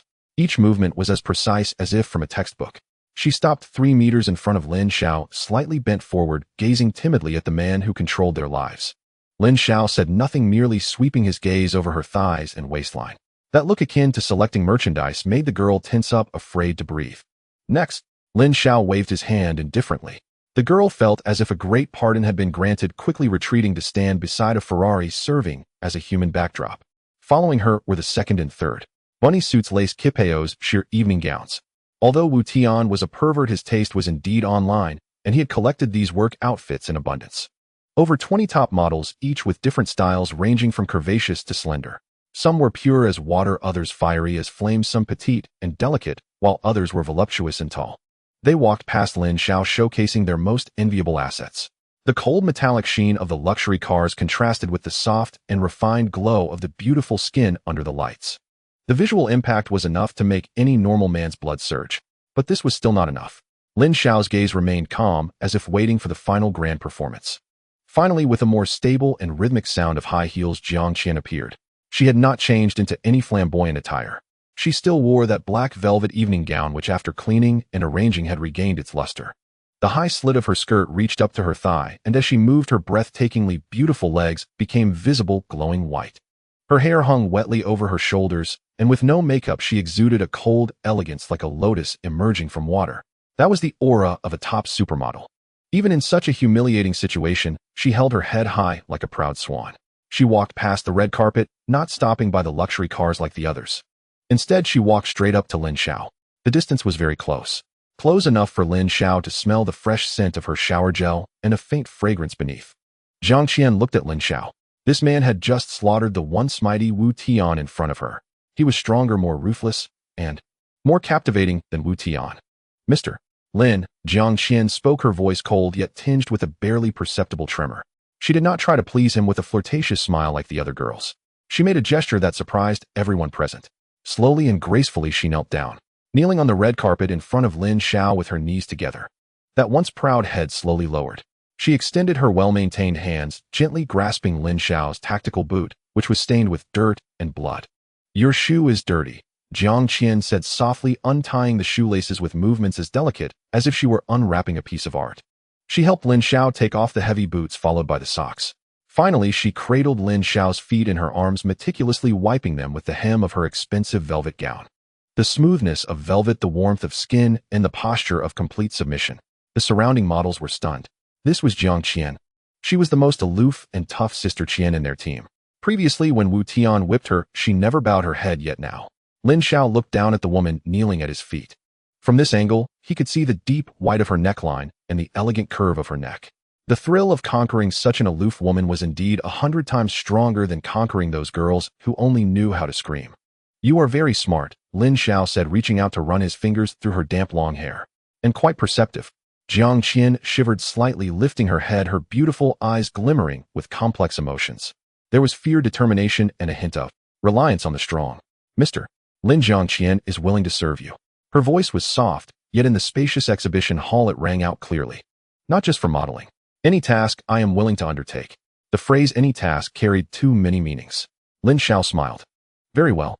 From today, this team of models is under your management. And you are under my management." Ding. "Congratulations, host. Successfully obtained a special team top model group, 22 members. Core member Jiang Qian has submitted. Reward for special bond obtained harem aura LV1. Aura effect: all bound female members gain a 10 increase in appearance, skin condition remains constant, no acne, no dryness, stamina recovery speed 20. Lin Xiao glanced at the system panel. Appearance enhancement. This system was indeed considerate. "Everyone come over." Lin Xiao straightened up, beckoning to the dazed models around. "Since it's a car exhibition, how can there be no audience? Tonight, let's have a celebration feast here." The models exchanged glances and, as if granted a pardon, rushed forward. In an instant, the air was filled with the fragrance of flowers. Lin Xiao was enveloped in a gentle embrace. Holding a glass of red wine, he was surrounded by countless luxury cars. Outside was the desolate wasteland and darkness of the apocalypse. Yet here it was a feast of wine and meat solely for him. "To the apocalypse." Lin Xiao raised his glass, a wild smile tugging at his lips. "And to this damned desire." "Master, you are awake." A soft voice came from behind. Jiang Qian was kneeling beside the sofa, holding a cup of warm water. She had clearly woken up much earlier, or perhaps she hadn't slept much at all. The black velvet gown could no longer be worn. Currently, she was only dressed in a spare white shirt of Lin Xiao's, the hem barely covering her thighs, revealing a pair of stunningly long legs that captivated the eye. Lin Xiao took a sip of water and pinched her slightly haggard, yet still stunning face. "Let's go, take me to see Wu Tian's assets." Lin Xiao stood up, stepping over the scattered debris, walking deeper into the warehouse. Jiang Qian quickly followed, barefoot, resembling the most loyal maid. Passing through the exhibition hall, they reached the core storage area of the logistics park. Countless containers and towering shelves were piled up here. This area is for food, and that one is for daily necessities. Although Jiang Qian had just arrived as a former pet of Wu Tian, she was not unfamiliar with the layout here. Lin Xiao nodded and casually opened a container labeled Tmall International. With a crash, the box opened, revealing a pile of orange Hermes packaging boxes inside. These were trophies specifically collected by Wu Tian, meant to please those women. Lin Xiao casually picked up a platinum bag. This item could have exchanged for a house before the apocalypse, and it required a waiting list. But now, Lin Xiao sneered, throwing it to the ground like trash and stepping on it. "Not edible, not drinkable, even the smell is too strong for a fire." Then he walked over to the shoe section. A whole wall of limited edition sneakers, AJ1S Yeezys, which used to sell for tens of thousands a pair, now resembled waste rubber. "System, get to work," Lin Xiao commanded in his mind. "Recycle all this useless junk." Ding. Detecting a large amount of high-value pre-apocalypse luxury goods. Converting material energy. With a wave of Lin Xiao's hand, the towering piles of Hermes Chanel LV along with those limited edition sneakers instantly transformed into streaks of white light and vanished. Jiang Qian stood by dumbfounded. She used to love collecting these items, even willing to pay a huge price for a single bag. But now watching them disappear like garbage, the grand structure in her heart completely collapsed. In front of this man, the so-called value was merely a joke. Ding. Recycle successful. Points 500. Ding. Recycle successful. Points 800. Points surged wildly. Although the unit price wasn't high, the sheer volume was overwhelming. This was the entire stock of the logistics park. Lin Xiao walked while recycling, until he stopped in front of a small warehouse that was tucked away and had an exceptionally exquisite decoration. This warehouse had no sign, but the lock was the highest grade fingerprint lock. Open. Lin Xiao kicked the door lock open. The lights turned on. The scene before Lin Xiao made his brows raise. There were no rice or flour, nor any designer bags. Only neatly hung rows of gossamer thin fabrics. This was Wu Tian's private collection room of twisted tastes, specifically for storing the world's top-end intimate apparel and stockings. La Perla lace lingerie, Wolford's premium stockings, Falk's body stocking. Each item was priced exorbitantly, and all were brand new and unopened. Wu Tian left me some good stuff. Lin Xiao did not recycle these items. Some things, while inedible, could make life more delicious. He walked to the shelf, his fingers gliding over the silky packaging boxes, finally stopping at a black flat box. Balenciaga. With diamonds, black stockings. Price 3,000. Lin Xiao pulled the box out and turned to throw it to Jiang Qian behind him. Catch. Jiang Qian instinctively caught at her cheeks, slightly flushed upon seeing the logo on the box. Mr. Lin, this is... Put it on. Lin Xiao leaned against a nearby cargo box, lit a cigarette, his gaze unabashedly landing on Jiang Qian's smooth long legs. Right here. Jiang Qian bit her lip. This was the warehouse surrounded by piles of goods. Although there was no one else, the environment itself carried a sense of shameful exposure. But she did not dare refuse. She put down the tray in her hands, untied the hem of her shirt, and slowly squatted down. Opening the package, the gossamer thin black nylon fabric flowed through her fingertips. She lifted her legs, straightening her toes, gradually pulling the stockings up over her ankles. The black stockings climbed up her fair calves. Tight and fitting. The perfect leg lines under the wrapping of the black stockings appeared even longer and more alluring. Lin Xiao quietly watched, his eyes burning. This was the quality of a top model. Even wearing stockings in such a place, her movements remained elegant, as if she were in a high-fashion shoot. A few minutes later, Jiang Qian stood up. Those exquisite legs wrapped in black stockings radiated a deadly charm under the dim lights of the warehouse. She nervously tugged at the hem of her shirt, trying to cover the lace edges at the top of her thighs. Beautiful. Lin Xiao exhaled a puff of smoke, giving his appraisal. Jiang Qian felt a wave of relief in her heart, about to say thank you. However, it's too perfect, making it less interesting. Lin Xiao suddenly straightened up and walked in front of her. He reached out his hand, not to caress the smooth stockings, but to grip the fabric of the stockings on her outer thigh. His fingertips pressed hard. Mr. Lin, Jiang Qian exclaimed. Did I say for you to wear it properly? Lin Xiao's lips curled into a wicked smile, his voice low and domineering. Tear it. Jiang Qian froze. This is new. She instinctively wanted to cherish this expensive item. I told you to tear it. Lin Xiao emphasized, his gaze turning dangerous. I don't like things whole. I like torn. Jiang Qian trembled, understanding the meaning in Lin Xiao's eyes. It was a desire to destroy beautiful things and a test of her absolute obedience. She took a deep breath, extending her hands to grip the stockings on her legs. Her nails dug into the fabric. With force. Rip. A very faint yet piercing sound of tearing fabric echoed in the quiet warehouse. The tight black stockings instantly ripped, exposing her snow-white skin beneath. The tear rapidly spread up her thigh, resembling a sinister scar, destroying the original perfection, yet adding a sense of decadent, battle-worn beauty. Continue. Lin Xiao commanded. Rip. Another sound. Jiang Qian gritted her teeth, enduring the shameful pleasure, and tore a large hole in the stockings on her other leg. The once expensive luxury item had now turned into tattered rags hanging on her legs. Yet these rags were even more alluring than before. Lin Xiao looked at the disheveled, ragged beauty before him, and the violent impulses within him were greatly satisfied. This was the apocalypse. A few thousand yuan stockings. They were just for the sound. Very good. Lin Xiao nodded in satisfaction, waving his hand. The remaining thousands of boxes of lingerie and stockings on the surrounding shelves instantly vanished, all entering his system space. From now on, these will be your work uniforms. After handling this little episode, Lin Xiao continued his recycling business. As he walked through the entire park, the piled-up electrical appliances, furniture, and designer clothes all transformed into numbers in the system. Ding. Recycled a large quantity of high-value materials. Points 5,000. Points 12,000. Points 30,000. When Lin Xiao exited the last warehouse, the system's pleasant notification sound finally reached a climax. Ding. Congratulations, host, your accumulated points have exceeded 50,000. System mall permissions upgraded to LV3. New sections unlocked, heavy machinery gene agents type 2 ability advancement. Lin Xiao discarded the cigarette, but in his hand, and led Jiang Qian into the deepest part of Area B in the logistics park. Here what was parked was not sports cars, but rather true behemoths. Heavy trucks, tractors, and various off-road vehicles. Lin Xiao's gaze skipped over the ordinary freight vehicles and directly locked onto a colossal machine covered by a dust cover in the center of the garage. He walked over and swiftly lifted the dust cover. Whoosh, dust flew around. A massive vehicle entirely in matte gray and with an extremely hardcore design was exposed to the air. Armory Conqueror.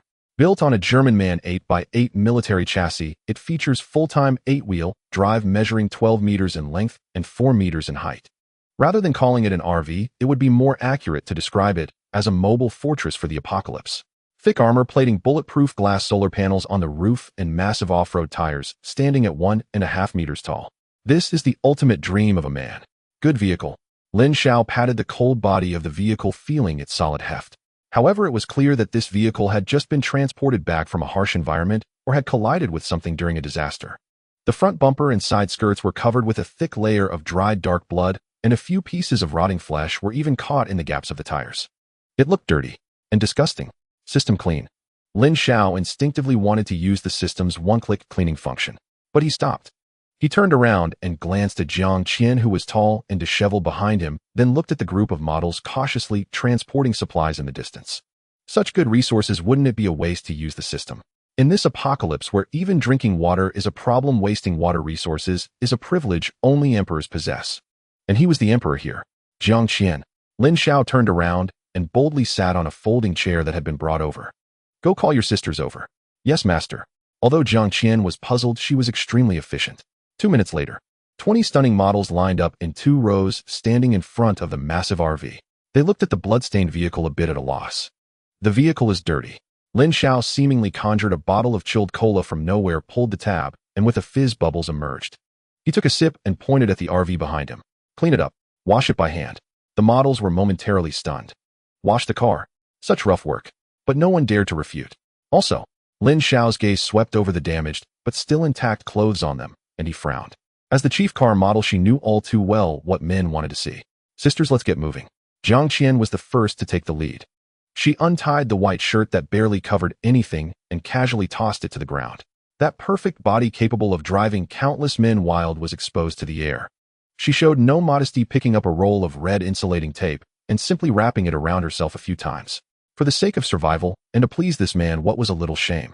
In just a few minutes, a marvelous car washing team was born. Get water, Jiang Qian commanded. The high-pressure water gun surged to life. Clear water washed over the bloodstained body of the vehicle, creating a mist. So cool. Hey, don't spray me. With the impact of the water flow, the previously dull cleaning task took on a new flavor. The models armed with sponges climbed onto the massive vehicle. Some perched on the hood, bending down to wipe the windshield. Others squatted beside the huge tires, carefully scrubbing the rims. This was the embodiment of power. In a world where one could kill for half a bottle of water, he was directing a sensual car wash show with tons of clean water. Refreshing. Lin Xiao uttered a single word. At that moment, not far away at the warehouse entrance, Su Wan and Lin Xiaomon, who had just rushed over with reinforcements from the villa area, happened to witness this scene. The footsteps of the two instantly halted. The twin sisters Chu Chu and Yi widened their eyes, nearly dropping the supply box they were holding. These vixens. Lin Xiaomon bit her lip, watching Jiang Qian, who was sprawled on the roof of the car, striking an extremely alluring pose, while washing the rooftop, feeling sour in her heart, as if she had drunk old vinegar. Her figure. Really good. Yi muttered quietly, instinctively glancing down at her own figure, which, although developing, still seemed somewhat immature compared to those supermodels. A sense of crisis. A tremendous sense of crisis enveloped the original harem group. These newcomers not only looked good, but also knew how to have fun and were more open-minded. If they didn't work harder, the position of main consort might not be secure. Suwon pushed up her glasses, a glint flashing behind the lenses. Stop staring. Get to work. Since they can wash the car, we need to prove that we are more useful in other aspects. Though she said this, there was an additional spark of competition in Suwon's gaze as she looked over there. 2 hours later, the Armory Conqueror was gleaming anew. The black-gray paint shimmered with a cold sheen under the sunlight, spotless. Lin Xiao stood up and walked to the front of the vehicle. Jiang Qian was drenched, the tape sticking tightly to her body, her hair still dripping with water. She held a sponge in her hand, kneeling in front of Lin Xiao. "Master, it's clean now." "Not bad." Lin Xiao's hand glided over her slippery shoulder, his fingertips sensing a cool and delicate touch. "The car is clean. And the person is clean too. Get in, let's test the suspension." Lin Xiao opened the car door and stepped inside. A hint of joy flashed in Jiang Qian's eyes as she tossed aside the sponge and followed him like an obedient little cat. The heavy door of the vehicle closed, isolating all external sights. Only the slight swaying of the vehicle remained, along with the envious gazes of the surrounding models and the increasingly busy figures of Su Wan and others in the distance. On this day, the Home2 Logistics Park changed ownership. At 8 in the morning, in the spacious and luxurious master bedroom of Amadiro the Conqueror, the silent air conditioning was delivering a cool breeze. Lin Xiao was sleeping soundly. The test drive event after last night's bikini car wash not only tested the shock absorption capabilities of this multi-million-dollar RV, but also greatly exhausted Jiang Qian's stamina. At this moment, the chief model was curled up in Lin Xiao's arms like a lazy Persian cat. Suddenly, an extremely abrupt noise tore through the morning tranquility, causing the entire massive vehicle to tremble slightly. Lin Xiao abruptly opened his eyes. Jiang Qian in his arms shivered in fright and groggily awakened, asking, "Is there an earthquake?" "It's not an earthquake." Lin Xiao sat up, rubbing his temples. Almost simultaneously, two anxious and synchronized voices echoed in his mind. It was the telepathic communication of the twin sisters. "Master, wake up. There's a big guy in the sky. It's a helicopter. It's huge. It's circling overhead." A helicopter. In this apocalyptic day 9, when even cars are hard to start, how could someone be flying a helicopter around? It seems that there are still some big shots left in certain corners of this city. "Stay put." Lin Xiao held Jiang Qian down, casually throwing on a white silk bathrobe and loosely tying it. He pushed open the heavy armored door of the RV. Whoosh! A whirlwind mixed with dust rushed toward him. Dozens of meters above, a civilian helicopter painted with blue and white stripes was hovering at low altitude. The side of the fuselage bore striking red letters "City Emergency Rescue." The massive airflow generated by the rotor blades sent several models around them staggering and screaming. "Listen up below." The loudspeaker at the bottom of the helicopter blared. "This is the temporary military control area of the city. Satellite monitoring shows that there was a large-scale firefight and explosion in this area yesterday. We request the local authorities to come out and respond immediately. Repeat, come out immediately. Accept the jurisdiction and allocation of the temporary government." The voice echoed in the vast logistics park square, shaking people's eardrums. In the distance, Su Wan and Shunya rushed out with guns in hand, nervously looking up at the sky. Facing such a colossal entity from the official side, ordinary citizens inherently felt a tinge of fear. But Lin Xiao did not. Barefoot, he stood on the still warm cement ground. The hem of his bathrobe danced wildly in the wind, revealing his sturdy calves. He lifted his head, squinting at the arrogant helicopter, his face showing no fear, only annoyance at being awakened. "What a way to wake up so early, making a racket." Lin Xiao cursed under his breath. Instead of looking for a megaphone, he extended his right hand toward the sky, raising a long middle finger. This action was extremely insulting. The helicopter clearly paused for a moment, its circling motion stiffening. The voice from the loudspeaker paused for a brief moment before resuming, this time laced with anger. "Please mind your attitude. This is the last warning. Clear the area immediately. We are going to land." "Land." Lin Xiao grinned. He pulled out an AA-12 and made a throat-cutting gesture. Though he did not fire, the gun barrel instantly aimed and locked onto the helicopter's fuel tank. This was an overt threat. Either come down and talk properly, or get shot down and become fireworks. The helicopter pilot clearly understood this silent threat, the fuselage shaking suddenly. After hovering in the air for several seconds, this iron bird, representing official authority, finally chose to compromise. It slowly descended the massive gusts of wind, causing Lin Xiao's bathrobe to flap vigorously. Virum, the landing gear touched down. The rotor speed gradually decreased. Lin Xiao, with his hands in the pockets of his bathrobe, watched the cabin door with a playful expression. He wanted to see what this so-called temporary government was truly made of. Click. The cabin door opened. The first thing to emerge was a leg. A calf wrapped in black stockings, perfectly proportioned, clad in a pair of black stiletto heels. Following that, a figure stepped down. It was not an armed SWAT officer, nor a rotund official, but a woman. A stunning woman who appeared to be in her late 20s, exuding an aura of keep out. She wore an exquisitely tailored black business suit with the top button of her white shirt fastened to the collar perfectly fitted. A pair of gold-rimmed glasses sat on her nose, and her hair was neatly pinned back. She held a blue folder. Secretary Song. the first confidential secretary of the mayor's office. As she stepped off the helicopter, her high heels clacked against the dusty ground, and her brow slightly furrowed, seemingly disgusted by the environment. She raised her head, her gaze precisely locking onto Lin Xiao, who stood at the RV's door. But it was merely a glance. When she saw Lin Xiao's lax bathrobe and his unapologetic, even slightly unruly posture, a flicker of undisguised disdain flashed in her eyes behind the lenses. "Are you the person in charge here?" Secretary Song stopped 5 meters from Lin Xiao. She did not extend her hand or introduce herself, but directly opened the folder in her hand, her tone as cold and hard as if reading a sentence. "I am the appointed representative from the mayor's office, Song Qing. According to Article 3 of the Emergency Wartime Act, all private armed forces and resource depots are to be taken over by the city government immediately. You have to hand it over yourself." Secretary Song adjusted her glasses, her gaze sharp as a knife. "Or would you prefer to wait for the military to help you?" Lin Xiao looked at the woman before him without speaking. His gaze boldly roamed over her from top to bottom, from the taut collar of her shirt to her cinched waist and down to her long legs encased in black stockings. Lin Xiao's insult froze Secretary Song's already frosty features in an instant. She pushed up her gold-rimmed glasses. A flicker of mortification passed behind the lenses, but professional composure forced her to contain it. "Mr. Lin, watch your language," Secretary Song said, drawing a deep breath as she tried to preserve a crumbling official dignity. "This is not a place for idle chatter. We require a formal setting." "A formal setting?" Lin Xiao scoffed, turning toward the motorhome behind him. "Fine, come inside and talk." The heavy armored door slid open slowly. A cool breeze, scented faintly with lavender, poured from the cabin, instantly dispersing the heated, dusty air that clung to Secretary Song. She hesitated for a moment, then stepped onto the automatic retractable step and climbed aboard. However, the moment she truly set foot inside the Amaduro Zhengfush, the proud, ironclad expression she had maintained finally showed the smallest crack. Thick wool carpet padded the floor like walking on clouds. A full set of Italian leather sofas glowed with a restrained, luxurious sheen. The climate control held the temperature unwaveringly at a humanly comfortable 22 degrees. On the yacht-grade teak coffee table, the items arranged there made her pupils constrict. A platter of freshly sliced hominy melon, an unopened bottle of Evian mineral water, and her throat betrayed her with an involuntary swallow.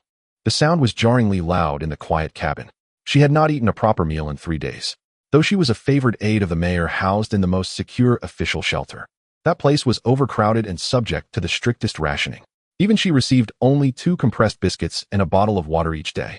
Meat, fruit, those were luxuries relegated to dreams. Yet here in the place she had labeled a thug stronghold, such precious provisions lay casually upon the table. The melon looked slightly oxidized, clearly the remnants of its owner's meal. "Sit." Lin Xiao collapsed into the main seat with cavalier ease, his bathrobe hung loose, revealing broad, hardened chest muscles. Secretary Song perched stiffly on the opposite sofa. The softness beneath her made her taut, combative posture suddenly seem absurd.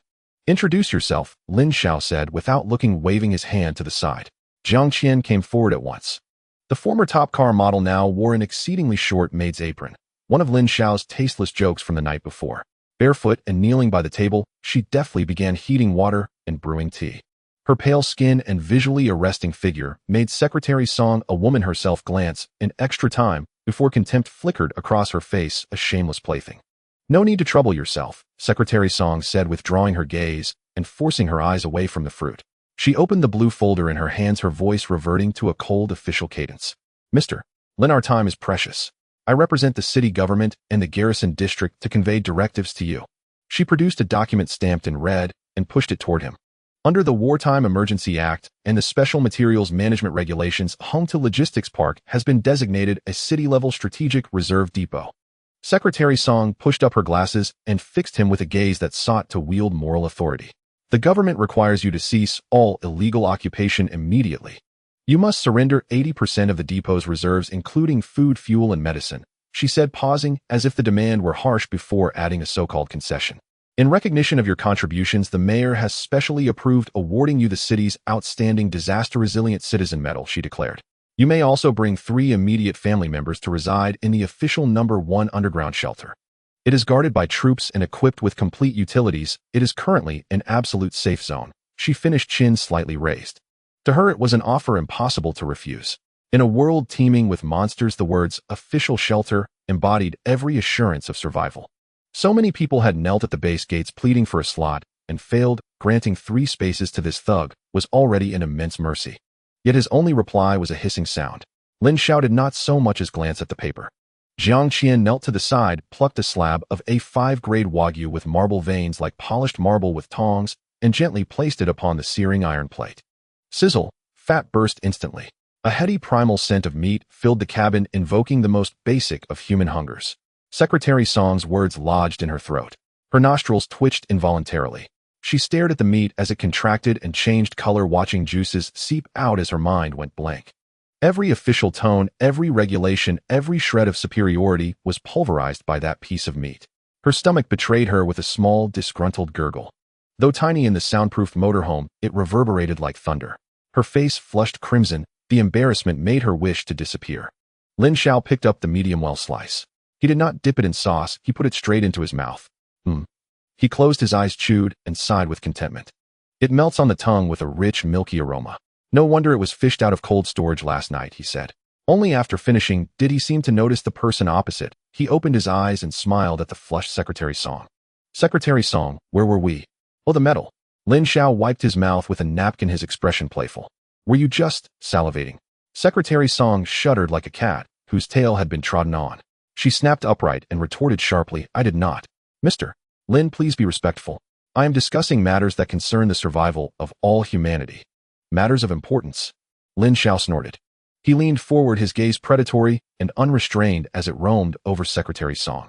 From the faint rise of her excited chest to the taut shirt button on the verge of popping down along the cinched waist to the pressed thighs wrapped in semi-sheer black stockings. His eyes took everything in without apology. There was no pretense in that look. Want a bite? Lin Xiao nodded toward the half-piece of meat on the iron. Meat like this, my dog is sick of it around here. As for your so-called official base. Lin Xiao reclined, his expression dripping contempt. How much food will they give you each day? And at whose mercy? He gestured to the lavish motorhome, to the beautiful Jiang Qian kneeling, and to the beef on the table.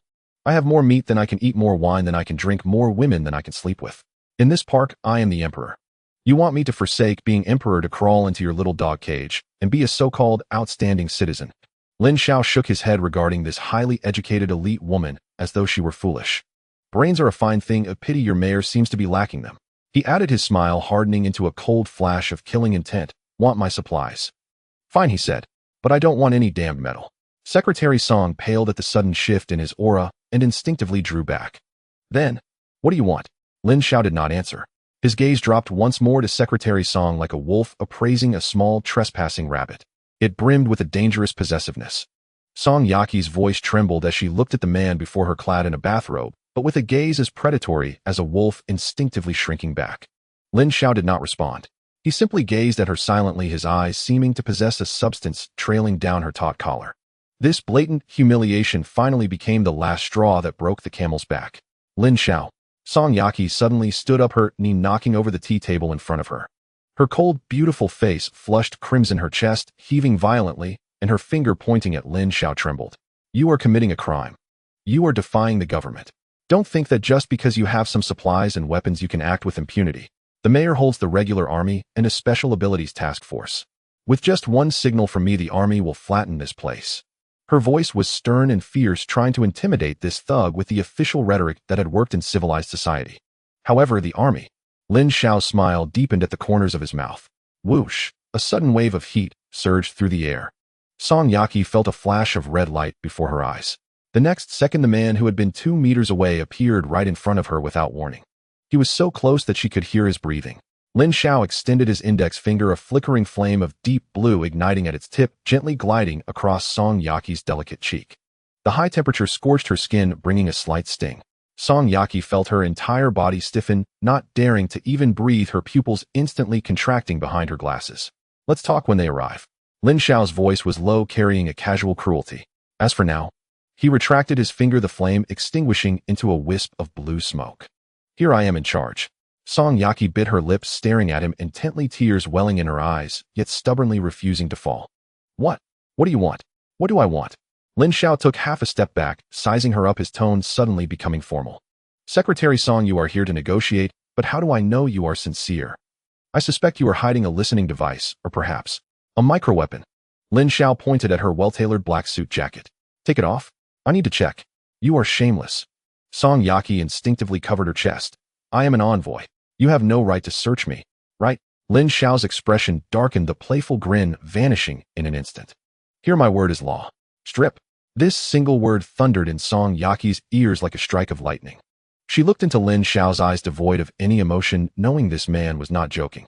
If she did not comply, the next moment could bring flames that could melt steel. Her eyes brimmed with tears. Endless humiliation surged over her like a tide. Song Yaqi trembled as she unbuttoned her suit jacket. The jacket slipped off, revealing a fitted white shirt underneath. Due to its small size, the shirt was stretched tightly over her voluptuous figure, the gaps between the buttons pulled to the limit, faintly revealing the edges of her lace lingerie. Without the cover of her jacket, she felt as exposed as a peeled egg, devoid of any sense of security under this man's gaze. There's also the skirt.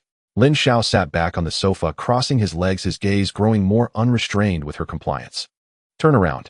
Let me check for any leg holsters. Song Yaqi's face was flushed crimson, almost bleeding. A holster? That was something only agents had. How could she, a mere administrative secretary, possibly possess one? This was clearly an excuse, but it was an excuse she couldn't rebut. She gritted her teeth and slowly turned around. The texture was exquisite. No wonder she was the mayor's secretary. The quality of these stockings was even better than the ones Jiang Qian had ripped. No weapons. Lin Xiao retracted his hand, his tone flat, as if he had merely conducted a routine inspection. It seems Secretary Song is quite sincere. Song Yaqi felt as if she had been pardoned, quickly turning back to grab the jacket from the sofa to put it on. She didn't want to stay in this dreadful place for another second. Wait. Lin Xiao's voice rang out again. Leave the clothes. Since the inspection is over, I should see you out. Song Yaqi's movements froze. Not allowed to wear the jacket. To walk out in this shirt that was about to burst. What? Don't want to leave? Lin Xiao stood up, adjusting his bathrobe as he pushed open the car door. A wave of heat rushed in. Come on, Secretary Song, don't keep your helicopter waiting. Song Yaqi gritted her teeth, tightly clutching the jacket to cover her chest, lowering her head, and awkwardly bolting out of the RV. She swore. As long as she returned to the base and saw the mayor, she would mobilize all the troops to raze this logistics park to the ground, to tear this bastard to shreds. Watching Song Yaqi stumble towards the helicopter, Lin Xiao stood at the RV door. He looked at the helicopter that had started to warm up, its rotor blades slowly spinning, a cruel smile curling at the corners of his mouth. You come into my territory and expect to leave unscathed. Dream on. Inside the helicopter cockpit, pilot Li Wei's expression changed as he saw Song Yaqi running back, disheveled. Although he did not know what had happened, he instinctively sensed danger. Secretary Song, hurry up. Li Wei pulled the control lever, the engine roaring as the helicopter prepared for an emergency takeoff. Song Yaqi had just reached the cabin door when one hand grasped the handrail. At that moment, Lin Xiao snapped his fingers lightly. Boom! Flames erupted from thin air without any delay. Flames licked outwards. Boom! A massive fireball exploded in midair. The shockwave from the explosion violently hurled Song Yaqi, who had just grasped the handrail, away. She crashed heavily onto the grass a dozen meters away, rolling several times before coming to a stop. The jacket she had been holding was nowhere to be found, her white shirt soiled with grass and dirt, and her stockings on her knees torn with blood seeping out. Cough, cough. Song Yaqi was choked by the smoke, coughing incessantly, her ears ringing with a buzzing sound. She lifted her head, staring blankly at the helicopter that had become a pile of burning scrap metal. That was her hope of returning. That was her confidence as an envoy. Now it was all gone. The flames illuminated her pale face, reflecting her despair. Footsteps approached. A pair of black tactical boots stopped in front of her. Song Yaqi trembled and raised her head. He held a glass of red wine, looking down at the woman crumpled on the ground. It seems your plane's quality is not up to par. Lin Xiao took a sip of wine, his tone mocking. Secretary Song, now that the car is gone, you can't go home anymore. What do you think you should do? Song Yaqi looked at Lin Xiao, her anger finally morphing into fear. She finally understood. From the very beginning, this man never intended to let her go.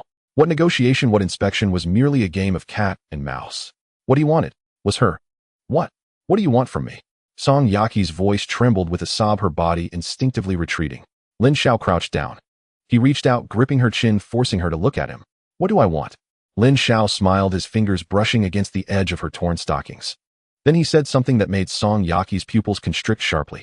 You belong to me now. Lin Xiao's voice fell, not giving Song Yaqi any time to react. He firmly grasped her wrist, dragging her like a disobedient pet straight toward a nearby small vacant warehouse.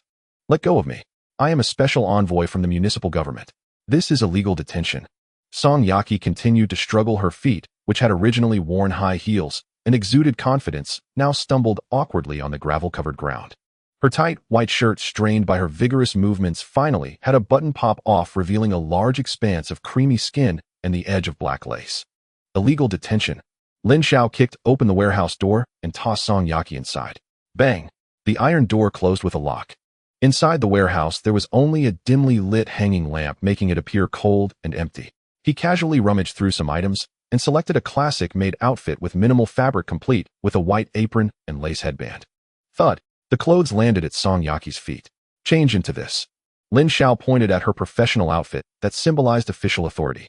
From now on, there is no Secretary Song, nor any special envoy. There is only my maid. Put it on. Song Yaki looked at the outfit made up of a few pieces of fabric on the ground, and a sense of humiliation made her tremble all over. It was clearly something meant for playthings, a vulgar tool to please men. How could she, a master's degree holder from a prestigious university and the first favorite of the mayor, wear such a thing? I won't change. Song Yaki gritted her teeth, staring fiercely at Lin Xiao with defiance in her eyes. If you have the ability, then kill me. A soldier can be killed, but not humiliated. Kill you? That would be a waste. Lin Xiao remained unperturbed. He pulled over a folding chair and sat down, taking out a cigarette to light up, his gaze playful. Not changing, huh? Fine. Then go hungry. After saying this, a thought suddenly popped into his mind. He stepped out for a while. Shortly after he returned, the side door of the warehouse was pushed open. Su Wan and Lin Xiaoman walked in. Both had changed into clean, comfortable home clothes. Su Wan was carrying a portable gas stove, while Lin Xiaoman had 2 large bags of freshly cut ingredients. Honey, I'm starving. Lin Xiaoman cooed sweetly, directly sitting in Lin Xiao's lap and expertly turning on the gas stove. Soon the spicy broth began to boil. Gurgle, gurgle. The pungent aroma of beef fat instantly erupted in the enclosed warehouse. Lin Xiao picked up a slice of beautifully marbled beef, dipped it repeatedly in the boiling broth, and then popped it into his mouth. Tender. He let out a satisfied sigh. Song Yaki stood in the corner, her previously tense body suddenly stiffening. She swallowed hard. It smelled too good. The mouth-watering aroma of meat was like a biochemical weapon to someone who had been surviving on compressed biscuits for days, even skipping meals. Her stomach began to cramp violently, her throat uncontrollably salivating. Gurgle. A loud growl echoed through the quiet warehouse. Song Yaki was mortified and furious, clutching her stomach tightly and turning her head to the side, trying to avoid seeing or smelling anything. But the sound and scent penetrated everywhere. Teacher Su, try this tripe. Lin Xiao offered her a piece with his chopsticks. Su Wan elegantly ate it, then turned to look at Song Yaki in the corner. There was no mockery in her eyes, only a pity and clarity of someone who had been through it. Secretary Song, don't be stubborn. Su Wan set down her chopsticks, wiped her mouth with a tissue, her voice soft. I used to be a university professor, respected, and thought dignity was more important than life.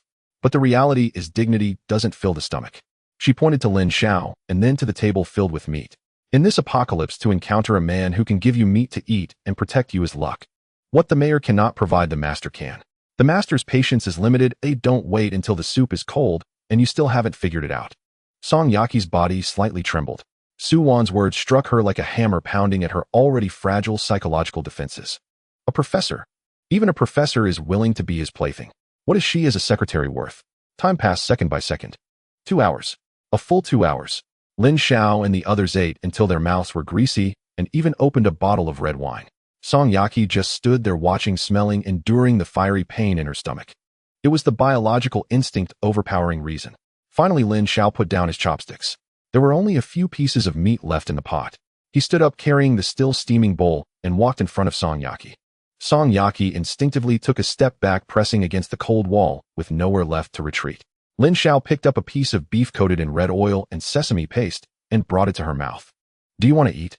Song Yaki stared at the piece of meat, her eyes glazed, her throat rolling. Yes.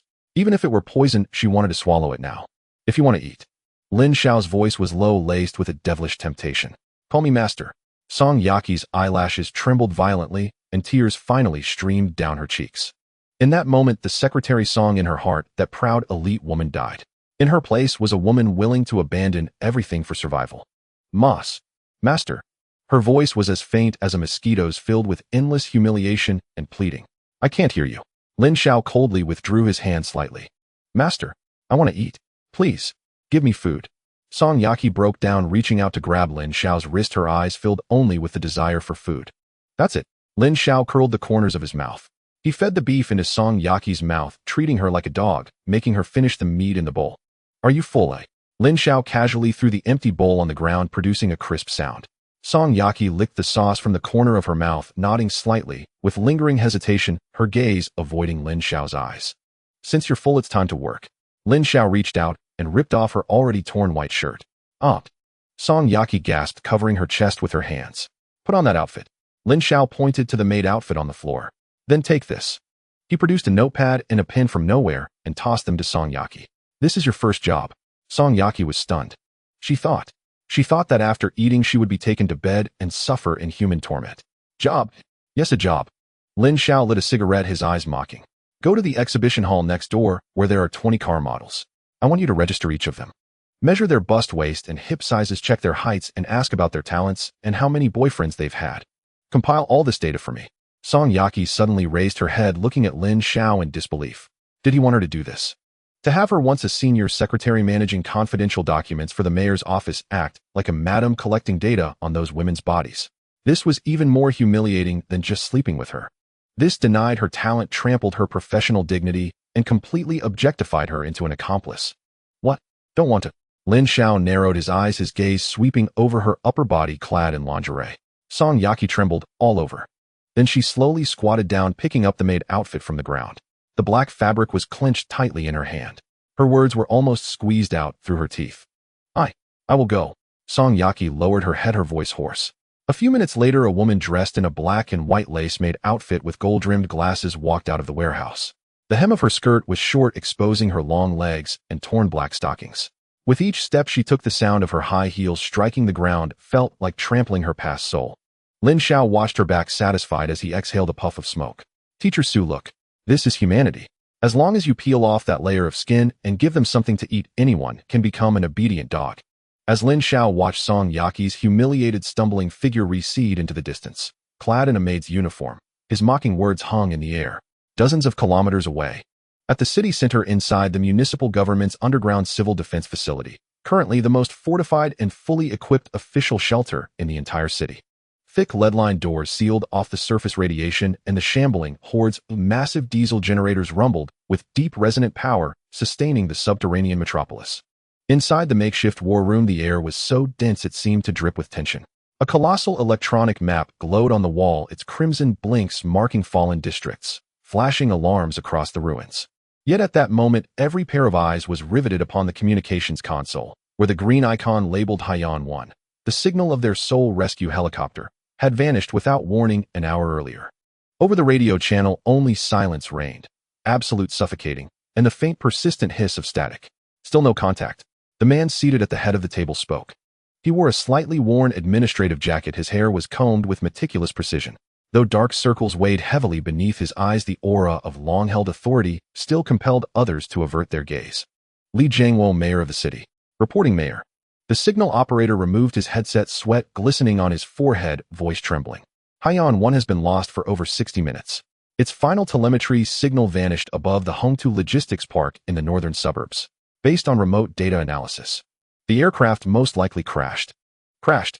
A sharp shattering crack echoed. The delicate blue and white porcelain teacup in Li Jiangwo's hand exploded onto the floor, scalding tea splattering everywhere, shards scattering like shrapnel. Li Jiangwo shot upright, his normally impassive face contorted with savage fury. That was our only rescue helicopter. And Song Yaki. She went there representing me, bearing the very dignity of this municipal government. Who did this? That thug who seized the logistics park. How dare he? His roar reverberated through the command chamber. His rage ran deeper than the loss of a precious aircraft or a capable secretary. It was the searing sting of profound humiliation. In the chaotic early days of the apocalypse, he had swiftly consolidated control, using his security forces and stockpiled supplies, establishing this shelter and gathering thousands of survivors under his banner. Here he remained an unchallenged sovereign, a local emperor whose word was law. Even the lawless Blood Wolf gang in the Western District dared not approach his motorcade, veering wide around it. But now, a mere logistics park owner had openly slapped his face, killed his pilot, taken his secretary hostage. Zhao Gang, assemble the troops. Li Jiangwo whirled sharply, fixing his glare upon a broad-shouldered man standing silently in the shadows. Deploy the entire special police unit. I will level that logistics park to dust. I will drag Lin Xiao back here and execute him publicly by firing squad. Yet facing the mayor's volcanic wrath, Zhao Gang, the head of security, did not move. Clad in matte black tactical gear, a sidearm holstered at his waist, a jagged old scar running from browbone to jawline. Mayor, calm down. Zhao Gang's voice was glacial, like ice water poured over embers. Calm down. How can I calm down when they're defecating on my neck? Li Jianguo jabbed a finger at the crimson dot on the map. Mayor, please look at this. Zhao Gang stepped forward, fingers tapping swiftly across the screen.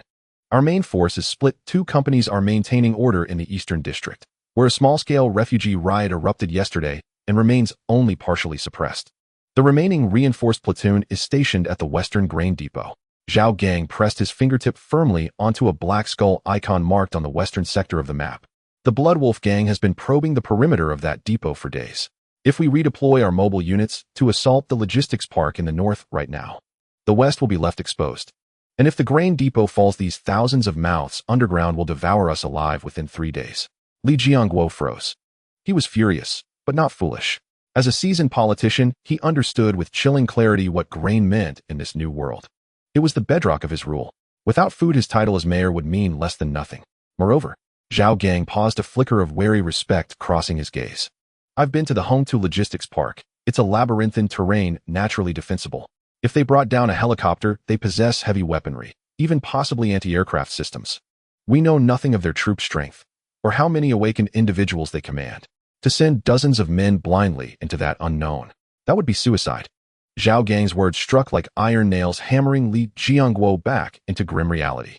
He collapsed into his chair, chest heaving violently. Outwardly formidable, internally hollow. That was the shelter's greatest, most precarious irony, appearing powerful, yet besieged on all sides.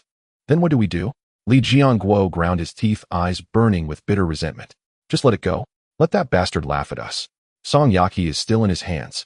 She is my secretary. God knows what that brute intends to do to her.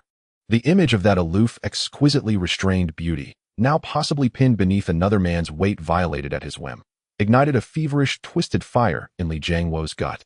She was his possession, reserved, savored slowly for later. Of course we cannot let it go. A flash of sharp intelligence lit Zhao Gang's eyes. Direct assault is unwise. We must outthink them. First diplomacy, then force. Zhao Gang gestured toward a military drone control station tucked into a corner. Dispatch the Rainbow Drone. Conduct high-altitude reconnaissance. Map their defenses, count their personnel, assess their armaments. If they are merely bluffing. Zhao Gang made a swift, decisive, slashing motion across his throat. Then we strike with lightning fury. Li Jianguo drew a slow, deliberate breath, forcing his pulse to steady. Very well. Proceed as you suggest. Launch the drone immediately. I want to see Lin Xiao's face, clearly, unmistakably. Also, Li Jianguo narrowed his eyes, fingers drumming absently upon the desk. If his own arm could not reach far enough, he would borrow another's. From a locked drawer he withdrew a black satellite phone. His final trump card. A connection he had long resisted invoking. You may both withdraw. Li Jianguo dismissed Zhao Gang and the signal operator. Only after the heavy soundproof door sealed shut did he dial the number. 3 rings. Then, connection. Hello, is this Captain Wang? Li Jianguo's voice instantly transformed. Warm, deferential, stripped entirely of its earlier ferocity. It's Oldly here. Yes, still holding things together in the city. There's a situation I'd like to report. Yes, up north, some formidable adversary has emerged armed with prohibited weapons, possibly threatening the military base's supply lines. Oh, absolutely. Not for personal gain, of course. Borrowing a blade. No, this is coordinated joint operations. The Hongtu Logistics Park in the northern suburbs. An open-air water pool. This place, originally designed for washing large trucks, has now become a summer retreat for a group of exquisite supermodels. Splash. Water splashed everywhere. 20 tall models with skin as pale as if it were translucent changed into bikinis that were cut to the extreme. They frolicked with each other, their long white legs resembling those of a white python shimmering under the sun. Lin Xiao leaned against a beach chair under a sunshade, a cigar dangling from his mouth. Beside him, twin sisters were peacefully napping. The elder sister Chu Chu rested her head on his left leg, while the younger sister Yi leaned against his right shoulder, both having flushed cheeks from exercise. Suddenly both Chu Chu and Yi opened their eyes simultaneously, their originally drowsy gazes instantly becoming clear. Master, there's an annoying fly in the sky spying on us. 3,000 meters to the northeast at a height of 800, slowly descending. The frequency of their mental connection buzzed in Lin Xiao's mind, a precise signal akin to a radar warning. Lin Xiao exhaled a thick puff of smoke without even lifting his head. A drone. That Mayor Li is slower than I expected. Lin Xiao's lips curled into a mischievous smile. He did not eliminate the drone immediately. What fun would there be in that? Since Mayerly wanted to watch, let him see enough. Yaki, come here. Lin Xiao's voice was not loud. Song Yaki, standing by the pool with a plate of chilled watermelon, suddenly froze. At that moment, if the people from the city government saw her outfit, their eyes would probably pop out. The black suit that symbolized power was long gone. She was now wearing a black and white lace-made outfit. The black velvet corset cinched her already slender waist, and the white ruffled apron barely covered her thighs. The most incongruous yet stimulating part was that she still wore those gold-rimmed glasses. The cold and aloof secretary contrasted sharply with the humble and fallen maid. These two completely different identities overlapped at this moment, exuding a tormenting sensation that could drive one mad. A master. Song Yaki bit her lower lip, stepping forward in small strides to stand in front of Lin Xiao. She was still wearing those high-heeled shoes with thin heels, and the black stockings had torn open several jagged holes revealing her fair skin. Hold the plate properly, keep your head up. Lin Xiao reached out and held her chin. Song Yaki was forced to look up. The sunlight was a bit harsh, and she had not yet realized what Lin Xiao intended to do. Meanwhile, 1,000 meters in the air, a completely gray-white Rainbow 4 drone was silently gliding. The high-definition long-wave infrared camera began to focus the image encrypted and transmitted in real time to the giant screen in the city government's underground command center. Target captured. The communication soldier's voice was tinged with barely suppressed excitement. The image is being sharpened. Mayor, take a look. Li Jiangguo had been staring at the screen with a grim expression. As the image became clear, his pupils suddenly constricted. He saw the azure blue pool. He saw the group of car models who were still glamorous, playing and laughing in this post-apocalyptic world. That was a luxurious life he could never enjoy. However, what raised his blood pressure even more was the figure in the center of the frame. The woman in the black and white lace-made outfit, humbly holding the fruit plate like a dog. Song Yaki. Li Jiangguo screamed. The head of his security team, Zhao Gang, was also stunned. In the image, the man, Lin Xiao, was staring arrogantly at the sky as if he could pierce through the clouds and make eye contact with them. What happened next almost made Li Jiangguo spit out a mouthful of old blood. On the screen, Lin Xiao suddenly wrapped his arm around Song Yaki's slim waist, forcibly pulling her into his embrace. Song Yaki's body visibly trembled. Lin Xiao lifted her face with his other hand, forcing her to look in the direction of the drone. Then, in front of the camera and everyone in the command center, Lin Xiao fiercely kissed Song Yaki's pale and beautiful cheek. Song Yaki closed her eyes, her long eyelashes trembling violently, and a hint of shock clearly flashed in her eyes. This kiss not only landed on Song Yaki's face, but also crushed Li Jiangguo's pride. Bastard. Beast. I want to kill him. Li Jiangguo roared madly in the command center, sweeping all the folders on the table to the ground. This was a show-off. It was also the most naked humiliation. Lin Xiao seemed to be telling him, the tool you trusted the most is now just a dog in my hands. Within the logistics park, the performance was over. Lin Xiao released the delicate body in his arms, and Song Yaki weakly knelt on the carpet. Have you seen enough? Lin Xiao looked up at the sky, the mockery in his eyes gradually replaced by a cold, killing intent. If you've seen enough, it's time to buy a ticket. Lin Xiao snapped his fingers. Flames appeared in an instant. In the sky, the circling rainbow drone had not even had time to activate its alarm system. A blue flame pierced directly through the core of the drone. Boom! A bright spark exploded in the sky like a firework that had been ignited early. Meanwhile, in the underground command center of the city government, the massive display screen emitted a deafening blind sound, instantly turning into a screen full of static. Signal lost. What's happening? Has it been discovered? Impossible. That's high-altitude reconnaissance. Ordinary weapons can't reach that height. Li Jiangguo stared blankly at the static screen, the anger in his heart suddenly giving rise to an unprecedented fear. What was that blue light? Was it a laser? Or an advanced weapon never seen before? What kind of power did that man possess? Could he also be an ability user? Within the logistics park, Lin Xiao turned his head to look at the collapsed Song Yaki. Yaki, look. Lin Xiao reached out to adjust her slightly crooked gold-rimmed glasses. Your former boss has already seen you like this. Do you think he would come to save a dirty maid? Oi. Song Yaki raised her head sharply. All right. Lin Xiao patted her head and casually took a piece of watermelon from the plate and popped it into his mouth. Go to your work. Help me recheck the measurements of those car models. If any data is wrong. Lin Xiao leaned down close to her ear. Tonight you won't get to rest again. After dinner, the logistics park fell into a strange silence. Although there were still sporadic zombie howls outside for the survivors who had just experienced a frenzy of celebration and slaughter, this place had become a rare safe haven.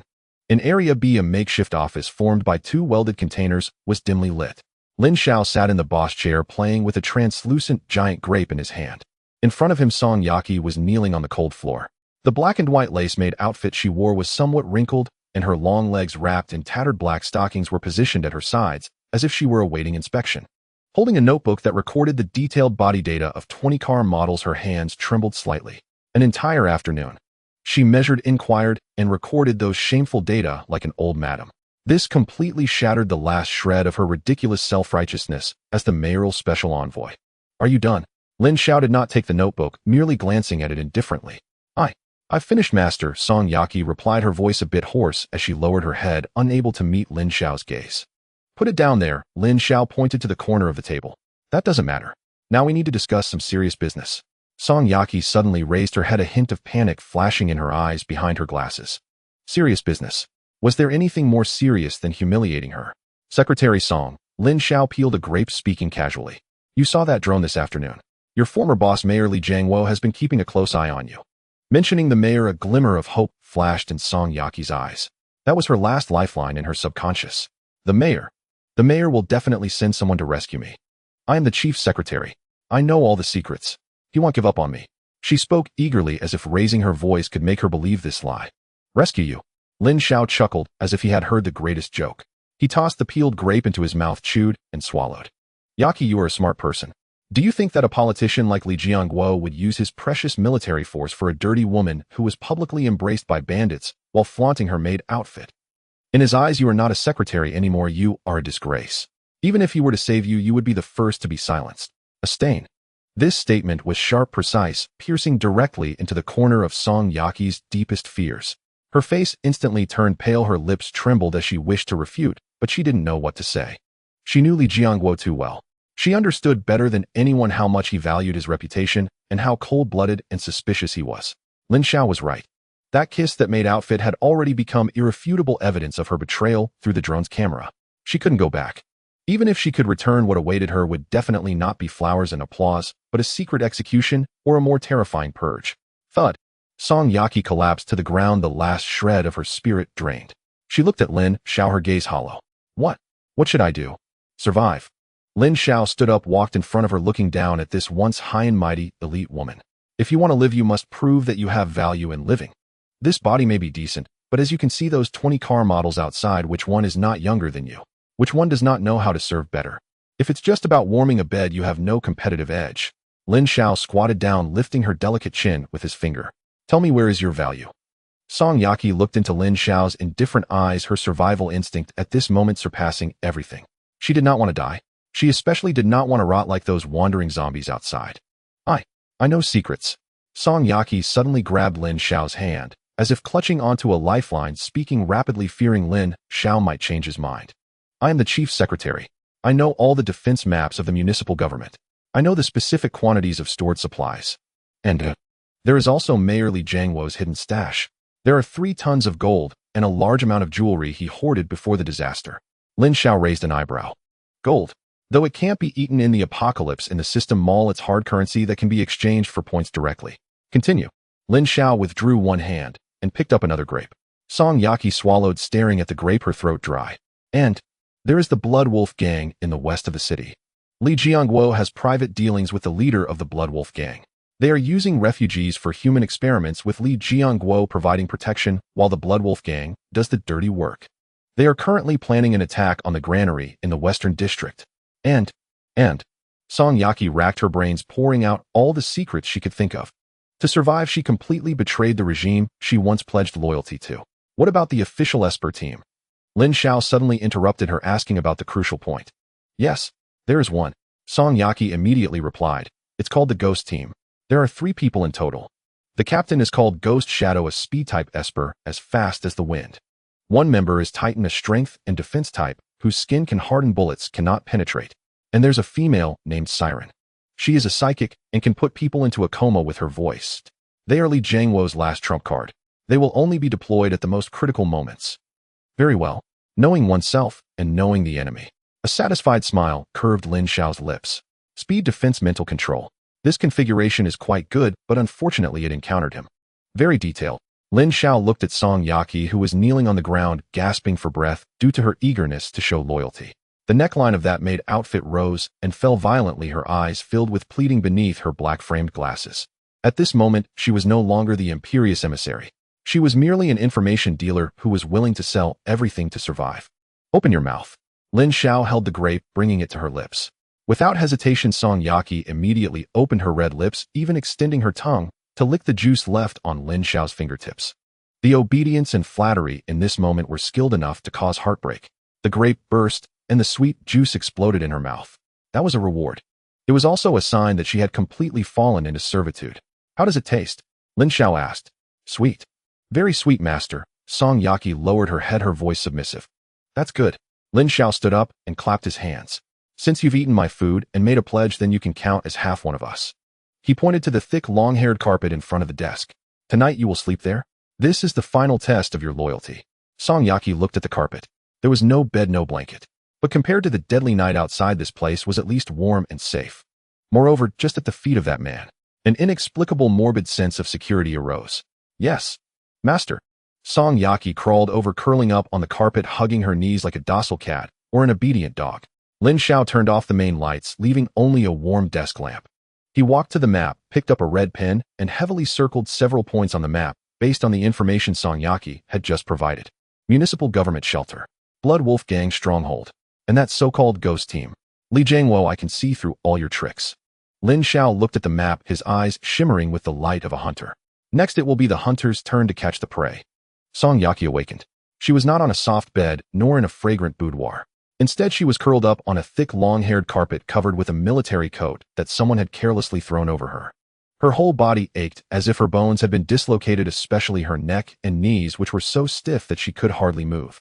Awake! A detached voice came from above her. Song Yaqi startled awake, instinctively trying to sit up, but stumbled due to her numb legs, almost falling again. She looked up. Lin Xiao was standing by the floor-to-ceiling window, bare-chested, revealing his well-defined muscles. He held 2 heavy dumbbells in his hands, engaged in a morning workout. Master. Good morning. Song Yaqi lowered her head. After last night's interrogation and a night of psychological torment, she had begun to adapt to this humble new identity. Go wash your face. Lin Xiao put down the dumbbells, casually grabbed a towel to wipe his sweat. He walked to a nearby coat rack, pulled down a shapeless gray tracksuit, and threw it at Song Yaqi's face. Change out of that maid outfit, and throw away those stockings and high heels. Song Yaqi held the cheap-feeling tracksuit, momentarily stunned. Throw them away. What? Did you not understand? Lin Xiao turned around, his gaze cold. From today onwards, without my permission, you are not allowed to wear any other clothes. You only need to work. Song Yaqi bit her lip, her eyes slightly red. Yes. She turned around, hid behind a screen, and rustled as she changed into the loose, rough tracksuit. When she stepped out again, the high, cold, and shrewd urban beauty was gone. In her place was an unadorned, haggard-looking, ordinary woman, exuding no threat. Come here. Lin Xiao was already seated at a massive office desk. Spread out on the desk was a detailed military map of the city. Several points were circled in red on it. Look, this is your contribution from last night. Lin Xiao pointed at the red circles on the map, a hint of a smile at the corner of his mouth. This is the ventilation breach of the official shelter. This is the shift change time of the ability user squad. And this is Li Jiangwo's hidden underground gold vault. Song Yaqi gazed at the shocking red circles, her fingers icy cold. These were all top secrets. She had told this man with her own mouth. What do you want to do? She asked, her voice trembling. What do you think?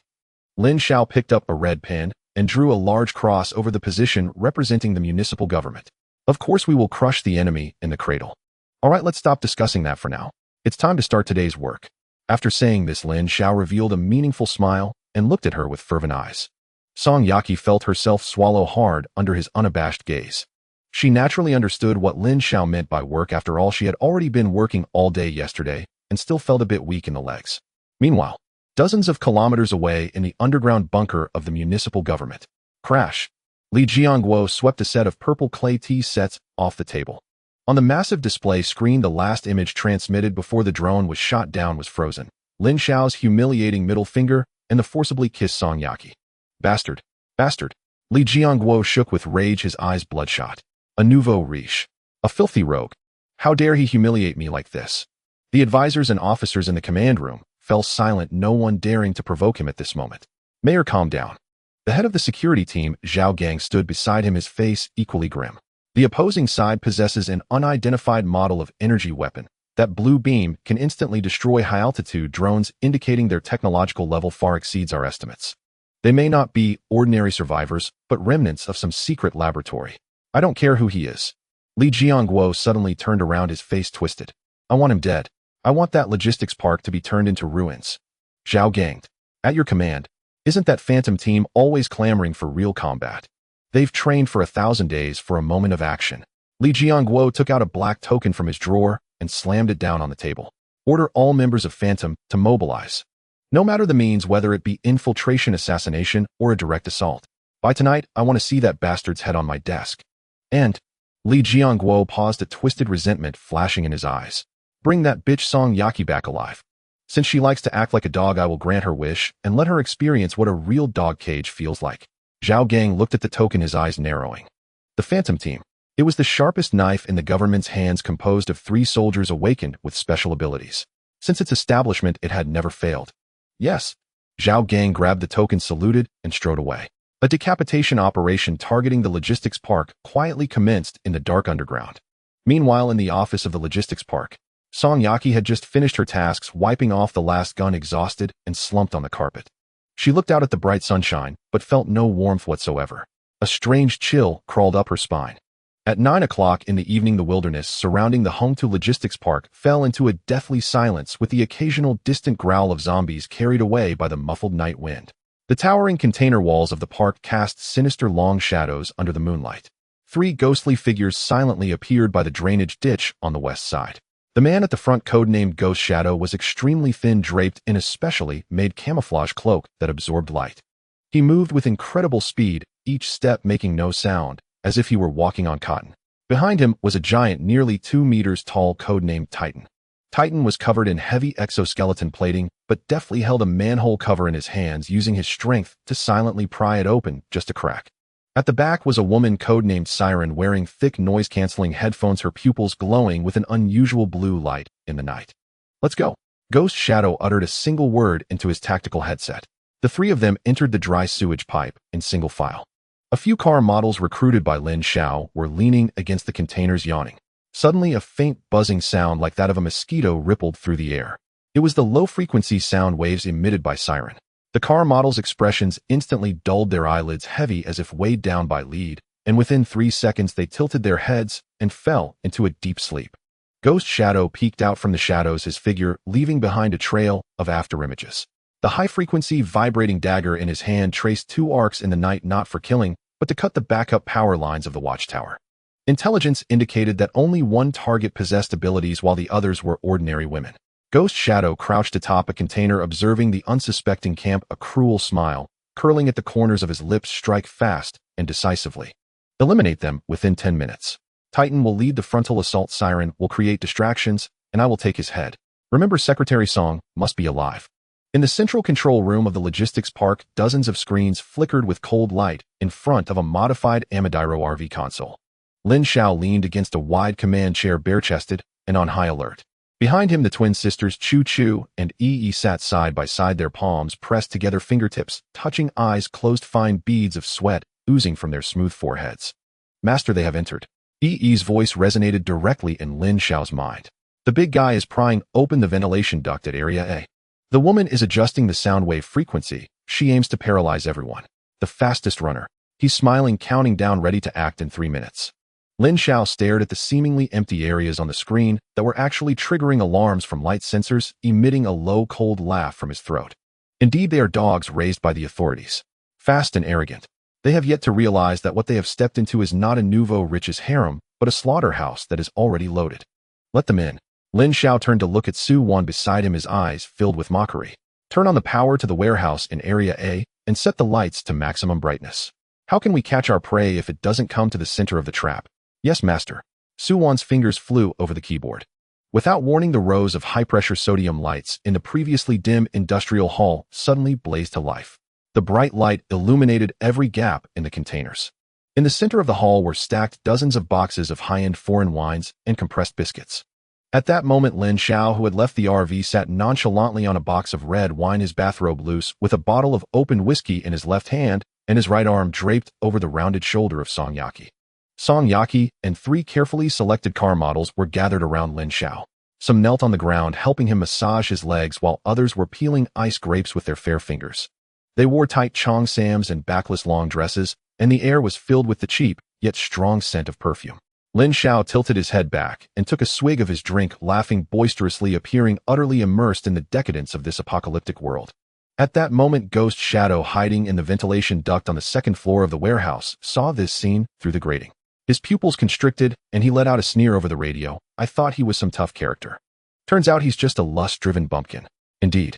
Titan's voice echoed through the channel, carrying a dull vibration. With this kind of scum, I could crush his brain with one punch. Those women can stay for our enjoyment. After all, the mayor only wants Secretary Song. Get moving. Ghost Shadow's eyes flashed with a peculiar light as he issued the command. Above the ceiling of the warehouse hall, Titan's massive body suddenly crashed through the composite panels. Boom. The ground trembled and dust flew up. Titan, like an armored rhinoceros, weighed over 200 kilograms with his exoskeleton armor, and the moment he landed, he locked onto Lin Xiao, who was sitting on the supply box, his legs slightly bent, ready to launch a deadly charge. Meanwhile, Ghost Shadow's figure nearly vanished in the air. He sped along the side of the container, the dagger in his hand, trailing a deadly arc aimed directly at Lin Xiao's throat. Suddenly, a strange frequency echoed from the warehouse hall's loudspeakers. It was Siren's mental wail attempting to render all women immobile. The women sitting beside Lin Xiao, including Song Yaki and the models, screamed and covered their ears, huddling together. Yet Lin Xiao remained as steady as a mountain. He slowly lowered the whiskey bottle in his hand, watching the blurred afterimage and the giant man charging towards him like a tank. He gently snapped his fingers at the void. The crisp sound of knuckles colliding resonated strangely in the spacious area, a warehouse, even overshadowing the heavy thud of the Titans running. In that very second, the world changed. Bang! The alloy curtains in the southeast, southwest, northeast, and northwest of the warehouse crashed down under Su Wan's command. The heavy metal slammed onto the reinforced concrete floor, kicking up a cloud of dust. The entire hall trembled slightly. This was not merely closing the door, but transforming the thousands of square meters of building into a sealed iron can. The Titan's movements abruptly halted. His 200-kilogram frame, clad in exoskeleton armor, generated great inertia. He had been ready to deliver a fatal, brutal charge to Lin Xiao, but now his mindset had shifted, leaving him a bit disoriented. Is there still time to close the door? The ghostly figure's shadow appeared in the air just 3 meters from Lin Xiao's throat as the high-frequency dagger in his hand began to vibrate. Out of the corner of his eye, he glanced sideways. Above the rows of expensive display vehicles, the red fire sprinkler suddenly spun wildly. Puff! A thick fog. An extremely dense fog. The substance sprayed was not water, but industrial-grade high-proof alcohol that Lin Xiao had moved from the liquor warehouse. The pungent and rich, spicy scent instantly filled every inch of the air. This alcohol, through a special atomizing nozzle, transformed into a dense and viscous mist. In less than 5 seconds, the ground became exceptionally slippery. Damn! What is this? Alcohol, the ghostly figure exclaimed. His speed-based ability relied heavily on traction. On this slick mirror-like surface, each step felt like stepping on soap. His previously erratic form suddenly became staggered, nearly colliding with the door of a nearby Rolls-Royce. The Titan fared even worse. His massive weight became a burden. He tried to halt his movement, but skidded across the alcohol surface, leaving a long trail before crashing against a heavy container with a loud thud, causing his chest to tighten. Interference. Siren, give me interference. The ghostly figure screamed frantically on the tactical channel. At this moment, standing on the edge of the second-floor beam was Siren, Lin Xiao, holding onto the railing tightly. Today she wore a navy blue special operations bodysuit. The high elastic fabric accentuated her nearly artistic curves with lethal allure. Especially those long, straight legs wrapped in the bodysuit exuded a wild beauty. Her originally blue eyes were filled with disdain for Lin Xiao, whom she viewed as a nouveau riche. In her eyes, Lin Xiao was merely a lucky ruffian who had awakened a bit of flammability, not even on the same level as the elites nurtured by the state machinery. But now her expression changed. The dense alcohol vapor was rapidly evaporating. Alcohol not only numbed the nerves, but also interfered with the air's conductivity on a physical level. The mental scream she intended to unleash refracted and attenuated strangely while penetrating this high-concentration mixed gas. She felt as if her head were stuffed into an old radio, filled with chaotic noise. My frequency is being interfered with. Lin Xiao gritted her teeth, her delicate body trembling slightly due to the overexertion of her mental power, her chest heaving violently, creating waves beneath the taut fabric. She looked down at the man. Lin Xiao? He was still sitting on that box of red wine. The models beside him had already evacuated through the small door he had left open the moment the battle ignited. Now in this enormous warehouse there was only him and the three so-called elites. Lin Xiao stood up leisurely. Barefoot he stepped on the layer of alcohol, yet remained as steady as a mountain. "Run," Lin Xiao said, tilting his head as he looked at the disheveled, ghostly figure and Titan. He extended his left hand lightly, tracing his index finger in the air. Puff! A bright blue flame danced at his fingertip. In the alcohol vapor-filled space, this small flame emitted a despairing glimmer. In that instant it seemed as if the air itself was ignited. Everyone's skin felt that chilling heat. "Three of you, do you know what a thermobaric weapon is, eh?" Lin Xiao stepped across the puddle on the ground, his voice echoing heavily in the enclosed space. "This warehouse is very well sealed. The volatility of the alcohol is also high. As long as I snap my fingers, the oxygen here will be instantly depleted and the temperature will reach 2,000 degrees in an instant. Can your hardened skin or your speed, which is almost blurring, outpace an explosion that propagates at the speed of light?" The ghostly figure came to a complete stop. The dagger in his hand clattered to the ground with a crisp sound. He was trembling. This was not cowardice, it was the most primal instinct of a living being when faced with death. The Titan also froze. His giant hands gripped the nearby shelf tightly. He wanted to charge forward, but he knew that as long as the flame in Lin Xiao's hand touched the ground, this warehouse would turn into a massive crematorium. Lin Xiao's gaze finally shifted to Lin Feier on the second floor. Illuminated by the eerie blue flame, the cold and beautiful siren now looked pale as a sheet. Her originally neat long hair had become somewhat disheveled, revealing a sense of fragility rarely seen. "Song Yaki told me that you were the most beautiful there." Lin Xiao fixated on Lin Feier's heaving chest, his gaze brazen and domineering. "Did you think that we ordinary people aren't even worthy of carrying your shoes before?" She wanted to retort, to curse him as despicable, but in front of that blue flame, all her authority and pride became a joke. "You are a madman." "Madman?" Lin Xiao laughed heartily, his laughter wild and unrestrained. "In this world, only madmen can live like humans, while the clever ones usually die very quickly." As he spoke, Lin Xiao casually tossed the half-empty whiskey bottle out. Bang! The bottle shattered at Titan's feet. Titan flinched violently, the image of the 2-meter tall giant looking extremely comical. "Gentlemen, I'm giving you a chance now." Lin Xiao played with the flame at his fingertip, laughing mockingly. "Are you planning to become roasted pigs in this iron box? Or will you obediently surrender and seek another way to live?" After all, they were precious ability users, and he did not intend to kill them. Rather, he planned to hand them over to Han Yu to see if he could research some information regarding abilities from them. The alcohol concentration in the warehouse had already reached a critical level. The pungent smell made one feel dizzy. Lin Feier looked at the man who controlled the scene like the Grim Reaper.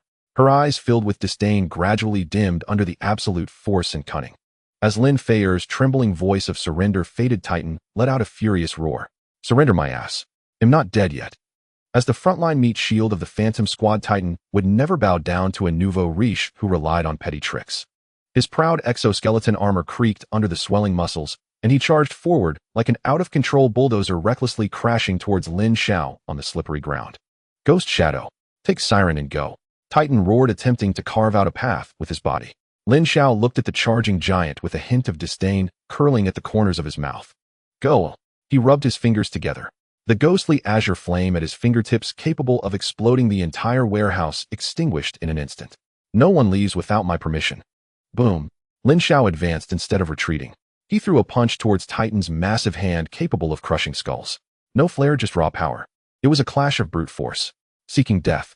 A glint of ecstasy flashed in Titan's eyes. His skin could harden like rock, and with the exoskeleton, not even a sniper rifle could penetrate it. Crack! The sound of their fists colliding echoed. A sickening crack resonated through the warehouse. The ecstasy on Titan's face froze, instantly twisting into sheer terror. He felt as if he hadn't struck a person, but rather a great mountain. A terrifying force surged through his arm, penetrating his entire body. His once proud rock-like skin shattered like brittle cookies, and the exoskeleton plates twisted and deformed, piercing into his flesh. "Ah!" Titan screamed as he flew backward, his right arm grotesquely bent at a 90-degree angle. "Too brittle." Lin Xiao's voice echoed in Titan's ear. Before Titan could land, Lin Xiao's figure appeared like a ghost beside him. He lifted his leg. Downward strike. Boom. Lin Xiao's heel crashed heavily against the side of Titan's knee. Another two crisp sounds rang out. Titan's strong thigh bones instantly shattered. This 2-meter tall giant collapsed like a lump of mud before Lin Xiao, blood spraying from his mouth, staining Lin Xiao's shoes. One punch, one kick. The strongest defense was rendered utterly useless. "Monster." You are a monster. Titan writhed in pain, his eyes filled with despair as he looked at Lin Xiao. Titan. On the second floor beam, Lin Xiao screamed. She gazed at her instantly incapacitated teammate, a flicker of resolve crossing her eyes. She opened her mouth, unleashing a suicidal mental scream. The invisible sound waves exploded in the air, even shattering the windows of a nearby Porsche. This high-frequency sound wave could directly attack a person's auditory nerves and cerebral cortex, causing instant brain death in ordinary people. Lin Xiao frowned. He felt as if a fly had buzzed into his brain, a nuisance, but merely a slight annoyance. The brain and body, enhanced by the perfect evolution liquid, held a high level of immunity to such mental attacks. Too noisy. Lin Xiao dug at his ears and looked up at the beam. Woman, your voice is lovely, but it shouldn't be used here. Lin Xiao turned pale. Had her full force attack not even managed to stun him for a second. Run! Siren, quickly run! A frantic shout from Ghost Shadow echoed in the air. He did not attack Lin Xiao, but attempted to rush upstairs to take Lin Xiao away. His speed was incredible, leaving trails of afterimages in the air. Yet in Lin Xiao's eyes, he was just a rat running a bit faster. You come down too. Lin Xiao casually grabbed a metal chain from a nearby shelf, and without even looking flicked his wrist. Whooshed! The chain, like a snake with keen eyes, accurately predicted Ghost Shadow's landing spot. Ghost Shadow, running at high speed, felt a tightness in his ankle. The massive inertia caused him to lose his balance. Boom! Ghost Shadow slammed hard into the ground, his face hitting the floor, sliding several meters and leaving a long trail of blood. Lin Xiao walked over and placed a foot on Ghost Shadow's back as he tried to struggle. Crack! The sound of his spine misaligning rang out. Ghost Shadow lay limp on the ground, lacking even the strength to groan. In less than a minute, the two main fighters of the Phantom Squad were completely incapacitated. The warehouse was left with only Lin Xiao trembling on the beam. She looked at the man below like a devil, her legs weak and nearly unable to stand. Escape? Where to escape? This was not combat, it was one-sided oppression. Lin Xiao looked up, a wicked smile on his face. Do you come down by yourself, or should I come up to grab you? Lin Xiao bit her lip, tears welling in her eyes. The cold, aloof facade completely shattered, leaving only the helplessness of a weaker individual. She stiffly shook her head, her hands gripping the railing tightly. Not listening. Lin Xiao chuckled. He bent his knees slightly, exerting tremendous force. Boom! The ground cracked. He leaped up, directly jumping onto the 5-meter-high beam. Lin Xiao screamed and turned to flee. A large hand mercilessly gripped her slender fair neck. Cough! A strong sense of suffocation overwhelmed her. Lin Xiao lifted her with one hand, as if holding a delicate porcelain doll. He leaned close to Lin Xiao's face, gazing into her fearful blue eyes, and that stunningly beautiful face flushed from lack of oxygen. This woman was indeed a beauty. Especially in that tight combat suit, her figure was perfectly outlined. As she struggled, her long legs flailing in the air added a touch of torturous beauty. Weren't you just screaming so delightfully? Lin Xiao's fingers gradually tightened. Why aren't you screaming now? Lin Xiao grasped Lin Xiao's wrist with both hands, desperately trying to pry open the vice-like grip, but it was futile. Her consciousness began to blur. In her vision, only Lin Xiao's cold, domineering face remained. This man was a demon. Spare me. In the final moment before losing consciousness, driven by the instinct to survive, she squeezed out those few words from her throat. Lin Xiao released his grip. Lin Xiao slumped into his arms, completely unconscious. That's better. He wrapped his arms around her slender waist and leaped down from the beam. He landed silently. He glanced at the two men on the ground who resembled dead dogs, then looked at the exquisite prize in his arms. Drag these two useless wastes away, don't kill them. They might be useful later, Lin Xiao instructed to the empty warehouse. From the shadows, the twin sisters, who had been waiting for a long time, emerged, gazing at Lin Xiao with awe. Yes, master. Lin Xiao hoisted the unconscious Lin Xiao and strode towards the resting room deep within the warehouse. Elite squad. They were merely delivery men, bringing him goods. At 1 o'clock in the morning, deep within the Hongtu Logistics Park, a fortified container door was slowly pushed open. The harsh sound of metal scraping echoed eerily in the stillness of the night. Lin Xiao walked in front, holding an emergency camping light. Song Yaki followed behind, wearing a loose, cheap gray tracksuit, her bare feet on the cold concrete floor. Despite having rested for a day and replenished her energy, her complexion remained pale. Go in, Lin Xiao said, stepping aside and gesturing towards the inside. Song Yaki took a deep breath and stepped over the threshold. A strong smell of blood assaulted her senses, nearly causing her to gag. She raised her head and clearly saw the scene inside. Her pupils instantly contracted. In the corner of the container lay two mangled men stacked like garbage. They were Ghost Shadow and Titan. The giant once known for his invincible defense now lay with his limbs twisted at unnatural angles, unconscious in his own pool of blood. The lightning-fast assassin lay limp like a dead snake, his spine crushed. In the center of the room, a thick iron chain hung from the ceiling. At the end of the chain, a woman was locked up. Lin Xiao. The woman who once looked down on Song Yaqi in the city government building, the core member of the special abilities team known as Siren, was now suspended by her hands, barely touching the ground with her toes. Her deep blue special operations bodysuit was torn to shreds, revealing large patches of pale skin marred by bruises and abrasions. The zipper of her bodysuit had been violently torn apart, and her ample chest trembled slightly in the cold air. A bowl of cold water was splashed onto Lin Xiao's face. Cough, cough. Lin Xiao awoke, coughing violently. She struggled to lift her head, her wet long hair sticking to her cheeks. When she saw Song Yaqi standing behind Lin Xiao, a flicker of surprise crossed her originally dull eyes, which quickly transformed into an urgent hope, as if grasping at a lifeline. Song. Secretary Song. Lin Xiao's voice was hoarse, tinged with a hint of crying. Are you here to save me? Hurry. Make him let me go. I am an ability user, a special talent protected by the state. He can't treat me like this. Song Yaqi looked at the disheveled former colleague before her. Just yesterday this person was the Superman. She could only look up to the trump card in the mayor's eyes. But now she hung here like a slaughtered animal. This immense visual shock made Song Yaqi deeply realize a fact. Before Lin Xiao's so-called status, capability, and identity were all meaningless. Only obedience could allow one to live like a human. Save you. Lin Xiao walked up to Lin Xiao, reached out, and roughly grabbed her chin, a mischievous smile on his face. Tisk, you do have a nice face. More vigor than those car models. Yaqi, Lin Xiao said softly. This woman belongs to you now. Before in the city government, she often looked down on you, right? Those ability users with their noses in the air treat you ordinary people like ants. Now the opportunity has come. Lin Xiao forcefully shoved the whip handle into Song Yaqi's hand, forcing her to grip it tightly. Will you treat her as a sister competing for your favor, or as a slave to vent your frustrations and solidify your position? You choose. She looked towards Lin Xiao. Lin Xiao was looking at her, as well, her expression shifting from pleading to disbelief and finally to anger. Song Yaqi. How dare you? You're just a vase who writes documents. How dare you touch me?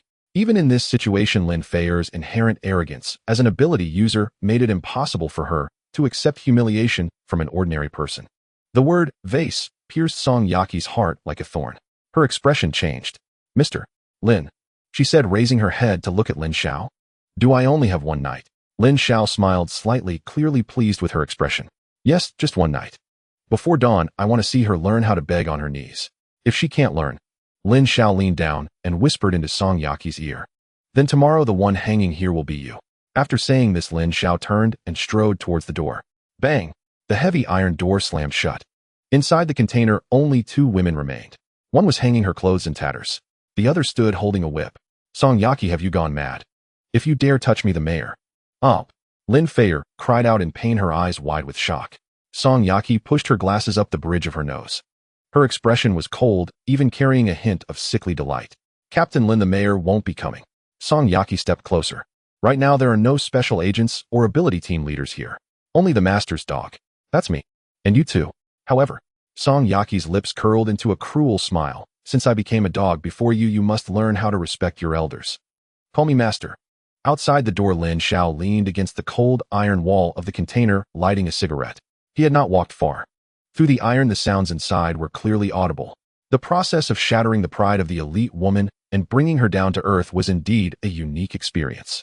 Lin Xiao exhaled a puff of smoke, gazing at the blood-red moon in the night sky. This was not only about taming Lin Xiao, but also about completely severing Song Yaqi's escape route. She could only depend on him. This was the loyalty Lin Xiao desired. The next morning, sunlight illuminated the logistics park once again. Lin Xiao sat on the sofa of the Amadiro RV, sipping hot milk. The door was pushed open. Song Yaqi walked in. Her eyes were slightly red, clearly having not slept all night, but her spirits were in a state of excitement. Behind her was a woman, Lin Xiao. At this moment, the mental ability user bore none of her previous arrogance. She was draped in a large men's shirt that concealed numerous red marks on her body. Her long legs, once elegant, now wobbled as she walked. As soon as Lin Xiao entered, seeing Lin Xiao sitting in the main seat, her body instinctively trembled. Then, under Song Yaqi's gaze, she obediently knelt down, placing her hands on the ground, forehead touching the carpet. Master, good morning, she spoke in a hoarse voice filled with deep fear and submission. Lin Xiao set down his milk cup, glancing at Song Yaqi beside him. Well done. Song Yaki's face showed a hint of relief, and she quickly handed over a handwritten record. Master, this is what I pried from her last night. About the mayor's final trump card. Lin Xiao took the note and glanced at it. It contained only a short line, but it caused his pupils to constrict slightly. Western City Military Abandoned Base, Hermes Sonic Beacon. Function Ultra-Witterange Lure of the Undead Tide. The Sonic Beacon. Lin Xiao squinted his eyes looking at Lin Feier, who was still kneeling. Is there anything else? Lin Feier raised her head, her beautiful face showing a numbness and a desire to please after being completely broken. There is. The mayor is in contact with the military remnants. They are planning a devastating strike against here. Lin Feier crawled to Lin Xiao's feet, hugging his calves and rubbing her cheek against them. Master, I know their communication frequency. I can help you listen in. Lin Xiao reached out, burying his fingers in her messy long hair, pulling hard to force her to look up. As he gazed into her eyes, which had completely lost their will and only held a dependent instinct. Very good. Since you are so obedient, I'll reward you with a bone to chew on. He picked up a leftover piece of bacon from the table and tossed it on the ground. Without any hesitation, Lin Feier pounced on it like a puppy, picking it up with her mouth. Beside her, Song Yaki watched this scene, her eyes flashing with a complex expression. There was a hint of sympathy for the rabbit, but more of a sense of relief. Fortunately, the one wielding the whip was her. At 9 in the morning, the air in the B District warehouse of the logistics park was filled with a stale smell of rust. Lin Xiao sat in a high-backed leather chair, playing with 2 metal plates emitting a dim red glow. These were the secondary loyalty imprints he had just exchanged for 1,000 points from the system store. On the concrete floor before him, the ghostly Shadow and the Titan lay sprawled like 2 puddles of mud. Their limbs, although crudely treated overnight, still displayed an eerie twist, a testament to Lin Xiao's violent handiwork from the previous night. Wake up! Lin Xiao kicked the Titan's massive head. The Titan slowly opened his swollen eyes, instinctively recoiling at the sight of Lin Xiao. The fear of having his defenses shattered by a single punch had already etched itself into his very marrow. I have 2 choices for you. Lin Xiao's voice was calm, devoid of any fluctuation. First, go to the basement and lie on the operating table. I have a biology professor friend who is very interested in the internal structures of superhumans, especially ones as tough as you. She should be able to cut many slices. The faces of the Titan and the ghostly Shadow instantly turned pale. Second, Lin Xiao waved the red plate in his hand. Stick this on and be my dog. From now on, you can bite whoever I tell you to. Although you'll lose your dignity, at least you'll have something to eat and a chance to live. Of course, this second option was merely a pretext for the first.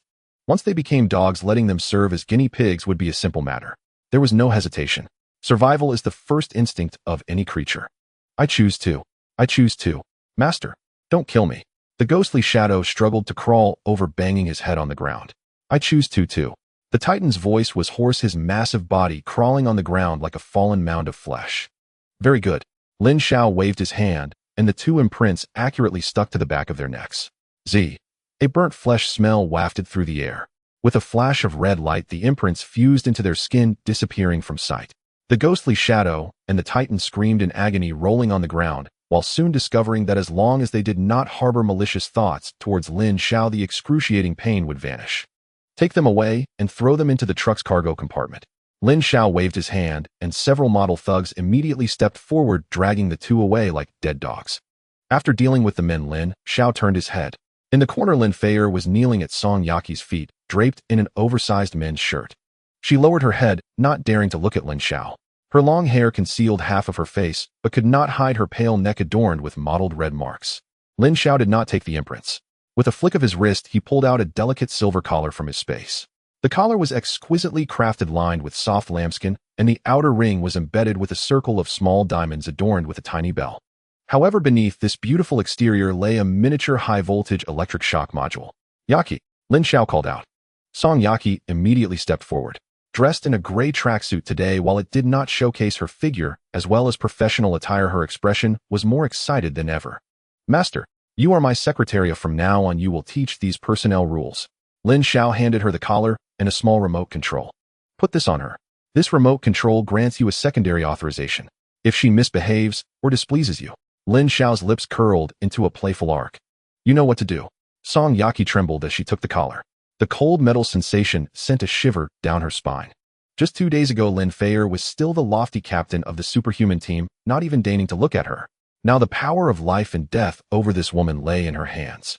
A morbid pleasure mixed with an absolute sense of security from having a powerful backer instantly shattered the last moral barrier in her heart. Yes, master. Song Yaki turned around and walked in front of Lin Xiao. Lift your head. Song Yaki's voice was cold and firm, mimicking Lin Xiao's authority. Lin Xiao trembled as she raised her head. The once proud gleam in her eyes now only held desperation. Sister Yaki, please, call me secretary. Captain Lin, welcome to the new world. In this place your former glory is worth nothing. If you want to live well, pleasing the master is your only path. Of course. You must also please me. Meanwhile, Su Wan quietly observed the scene. She adjusted her glasses without speaking. She was a smart person who understood Lin Xiao's intentions. Using former colleagues to manage newcomers not only stimulated the loyalty of the manager, but also thoroughly suppressed the dignity of the newcomers. At this moment, the power pyramid of this team was completely formed. At 2 in the afternoon, a large convoy drove out of the Hongtu Logistics Park. Leading the way was the fierce Amadiro Conqueror RV, followed by 10 heavy trucks loaded with supplies. Lin Xiao planned to empty this place, most of which he collected into the system space, while the remaining items of little value, but occupying more space, would be transported back by truck. Although the logistics park was large, it was too conspicuous and had too extensive a defense. It was not as suitable as the Zun Villa with its easily defendable terrain for a core base. The convoy rolled on, kicking up a cloud of dust. The zombies along the way heard the commotion and were cleared out by the rooftop machine gun turrets before they could get close. At 4 in the afternoon, the convoy arrived at the gates of the Zun Villa area. The guards already informed were lined up waiting. Han Yu, wearing a white coat and holding a notebook, looked fervent. Lu Yun had changed into a more luxurious dark red qipao. Her makeup exquisite. A Shunya was dressed in pragmatic camouflage training gear, followed by Bai Jie and Su Dongdong. The convoy came to a stop. Lin Xiao pushed open the heavy armored door of the RV and stepped down. In that instant, the air in the villa area seemed to freeze. It wasn't just because of the massive amount of supplies. It was also due to the group of people stepping down behind Lin Xiao. 20 tall, stunningly beautiful models dressed in matching uniforms stood neatly by the vehicle. Song Yaki, holding a folder, coldly directed Lin Xiao, who, wearing a collar, lowered her head like a maid. The first official clash of the harem group sparked fireworks. Shinya tightly clenched the hem of her clothes. So many people, and each one was exceptional. The leading model Jiang Qian had longer legs and a colder demeanor than her. The bespectacled secretary Song Yaki was obviously a scheming individual. Her sense of crisis surged instantly. The position of the chief steward was becoming harder to maintain. Lu Yin narrowed her fox-like eyes, scanning Jiang Qian and Song Yaki back and forth. A bunch of little vixens. She puffed out her impressive chest. Considering herself as the former mistress, she believed that in terms of charm and skills in serving men, these newcomers together were no match for her. Only Han Yu did not spare a glance at the women. Her gaze was fixated on the ghostly shadow and the titan thrown off the truck, her eyes gleaming like she had spotted the most delectable braised meat, her tongue even instinctively licking her lips. Living samples. And they are superhumans. Too perfect. Lin Xiao paid no heed to the undercurrents swirling around. He walked between the two groups and stopped. He did not immediately check the supplies or comfort the old members. He simply extended one foot. The black tactical boot was stained with dust from the journey and a few drops of zombie black blood. No words were needed. Almost instinctively, Jiang Qian, as the new team leader, and Song Yaki, as the secretary general, exchanged glances, recognizing the competition in each other's eyes. Then they moved simultaneously. One on the left and one on the right. They naturally knelt before Lin Xiao. Jiang Qian extended her slender fingers to untie the shoelaces. Song Yaki carefully used her sleeve to wipe the dirt off the shoe surface.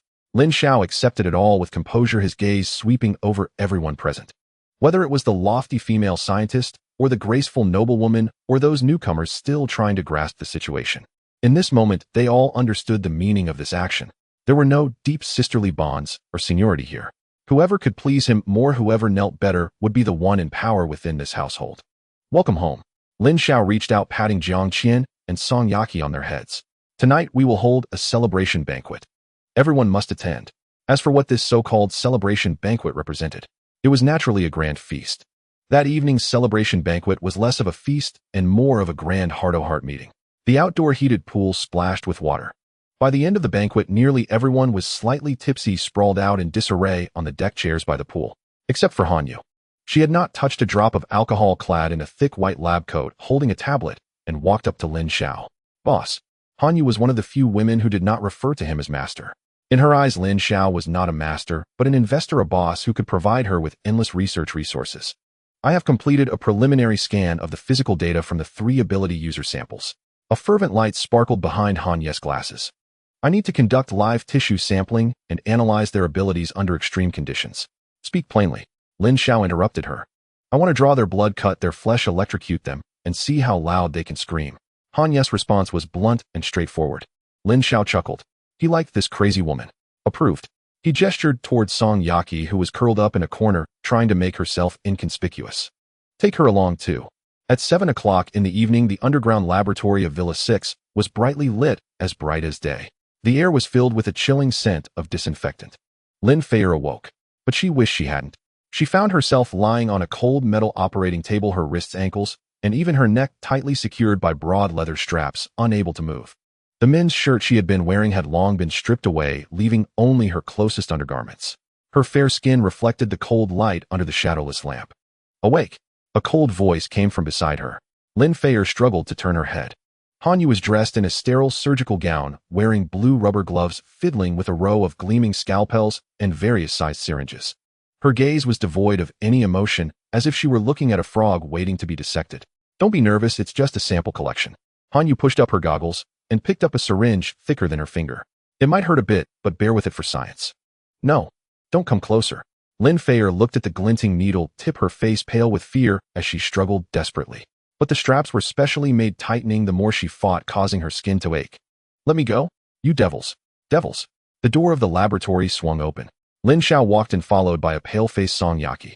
Lin Xiao approached the operating table, looking with interest at the helpless Lin Xiao. He reached out, gently gliding his hand over her smooth, taut abdomen, his fingertips sending a chill down her spine.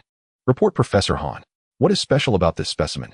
Hanyu picked up a tablet and began to report, her tone resembling someone reading a tedious paper. Sample number 001, codename Siren, real name Lin Xiao, 25 years old, body function 3.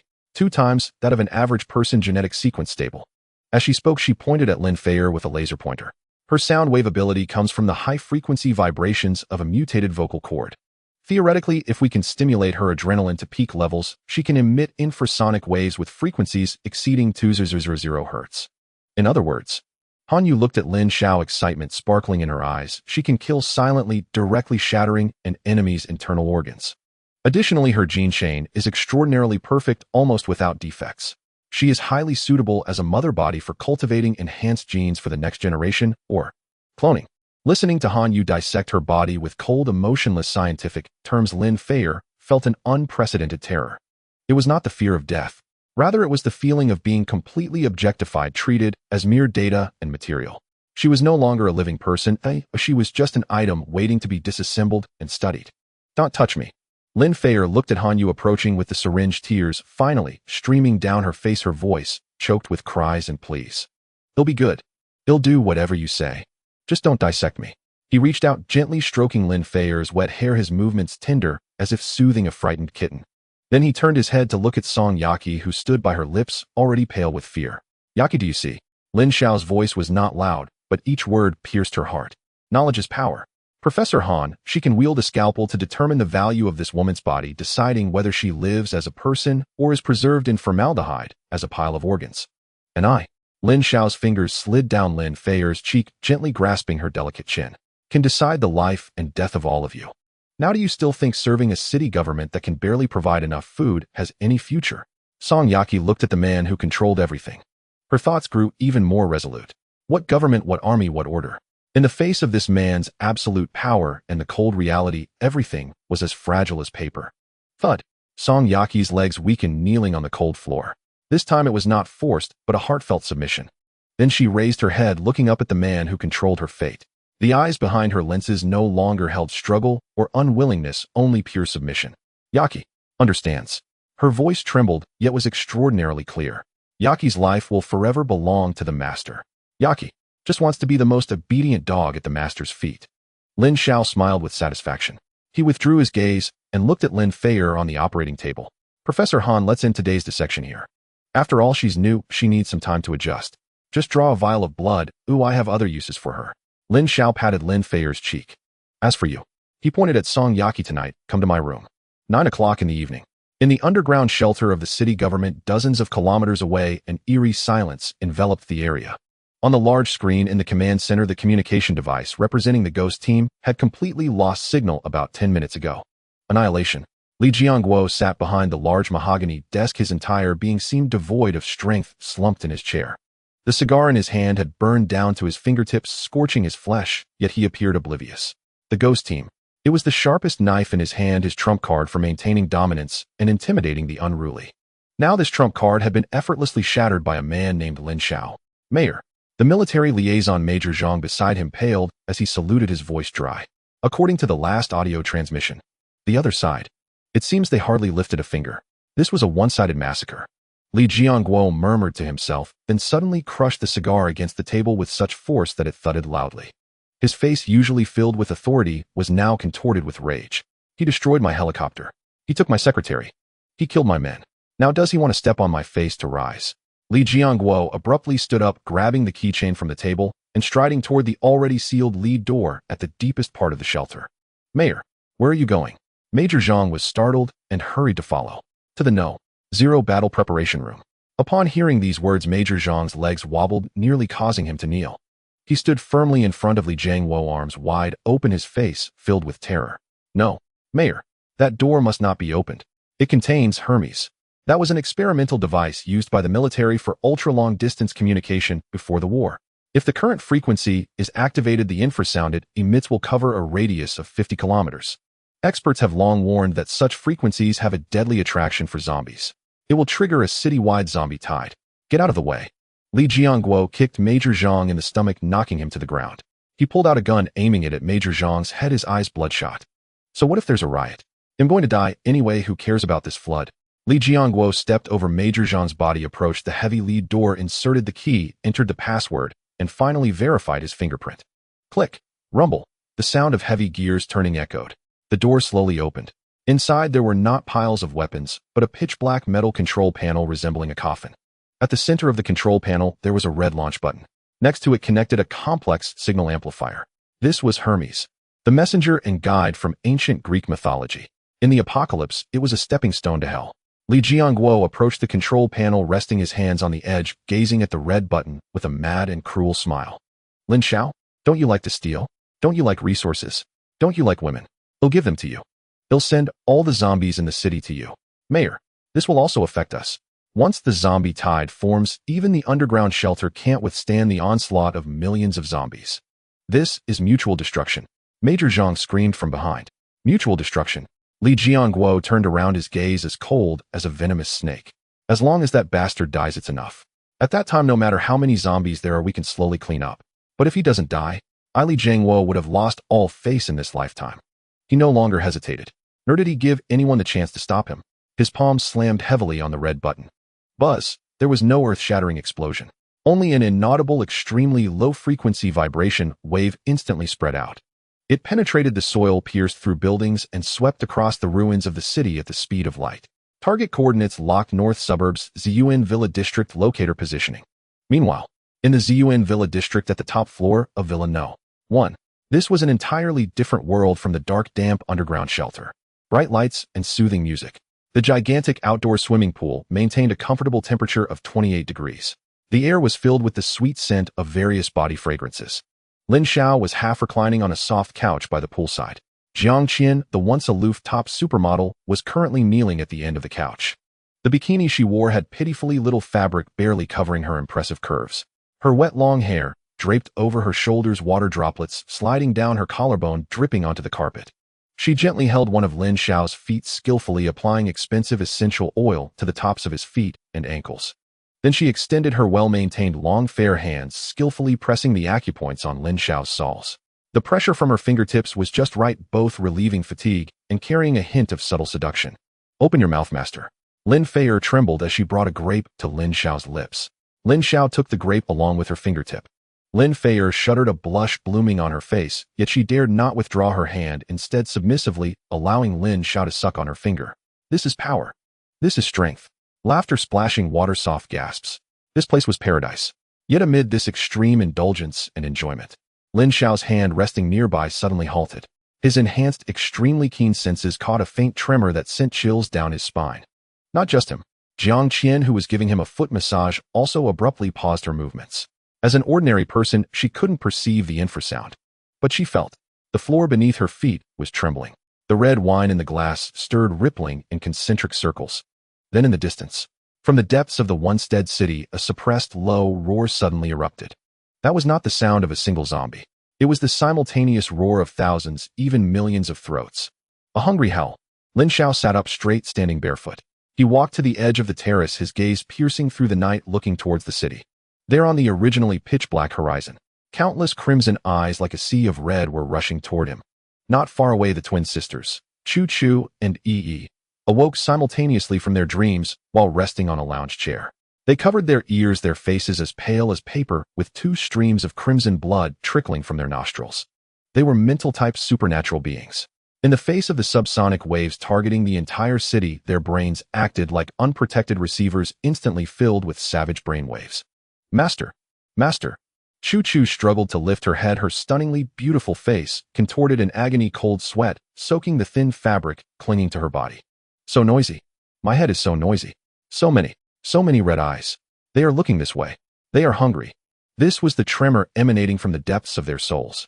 Millions of zombie consciousnesses converged, forming a psychic storm powerful enough to drive low-level supernatural beings insane on the spot.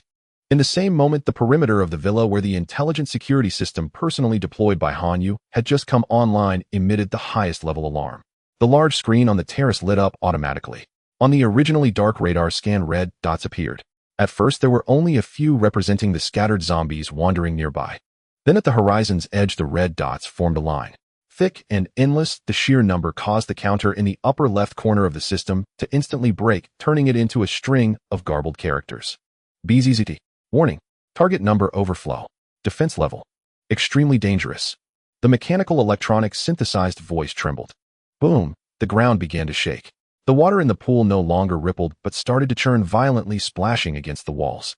The red wine glass on the table fell with a crash, the crimson liquid flowing across the white tablecloth, a shocking sight. Have they finally come? Lin Xiao stood at the center of the tremor.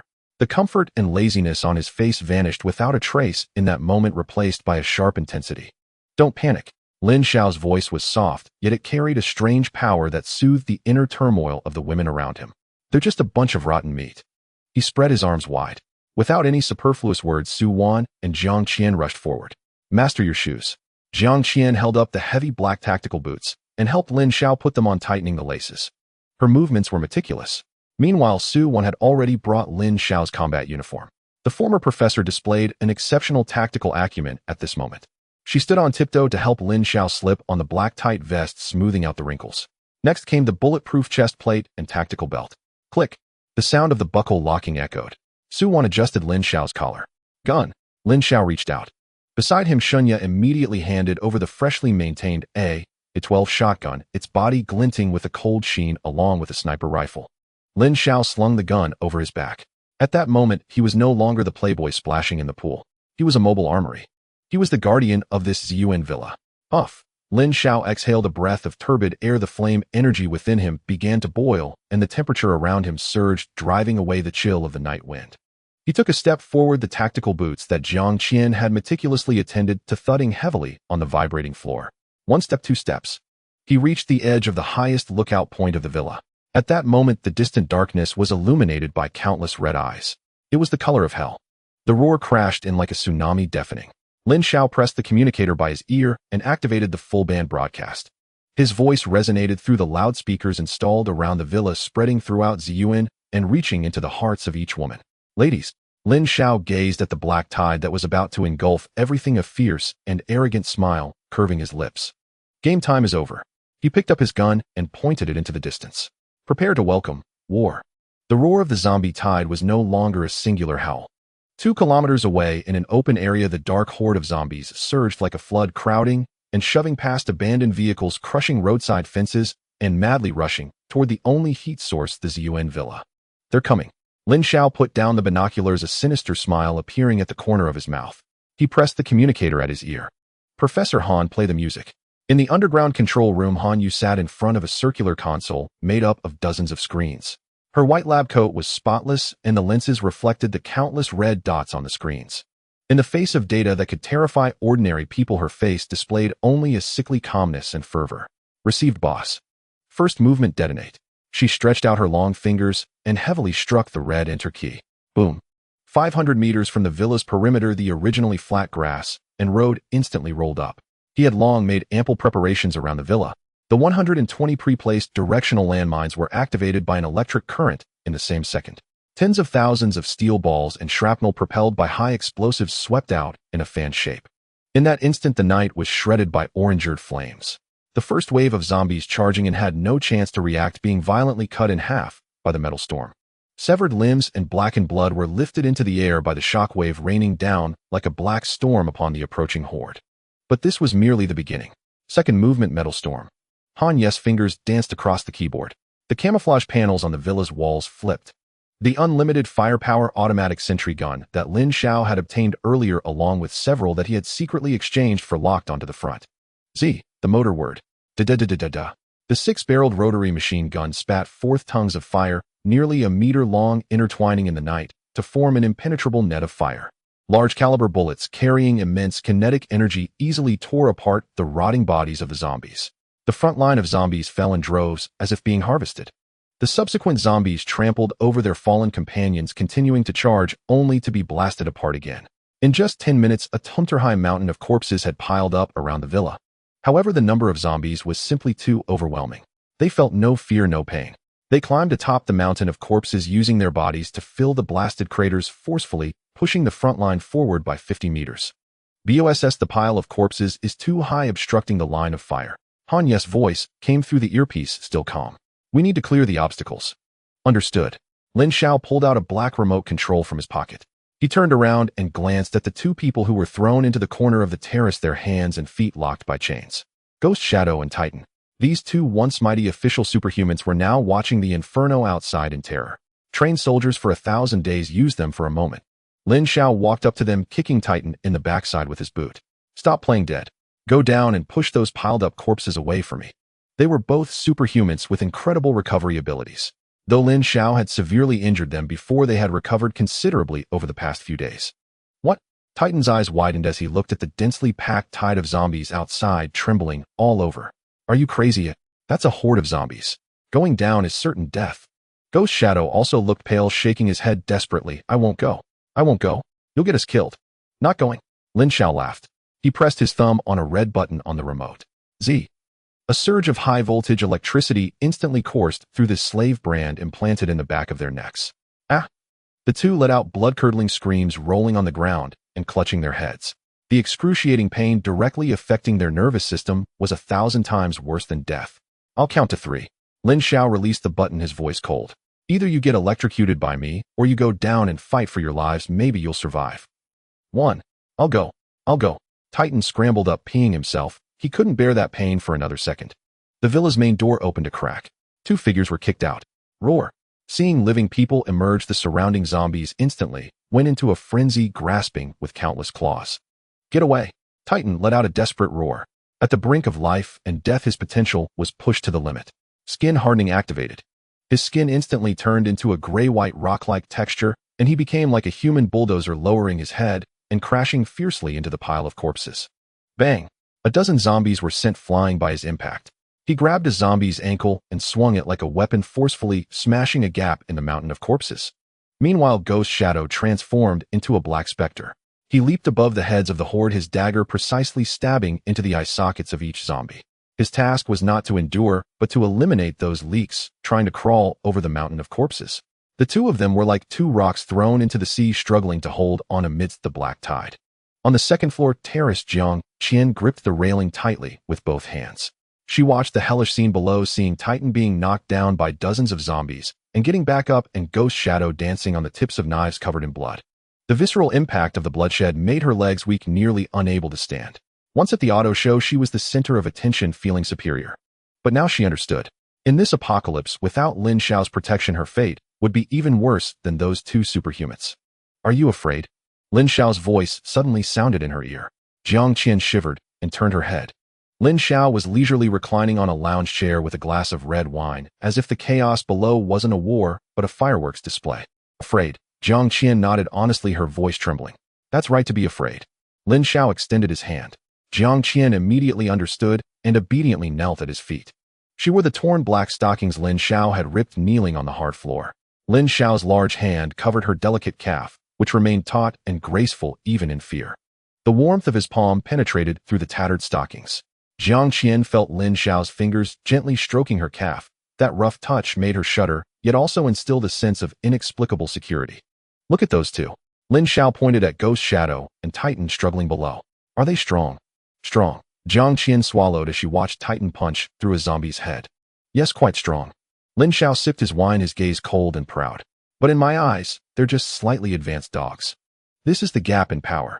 Lin Xiao's fingers slid down Jiang Qian's calf, gripping her delicate ankle, playing with her jailer that remained fair as jade even amidst the flames of war. As long as you obediently listen and serve me well, matters like this will never fall to you. Jiang Qian raised her head, looking at Lin Xiao's chiseled face. She took a deep breath, the fear in her eyes gradually turning into determination. She lowered her head, her red lips slightly parting. Master, Jiang Qian understands. She shrugged slightly, her thin garment slowly falling away. Her fair shoulder was revealed. Boom! In the distance, yet another wave of an even fiercer zombie tide crashed against the defenses. Inside, the villa spring was in full bloom. Outside, the tide of zombies loomed like a mountain. This brutal tug-of-war battle lasted a whole day and night. The mountain of corpses outside the Zun Villa district had piled up to 3 meters high. It was only due to the endless firepower that it hadn't been breached. The suffocating scent of blood in the air was almost unbearable. The Titans and Ghost Shadows, these elite cannon fodder, had already been rotated 4 times. Even the toughest of men were utterly exhausted under such intense slaughter. At that moment, the Titan lay slumped like a dead dog behind the cover at the villa's entrance, gulping down glucose water, while the Ghost Shadow, just taking over, weaved through the gaps in the sea of corpses with incredible speed. The ground defense line was as solid as a fortress. Those mindless zombies, despite their terrifying numbers, could not advance an inch under the combined firepower of the sentry guns and minefields. Lin Xiao remained seated on the soft couch of the terrace. He felt somewhat bored. This one-sided massacre was exhilarating at first glance, but after a while it became rather mundane. By Jia, how much longer? Lin Xiao lazily toyed with the wine glass in his hand. Hanyu was feeling somewhat tired and had gone to rest. Beside him, Bai Jia, responsible for monitoring the radar screen, had a pale face and tightly gripped the walkie-talkie.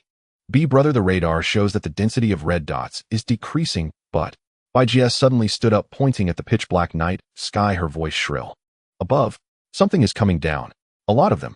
Almost simultaneously, a piercing shriek erupted from the clouds, drowning out the roar of the corpses below. The spotlight's beam shot up into the sky. That scene made everyone on the terrace gasp in shock. Dozens of shadows as large as gliders were retracting their leathery wings, plunging down from high above like black missiles. Mutated bats. They had terrifying, ghastly faces with protruding fangs and sharp claws glinting in the light. The mayor's sonic beacon had not only attracted the zombies on the ground, but also these harbingers of death from the sky. Their target was not the tough bones on the ground, but rather the tender, defenseless women on the second-floor terrace. The model team instantly erupted in chaos. These women, who usually only walked the runway, had never encountered such a scene. Screaming erupted in waves as a group of people ran around like startled quails, unsure where to hide. Don't run around. Grab your weapons. Jiang Qian shouted loudly. As the team leader and the second highest ranking favorite, aside from Lin Xiao, she knew she could not retreat. If she acted like a useless person at this moment, her value in Lin Xiao's eyes would greatly diminish. She suppressed her fear and grabbed a box of Molotov cocktails that had been prepared nearby. Light it. Throw it at them. Jiang Qian grabbed a bottle, trembling as she lit the fuse. A mutated bat had already charged to the edge of the terrace, its ugly face, mere inches away, the stench overwhelming. Jiang Qian's hand shook. The Molotov cocktail, meant to be thrown into the air, slipped from her grip and smashed against the railing beside her feet. Bang! The glass shattered. Flames erupted instantly. Not only did it fail to harm the monster, but it also caught the skirts of 2 nearby models off guard. Help! The situation spiraled out of control in an instant. Fool! Lin Xiao, seated in the back, furrowed his brow tightly, a cruel glint flashing in his eyes. Before he could act, the mutated bat had already pounced. Ignoring the flames on the ground, its iron hook-like claws reached straight for Jiang Qian. Rip! A crisp sound of tearing fabric echoed. Jiang Qian's already scant silk nightgown was as fragile as paper under the claws. From her shoulder to her waist, the entire nightgown was instantly torn, hanging from her body, swaying precariously. A large expanse of smooth, jade-like skin was suddenly exposed to the cold air. The black lace lingerie underneath could barely conceal the springtime abundance, especially those long, straight, beautiful legs clad in black stockings, which shone dazzlingly white in the firelight, filled with helpless shivers. Jiang Qian let out a wretched scream, collapsing on the ground, her hands frantically covering her chest, but unable to protect the lower part of her body. The bat seemed to be attracted by the enticing flesh and blood, opening its bloody maw to bite down on Jiang Qian's fair neck. Lin Xiao's fingers twitched, blue flames gathering in his palm. Although this woman was a bit foolish, she was still his private property. He hadn't had enough fun with her, yet how could he let the beast ruin her? However, just at that critical moment, a slender figure suddenly dashed out from the side. It was Lin Xiao. She knew. This was an opportunity to prove to her master that she was not useless. Facing the group of descending black shadows of death, she took a deep breath, her chest heaving violently.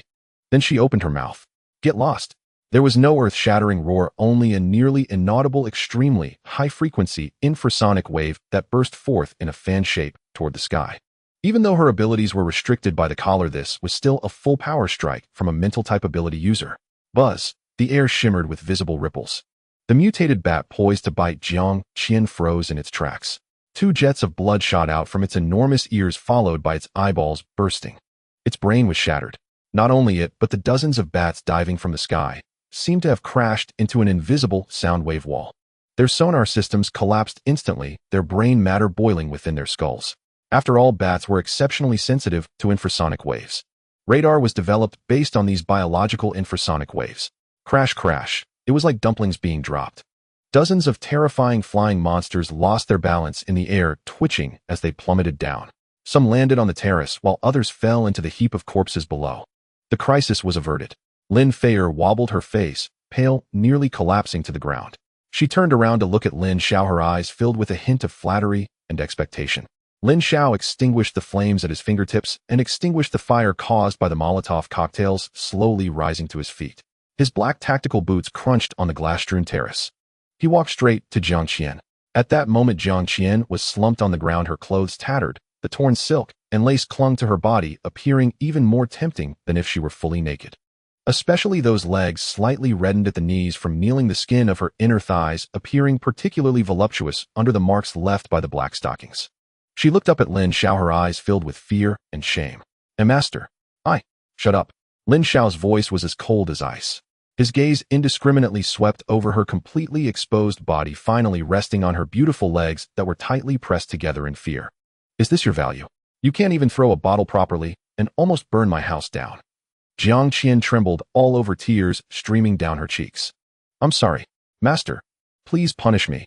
Punishment is certain. Lin Xiao withdrew his foot, looking down at her delicate body. Tonight, come to my room. Since your hands and feet are so clumsy, you won't need them. Work overtime for me. This so-called overtime made Jiang Qian's body tremble violently, followed by a sense of resignation and relaxation. She would deal with this fool. Lin Xiao turned his head to look at Lin Xiao, who was trembling beside him. Lin Xiao approached her. Lin Xiao instinctively wanted to kneel, but was stopped by Lin Xiao's hand. Well done.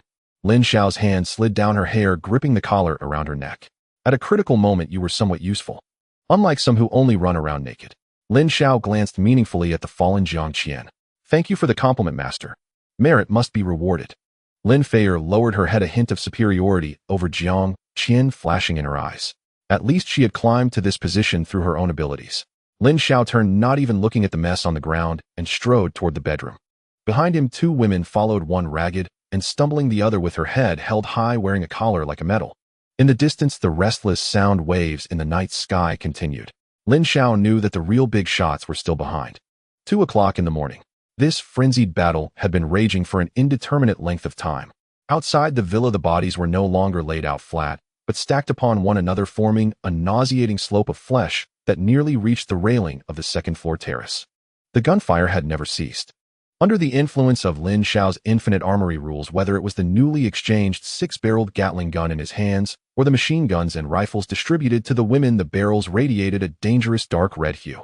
The high temperature capable of melting steel caused the surrounding air to warp. No need to change magazines. No need for cooling. As long as the trigger was squeezed, bullets would pour out like a flowing river. But for the user, this was also a form of torture. The mortal body has its limits. Suwon knelt behind the sandbags, her automatic rifle still spewing flames. However, her arms had already lost sensation, relying entirely on muscle memory to persist. Each recoil felt like a hammer striking her shoulder. Her palms cracked, blood flowing down the gunstock, mixing with sweat and making the grip slick. Next to her, Lin Xiao man was even more disheveled, gritting her teeth as tears streamed uncontrollably down her face, her exquisite makeup long since ruined. Hold on. Don't stop. Song Yaki's hoarse voice rang out along the defensive line. Though she was just an ordinary person, the fierce determination radiating from her bones made her the commanding officer of this line of defense. She held a spare submachine gun, running back and forth on the terrace, kicking those models who wanted to stop due to fear and exhaustion. Through the smoke, a figure stood out amidst the scorching brass shell casings on the ground. Jiang Qian. The chief model's high heels had already snapped during the earlier chaos. Her feet, once maintained to a sheen like mutton-fat jade, were now covered in dust and black grease, stepping on the shell casings that had just been ejected, their temperature exceeding 100 degrees. While she did not burn her skin, the scorching pain made every step a deliberate effort. Jiang Qian bit her lip, enduring the agony. She dared not stop, for stopping meant death. Roar! At that moment, a deep, thunderous roar drowned out all the gunfire. At the top of the slope formed by the piled-up bodies, a massive creature with gray-white rock-like skin suddenly burst forth under a hail of gunfire, charging onto the terrace. It was a second-stage mutated being, tank zombie. Its body was embedded with deformed bullets, yet they could not hinder its charge. Bang! The tank zombie swung its gigantic hand, larger than a millstone, crashing down on the marble railing at the edge of the terrace. The solid stone pillars crumbled before it like wafers, shattered instantly. Debris flew, injuring several models who could not evade in time. The defensive line collapsed in an instant. Several nearby models were so frightened that they slumped to the ground, forgetting to escape, only able to watch helplessly as that giant hand was raised once more. The shadow of death loomed over them. At a critical moment, a black figure rushed forward. It was Song Yaki. She wore a pair of black pantyhose that had become significantly snagged, with a torn hole on the outer thigh, exposing her creamy skin underneath. Get away! Song Yaki kicked the stunned model out of the way. But the bullets in her submachine gun had already run out.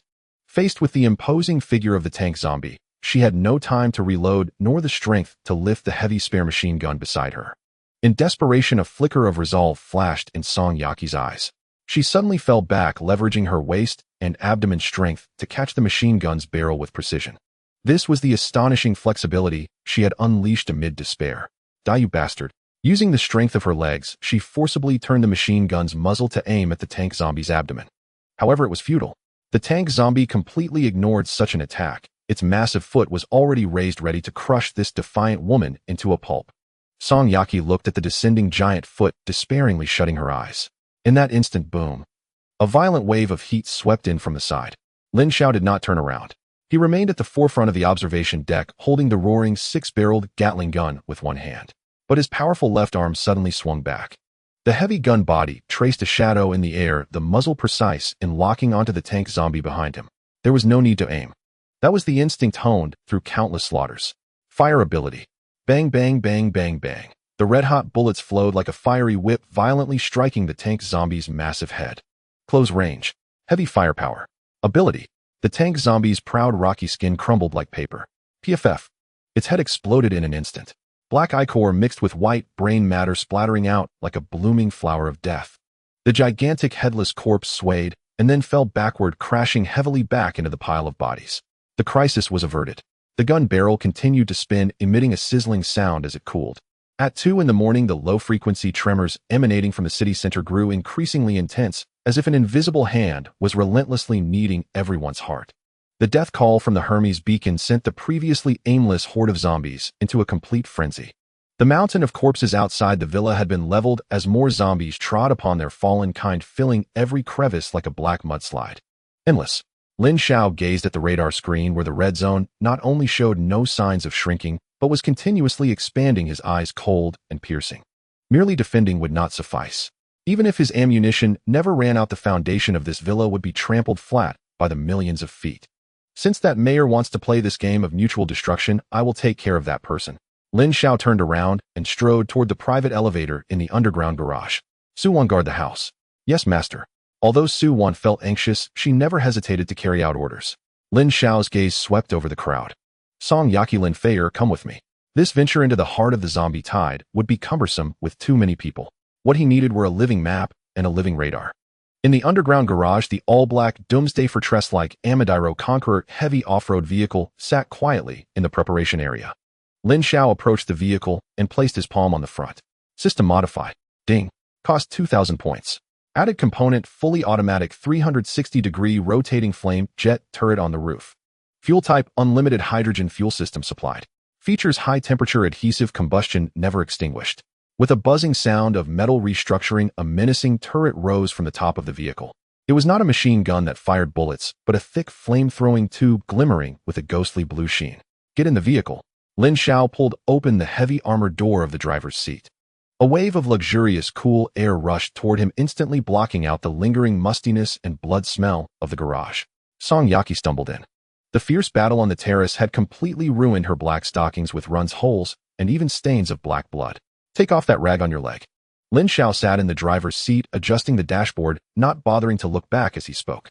Song Yaki bit her lip, a hint of shame flashing across her face. But before Lin Xiao, she had long lost the right to refuse. She slipped into the changing room at the back of the vehicle. A few minutes later, she emerged. She had changed out of her dusty sportswear, replacing it with a somewhat fitted white silk shirt and a pencil skirt. What caught the eye the most were her legs. Those originally long and straight, beautiful legs were now tightly wrapped in a brand new pair of flesh-colored, ultra-thin stockings. These stockings were extremely sheer, nearly blending in with her skin tone, yet added a layer of delicate matte texture. Song Yaki opened the door to the passenger seat and sat down somewhat awkwardly.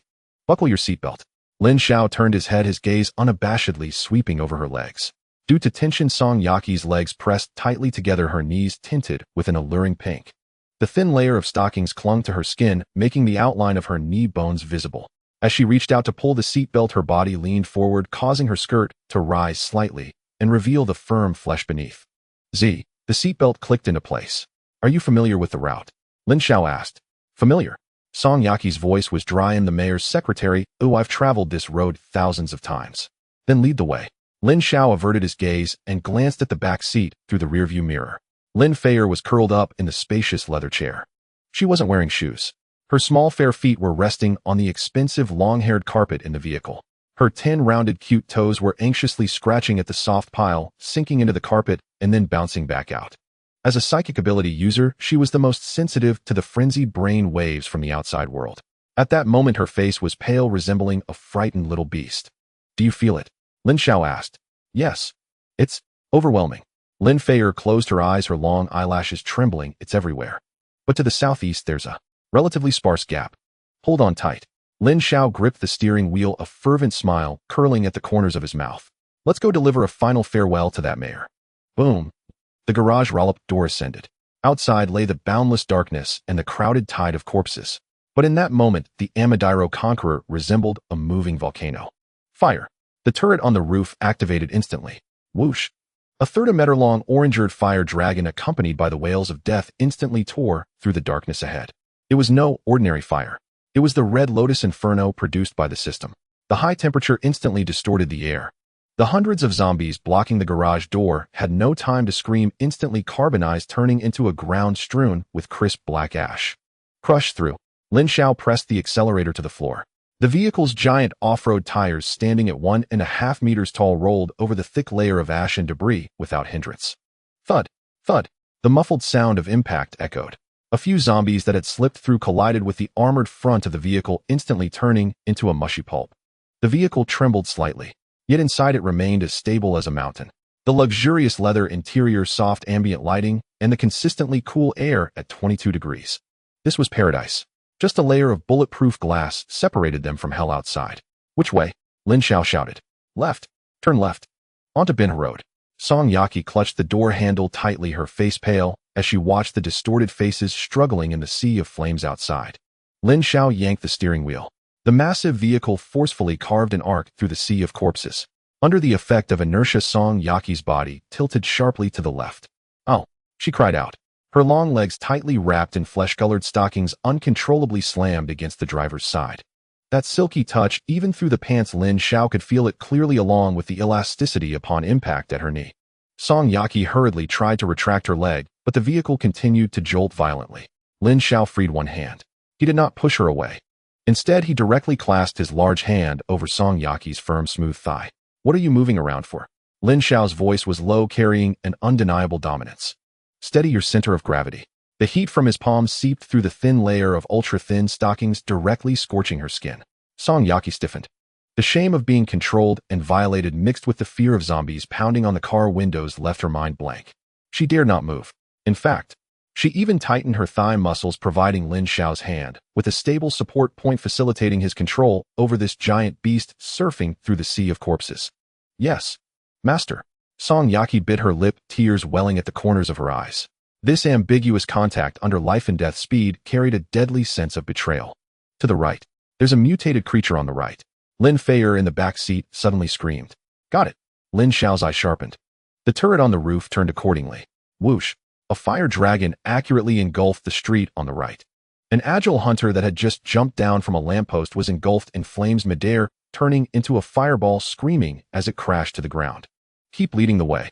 Lin Xiao focused on the front, his hand still resting on Song Yaki's thigh. Song Yaki endured the strange tingling sensation, forcing herself to focus on the road ahead. Ahead. At the next intersection, go straight then crash through that guardrail. Hold on tight. Lin Xiao laughed heartily. The Amadiro Conqueror charged like a frenzied bull with the momentum to crush everything, breaking through the last line of defense, driving onto the death road leading to the city center. And in that closed, luxurious, fragrant cockpit, a play of conquest and submission was quietly unfolding with the vibrations of the vehicle. Bang! The front armor of the vehicle violently smashed into a bus blocking the road. The sound of shattering glass was muffled by the heavy bulletproof windows, sounding dull and distant. This is the only way to the city center, and it is truly a death road. The streets are littered with scenes of car accidents. Crash through. Song Yaki clutched tightly to the handrail above the car door, her face pale. The tires rolled over a ground of broken glass, emitting a sound that was painfully grating. Lin Xiao abruptly turned the steering wheel. A tremendous centrifugal force hit him instantly.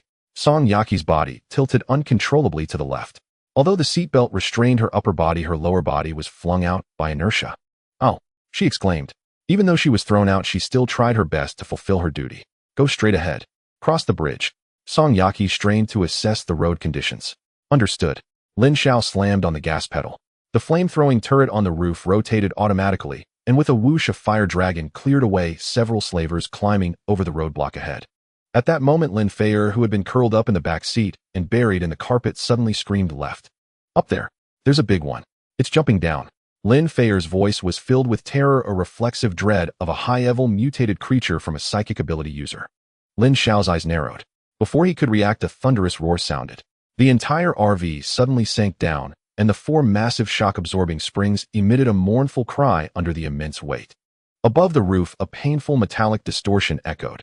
Something slammed down on the roof. Roar. A deep, thunderous growl reverberated through the thick armor.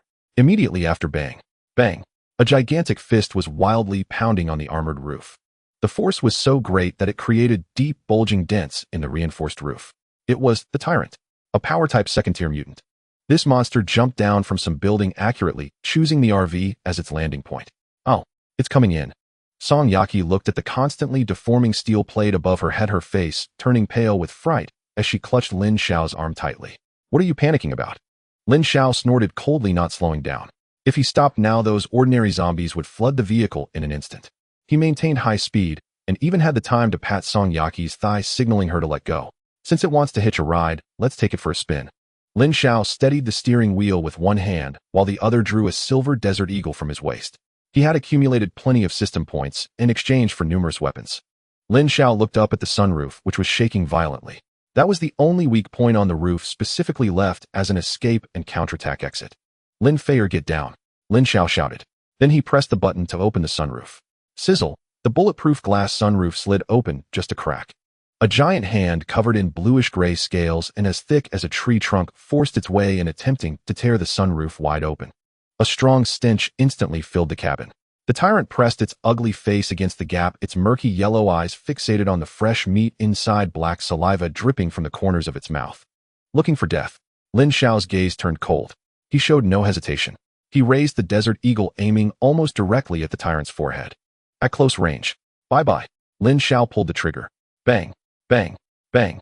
The specially made explosive rounds, upon exiting the chamber, with spinning kinetic energy, burrowed fiercely into the Tyrant's eye socket. Then it exploded inside the skull. Puffed, just like popping a balloon filled with black ink. The Tyrant's massive head shattered instantly. Half of its skull was blown off, and red and white matter mixed with black, filthy blood poured in like a sudden storm through the sunroof's gap. The gigantic headless corpse lost its strength and rolled off the speeding roof, quickly being engulfed by the tide of corpses from behind. Close the window. Lin Xiao quickly pressed the button. The sunroof closed again. The cabin returned to silence. Except for the mess everywhere. Huff, huff. Song Yaki gasped heavily, her chest rising and falling violently. She lowered her head in a daze. Her long, elegant leg, longer than Lin Xiao's life, was splattered with specks of black stains. That was the tyrant's toxic blood. The blood of such high-level zombies is highly corrosive. Sizzle, a faint corrosive sound emerged. The black blood dripped onto her stockings, instantly burning through the thin nylon fabric. His eyes showed no disgust. Instead, there was a hint of dark fire. Don't wipe it. Lin Xiao extended his hand, stopping Song Yaki from wiping it off. This adds to the flavor. Lin Xiao's voice was a bit hoarse. Remember, this is the badge of the apocalypse. Yes, master. She allowed Lin Xiao's hand to roam over the torn stockings. After a while, how much further? Lin Xiao retracted his hand and grasped the steering wheel again. Just past that intersection ahead is the city government square. Song Yaki's voice trembled as she tried to refocus on the road conditions. Very good. Lin Xiao gazed at the magnificent building that loomed in the darkness ahead. That was the power center of the city. It was also the grave of that man named Li Jiangguo. Hold on tight. Lin Xiao slammed down on the gas pedal. Boom. With a deafening roar, the glass revolving door of the city government shattered into a shower of glimmering fragments. Amadiro the Conqueror, drenched in black blood, and bits of flesh violently smashed through the hall's pillars, sliding to a stop in the center of the grand hall. The enormous tires left 2 charred marks on the polished marble floor. Get out. Lin Xiao pushed open the driver's side door and jumped down. The grand hall was empty. Only the emergency lights emitted a ghastly red glow. The guards who had originally been stationed here had long since fled. The low-frequency, heart-wrenching vibrations peaked here. The source was right beneath her feet. Lead the way. Song Yaki looked quite disheveled. Her white silk shirt was covered in dust, and the black blood that had splattered from the tyrant clinging tightly to her body. Her skirt was askew, and the flesh-colored stockings on her legs were riddled with holes, especially her left ankle, which was swollen with a large bump. That was from the sprain during the earlier collision. It's this way. Supporting herself against the car door, Song Yaki tried to take a step, but the sharp pain in her ankle made her gasp, and she nearly fell. Tears welled in her eyes from the pain as she instinctively looked at Lin Xiao, hoping for a modicum of sympathy, even just a helping hand. But Lin Xiao merely stood by the elevator shaft, looking at her expressionlessly. Did you break your leg? Lin Xiao's voice was cold, devoid of any warmth. No, not broken. Then hurry up and move. Song Yaki bit her lip, enduring her grievances and pain. Down to the 3rd basement. This was the true core area of civil defense. Beep. Song Yaki trembled as she pressed her finger on the fingerprint lock of the half-meter-thick lead door. Identity verification passed. Welcome, First Secretary of Confidential Affairs. The synthesized electronic voice sounded, and the heavy hydraulic lock slowly popped open. Before they even entered, Lin Xiao heard the frantic roar from inside. Everyone must die. Everyone must accompany me to the grave. I am the mayor. This city is mine. No one is allowed to take it away. Lin Xiao stepped into the command hall. It was in utter disarray. Documents scattered everywhere, shattered computer screens, and several corpses. Those were the advisors who tried to stop the mayor from going mad and had been shot dead. In the center of the hall, before a huge monitor, Li Jiangguo stared at the screen's dark red thermal imaging of the corpse, tied, like a madman, letting out a neurotic laugh. In the corner of the command platform sat a heavy solid wood chair where a woman was tied up. She wore an exquisitely tailored moon-white qipao draped with a Sioux embroidery shawl. Although her hair was somewhat disheveled and her mouth bore red marks from the binding, her innate grace and nobility could not be concealed. That was a charm that could only be acquired through the passage of time, richer than the youthful innocence of a girl, like a well-preserved vintage wine. The mayor's wife, Wan. At this moment, her mouth was stuffed with a piece of white cloth and her hands were bound behind the chair back. She looked at her crazed husband in terror. Half an hour ago, she had tried to persuade Li Jiangguo to shut down the beacon, only to be slapped to the ground and then bound here. You are my woman. Even if you die, you must die with me. This was the last thing Li Jiangguo said to her. Clap, clap, clap. A slow applause echoed in the silence of the command room. Mayor Li, what great authority you have. Lin Xiao stepped carefully over the shards of glass as he entered. Li Jiangguo's laughter abruptly ceased. He turned sharply, and at the moment he saw Lin Xiao, his bloodshot eyes widened and shocked pupils constricting violently. You? How did you get in here? There are millions of zombies outside. How could you possibly have entered alive? Li Jiangguo shouted in disbelief, waving the gun in his hand wildly. Then he noticed Song Yaki disheveled and limping, following behind Lin Xiao. It's you, eh? Li Jiangguo pointed at Song Yaqi, his expression shifting from shock to venomous anger. You traitorous wretch. You betrayed me. I promoted you to this position and you actually brought outsiders to kill me. Song Yaqi shivered and instinctively hid behind Lin Xiao. She still harbored a deeply rooted fear of her former master. Lin Xiao stepped forward, blocking Li Jiangguo's view. Don't blame her, Lin Xiao said casually. A good bird chooses a good tree to perch on. Moreover, this tree of yours is already rotten to the core. Shut up. Li Jiangguo was enraged. He looked at Lin Xiao, who was advancing relentlessly, and the pressure of death made him completely lose his mind. He suddenly dashed towards the corner, grabbing Wenwan, who was tied to the chair. The cold barrel of the gun pressed firmly against her temple. My. Wenwan let out a terrified whimper, struggling violently, her elegantly clad legs scraping against the ground, the heel of her high shoe making a sharp sound. Don't come any closer. Li Jiangguo hid behind Wenwan, using her as his last human shield. His hands trembled, his face contorted. Lin Xiao, you want the space right. You want supplies right. Step back. Back away immediately. Otherwise I'll kill her. This is the mayor's wife. You wouldn't want to see such a beautiful woman perish, would you? Li Jiangguo was clearly losing his sanity. He actually attempted to threaten a ruthless tyrant with a woman's life. Deep down, he still believed that Lin Xiao was the kind of normal person who would be blinded by beauty or have some reservations. However, Lin Xiao came to a halt, but he did not step back, nor did he display the tension that Li Jiangguo had anticipated. On the contrary, a bizarre, even mocking smile appeared on his face. Lin Xiao pulled a cigarette from his pocket and lit it. Taking a deep drag, he let the smoke curl around him while his gaze passed over Li Jiangguo's contorted face, fixating directly on Wenwan, who was being held hostage. Lin Xiao exhaled a puff of smoke and flicked the ashes. Have you misunderstood something? Do you think I am the kind of soft-hearted fool who would give up benefits to save someone? Or do you believe that a woman's life can be exchanged for yours? Li Jiangguo was momentarily stunned.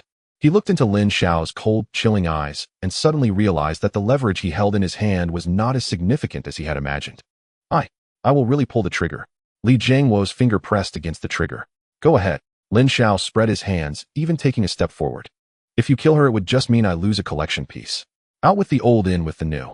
However, Lin Xiao's eyes suddenly turned sharp, like a blade drawn from its sheath, piercing directly into Wenwan's eyes, filled with despair and tears. Madam, it seems your husband doesn't love you very much, to the point of using you as a human shield when he's about to die. Tisk, truly pitiful. Lin Xiao's words felt like needles piercing into Wenwan's heart. She stopped struggling. She felt the cold barrel against her temple and listened to her husband's rapid, heavy breathing behind her. In that moment, her last vestige of marital affection for this man was completely severed. Lin Xiao watched as the light in Wenwan's eyes gradually dimmed, a cruel smirk curling at the corners of his mouth. Li Jiangguo, look at what you've become. Lin Xiao pointed around. Abandoned by all. Your secretary has betrayed you, your subordinates are all dead, and now you want to kill your own wife with your own hands. Since you want to die so badly. Lin Xiao's finger moved slightly, a flicker of bluish flame igniting at his fingertip. Then I will send you both off together. Just right, I only came to collect my new spoils. Whether alive or dead, I have no preference.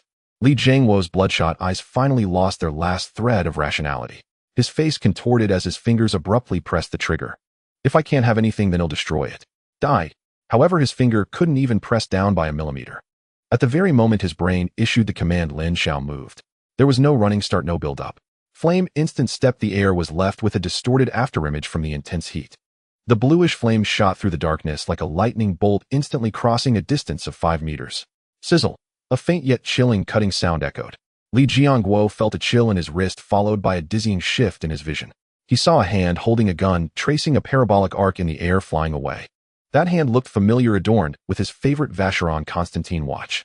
That was his hand. Ah! The excruciating pain finally registered in his brain a moment too late, as Li Jiangguo clutched his bleeding stump, letting out a pig-like wail, staggering backward and crashing heavily against the control panel, collapsing to the ground.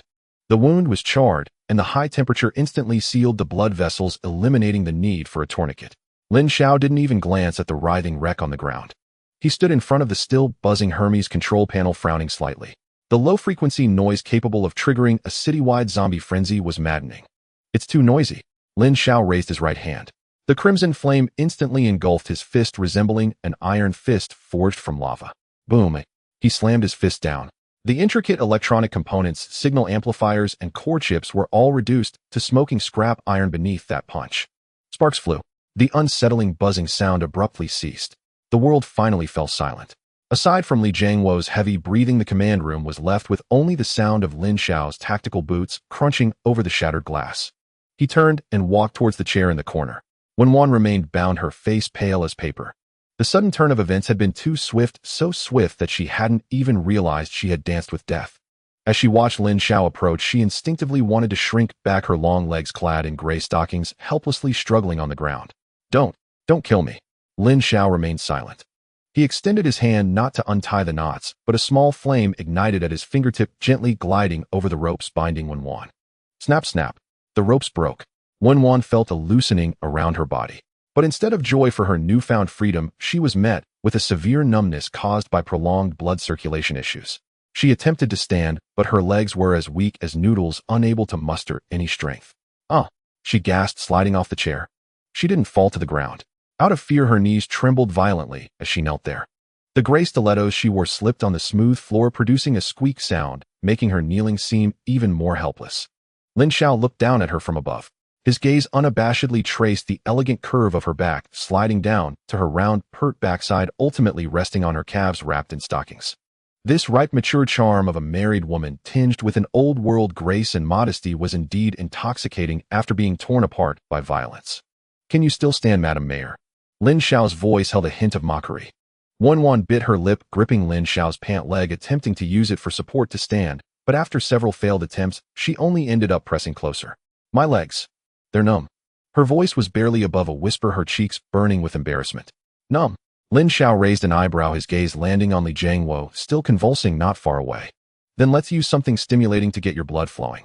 Lin Xiao reached out, grabbing Li Jiangwo by the collar and dragging him before Wan like a dead dog. Look closely. Lin Xiao stepped on Li Jiangwo's chest, positioning his pale face, drained of blood from pain and blood loss, directly towards Wan. This is the man who claimed to love you, but used you as a human shield. Wan shuddered, gazing at her once mighty husband, now reduced to a maggot on the ground, her eyes filled with complexity.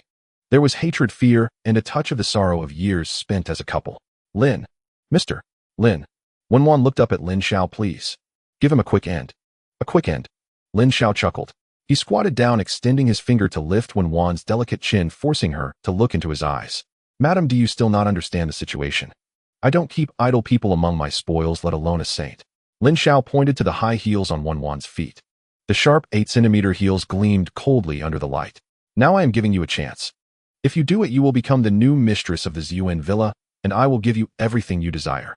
If you can't, Lin Xiao stood up, his gaze indifferently sweeping over the two. Then you will die together with him, becoming a pair of ghostly spouses. Wan's eyes widened, her pupils trembling violently. To make her commit murder. And to kill her own husband. No, I can't. I can't do it. Wan shook her head, desperately, tears streaming down her face. Can't do it.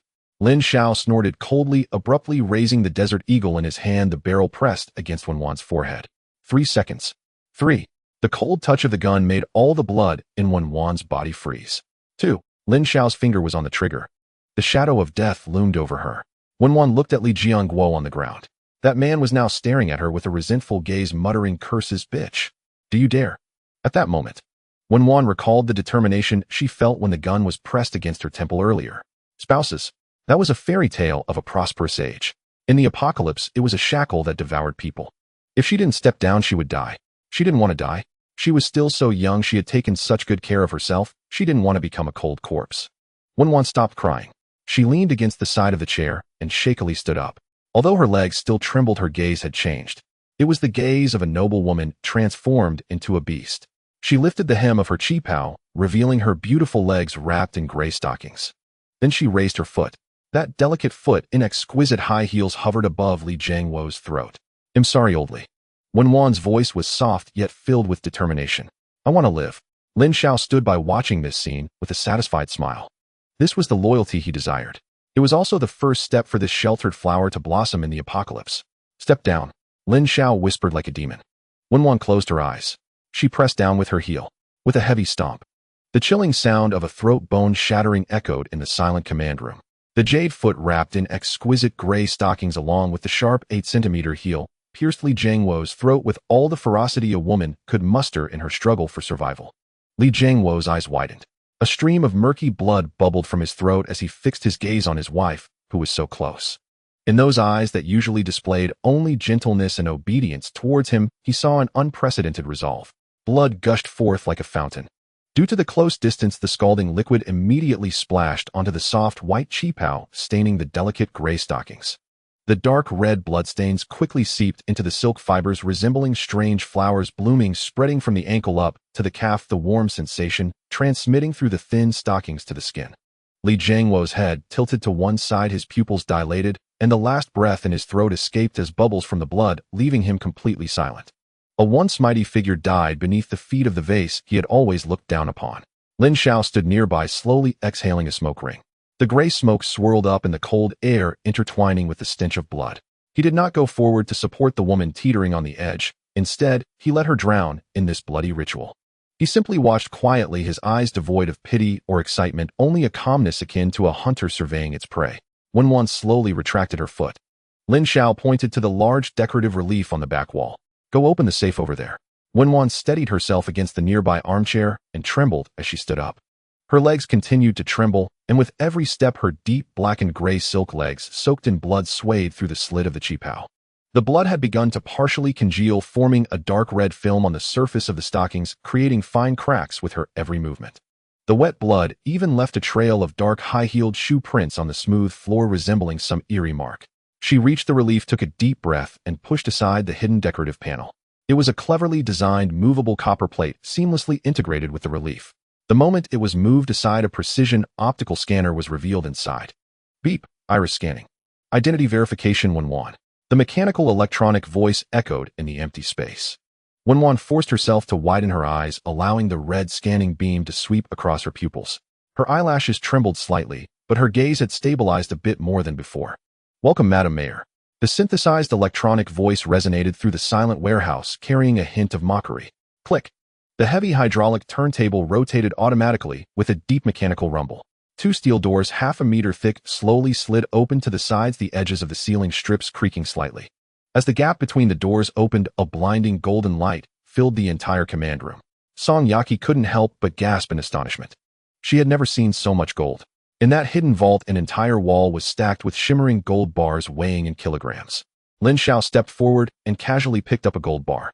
High-purity gold, energy detected, recycle. Wenwan had already moved deeper into the vault. She stopped in front of a hidden compartment, pressing her blood-stained finger against the fingerprint recognition zone. The compartment was designed to be extremely concealed, embedded amid the golden stacks, its surface covered with a golden panel identical to the surroundings. Beep, a soft sound echoed as the compartment popped open. Inside the safe lay a black leather document bag sealed with wax, bearing 3 top-secret red stamps. The wax was intact, and the stamps were clearly visible, indicating that this document had never been opened. Lin Xiao tore open the document, the wax shattering into red fragments that fell to the ground. Inside were only a few sheets of paper, yellowed at the edges and slightly curled, but each was enough to shake the existing survivor base to its core. It contained the final experimental records of the Hermes project, dense with data tables and experimental logs documenting the harsh truths that were unknown to the world. There was also an evacuation list marked Starlight, neatly printed with 37 names, each accompanied by a position and evacuation priority. Lin Xiao's gaze lingered on the 2 characters Starlight for 3 seconds, then a trace of disdain curled at the corners of his mouth. Indeed, the high-ranking officials like Li Jiangwo had long prepared an escape route for themselves. Finally, he looked at the bottom of the safe, where thick, shock-absorbing foam lay, with the foam cut precisely to fit the shape of the objects. A test tube. A test tube that was deep purple with a transparent liquid inside that seemed to shimmer with stars. The walls of the test tube were thin, allowing a faint view of the liquid flowing slowly inside, occasionally glimmering like a trapped nebula. A handwritten label was affixed to the test tube with neat and powerful characters: Gene Evolution Liquid, Second Stage Military Prototype, Thor Series. Good stuff. Lin Xiao's eyes finally showed some fluctuation, his pupils slightly constricting. He carefully picked up the test tube, examining it under the light. The purple liquid displayed a strange layering effect under the light, as if it contained some unknown power. Collect. With a wave of his hand, the suffocating mountain of gold in the vault instantly disappeared by more than half. Those neatly stacked gold bars seemed to be erased by an invisible hand, leaving only empty metal shelves. The score numbers on the system panel began to rise at a frenzied pace, rapidly flickering across Lin Xiao's retina. Current score: 48270, 52,000.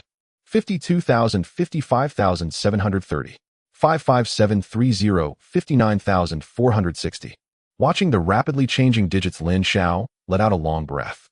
With every increment, a certain tension inside him relaxed a bit. This trip to the municipal government had been immensely profitable. He turned around looking at Song Yaki, who was huddled at the door pale-faced, and Wenwan, who was still holding onto the safe door, too frightened to move. Song Yaki's hands were still trembling slightly, her face marked with tears, but her gaze was more composed than before. Wenwan, meanwhile, resembled a statue, her eyes downcast, lost in thought. Yaki. Lin Xiao spoke, his voice calm. Song Yaki quickly jogged over, her high heels clicking urgently on the floor, bowing her head in readiness. She stood before Lin Xiao, able to smell the mixed scent of tobacco and blood on him. Take Madam Wen and head back to the car.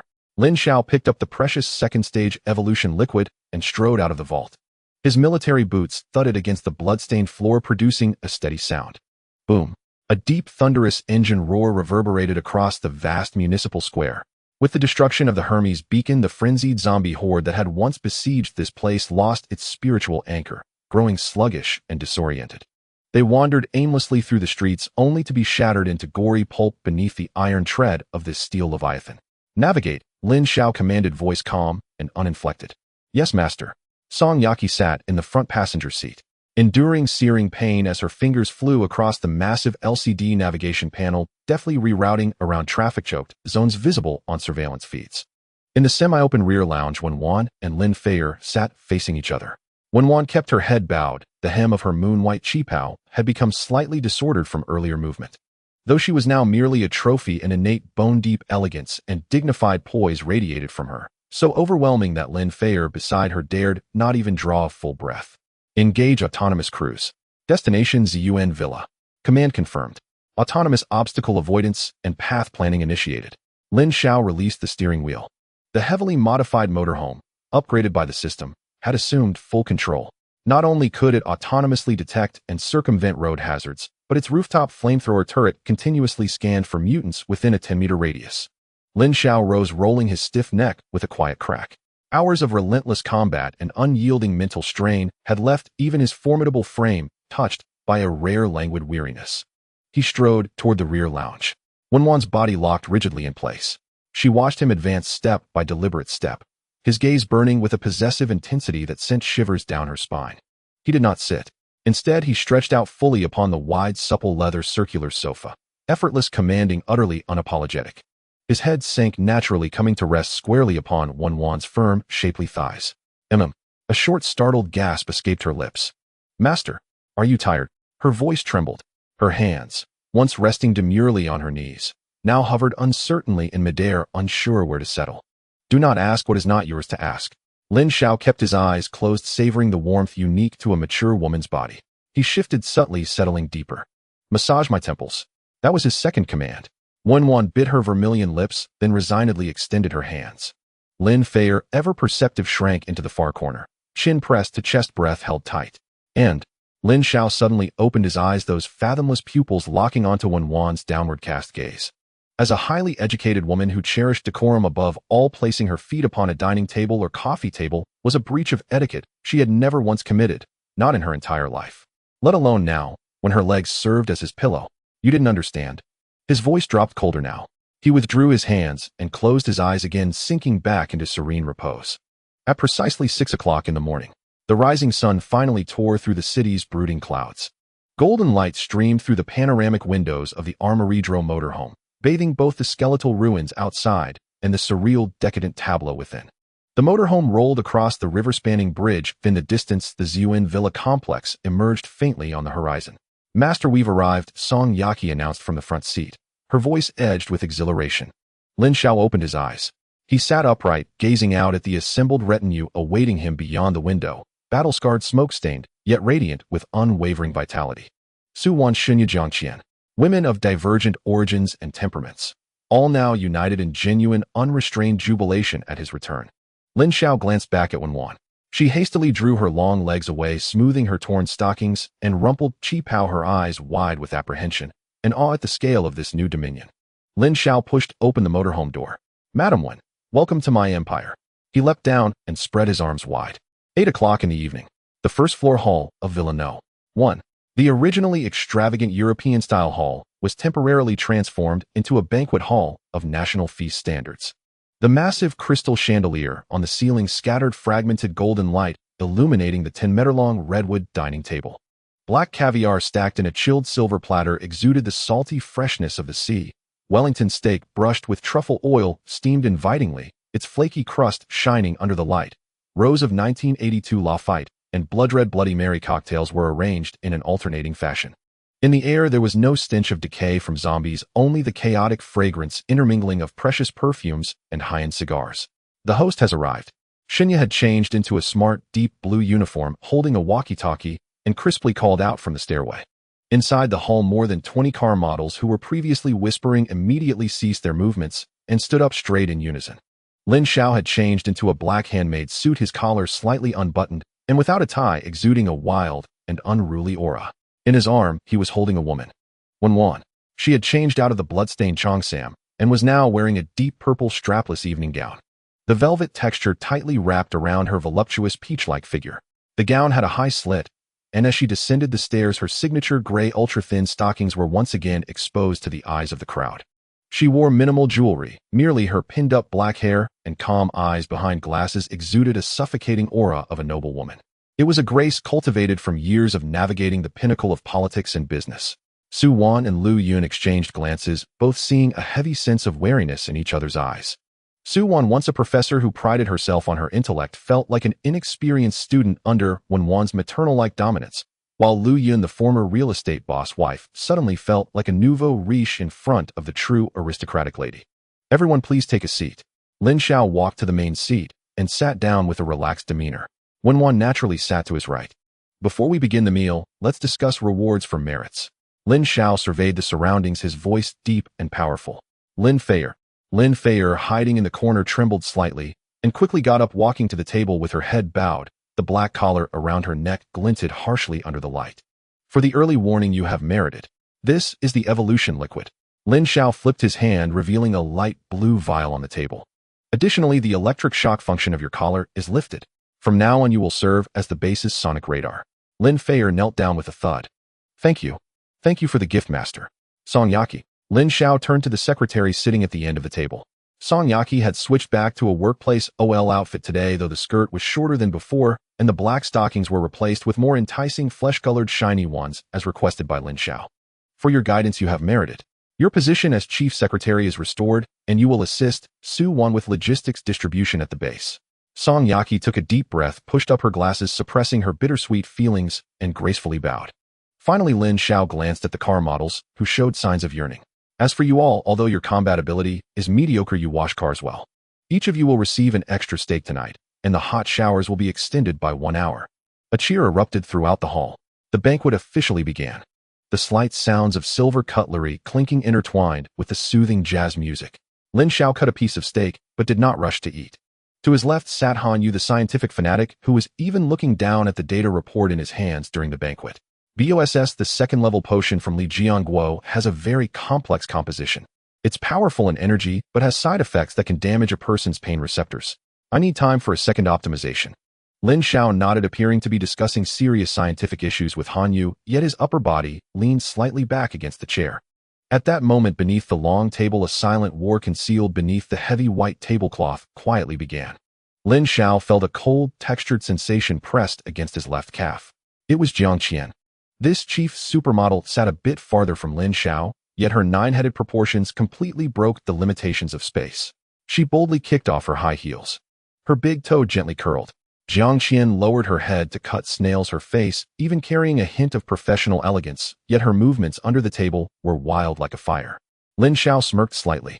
Wan Wan sat to his right, her posture exceptionally graceful, her back straight. Unlike Jiang Qian, she did not provocatively tease. Lin Xiao turned his head to look at Wan Wan. She was elegantly sipping from her wine glass, and seemingly sensing Lin Xiao's gaze, she slightly turned her head, her eyes sparkling like a deep pool. It was a provocation belonging to a mature woman. She was telling Lin Xiao no matter how those two young girls stirred things up, this seat would always belong to her. Lin Xiao let out a low, deep laugh.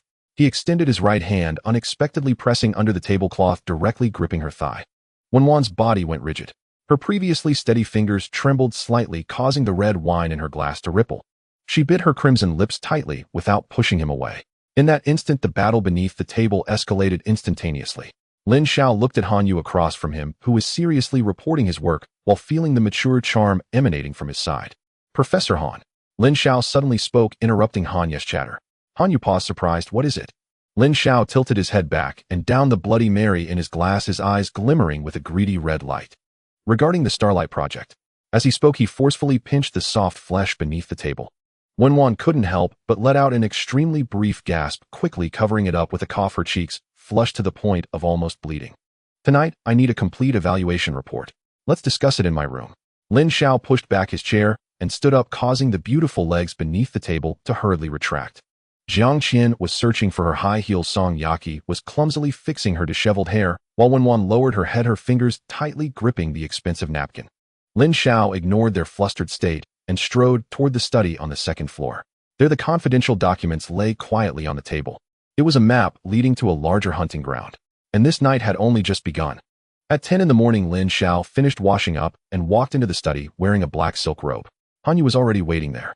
She had changed into a smart white lab coat, her thick glasses replaced with a lighter titanium frame, and she was fiddling with a military laptop connected to the encrypted database of the city government. Awake. Han Yu did not turn her head, her fingers flying over the keyboard. That old fool Li Jiangguo may be stupid, but the hardware in his treasury is indeed top-notch. Cracking it took me quite some time. Lin Xiao sat heavily in a genuine leather swivel chair, lit a cigar, and wore a stern expression. Get straight to the point. What exactly is the Starlight Plan? And what the hell is this virus? Han Yu paused her actions, turned her chair around, and faced Lin Xiao, directing the screen towards him. Let's talk about the virus first. The official internal code is Apollo. Han Yu swiped to reveal a satellite simulation map showing the trajectory of a massive fireball entering the atmosphere. Half a year ago, a meteor did indeed fall into the depths of the Pacific Ocean. It was no ordinary rock. It carried an ancient non-Earth biosphere radiation. This radiation altered the atmospheric ionosphere, leading to what we call red rain. It did not infect humans, but forcibly activated the primal segments that lay dormant within the human genome. Those who could not withstand it turned into zombies, representing genetic collapse. Those who survived are us, the awakened. Lin Xiao exhaled a puff of smoke. In his past life, he believed until his death that it was a biochemical laboratory leak, only to discover that the truth was far grander and more brutal. So the military already knew this day would come. They not only knew, but are also attempting to guide this evolution. Han Yu opened the second document, the title glaringly prominent, New Human Iteration Plan. The crystal core is a solid-state aggregate of the radiation. The military has established a detailed tier system. The first tier is basic enhancement, and the second tier begins to involve qualitative changes in abilities. The drug in Li Jiangguo's possession is actually the first-generation sample extracted from the mother with extremely high purity, but immense instability. Lin Xiao tapped the table, asking, "Where is the mother?" "I don't know. However, there is an interesting piece of information on this list." Han Yu brought up a key monitoring list of survivors, pointing to a red code among them. Code name Starlight. Real name Yangmi. Lin Xiao tightened his grip on the cigar slightly. The file shows that Yangmi's genetic affinity is a rare class. She is a core observation target in the New Human Project. When the disaster erupted, she was invited by the consortium behind Li Jiangguo to attend a top-tier commercial banquet at Yunding Tiangong in the provincial capital. Yunding Tiangong. Lin Xiao murmured the name. Just then the study door was gently pushed open. Wenwan entered carrying 2 cups of hot coffee. She had changed into a dignified beige professional dress, and as she walked, the freshly replaced gray stockings without a single wrinkle exuded a high-quality aura. She placed the coffee in front of the 2 men, her movements elegant like a noble from a bygone era. "Master Professor Han, I believe I can provide some information about Yunding Tiangong." Wenwan stood behind Lin Xiao, her hands naturally resting on his shoulders as she gently kneaded them. That building is not just the tallest skyscraper in the province. Its original design intent was to be a vertical city. It features the world's most advanced independent circulation system, including air purification, deep well water, and rooftop greenhouses. Most importantly, its defense level was built to nuclear strike standards. Li Jiangguo once took me to the top-level private club there, where the outer walls were entirely reinforced composite armor. Wenwan leaned in her warm breath, brushing against Lin Xiao's ear. If Yangmi was there at the time and the security system did not collapse immediately, her chances of survival would be 90%. Lin Xiao looked at the coordinates on the map that represented the center of the provincial capital, his gaze revealing unmasked greed and dominance. What is the current status of that place? Han Yu switched to the latest aerial satellite thumbnail, which was the last data recorded before the drone was shot down. A class fallen zone. The entire skyscraper is surrounded by tens of thousands of zombie hordes. Moreover, Infrared thermal imaging shows that a large number of second and even third-tier mutants have gathered in that vicinity. It is not merely a refuge anymore. It now resembles a gigantic energy field. Those zombies are attempting to devour the building's energy supply. Lin Xiao suddenly stood up, extinguishing the cigar in the ashtray. Li Jiangguo left this place as an inheritance for me. I have no reason not to accept it. His voice was deep and powerful, echoing in the study. Just one Yangmi is worth my trip. Moreover, capturing Yunding Tiangong would give us control over the core transit hub of the entire province. There are all the answers we seek, as well as all the experimental equipment you desire. Wenwan watched Lin Xiao's wild figure, a glimmer of intrigue flashing in her beautiful eyes. She initially thought she had followed a bandit who only knew killing and plundering, but unexpectedly this man's ambition was grand enough to swallow the entire provincial capital. Master the defense system. There is very complex. In addition to fingerprints and irises, it also requires the consortium's internal biometric identification chip. Wenwan reminded him. I will find a way for the chip.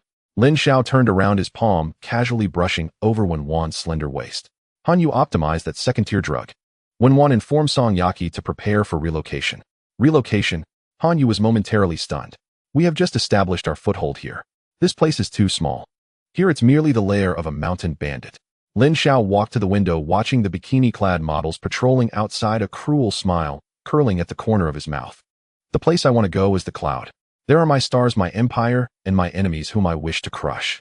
Lin Xiao turned his head to look at Wenwan's long and elegant legs.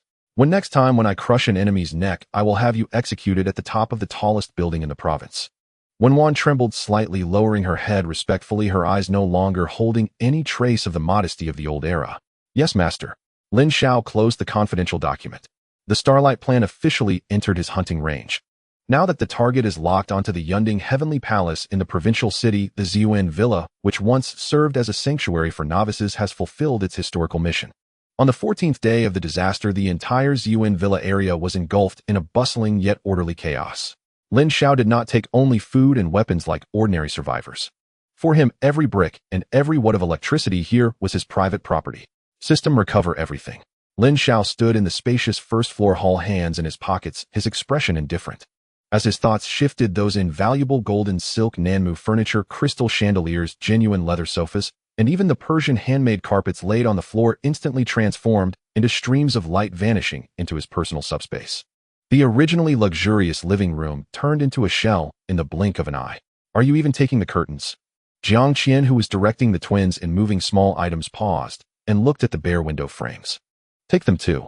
Lin Xiao didn't even look back as he walked towards the kitchen. In the apocalypse, a piece of cloth can be made into a bandage and a copper wire can be made into a trap. Am I leaving it here for the rats to make nests?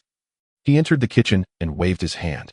The high-end kitchen cabinets, double-door refrigerator, dishwasher, and even the embedded oven in the wall all disappeared. Lin Xiao was like an insatiable beast, leaving no trace of greenery in his wake. He even arrived at the backyard by the outdoor swimming pool. There Hanyu was disassembling the expensive German imported water circulation filtration system. Move faster, Lin Xiao urged. This system can still be used in the provincial city, but the water source there may not be clean.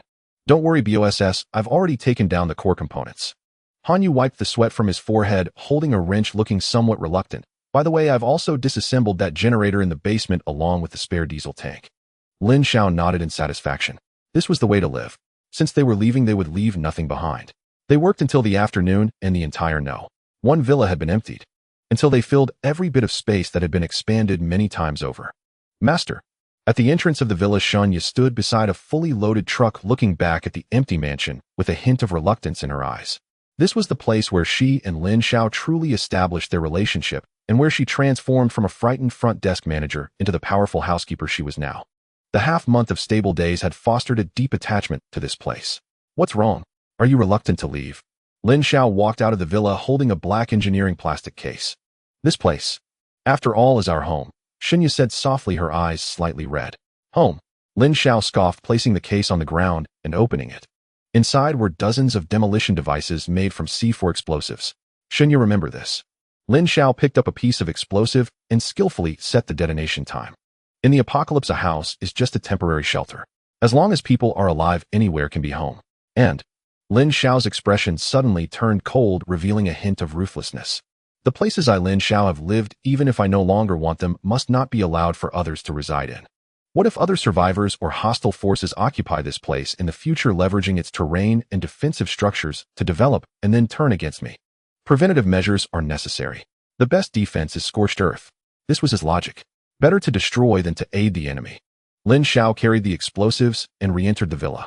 Load-bearing walls, basement entrances, foundation walls. Each key structural point was set with explosives powerful enough to destroy the entire building. Xinya watched Lin Xiao's busy figure, biting her lip as the softness in her eyes gradually faded. A hand gently patted her shoulder. It was Su Wan. The former professor, now clad in a tactical outfit, held a supply list in her hand. Don't look anymore. Su Wan's voice was calm and rational. As long as the master is here, anywhere can be home. Without him, this place is just a coffin made of steel and concrete. Xinya's body shook, and she turned to look at Su Wan. Sister Su, I understand now. If you understand, then go work. The last batch of supplies needs to be loaded. Our journey is just beginning. In the evening, the sunset was blood red. The convoy had gathered outside the villa area in an open space. 10 heavy trucks, 2 armored off-road vehicles. At the front of the convoy, the Amadalo Conqueror RV, like a moving fortress, stood quietly. Lin Xiao stood in front of the vehicle, summoning the system panel. System, enhance the vehicle. Please choose enhancement direction.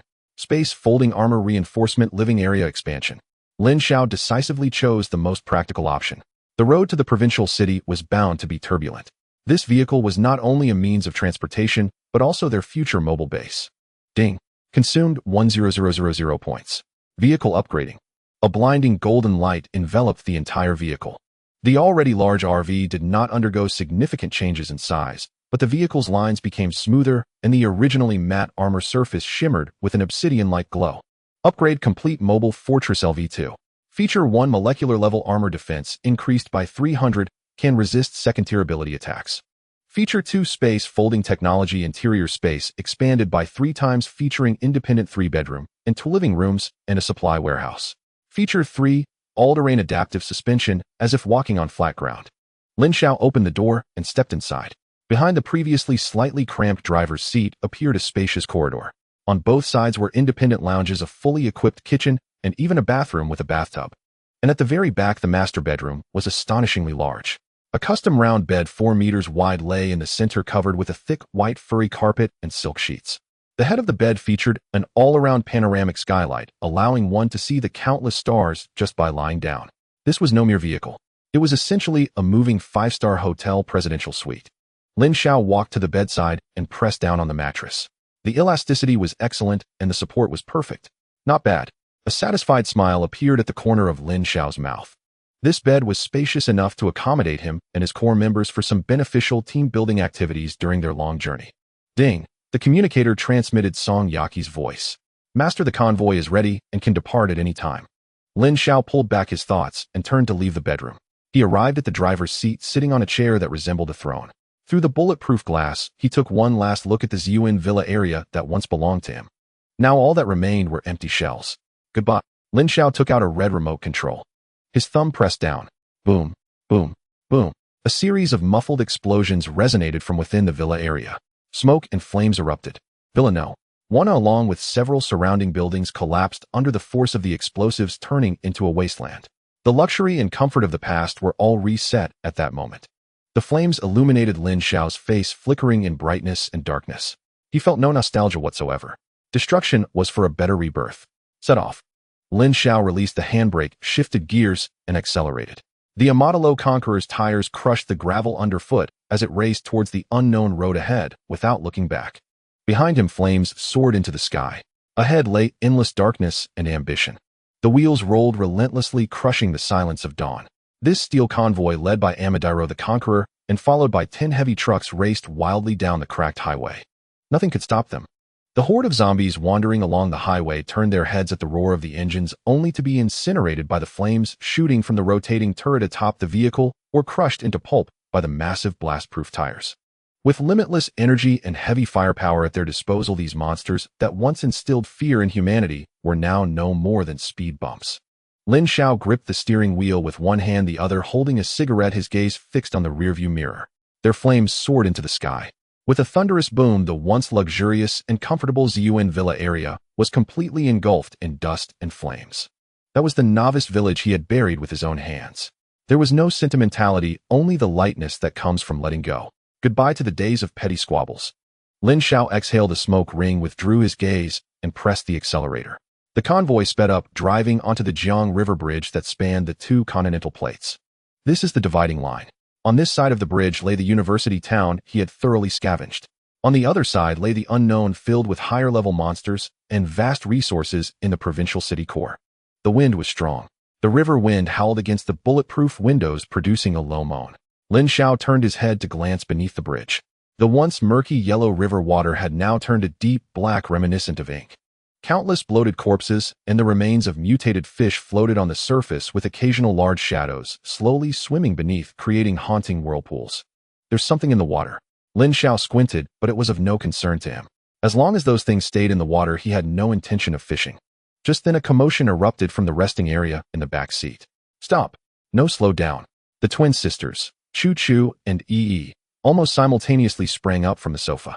Their faces were pale, as if they sensed something extremely terrifying yet incredibly enticing. The two held each other's hands tightly, eyes shut, beads of cold sweat forming on their foreheads. What's wrong? Lin Xiao did not stop, but merely eased off the accelerator. Master. On the other side of the bridge. The elder sister Chu Chu's voice trembled as she pointed to the area shrouded in thick fog at the bridge's end. There's no one. Not a single living breath. But the younger sister Yi interjected, swallowing hard, her expression turning strangely. It smells so good. There's a very enticing scent. Enticing? Lin Xiao frowned. In the apocalypse, this was certainly not a good term. The stench of decay, the smell of blood, and the odor of rot were the true themes of the end times. If there was a pleasant aroma, it usually indicated a trap. Is it the scent of flowers? Or of meat? Lin Xiao asked. No. It's like some kind of appetizing scent. It's luring us in. The twins spoke in unison. That source is very powerful, stronger than the previous mosquitoes and trees. Lin Xiao's gaze instantly sharpened. A high-level trapping-type mutant. Or perhaps a plant-type lord that had already evolved into a domain. It was clear that the provincial city's waters were far deeper than those of the university town. This is getting interesting. Lin Xiao felt no fear, instead a hint of excitement curved his lips. The stronger the foe, the better the quality of the crystal cores, and the more valuable the dropped treasures. Everyone be on guard, weapons ready. Lin Xiao issued the command through the vehicle's intercom. Charge forward. Amadiro the Conqueror let out a low growl, breaking through the fog at the bridge's entrance. The view suddenly opened up. Ahead there were no longer low residential buildings and campus areas. The ruins of skyscrapers stood like massive tombstones under the gray sky. Some buildings were severed in half, while others were entwined with green vines. And at the end of that jungle was the very center of the city. A towering building entirely covered in silver glass curtain walls shot straight into the clouds. It was so high that the clouds could only swirl around its waist. Sunlight reflected off its top, casting dazzling golden rays akin to a miracle. Cloudtop Heavenly Palace. The highest landmark in the province and the location of the Starlight Project. Even from 10 kilometers away, Lin Xiao could still feel the oppressive aura emanating from that building. There gathered millions of zombies. There resided terrifying entities that even the military feared. There too was the person he needed to obtain, the big star Yangmi. Lin Xiao extinguished the cigarette in the ashtray. He turned around, not looking at the high-rise, but at the woman beside him. Wenwan sat in the boss chair behind the passenger seat, holding a cup of warm coffee, seemingly lost in thought. Today she wore a tailored black velvet long dress, and at the slit of the skirt her iconic legs wrapped in gray sheer stockings crossed gracefully. The delicate texture of the gray stockings glimmered with a cool and elegant high-class quality in the morning light. Due to the earlier tension, her toes were slightly tense, the heels of her high heels suspended in midair, outlining the perfect arc of her arch.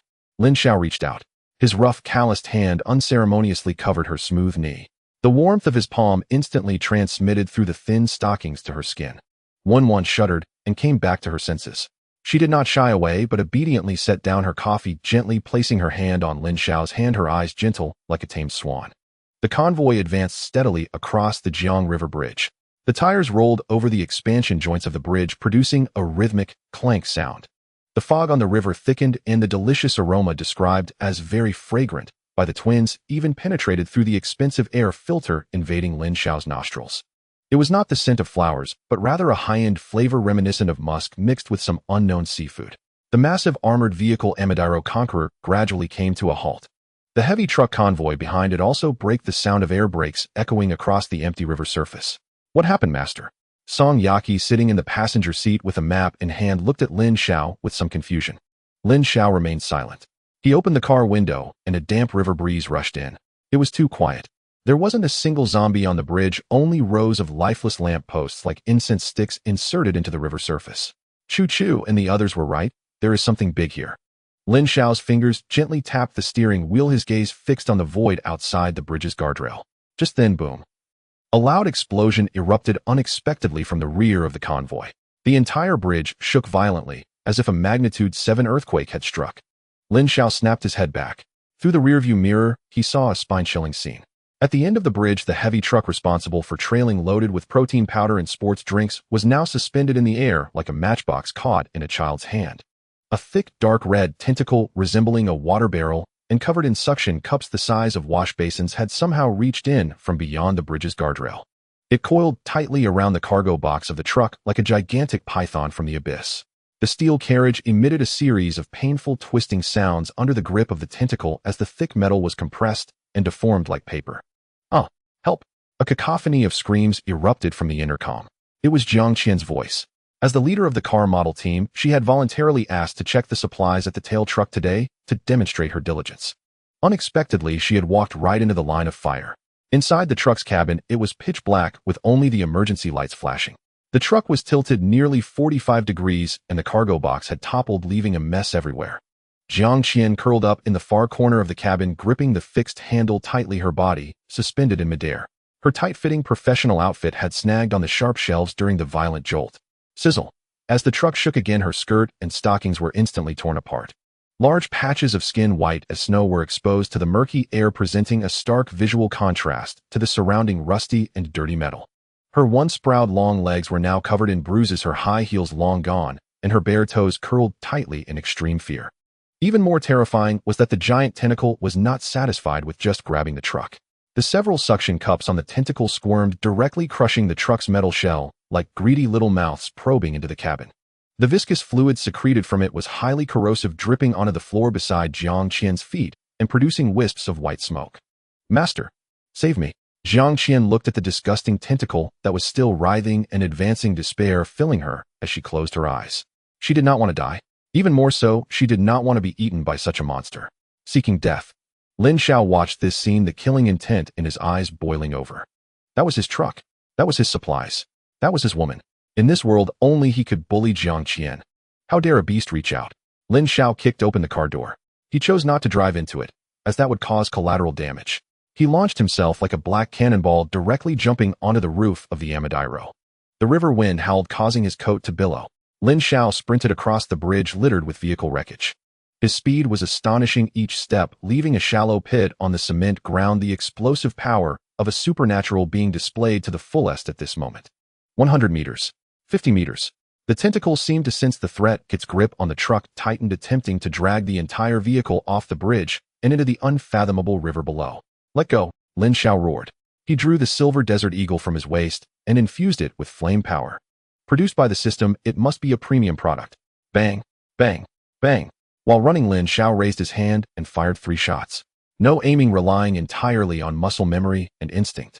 3 bullets traced fiery lines in the air, accurately striking the thickest root of the tentacle. Blood and flesh flew. The dark red surface of the tentacle instantly exploded with 3 large holes, black foul blood gushing out like a fountain, splattering across the bridge surface. In pain, the tentacle thrashed violently, its previously tight grip loosening instantly. Clang. The heavy truck slammed back onto the bridge, 3 of its 4 tires blown out, but at least it did not fall. Woo! A deep and angry roar echoed from beneath the bridge. The sound was not like a beast, but more like the rumble of a horn. Immediately after, the once calm black river began to churn as if boiling. Splashing water erupted. A massive shadow as large as a small island slowly surfaced. It was a mutated octopus, but its size was truly immense. Just the half of its head above the water was as big as half a basketball court. Its skin was a dead gray, covered in aquatic plants and decaying corpses, and on either side of its gigantic head, 2 eyes as large as grinding stones emitted a faint yellow light, locking onto Lin Xiao standing on the bridge with unwavering focus. It sensed an incredibly tempting fragrance from that human. It was the essence of a high-level supernatural being's blood and flesh. It was the opportunity for evolution. "You want to eat me?" Lin Xiao stood on the bridge railing, facing the nauseating fishy wind. He looked at the monster towering like a mountain, and not only did he not retreat, but he also licked his lips of bluish flame igniting in his eyes. Perfect. I haven't had such a large teppanyaki yet. Faced with the gigantic monster that rose from the water like a mountain, only excitement gleamed in his eyes. The mutated octopus clearly understood the provocation. Woo! It let out an angry roar reminiscent of a steam whistle, causing the water's surface to erupt as 7 or 8 thick tentacles shot out from below, resembling a massive fishing net laden with a fishy wind and slime, crashing down towards Lin Xiao on the bridge. Beep, beep, beep. Suddenly the communicator by Lin Xiao's ear rang out urgently. Boss, the data analysis is complete. Han Ye's voice came through the static, speaking rapidly with the sound of frantic keyboard tapping in the background. Thermal imaging shows that its skin temperature is extremely low, covered by a high-density water membrane. This is a mutated swamp octopus. Its regenerative ability relies entirely on that layer of slime to maintain moisture. Its weakness is high temperature, extreme high temperature. As long as we evaporate its moisture, its skin will become as vulnerable as cracked earth. Understood. Lin Xiao smirked slightly. Afraid of fire. That's easy to deal with. His figure flickered. Instead of bracing against the descending tentacles, he performed a backflip, landing steadily on the armored top of the Amordiro Conqueror. Boom. Several tentacles slammed down where he had just stood, instantly shattering the solid reinforced concrete guardrail, causing a section of the bridge to collapse. System max out the power of the jet tower. Lin Xiao knelt on the car roof, pressing his hands fiercely on the base of the flame jet tower that had just risen. The fire-type ability core within him operated frantically. A stream of bluish energy flowed through his arm, pouring unreservedly into the fuel pipeline of the jet tower. Ordinary high-energy fuel, even hydrogen fuel, only reaches temperatures of 2 to 3,000 degrees. But that's not enough. To instantly evaporate this monster soaked in water, a fiercer fire is needed. Flame enchantment, Lin Xiao shouted. The thick jet pipe instantly transformed into a transparent blue-white color, with visible wavy distortions in the surrounding air due to the high temperature. Burn for me. Lin Xiao slammed down on the launch button. Whoosh! It was no longer an orange-eared fire dragon. A blinding, pure blue-white high-temperature ion stream erupted from the top of the car, accompanied by a sharp, shrieking sound. This fire pillar extended nearly 100 meters like a divine sword in the hand of a deity, cutting through the mist on the river's surface in an instant. It did not directly attack the tentacles. Instead, it directly covered half of the monster's exposed head and the surrounding river surface. Sizzle! Water and fire clashed. There was no explosion, because the temperature was too high. As the river water came into contact with the blue-white flames, it skipped the boiling process entirely and was vaporized instantly. White steam rose up instantly, enveloping the entire river surface. Hello! The mutated octopus let out a wretched scream. Its proud, slippery, and tough skin instantly shriveled, charred, and cracked under the scorching flames. The layer of slime that protected it hadn't had time to secrete before it was completely evaporated. The suckers on the tentacles burst open one by one, spewing out blue liquid which was then quickly roasted dry. A strong, nauseating, burnt smell filled the air, mixed with the bizarre scent of grilled seafood. It's not over yet. Lin Xiao watched as the monster rolled frantically in the sea of flames, trying to dive underwater to escape. Trying to run. He released the jet tower, his figure leaping again. With a grasp in the air, a pure white ceramic long knife appeared in his hand. High-frequency, vibrating particle knife. He was not short on points of various weapons piled up in his space. Since it has thick skin, let's blow it up from the inside. Lin Xiao stepped heavily on the car roof. The special steel plate dented under his foot. Flame instant step, he left a blue afterimage in the air. The octopus, in extreme pain, opened its massive maw lined with sharp teeth, attempting to spray ink to extinguish the flames. That was the target. Lin Xiao's figure refracted in the air, each jump expertly, using the tentacles flailing around to gain momentum. 1 step, 2 steps, 3 steps. He charged towards the monster's face like a meteor swimming against the current, ignoring the tentacle storm capable of turning a person into mush. Die for me, Lin Xiao roared, just as the abyssal maw was about to close. He transformed into a blue light, forcefully drilling inside. Jiang Qian was huddled in the tilted truck cabin, peeking through the broken seams and catching sight of this scene. She covered her mouth, her mind blank.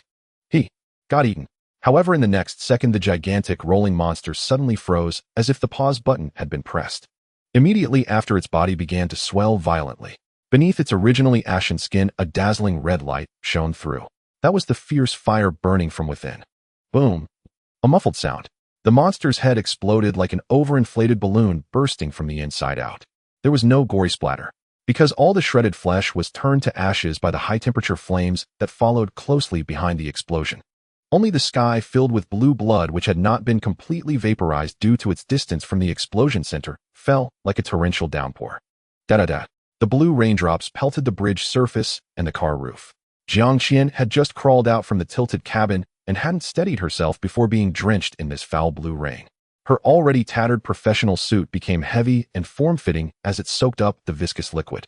The fabric clung tightly to her curvaceous figure, outlining every undulating curve, especially around her chest and waist where the thin fabric became nearly transparent under the liquid saturation. The lace pattern inside was faintly visible. Her hair clung wetly to her cheeks and neck as the blue liquid slid down her collarbone, flowing into the deep crevice. She awkwardly wiped the slime off her face, disregarding her embarrassment, and looked up ahead. In that rain of blood and steam, a figure slowly emerged. Lin Xiao? Although his black trench coat was also spattered with some blue blood, he exuded a menacing aura that made it hard to look directly at him. He held the still vibrating long knife in his hand, with the tip piercing through a basketball-sized crystal core that emitted a deep blue glow. That was the core of a second-tier mutated beast, the very essence of this river's overlord. Lin Xiao approached Jiang Qian, looking at the drenched, disheveled woman with her curves exposed.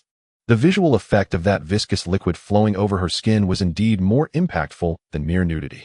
Are you all right? Lin Xiao spoke calmly, without any excitement from surviving a disaster. Jiang Qian trembled, her legs went weak, and she directly knelt on the waterlogged bridge surface. To be able to kill even such a monster. This man is too terrifying. Master. I thought I would never see you again. Let's talk. He glanced at the large crystal core in his hand and casually tossed it to Han Yu, who was rushing over. A good thing, take it for research.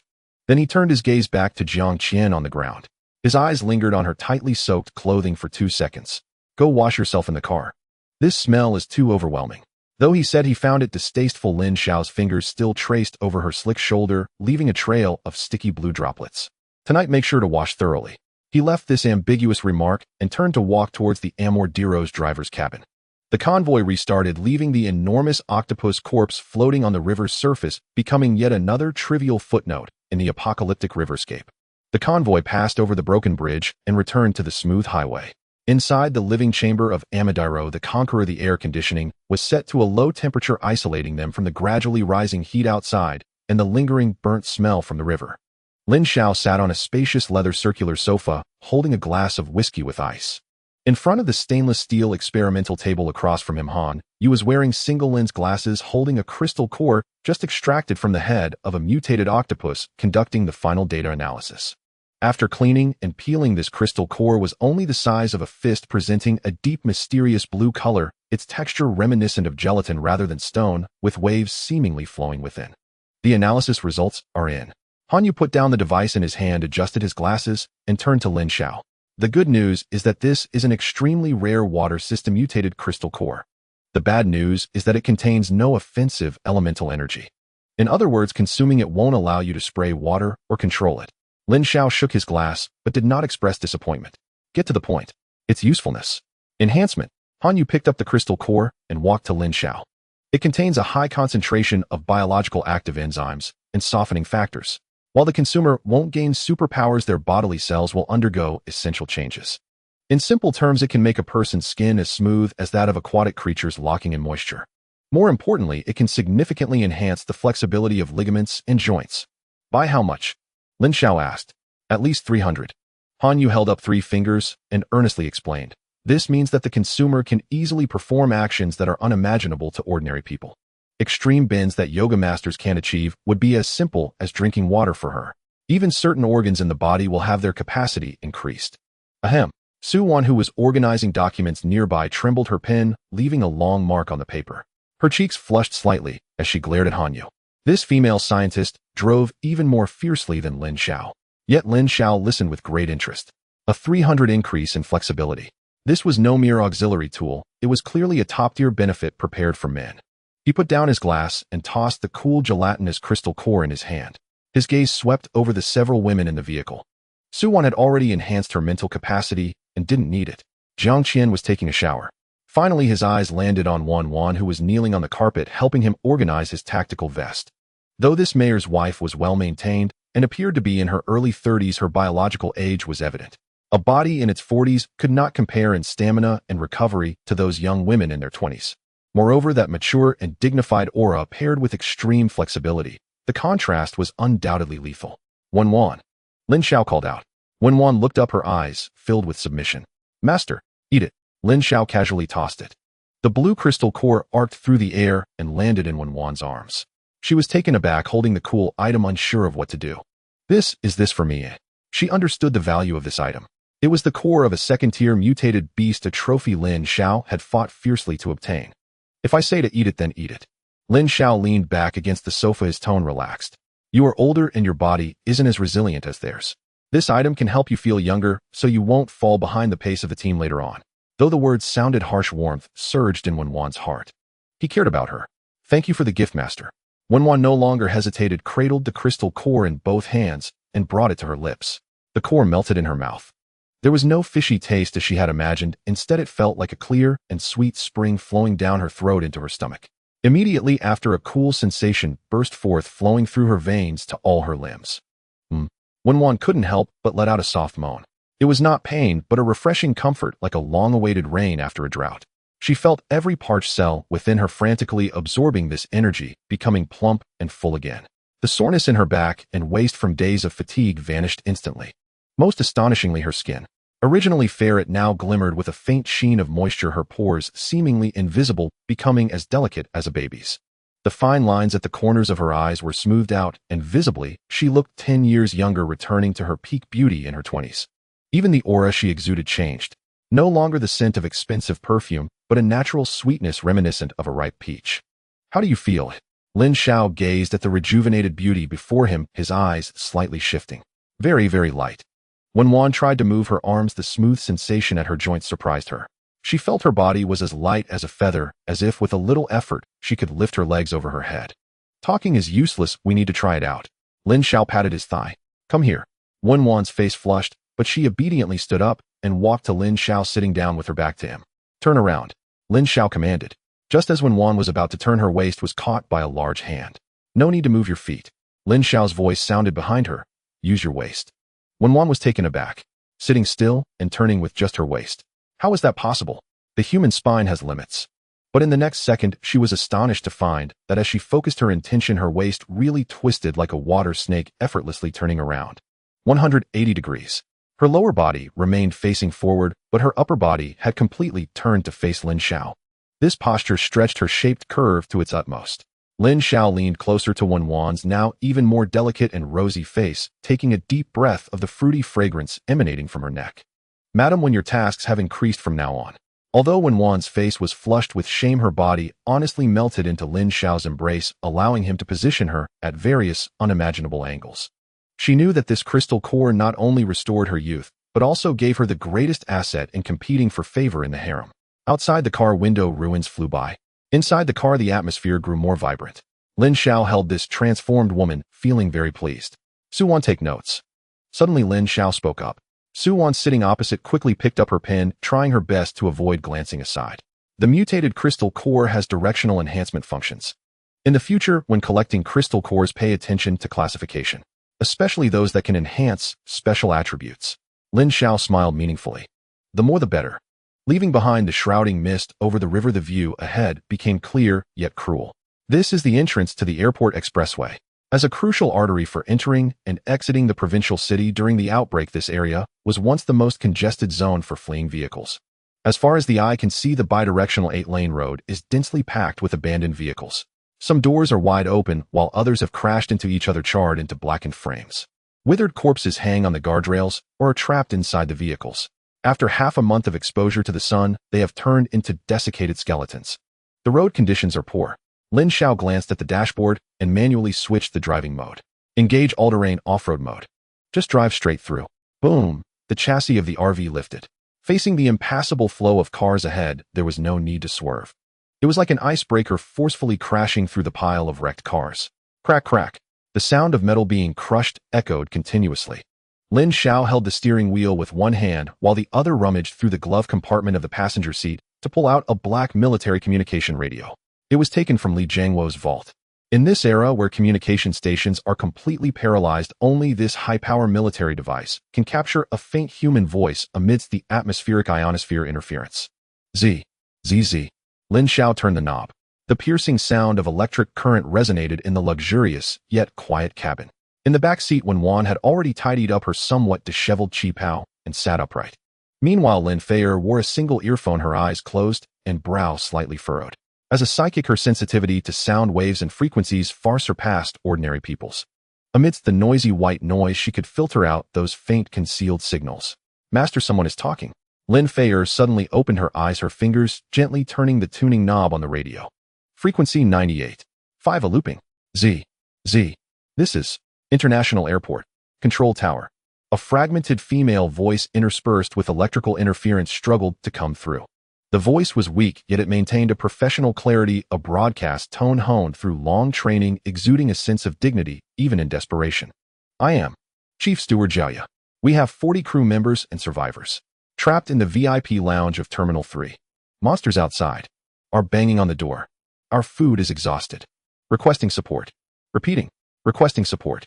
One could even hear the stifled cries of several young girls in the background. Lin Xiao's fingers lightly tapped on the steering wheel. The airport. He turned to look at the passenger Song Yaki. Song Yaki immediately spread out the detailed strategic map she had brought from the city government. Master, the airport is just 10 kilometers ahead. Song Yaki adjusted her glasses and swiftly assumed her role as secretary, pointing to a coordinate on the map and analyzing that as the largest transportation hub in the provincial city. According to pre-war reserve data, the airport's fuel depot stores at least hundreds of tons of aviation kerosene and high-grade gasoline. And the duty-free warehouse. There are large quantities of imported food, tobacco, alcohol, and luxury goods. Due to customs regulations, the security level of the warehouse is very high, making it difficult for zombies to break in. Moreover, she glanced at Lin Xiao, hesitated for a moment, and said there are definitely aircraft on the helipad. Although air traffic is controlled now, they are important strategic vehicles. Lin Xiao nodded. Good supplies. He exhaled a puff of smoke, a playful smile curving at the corner of his mouth. However, what interests me more is Zhao, the chief steward, the crew members. Lin Xiao's mind conjured the image of a flight attendant dressed in uniform, elegant in demeanor, speaking softly. In this apocalyptic world where order has collapsed, such high-quality service talents who have undergone rigorous selection and training are a resource rarer than giant pandas. Though the model at home has a great figure, she is ultimately just a fleeting beauty. When it comes to the delicate work of serving, one must rely on professionally trained flight attendants. Moreover, it was clear there was a whole group. 40 people. If they could recruit this batch, the logistics service quality of the convoy would definitely elevate several levels. Since it's on the way, let's go take a look. Lin Xiao made up his mind, suddenly jerking the steering wheel. Inform the vehicles behind target changed. Lock onto International Airport. Tell everyone we are going to pick up a batch of professional service staff to board the vehicle. The convoy traced a huge arc on the highway, rolling over a ground of shattered bones, speeding toward the direction of the airport. The scenery by the roadside rapidly receded. Suddenly, Lin Xiao's gaze was attracted by a massive billboard standing by the road. It was an already rusted, tilted metal column with a giant poster hanging above. The poster was somewhat damaged, its corners flapping in the wind. Yet on that tattered image, one could still clearly see a breathtakingly beautiful face. It was a promotional photo for high-end jewelry. The woman wore a magnificent evening gown, her gaze sparkling like stars, her lips curling into a confident and charming smile. Yangmi. Even in this ruin-like apocalyptic backdrop, that face still held a captivating magic that quickened the heart. Lin Xiao subconsciously pressed the brake, slowing down the vehicle. He rolled down the window. Pinching a cigarette, he flicked the ashes at the giant poster. Sparks scattered in the wind. Don't rush. Lin Xiao looked at the woman on the poster, who seemed to be gazing at him, murmuring to himself, since we've arrived at the provincial city, you can't run away. Next it's you. Boom! The accelerator roared. The Amadiro Conqueror accelerated once more. Ahead, the enormous terminal dome had begun to emerge. And beneath that technologically advanced glass curtain wall, countless greedy zombie hordes were concealed, along with a group of survivors awaiting rescue. Canaries. 2:10 in the afternoon. The perimeter of the provincial capital's international airport. The 3-meter-high double-layered barbed wire fence resembled a rusty scar, isolating the airport's interior from the outside world. Although the power had long been cut, the dense barbs and reinforced concrete base still blocked countless ordinary zombies attempting to surge in. The convoy halted before the wire fence. Lin Xiao sat in the driver's seat of the Amadiro, gazing at the obstructive defense line ahead, showing no intention of getting out of the vehicle. He picked up the radio, his voice cold. Titan, clear the way. Yes, master. A dull response came from the other end of the radio. A heavy stair truck following closely behind the RV suddenly roared to life. In the driver's seat, the massive titan was bare-chested, muscles rippling with a grayish-white rocky texture on the surface of his skin. He slammed the gear shift and floored the accelerator. Boom! The heavy truck charged like a rampaging rhinoceros, the exhaust spewing thick black smoke as it crashed violently into the wire fence with tons of kinetic energy. Clang, squeak. The jarring sound of twisted metal echoed through the sky. The wire fence, capable of holding back a tide of corpses, instantly deformed and broke under the truck's violent impact. Concrete pillars were uprooted, and the barbed wire was dragged beneath the wheels, snapping with crackling sounds. Rumble. The breach is open. The heavy truck broke through the obstruction, plowing a deep trench in the ground, finally coming to a steady halt on the smooth and wide airport runway. Enter the site. Lin Xiao floored the accelerator, the Armadillo Conqueror following closely behind, crushing the remnants of the barbed wire on the ground and driving into this area that once represented the pinnacle of human industrial civilization. The view suddenly opened up. The runway, hundreds of meters wide and several kilometers long, stretched all the way to the horizon. Though scattered across the ground were numerous suitcases, shuttle buses, and a few corpses, compared to the congested urban area, this place was a paradise for speedsters. However, the gazes of everyone in the vehicle did not linger on the runway. All eyes were locked onto a colossal object on the distant tarmac. It was an airplane. An absurdly large double-decker passenger aircraft, the Airbus A380. It quietly stood by the boarding bridge in front of Terminal T3, its enormous wings casting a vast shadow on the ground. The 4 turbofan engines, though already shut down, still exuded an overwhelming industrial beauty. Against the backdrop of this apocalyptic wasteland, this steel giant, representing the pinnacle of old-era aviation technology, appeared particularly lonely and magnificent. But soon everyone felt a shiver run down their spines. Because surrounding the aircraft was not a vast expanse of concrete. Instead, it was a black ocean. Countless zombies like ants surrounding decaying flesh had completely encircled the A380. They wore bright yellow ground crew vests, deep blue security uniforms, and various passenger attire. They crowded together, aimlessly pounding on the massive fuselage and scratching at the landing gear tires with their nails. On the enormous wings and fuselage of the plane, dozens of red-skinned monsters with their limbs on the ground were even hanging off. They were the lickers. These agile mutant creatures clung to the smooth aluminum shell like geckos, extending their tongues in search of crevices to enter the cabin. Hiss! The twin sisters in the back seat simultaneously gasped, their faces pale. Master! So many! My head feels like it's going to explode. The sheer magnitude of this horde felt like pressing one's ears against 1,000 screaming horns for a mentalist. Suwon sat in the passenger seat, tightly gripping her gun, her brows furrowed. BOSS, there are too many. I estimate at least over 15,000. And those lickers are troublesome. She glanced at Lin Xiao. If we launch a strong attack, stray bullets might penetrate the fuselage or fuel tank. The distress signal from Zhao Ye and the others was sent from the terminal, but this airplane should be the key to our evacuation or resource transfer. Lin Xiao nodded. He looked at the plane submerged in the sea of corpses, his eyes filled with greed, not fear. This plane he was determined to obtain. Since we can't blow it up or burn it, there's only one method left. Draw them away. All of them. Bring them over. Lin Xiao's finger slid across the central control screen of the Armadillo, activating the vehicle's entertainment system. This million-dollar Doomsday RV not only boasted top-notch armor and power, but was also equipped with a premium sound system capable of hosting concerts in the wilderness. System, choose a song. Play something explosive. A proud smile curved Lin Xiao's lips. If war is to be waged, a proper BGM is essential. He pressed the play button and cranked the volume knob of the external speakers to the maximum. Zing! The sound of electricity crackled. The next second, boom, boom, boom. The heavy thunderous drum beats exploded across the empty airport runway through the 4 high-powered horns mounted on the roof. Following that was the shredding distortion of heavy metal electric guitar. The violent wave of music surged like a tangible shockwave, radiating from the RV in all directions. Even the scattered stones on the ground danced to the beat. In the distance, the previously writhing black sea of corpses surrounding the A380 erupted. Thousands of murky eyes almost turned in unison. They heard the sound. It was the provocation of prey. It was the horn of feeding. Roar.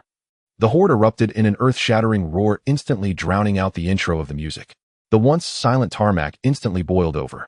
The lickers, originally perched on the fuselage, were the first to react.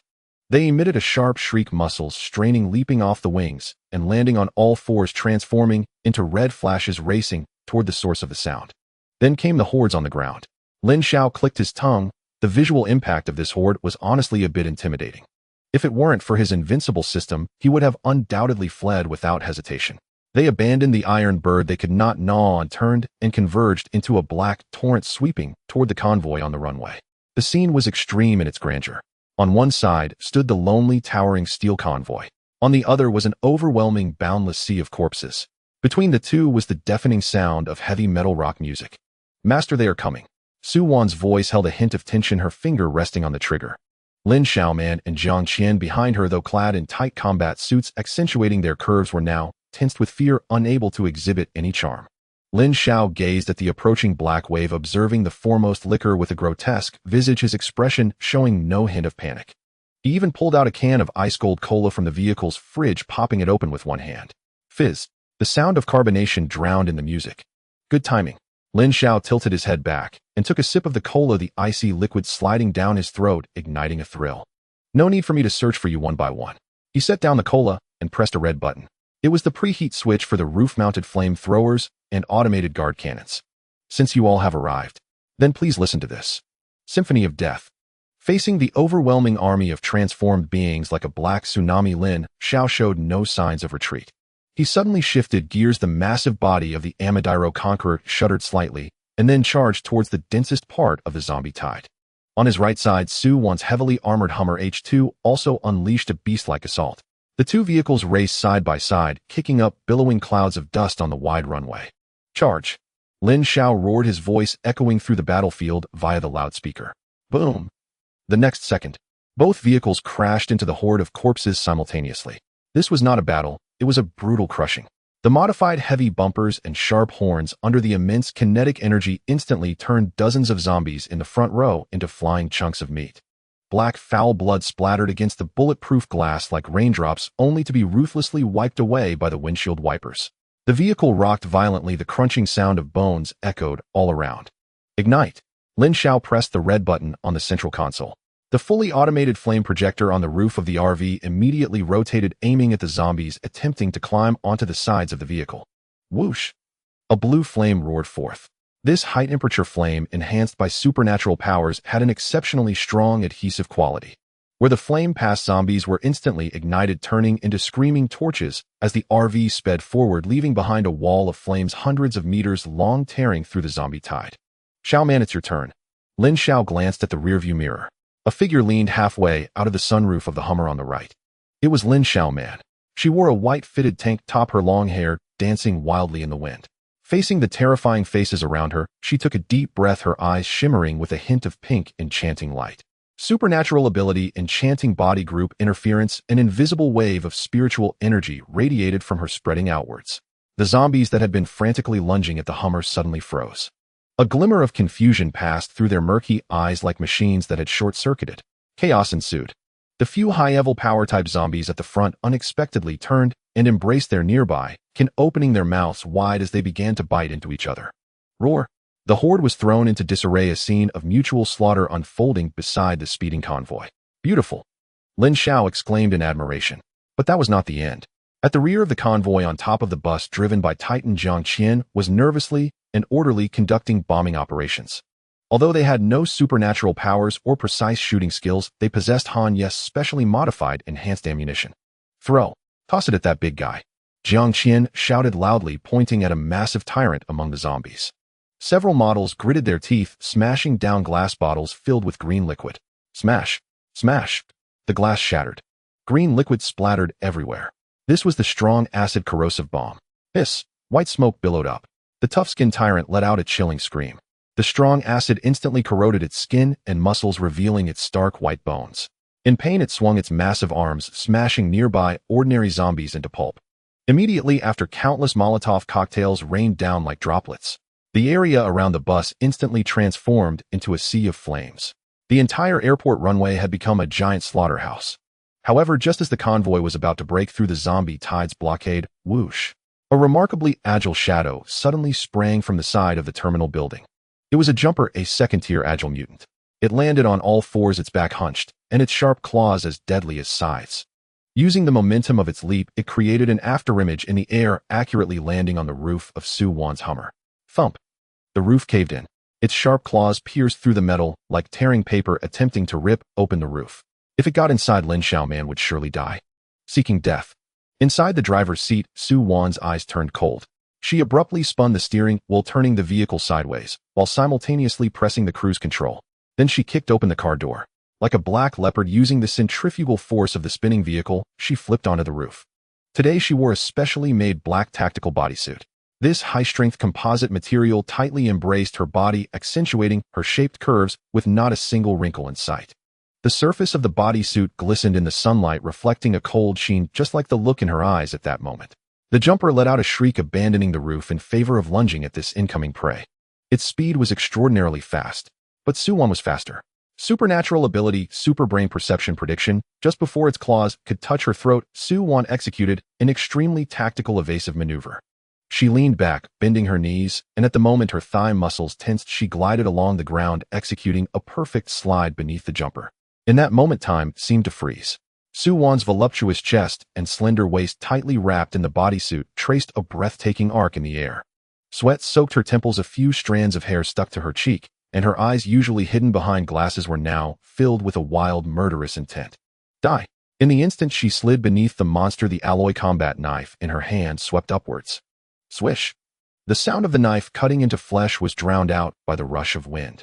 The jumper's movements froze midair. Su Wan slid to the back of the vehicle, pushed off the ground with one hand, and executed a neat backflip, landing deftly on the trunk. Behind her, the jumper's head slowly slid off. Black, foul blood gushed out, staining half of the roof. A lethal strike. Clean, precise, and sexy. Inside the Amadiro's driver's cabin, Lin Xiao witnessed this scene, filled with violent aesthetics, through the rearview mirror. Especially Su Wan's final crouch position, her bodysuit stretched to the limit, outlining the explosive curves of her hips and thighs. That blend of danger and allure was a stark contrast to her usually dignified demeanor as a secretary. Lin Xiao couldn't help but whistle loudly. That leg technique packs a punch, he teased over the communication channel. Su Wan heard the voice in her earpiece, and a subtle blush flashed across her cold, beautiful face. She stood up, flicked the blood droplets off her blade, and gave Lin Xiao a thumbs up with an okay gesture before diving back into the driver's seat and flooring the gas pedal. The battle continued, but the outcome was already decided. After an hour of frenzied crushing and slaughter, when the heavy metal music finally ceased, the once densely packed runway no longer had a single standing zombie. Limbs lay scattered and blood flowed like rivers. The massive A380 passenger plane finally revealed its original form. It stood like an island, quietly rising amidst the mountains of corpses and seas of blood, awaiting the inspection of its new master. 4 o'clock in the afternoon. The brutal battle for the racetrack has finally drawn to a close. The air is thick with the acrid smell of gunpowder mingled with blood. The massive Amadiro Conqueror rolled over the sticky remains scattered across the ground, coming to a halt beneath the enormous wing of the A380. The hydraulic lift platform on top of the RV slowly ascended, precisely aligning itself next to the emergency door on the left side of the aircraft. Su Wan, come with me. Lin Xiao adjusted his collar, brushing off the dust from his trench coat. He didn't bring too many people. Su Wan, clad in a black leather suit stained with blood, wielded a battle knife, representing absolute force. Wan, on the other hand, wore a luxurious purple evening gown and high heels, symbolizing absolute class and quality of life. One representing elegance, the other representing power, one in black, the other in purple.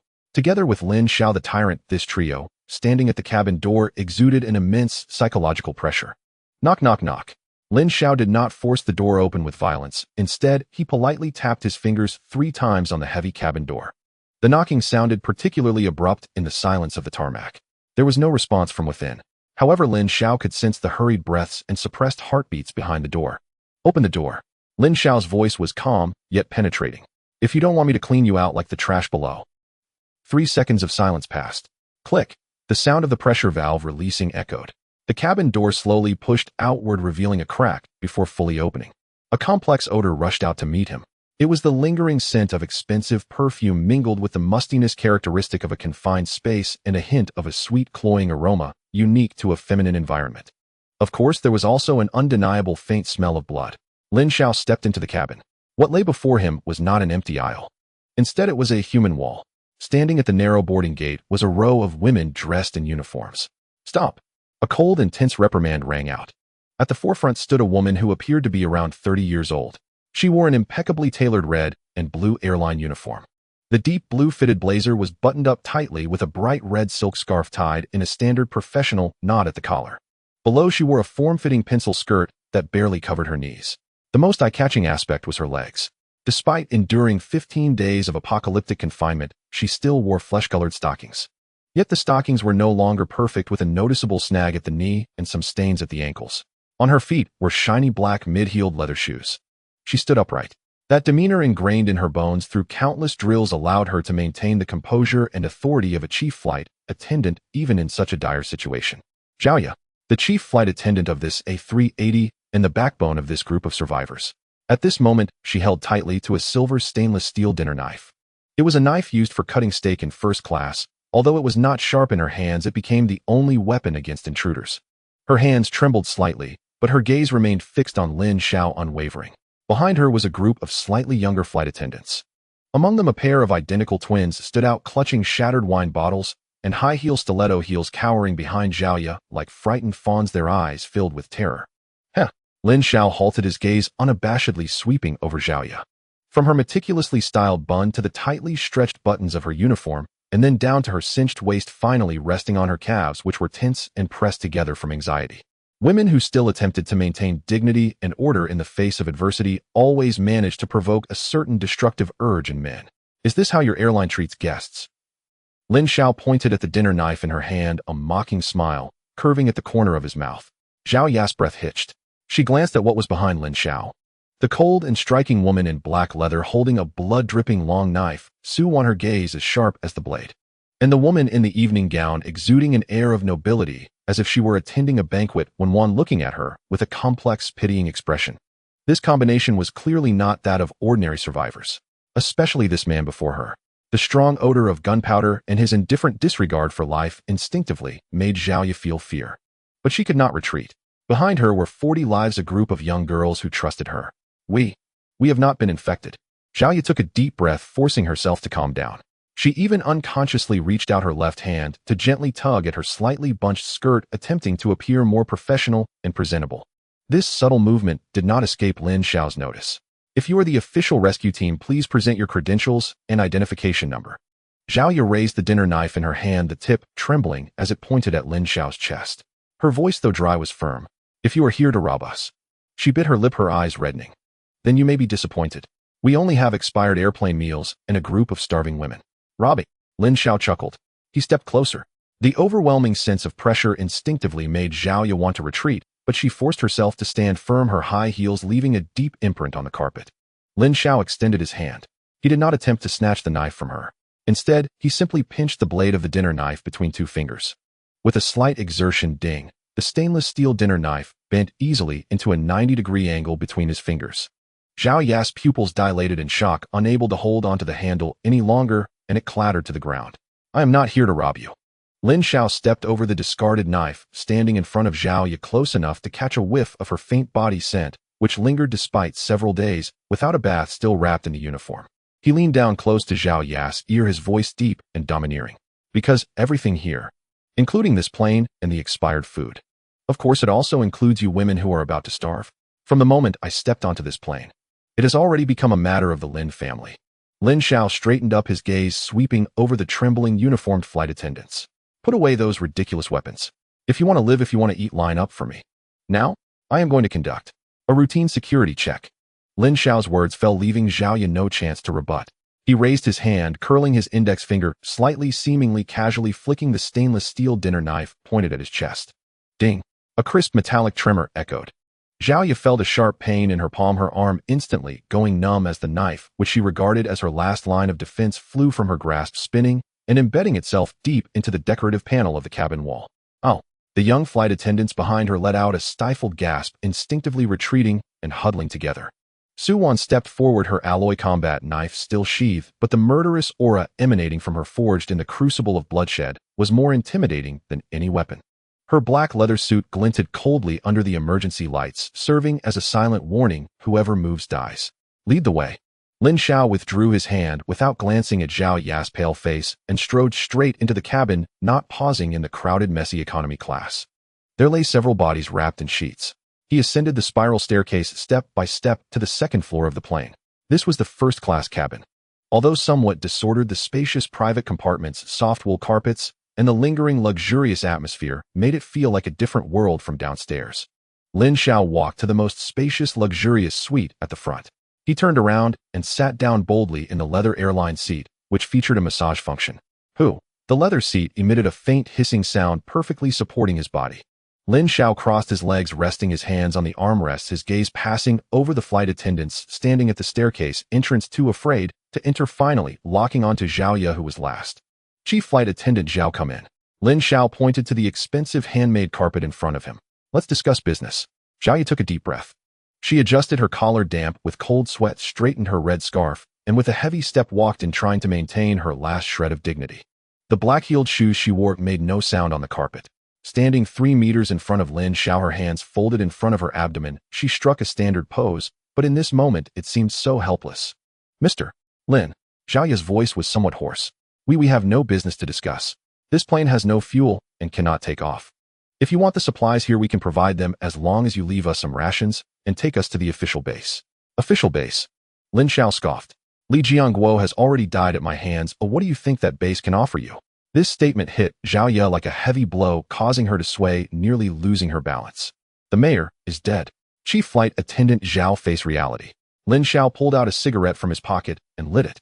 I have food, I have water, I have an absolutely secure base, and enough fuel for this plane to fly to the other side of the earth. And you, what do you have besides a group of starving women?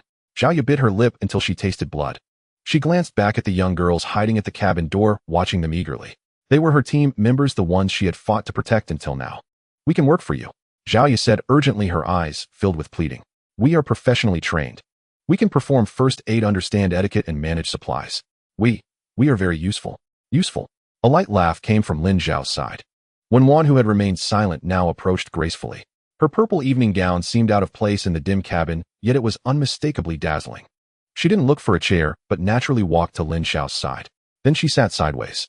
Her voluptuous hips rested directly on the wide armrest of Lin Xiao's seat, one hand casually resting on his shoulder.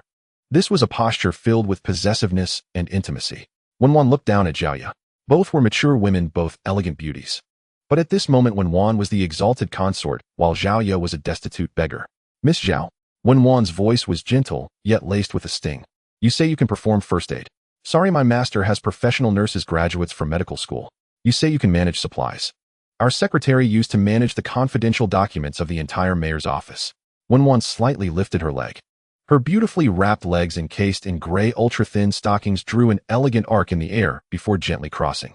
The delicate texture of the gray stockings shimmered under the light, contrasting sharply with Zhao Ye's legs, which were marred by runs and dust.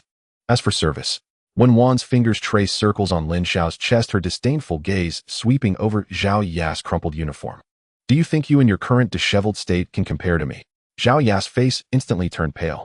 Her once proud professional demeanor was rendered worthless in the face of the other's absolute resources and class oppression.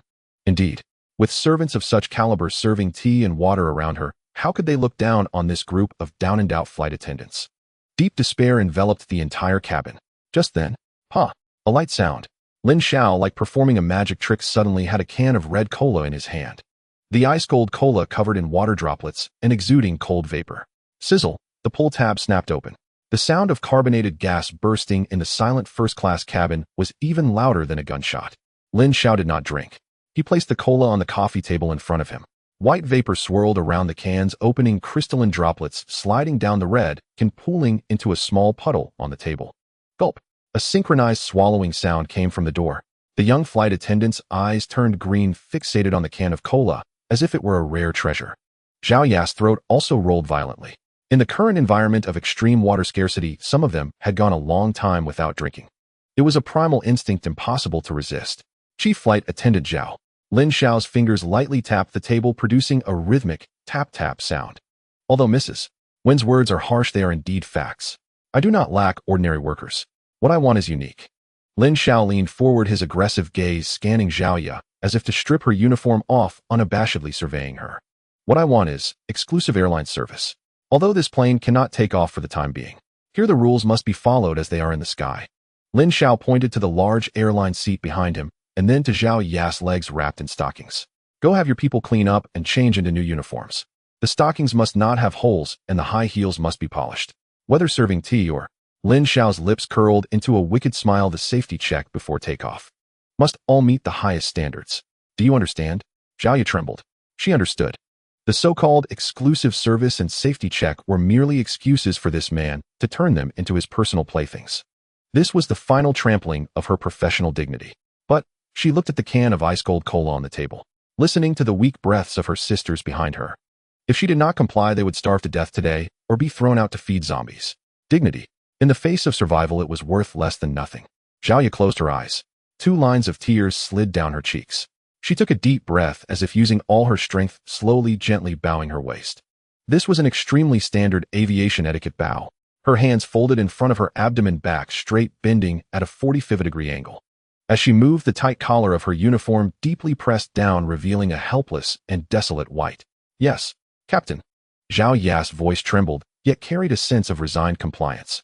The crew is on standby. We will follow your every command.